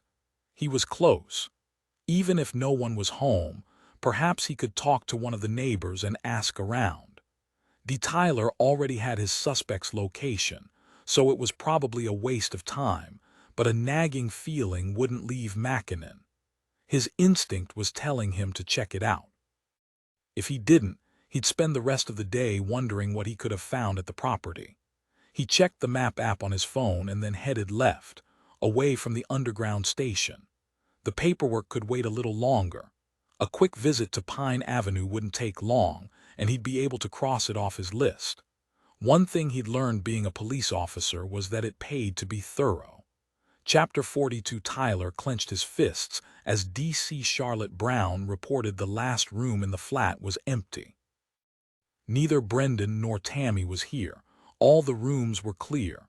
And there's no sign that Tammy and Ashley were ever kept here, Tyler asked. I haven't seen anything to indicate they were, sir, D.C. Brown said. Perhaps the search team will uncover something. Tyler nodded slowly as the search team filed in ready to methodically take everything apart. There was still a chance, but in his gut Tyler felt this was a dead end. Just when he thought they had the culprit cornered, things shifted. Tyler cursed and walked away from D.C. Brown to look out of the large windows above the sofa. He stared out, trying to come up with a strategy. The sky was no longer an unbroken blue. Gray clouds were gathering above them, the sign of the storm to come. He turned away from the window, facing D.C. Brown again. We need to talk to every member of his family and all his friends. We have to track him down. Does he have business premises? D.C. Brown shook her head. He lists this address on his tax returns. Any other properties in his name? None on record, sir. Tyler let out a sigh that sounded more like a hiss. Right, get back to the station, D.C. Brown. We are going to turn over every rock and look in every nook and cranny until we find this man. Yes, sir, she said and turned to leave. D.C. Collins passed her in the doorway. Did you speak to the neighbors? Tyler asked him. Collins nodded. Yes, and according to his neighbor directly opposite, he hasn't been around for weeks. He thinks Brendan might be staying at his mother's place. And I don't suppose he has an address for Brendan's mother. Collins shook his head. Sadly not, though he said he thought it was within walking distance from what Brendan told him. Right, then get back to the station. You need to look up every other Maynard living in the area. Let's hope she shares the same surname as her son. Collins nodded and started to head out but turned before he got to the door. I was so sure they were going to be here, he said. We have to catch him, sir. Tyler recognized the desperation in Collins's eyes and knew he was feeling guilty for his previous screw-up with the CCTV. Officers were only human and mistakes happened, but that wasn't going to make Collins feel any better right now. Tyler put a hand on his shoulder. Oh, we'll find him. Believe me, Collins. We'll not stop until we do.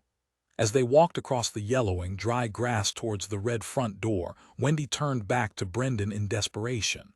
Underneath the hoodie casually draped over his arm was his knife. The pointed edge pressed against her skin, a warning in case she dared to run. But she would never try to escape, not when he had her son. Where is Davy? She asked, desperation making her voice sharp. Inside, Brendan said, reaching for his keys and moving to unlock the door. Please just let him go, you have me now. I can't just let him go, Brendan said, shaking his head. He's a little boy. He'll get lost or some nasty person will pick him up. What kind of mother are you? I could call my husband to collect him. I won't mention you and I'll stay here. Don't be ridiculous. He pushed open the door and shoved Wendy inside. The door slammed behind them and Wendy screamed out, Davy, Davy, where are you? Brendan gave her another shove, pushing her from the hallway into the living room. "Are you trying to annoy me? Keep your voice down." Wendy rushed around the living room, checking for any places a little boy could hide, and then tried to make her way to the stairs. Brendan roughly pulled her back. "Stop. If you want to see him again, you need to do what I tell you." Wendy was beside herself. She wrapped her arms around her stomach as tears rolled down her cheeks. "Okay, I will. Anything you want. Sit there." He nodded at an old-fashioned armchair. Wendy did as she was told, and he walked through the archway at the end of the living room that led into the kitchen. She couldn't see him from her seat, though she could hear him moving about. Was this her chance to rush upstairs to get Davy while he was occupied? But she couldn't afford to make him angry, not when there was a chance he would hurt her son. She sat in the chair and rocked back and forth. How had it come to this? She'd known Brendan needed help. She'd suspected delusional parasitosis for some time, but not this. She'd never expected this. Brendan walked back into the living room holding a scrap of material, cable ties, and a glass of clear liquid. She knew without being told that it wasn't water. He handed her the glass. "Drink this, then I'm going to tie your hands together with these." He held up the cable ties. "It's for your own safety. As long as you cooperate, you won't get hurt, and neither will your son." Although her brain was screaming not to trust him, she had no choice. She couldn't call his bluff, not when Davy's life could be at stake. She took the glass from him and began to drink. It was bitter, but she gulped the liquid down. "Very good," he said when she passed the glass back to him. "Now put your wrists together." She did as she was told, and he fastened her arms together with 2 cable ties. Then he held up the scrap of black fabric. "I was going to use this as a gag, but if I can trust you to not make a noise, then I won't use it." Wendy nodded frantically. "You can trust me. I won't make a noise." He nodded slowly. "Okay, let's get you upstairs." Wendy got to her feet too quickly. She swayed a little and reached out her bound hands to steady herself on the chair. Brendan grasped her elbow, and she shuddered at his touch as he pulled her towards the stairs. She had more trouble with the steps than she'd expected. Her arms were tied together, but that shouldn't affect her balance. Whatever drugs he'd put in that drink were working quickly. She drank the stuff down willingly like a trusting fool, eager to see her son, but she was likely to be out of it within minutes. Fresh tears rolled down her cheeks. "Is he up here?" she asked after stumbling on the top step. "Just up there," Brendan said. He nodded to an aluminum ladder leading up to the loft. Slowly, feeling like her limbs weren't obeying her brain, Wendy climbed the ladder with Brendan behind her.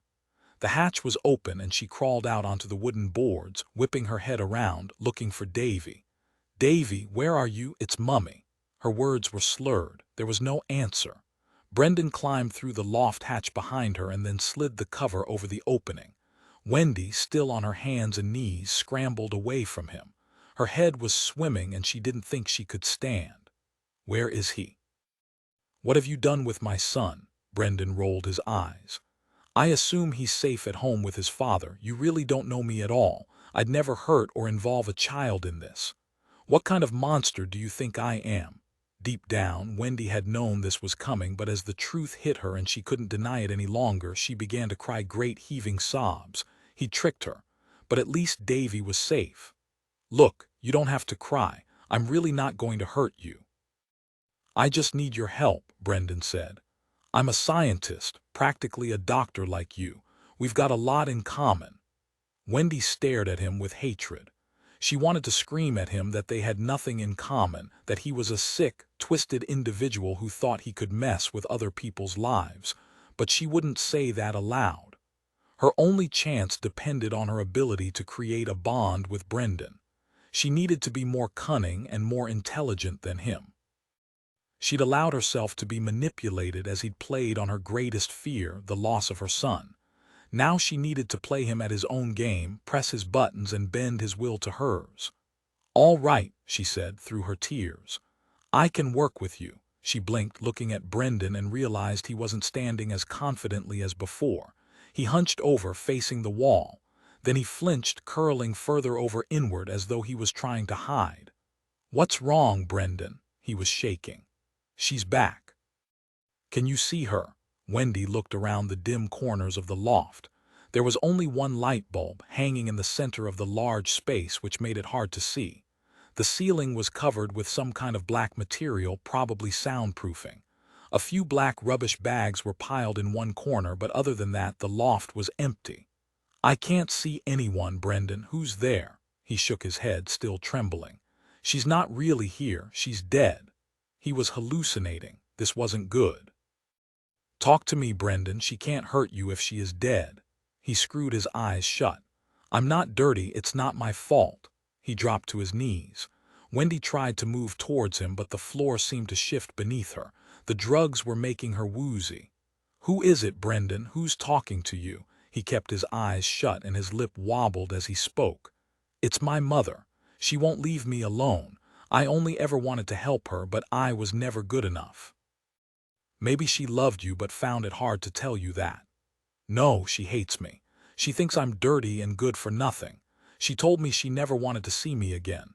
She said I made her skin crawl. Brendan, she was probably very angry at the time and said things she didn't mean. We all get angry sometimes and lose our tempers. Take some deep breaths and look at me, Brendan. The drugs were affecting her vision now. It seemed like she was looking at Brendan through a long, dark tunnel. I tried so hard. After she said she never wanted to see me again, I thought up an idea. It was stupid, but I hoped it would work. I put the bugs in her house. I thought she would call me for help. She knew it was my job, but she didn't ask for my help. She called another company. I was never good enough. He flinched as though someone had hit him and curled up in a ball on the floor. I'm sorry. I only tried to help. Please go away, please. Mackinnon approached the third address on his list. It was a small terrace owned by Mrs. Penny Crumb.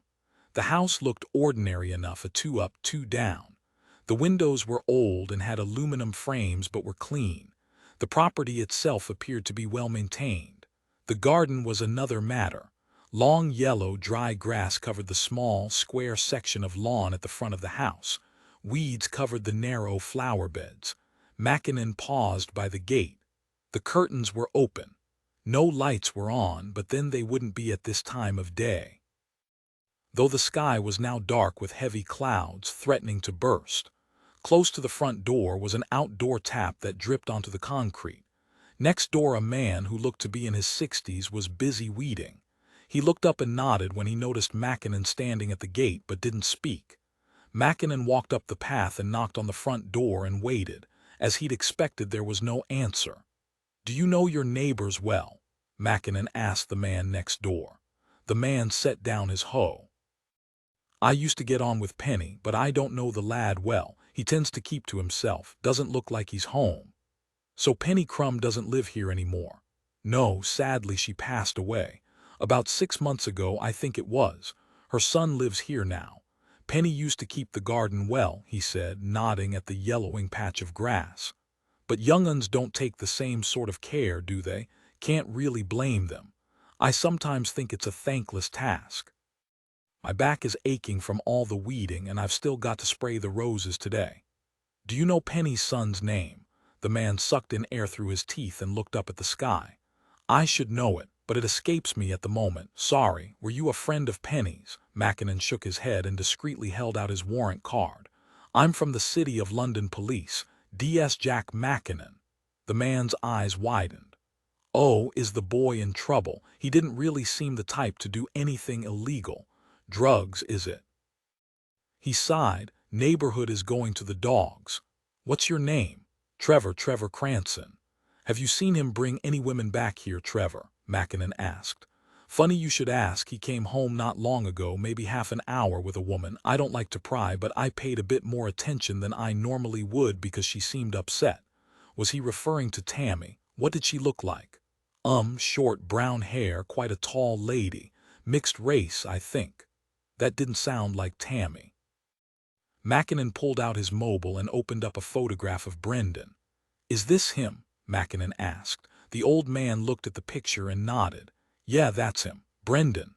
Oh yes, that's it. Of course, sorry, I'm terrible with names, but now that you've said it, I remember. His name is definitely Brendan. Thanks, you've been really helpful.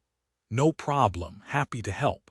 Well, if you don't need anything else, I'd better make a start on my roses, although it looks like we're about to get a downpour. Actually, Mackinnon said, I think it's probably better if you head inside for a while. Oh, don't worry about me, I'm not afraid of a few drops of rain. Trevor chuckled, misinterpreting Mackinnon's warning. I'm not referring to the rain. The old man paled. So Brendan has done something wrong then? Mackinnon nodded. Possibly. It's probably safer if you stay inside for the next few hours. As the man scurried inside, Mackinnon scanned the windows. There was no sign that someone inside was watching him, but he didn't want to tip Brendan off. If he was watching, Mackinnon wanted him to think he'd given up. He walked away but stopped at the end of the street and pulled out his phone to call D. Tyler. He still had a view of the address. Maybe Tyler had already made an arrest and found Tammy Holt, but if he hadn't, Mackinnon thought this could well be where Brendan Maynard was hiding out. Chapter 43. Tyler took a while to answer Mackinnon's call. When he finally picked up, he said, Bad news, I'm afraid, Jack.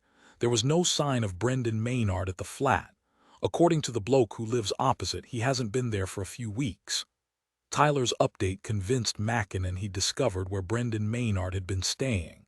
I think I might have something. I'm at the third address on my list, Penny Crumb's property, 9 Pine Avenue. There was no answer, so I spoke to her neighbor. He said she died a few months ago and her son is living there now. And get this, the son's name is Brendan. Wait a minute, did you say Penny Crumb? Yes. He heard Tyler shouting at someone in the background and the muffled, scratchy sound of a hand covering the phone. We've been trying to track down his family, and I've got a copy of his birth certificate here somewhere.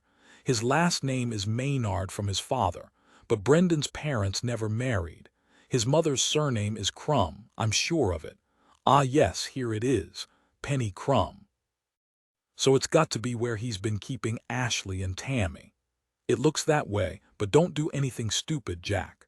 I'm sending an urgent response unit there now, and I'm getting in the car myself. It sounded like Tyler was walking while talking on the phone. Every so often his conversation was punctuated with orders to officers at the station. I showed the neighbor the CCTV still, Mackinnon said, and he identified him as Penny Crumb's son, Brendan. All right, it sounds like we've got him. D.C. Brown, you're coming with me. Charlotte's response was too quiet for Mackinnon to hear. Do you think he's there now? Tyler asked. I don't know if he's at home. He's not answering the door if he is. All the curtains are open and everything looks normal. There's a garage block to the left of the property. That might be worth a look too. All right. Understood. Tyler then barked an order at D.C. Webb before returning to his conversation with Mackinnon. Your job is to sit tight and watch the property until we get there. We don't want him slipping out, but we don't want any heroics either, okay, Jack? Okay, but no buts. I understand, but what, Jack? Tyler shouted, exasperated. Brendan's neighbor said he had a woman with him when he returned to the property about half an hour ago. Tammy. The description didn't sound like her. He said the woman was tall, short-haired, and mixed race. He also mentioned she seemed upset. Tyler groaned. Things don't look good for Tammy if he's got himself another one, do they? Mackinnon heard a car door and an engine rev. He was silent for a moment and then he said, No, they don't. Tyler sat in the front passenger seat, tapping his mobile phone impatiently against his thigh. The traffic was not on their side today. They hit jams as soon as they left the station. D.C. Charlotte Brown sat in the back seat, a look of grim determination on her face. P.C. Connor was driving. She switched on the blues and twos and then put her foot down. Tyler held his breath as they shot around the corner. He hadn't taken the advanced driving course himself because he preferred driving at a sedate pace, but today that was not an option. His phone rang. D. Tyler. Sir, this is D.S. Bright. I'm calling to give you a heads up. You're looking for a suspect called Brendan Maynard, correct? Yes, that's right. What have you got for me? He's suspected of abducting one of the GPS from Holly Hill Surgery. He turned up there this afternoon in a very agitated condition, demanding to see one of the GPS. When the receptionist went to check on the doctor because the appointment was running late, the GP was nowhere to be seen, and neither was Brendan Maynard. The GPS name is Dr. Wendy Wilson. Description of the doctor: 40 years old, 5'10", Ike 4 with short black hair. Apparently she also has a tattoo of a butterfly on her right shoulder blade. Right. It looked like they now had a name for another of Brendan's unfortunate victims. How long ago was this? It was reported an hour ago. Brendan turned up at the surgery in a very agitated state. According to the receptionist, he has medical issues. Tyler was no doctor, but he could have predicted that one. Thanks for the update. I appreciate it. Give me a call if there's any more news. He hung up and gripped the edge of his seat as PC Connor weaved in and out of the stationary traffic, sirens blaring. Tom paced the hospital corridor like an expectant father. He'd already spoken to the police and been breathalyzed. Never in his life had he drunk alcohol and then got behind the wheel, so he didn't have anything to worry about on that account. But he couldn't get the woman sprinting across the road out of his head. Logically, he knew he could never have stopped in time. It wasn't possible. He didn't think he'd been going too fast. He'd only just accelerated away from a pedestrian crossing, so that wasn't a factor in the accident. But he couldn't deny his mind was occupied on other things. If he'd been more focused, would he have been able to stop in time? Or slow down so the woman's injuries weren't so severe? A nurse walked towards him. "She's woken up," she said with a gentle smile. Tom gave a sigh of relief and started to walk around her to go to Tammy's ward, but she put a hand on his shoulder. "Hang on a minute. You said you were family." Tom flushed pink. When he'd arrived at the hospital, they hadn't wanted to give him any information, and so he'd told a little white lie. He said he was the woman's uncle.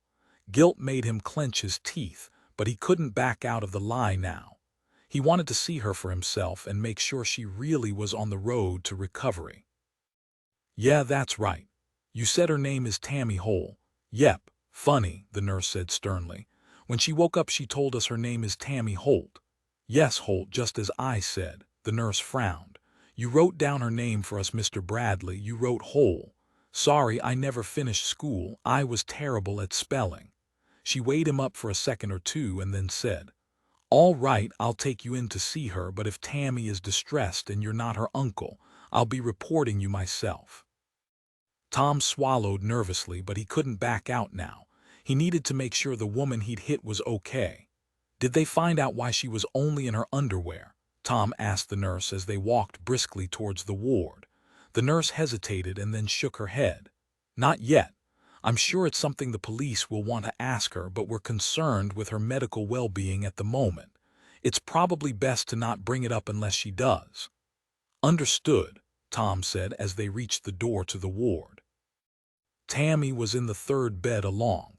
When he'd seen the blood coming from her head, Tom had feared the worst, so it had been a relief when he'd learned she hadn't needed to go to ICU. Tammy was sitting up in bed, her long hair tumbling down her shoulders. She looked pale, but other than that, not too bad. He watched as she reached for a plastic cup of squash and gulped it down. "Tammy, I have brought your uncle to see you," the nurse said. A frown of confusion puckered Tammy's forehead, but when she looked up at Tom, she smiled. "You're the one who helped me after the accident. Are you okay if I leave you two alone?" the nurse asked. Tammy nodded. They were hardly alone. They were in the middle of a hospital ward filled with other patients and nursing staff bustling about. "Yes, we'll be fine.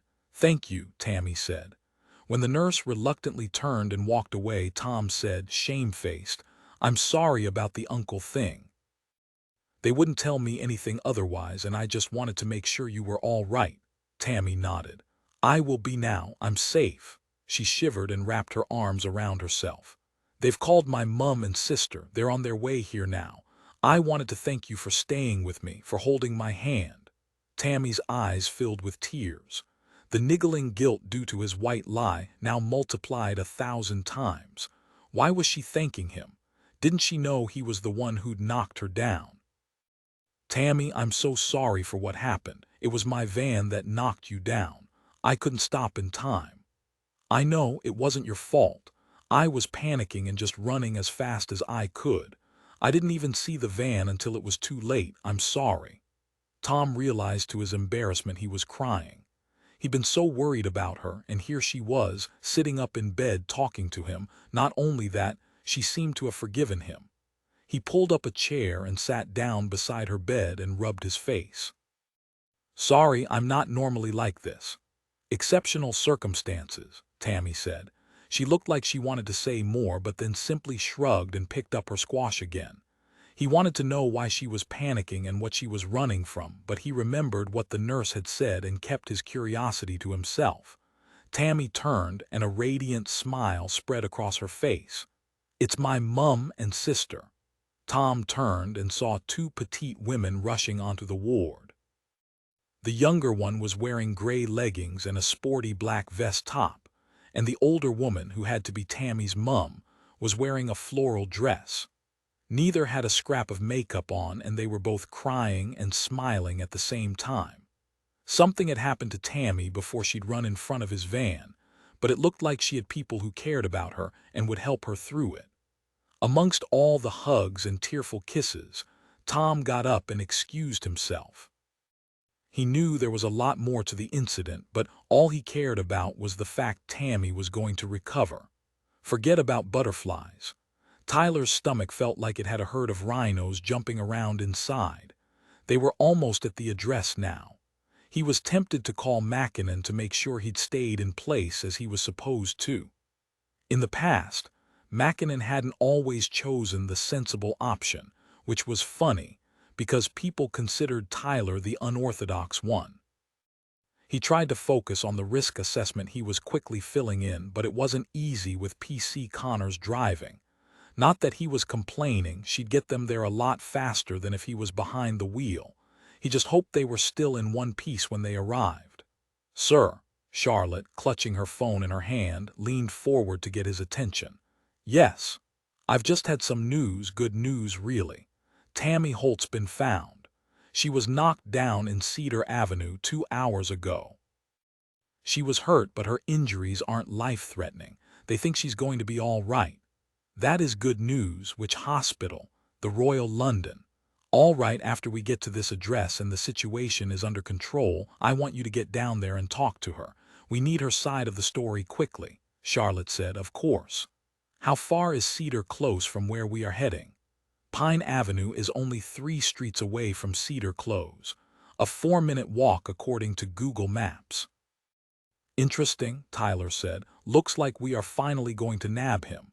He turned around in his seat to face Charlotte. "You need to get as much information from Tammy as possible, because this doctor's life is at risk." "Yes, sir," Charlotte said a little distractedly as she stared down at her phone. Sir," Tyler muffled a sigh. He'd never get this risk assessment done at this rate. "Yes, D.C. Brown. I've just heard from Evie. She's been chasing down Brendan Maynard's family tree." "Yes, I know that," Tyler said impatiently. "Well, she hasn't been able to find a record of Penny Crumb's death," Tyler frowned. "So Brendan's mother is still alive. Either that or she's dead, but nobody reported it." PC Connor slammed on the brakes as they approached a turning. Tyler swore. This case was getting more complicated by the minute. It was almost enough to make him wish he'd allowed Mackinnon to continue on as CEO. The drugs were starting to take their toll now. Wendy's movements and even her thoughts were slow and sluggish. Brendan had curled up on the floor, shivering and sobbing. Now he was distracted. This could be her chance to get away. If only she didn't feel like she was sleepwalking. She moved slowly across the boards, wincing as they creaked beneath her feet. But Brendan didn't budge. It was as though he was in another world. She descended the ladder slowly. Her feet and hands felt numb and wouldn't grip the rungs properly. She was halfway down when she missed her footing and slipped, landing heavily on the floor. Above her, she heard Brendan give a roar of rage. "Move, move, move." Her brain was screaming at her, but her body was slow to react. Heading for the stairs, she felt as though she was underwater. Taking the steps two at a time, stumbling and bashing into the banister and the wall, she went as fast as she could. When she reached the front door and found it locked, she screamed with frustration. Where were the keys? Brendan was at the top of the stairs now. She stumbled into the kitchen and screamed as she banged on the window. Please, let somebody hear her and call the police. There was no point screaming in the loft with all the soundproofing, but surely someone would hear her now. They were in a terrace. The houses were close together. When Wendy saw Brendan's reflection in the window as he appeared behind her, she screamed again. Chapter 44. Mackinnon stood at the end of Pine Avenue, keeping the property in view. A graffiti-covered bus shelter stood on the opposite side of the road, a bit closer to the house. In fact, it was probably a bit nearer than protocol demanded, and Tyler definitely wouldn't have approved. But it would give him a good view, and he'd be less conspicuous if it looked like he was waiting for a bus. The first fat drops of rain started to fall, leaving dark gray splotches on the pavement, and Mackinnon made his decision. Yes, the covered bus stop was a much better idea.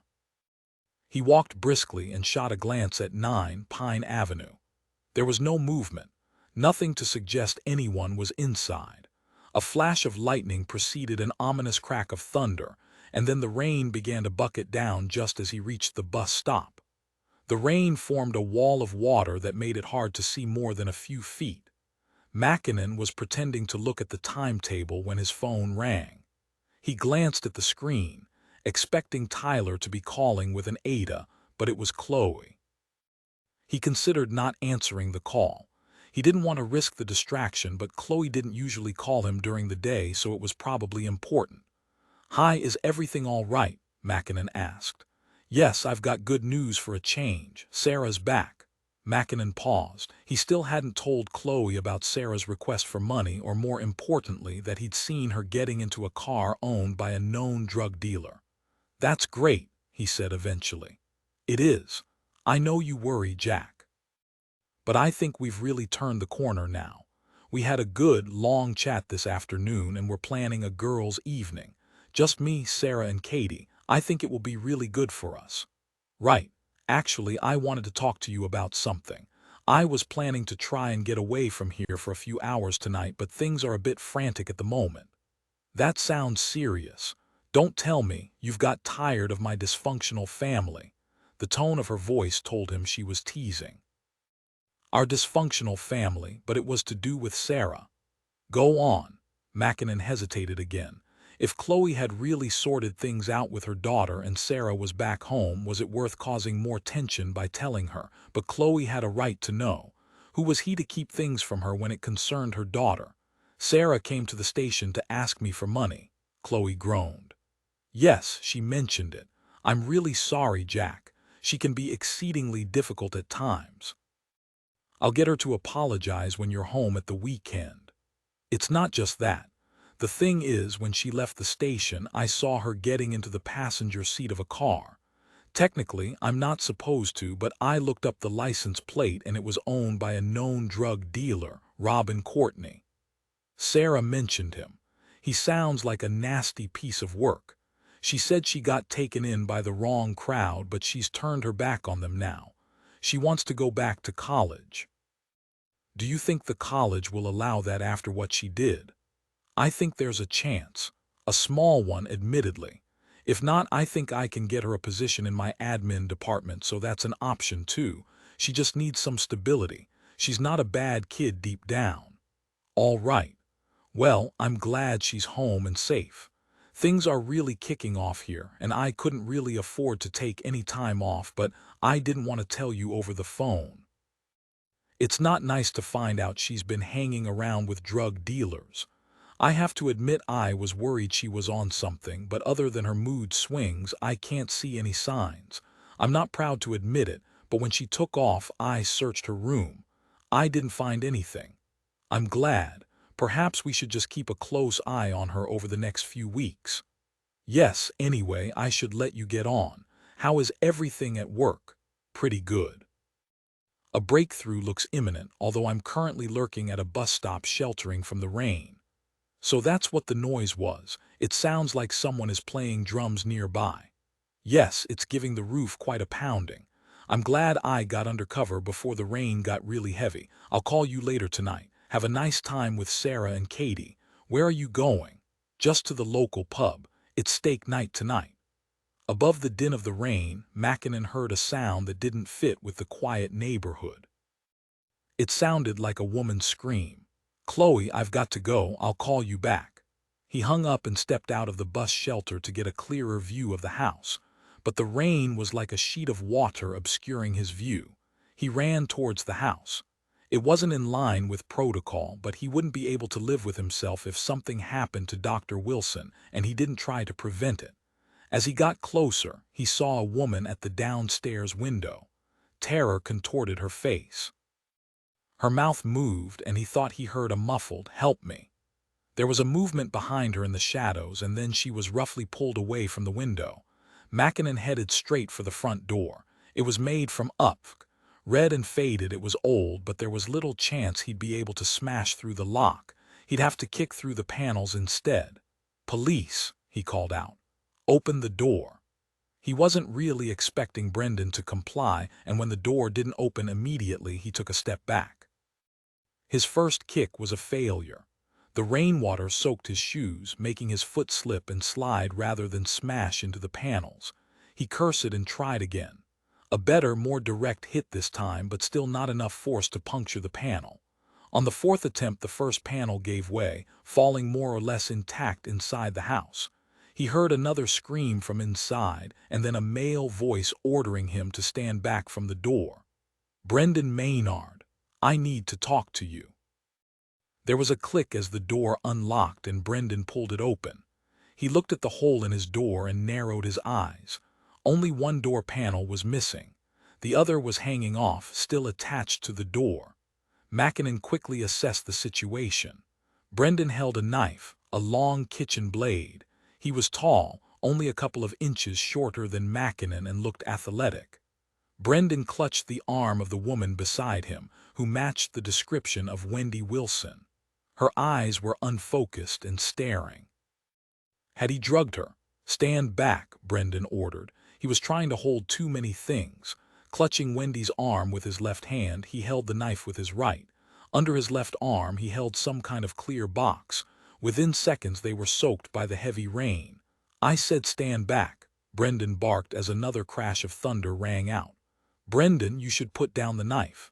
This isn't going to have a good outcome. You need to let Dr. Wilson go."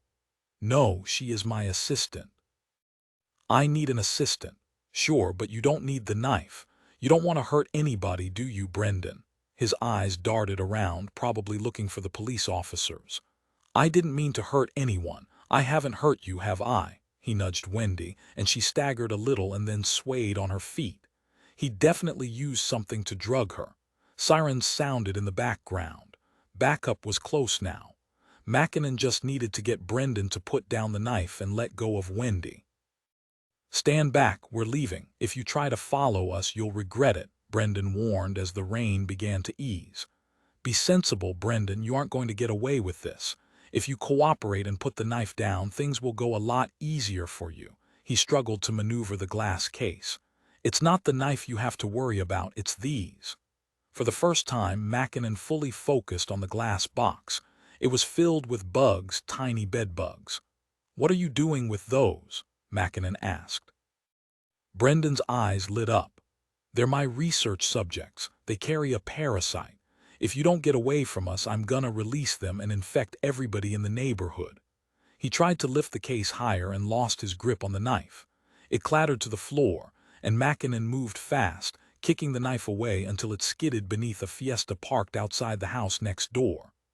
"Don't come any closer," Brendan screeched, yanking Wendy's arm and pulling her across the yellow, patchy lawn that was now sodden. "Let her go," Mackinnon said firmly.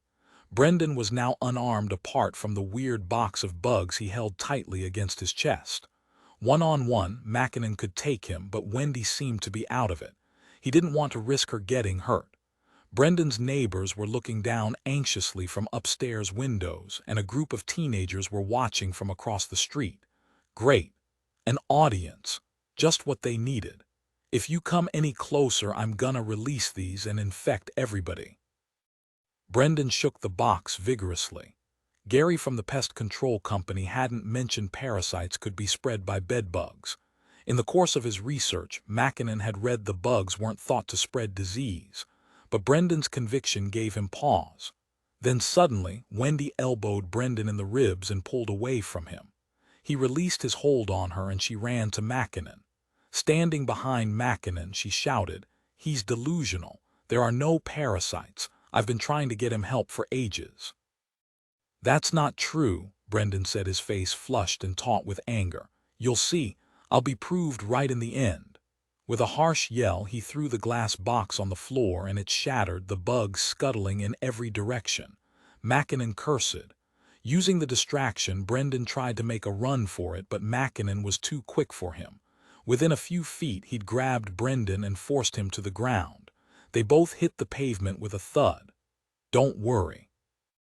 They're really not infected with a parasite," Wendy said, blinking at Mackinnon as she sat on the wet ground. "I feel so tired." Even if the bugs weren't infected with a parasite, Mackinnon felt sorry for the neighbors. They would still be a frustrating nuisance. Mackinnon pulled one of Brendan's arms behind his back and pinned it there. "Brendan Maynard, I'm arresting you for the murder of Ashley Burroughs and the abduction of Tammy Holt and Dr. Wendy Wilson. You do not have to say anything, but anything you do say, I didn't do anything. I didn't kill her," Brendan screeched, writhing as Mackinnon struggled to keep him still. Sirens grew louder and a police car screeched to a stop just in front of 9 Pine Avenue. D. Tyler got out and slammed the door behind him. "Mackinnon, what a surprise." "I could do with a little help here," Mackinnon replied as Brendan struggled to break free. It took 2 PCS to help Mackinnon subdue Brendan Maynard and get the handcuffs fastened. When they finally put him in the back of the police car, Mackinnon went to find Tyler. The D stood beside the back doors of an ambulance as they slammed shut. Both men watched the vehicle head off with Wendy Wilson inside. "How is she?" Mackinnon asked. "The paramedics think he's given her some kind of sedative, so they're taking her into hospital just in case, but she has no physical injuries apart from a sprained ankle. She got the injury falling from the ladder to the loft. She told me he's got delusional parasitosis. It's a mental illness. Sufferers think they have parasites when they don't." Mackinnon rubbed his hand over his face. "Well, now I suppose we need to get pest control in to get rid of those bugs that are probably burrowing their way into people's houses as we speak." "Already handled. A1 pest control is on the way," Tyler said. "We need to search the house. You said the neighbor told you Penny Crumb died months ago." "That's right." "Well, there's no record of her death, which means she is either still alive or you suspect her body is around here somewhere." That about sums it up. Mackinnon and Tyler turned as the rumble of a transit engine alerted them to the crime scene van arriving. "Time to get suited and booted," Tyler said. Chapter 45. Dressed in protective suits, Tyler and Mackinnon walked towards the property.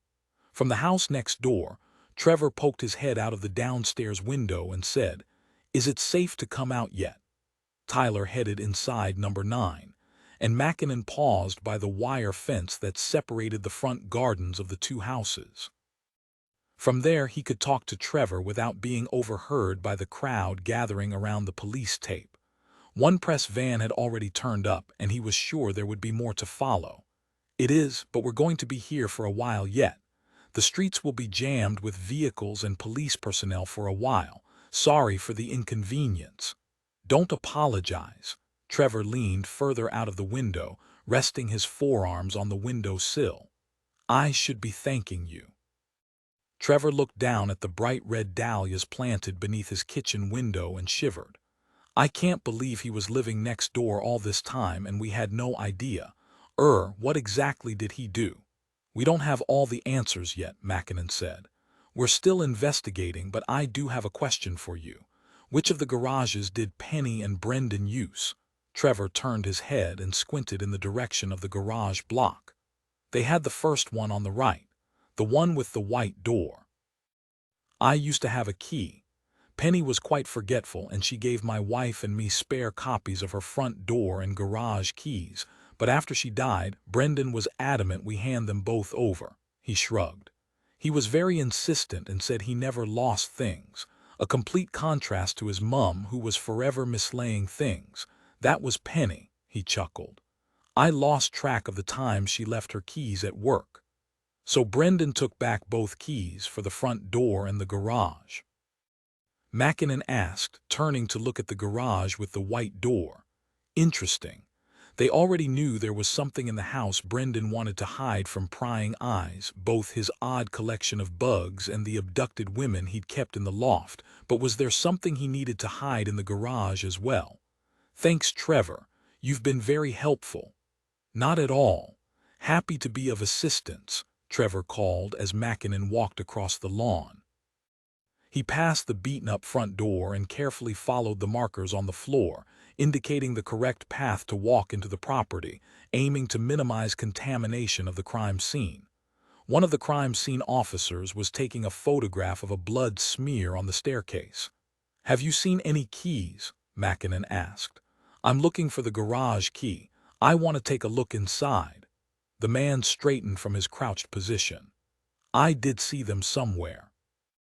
But we'll be moving on to the garage after we've finished here, if you don't mind waiting." "Actually, I'd like to take a look now," Mackinnon said. "I won't mess anything up, I promise." There was only a small section of the man's face visible beneath his hooded paper suit. The crime scene officer's eyes narrowed. "I don't know. Hang on a minute." He called the crime scene manager over. Mackinnon recognized him from previous cases. "Darren, good to see you again. I hope you can help me. I want to take a look inside the garage ASAP. Do you have the keys?" "Probably. Maynard's keys were put in an evidence bag. The garage key will probably be on his keyring." Darren disappeared into the living room and then came back out holding a box with clear plastic bags inside. He held one up. "These are the only keys we've found so far." There were 4 keys on the ring, along with a plastic picture of a kitten. Mackinnon guessed the larger keys would fit the locks on the front and back doors of 9 Pine Avenue. The third Yale key likely fit the front door of Brendan Maynard's flat in North Key Road. The fourth key was smaller than the others and a different shape. That was probably the one for the garage. "Is it all right if I take these? I just want to take a quick look at the garage before you guys start your search." "Absolutely," Darren said. "You know the procedure.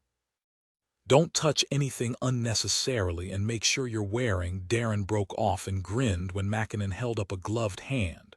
"I'm already wearing them." "Then I'll just sign the form to record the fact you've taken the keys.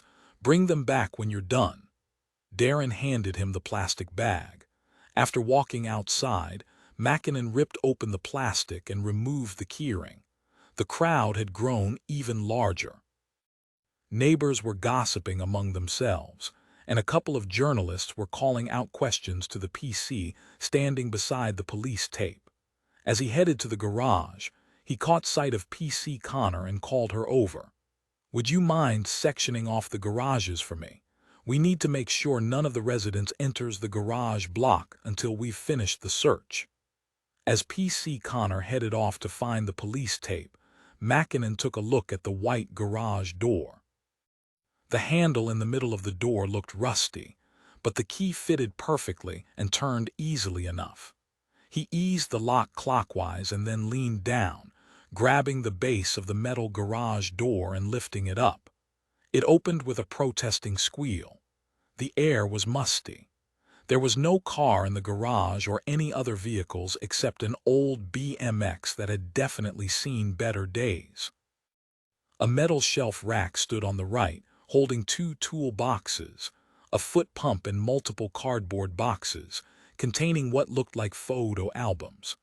None of that caught Mackinnon's attention as firmly as the item right at the back of the garage. It was dark, but as Mackinnon's eyes adjusted to the gloom, he spotted a light switch in the corner of the garage.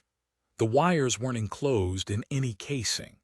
Had the wiring been a DIY job, It looked like Brendan had needed power in the garage. Bracing himself for what he might find, Mackinnon walked over the dusty concrete floor.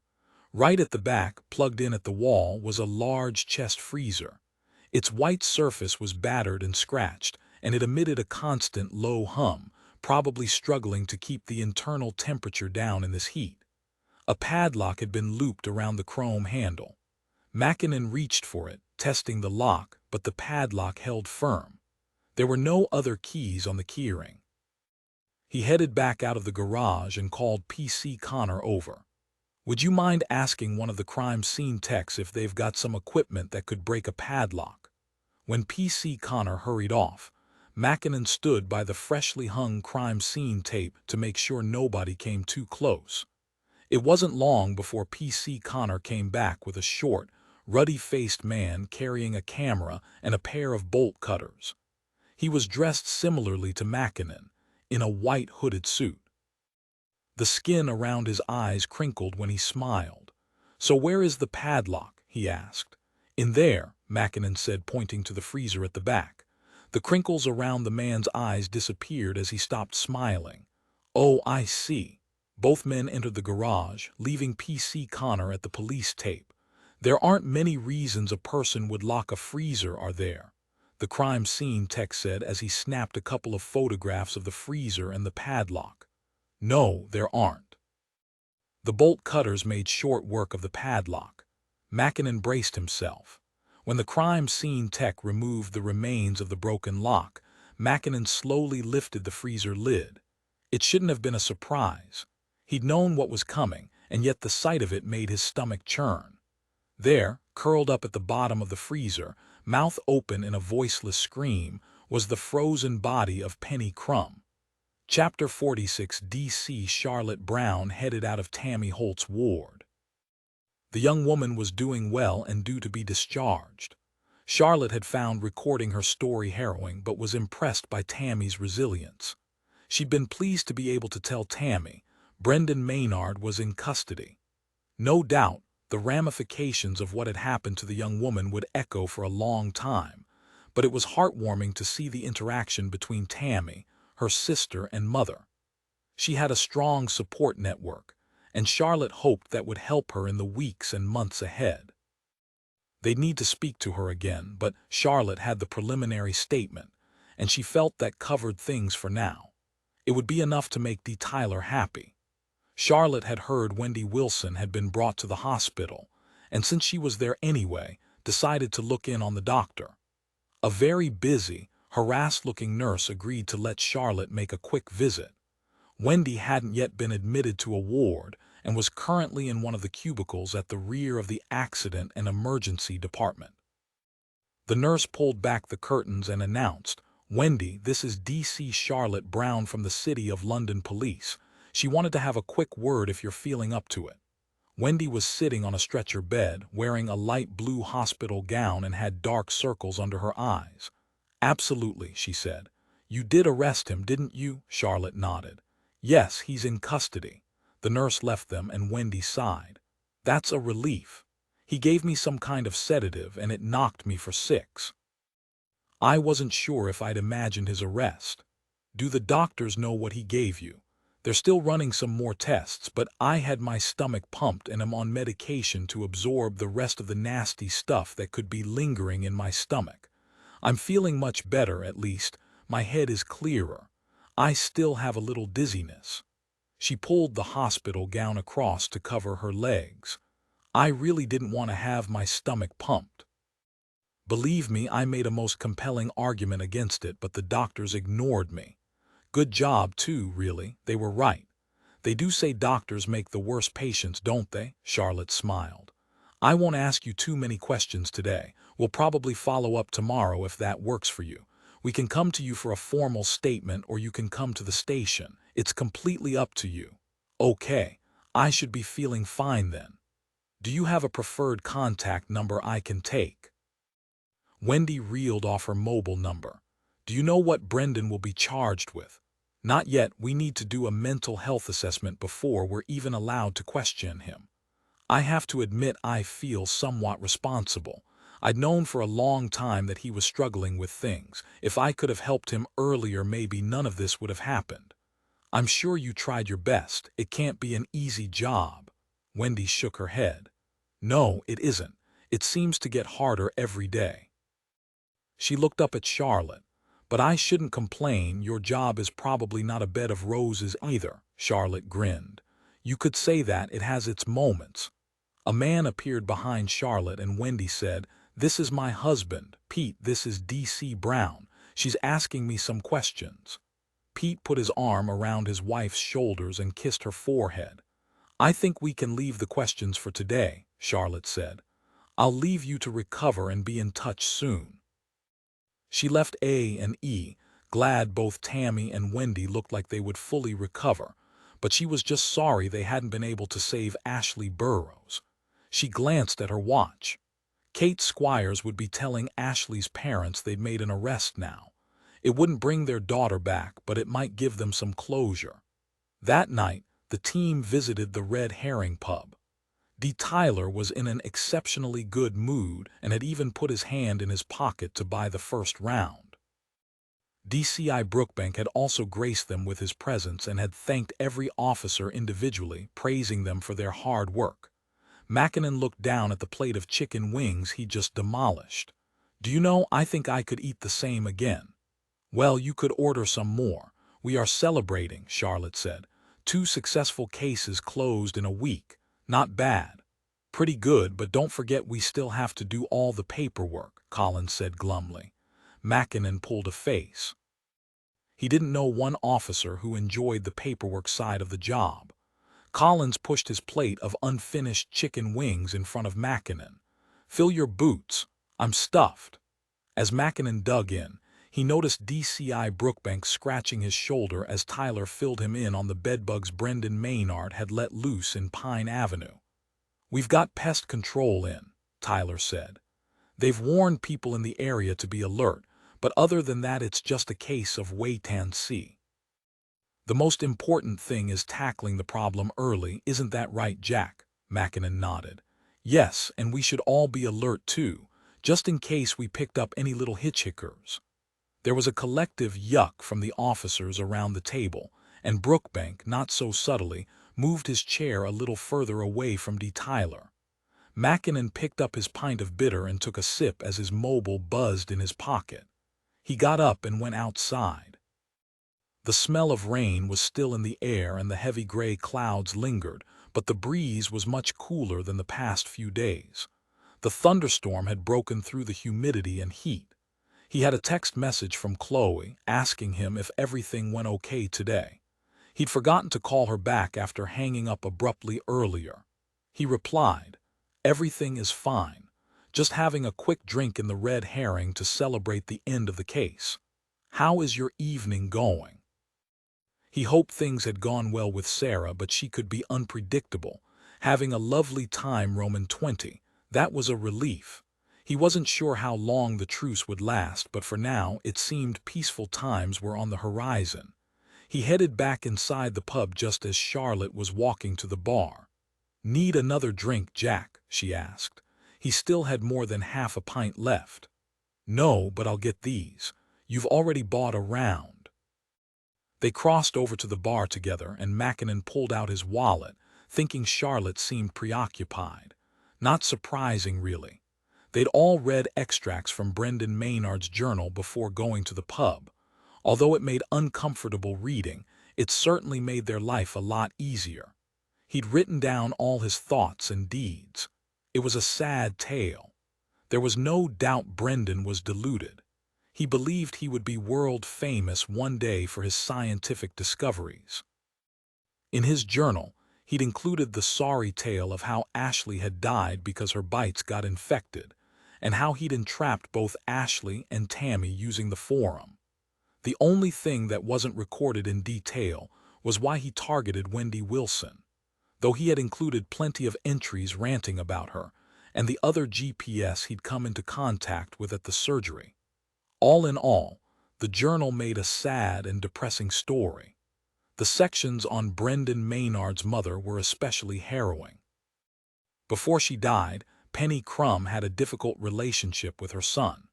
They only had Brendan's side of the story, but Penny appeared to enjoy tormenting him. They had no evidence of physical abuse, but Penny's continual taunts had triggered something in Brendan. She died from blunt force trauma to the left temple. The pathologist had given his initial judgment, though not his full report yet, but they didn't need to wait for the post-mortem. Brendan had written up the incident in his journal. He'd planted bedbugs in her house, hoping she'd call him to help, so he could save the day and for once gain his mother's approval. But she hadn't called him for help, instead going to a rival pest control company. That had been the final straw for Brendan. Furiously angry, he'd argued with his mother and pushed her down the stairs. It was the impact to her head that killed her, but the pathologist suspected she'd suffered other injuries from the fall, including a cracked rib and a broken wrist.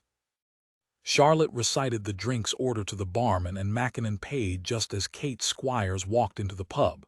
He waved her over. "Kate, we're just getting the drinks in. What are you having?" Kate asked for a G&T and stood at the bar beside them as Mackinnon placed the order. "It's been a tough day," she said after taking a sip of her gin. "How did the Burroughses take the news?" Charlotte asked. "Okay, I guess. They're glad someone's been caught, but that doesn't heal their grief, unfortunately. It's going to take them a long time to get through this." Tonight was for celebrating a job well done, though it was always bittersweet in these kinds of cases. The outcome was never perfect. They carried the drinks back over to the tables where the rest of the officers were laughing and joking. Tyler was sitting beside Janice, looking like he was on top of the world. Charlotte nudged Mackinnon. "Looks like someone's been forgiven for the food poisoning incident." Mackinnon was happy for them, but Brookbank didn't look too pleased his new assistant was dating one of his officers. Mackinnon slid into the empty seat beside Tyler, putting the tray of drinks on the table.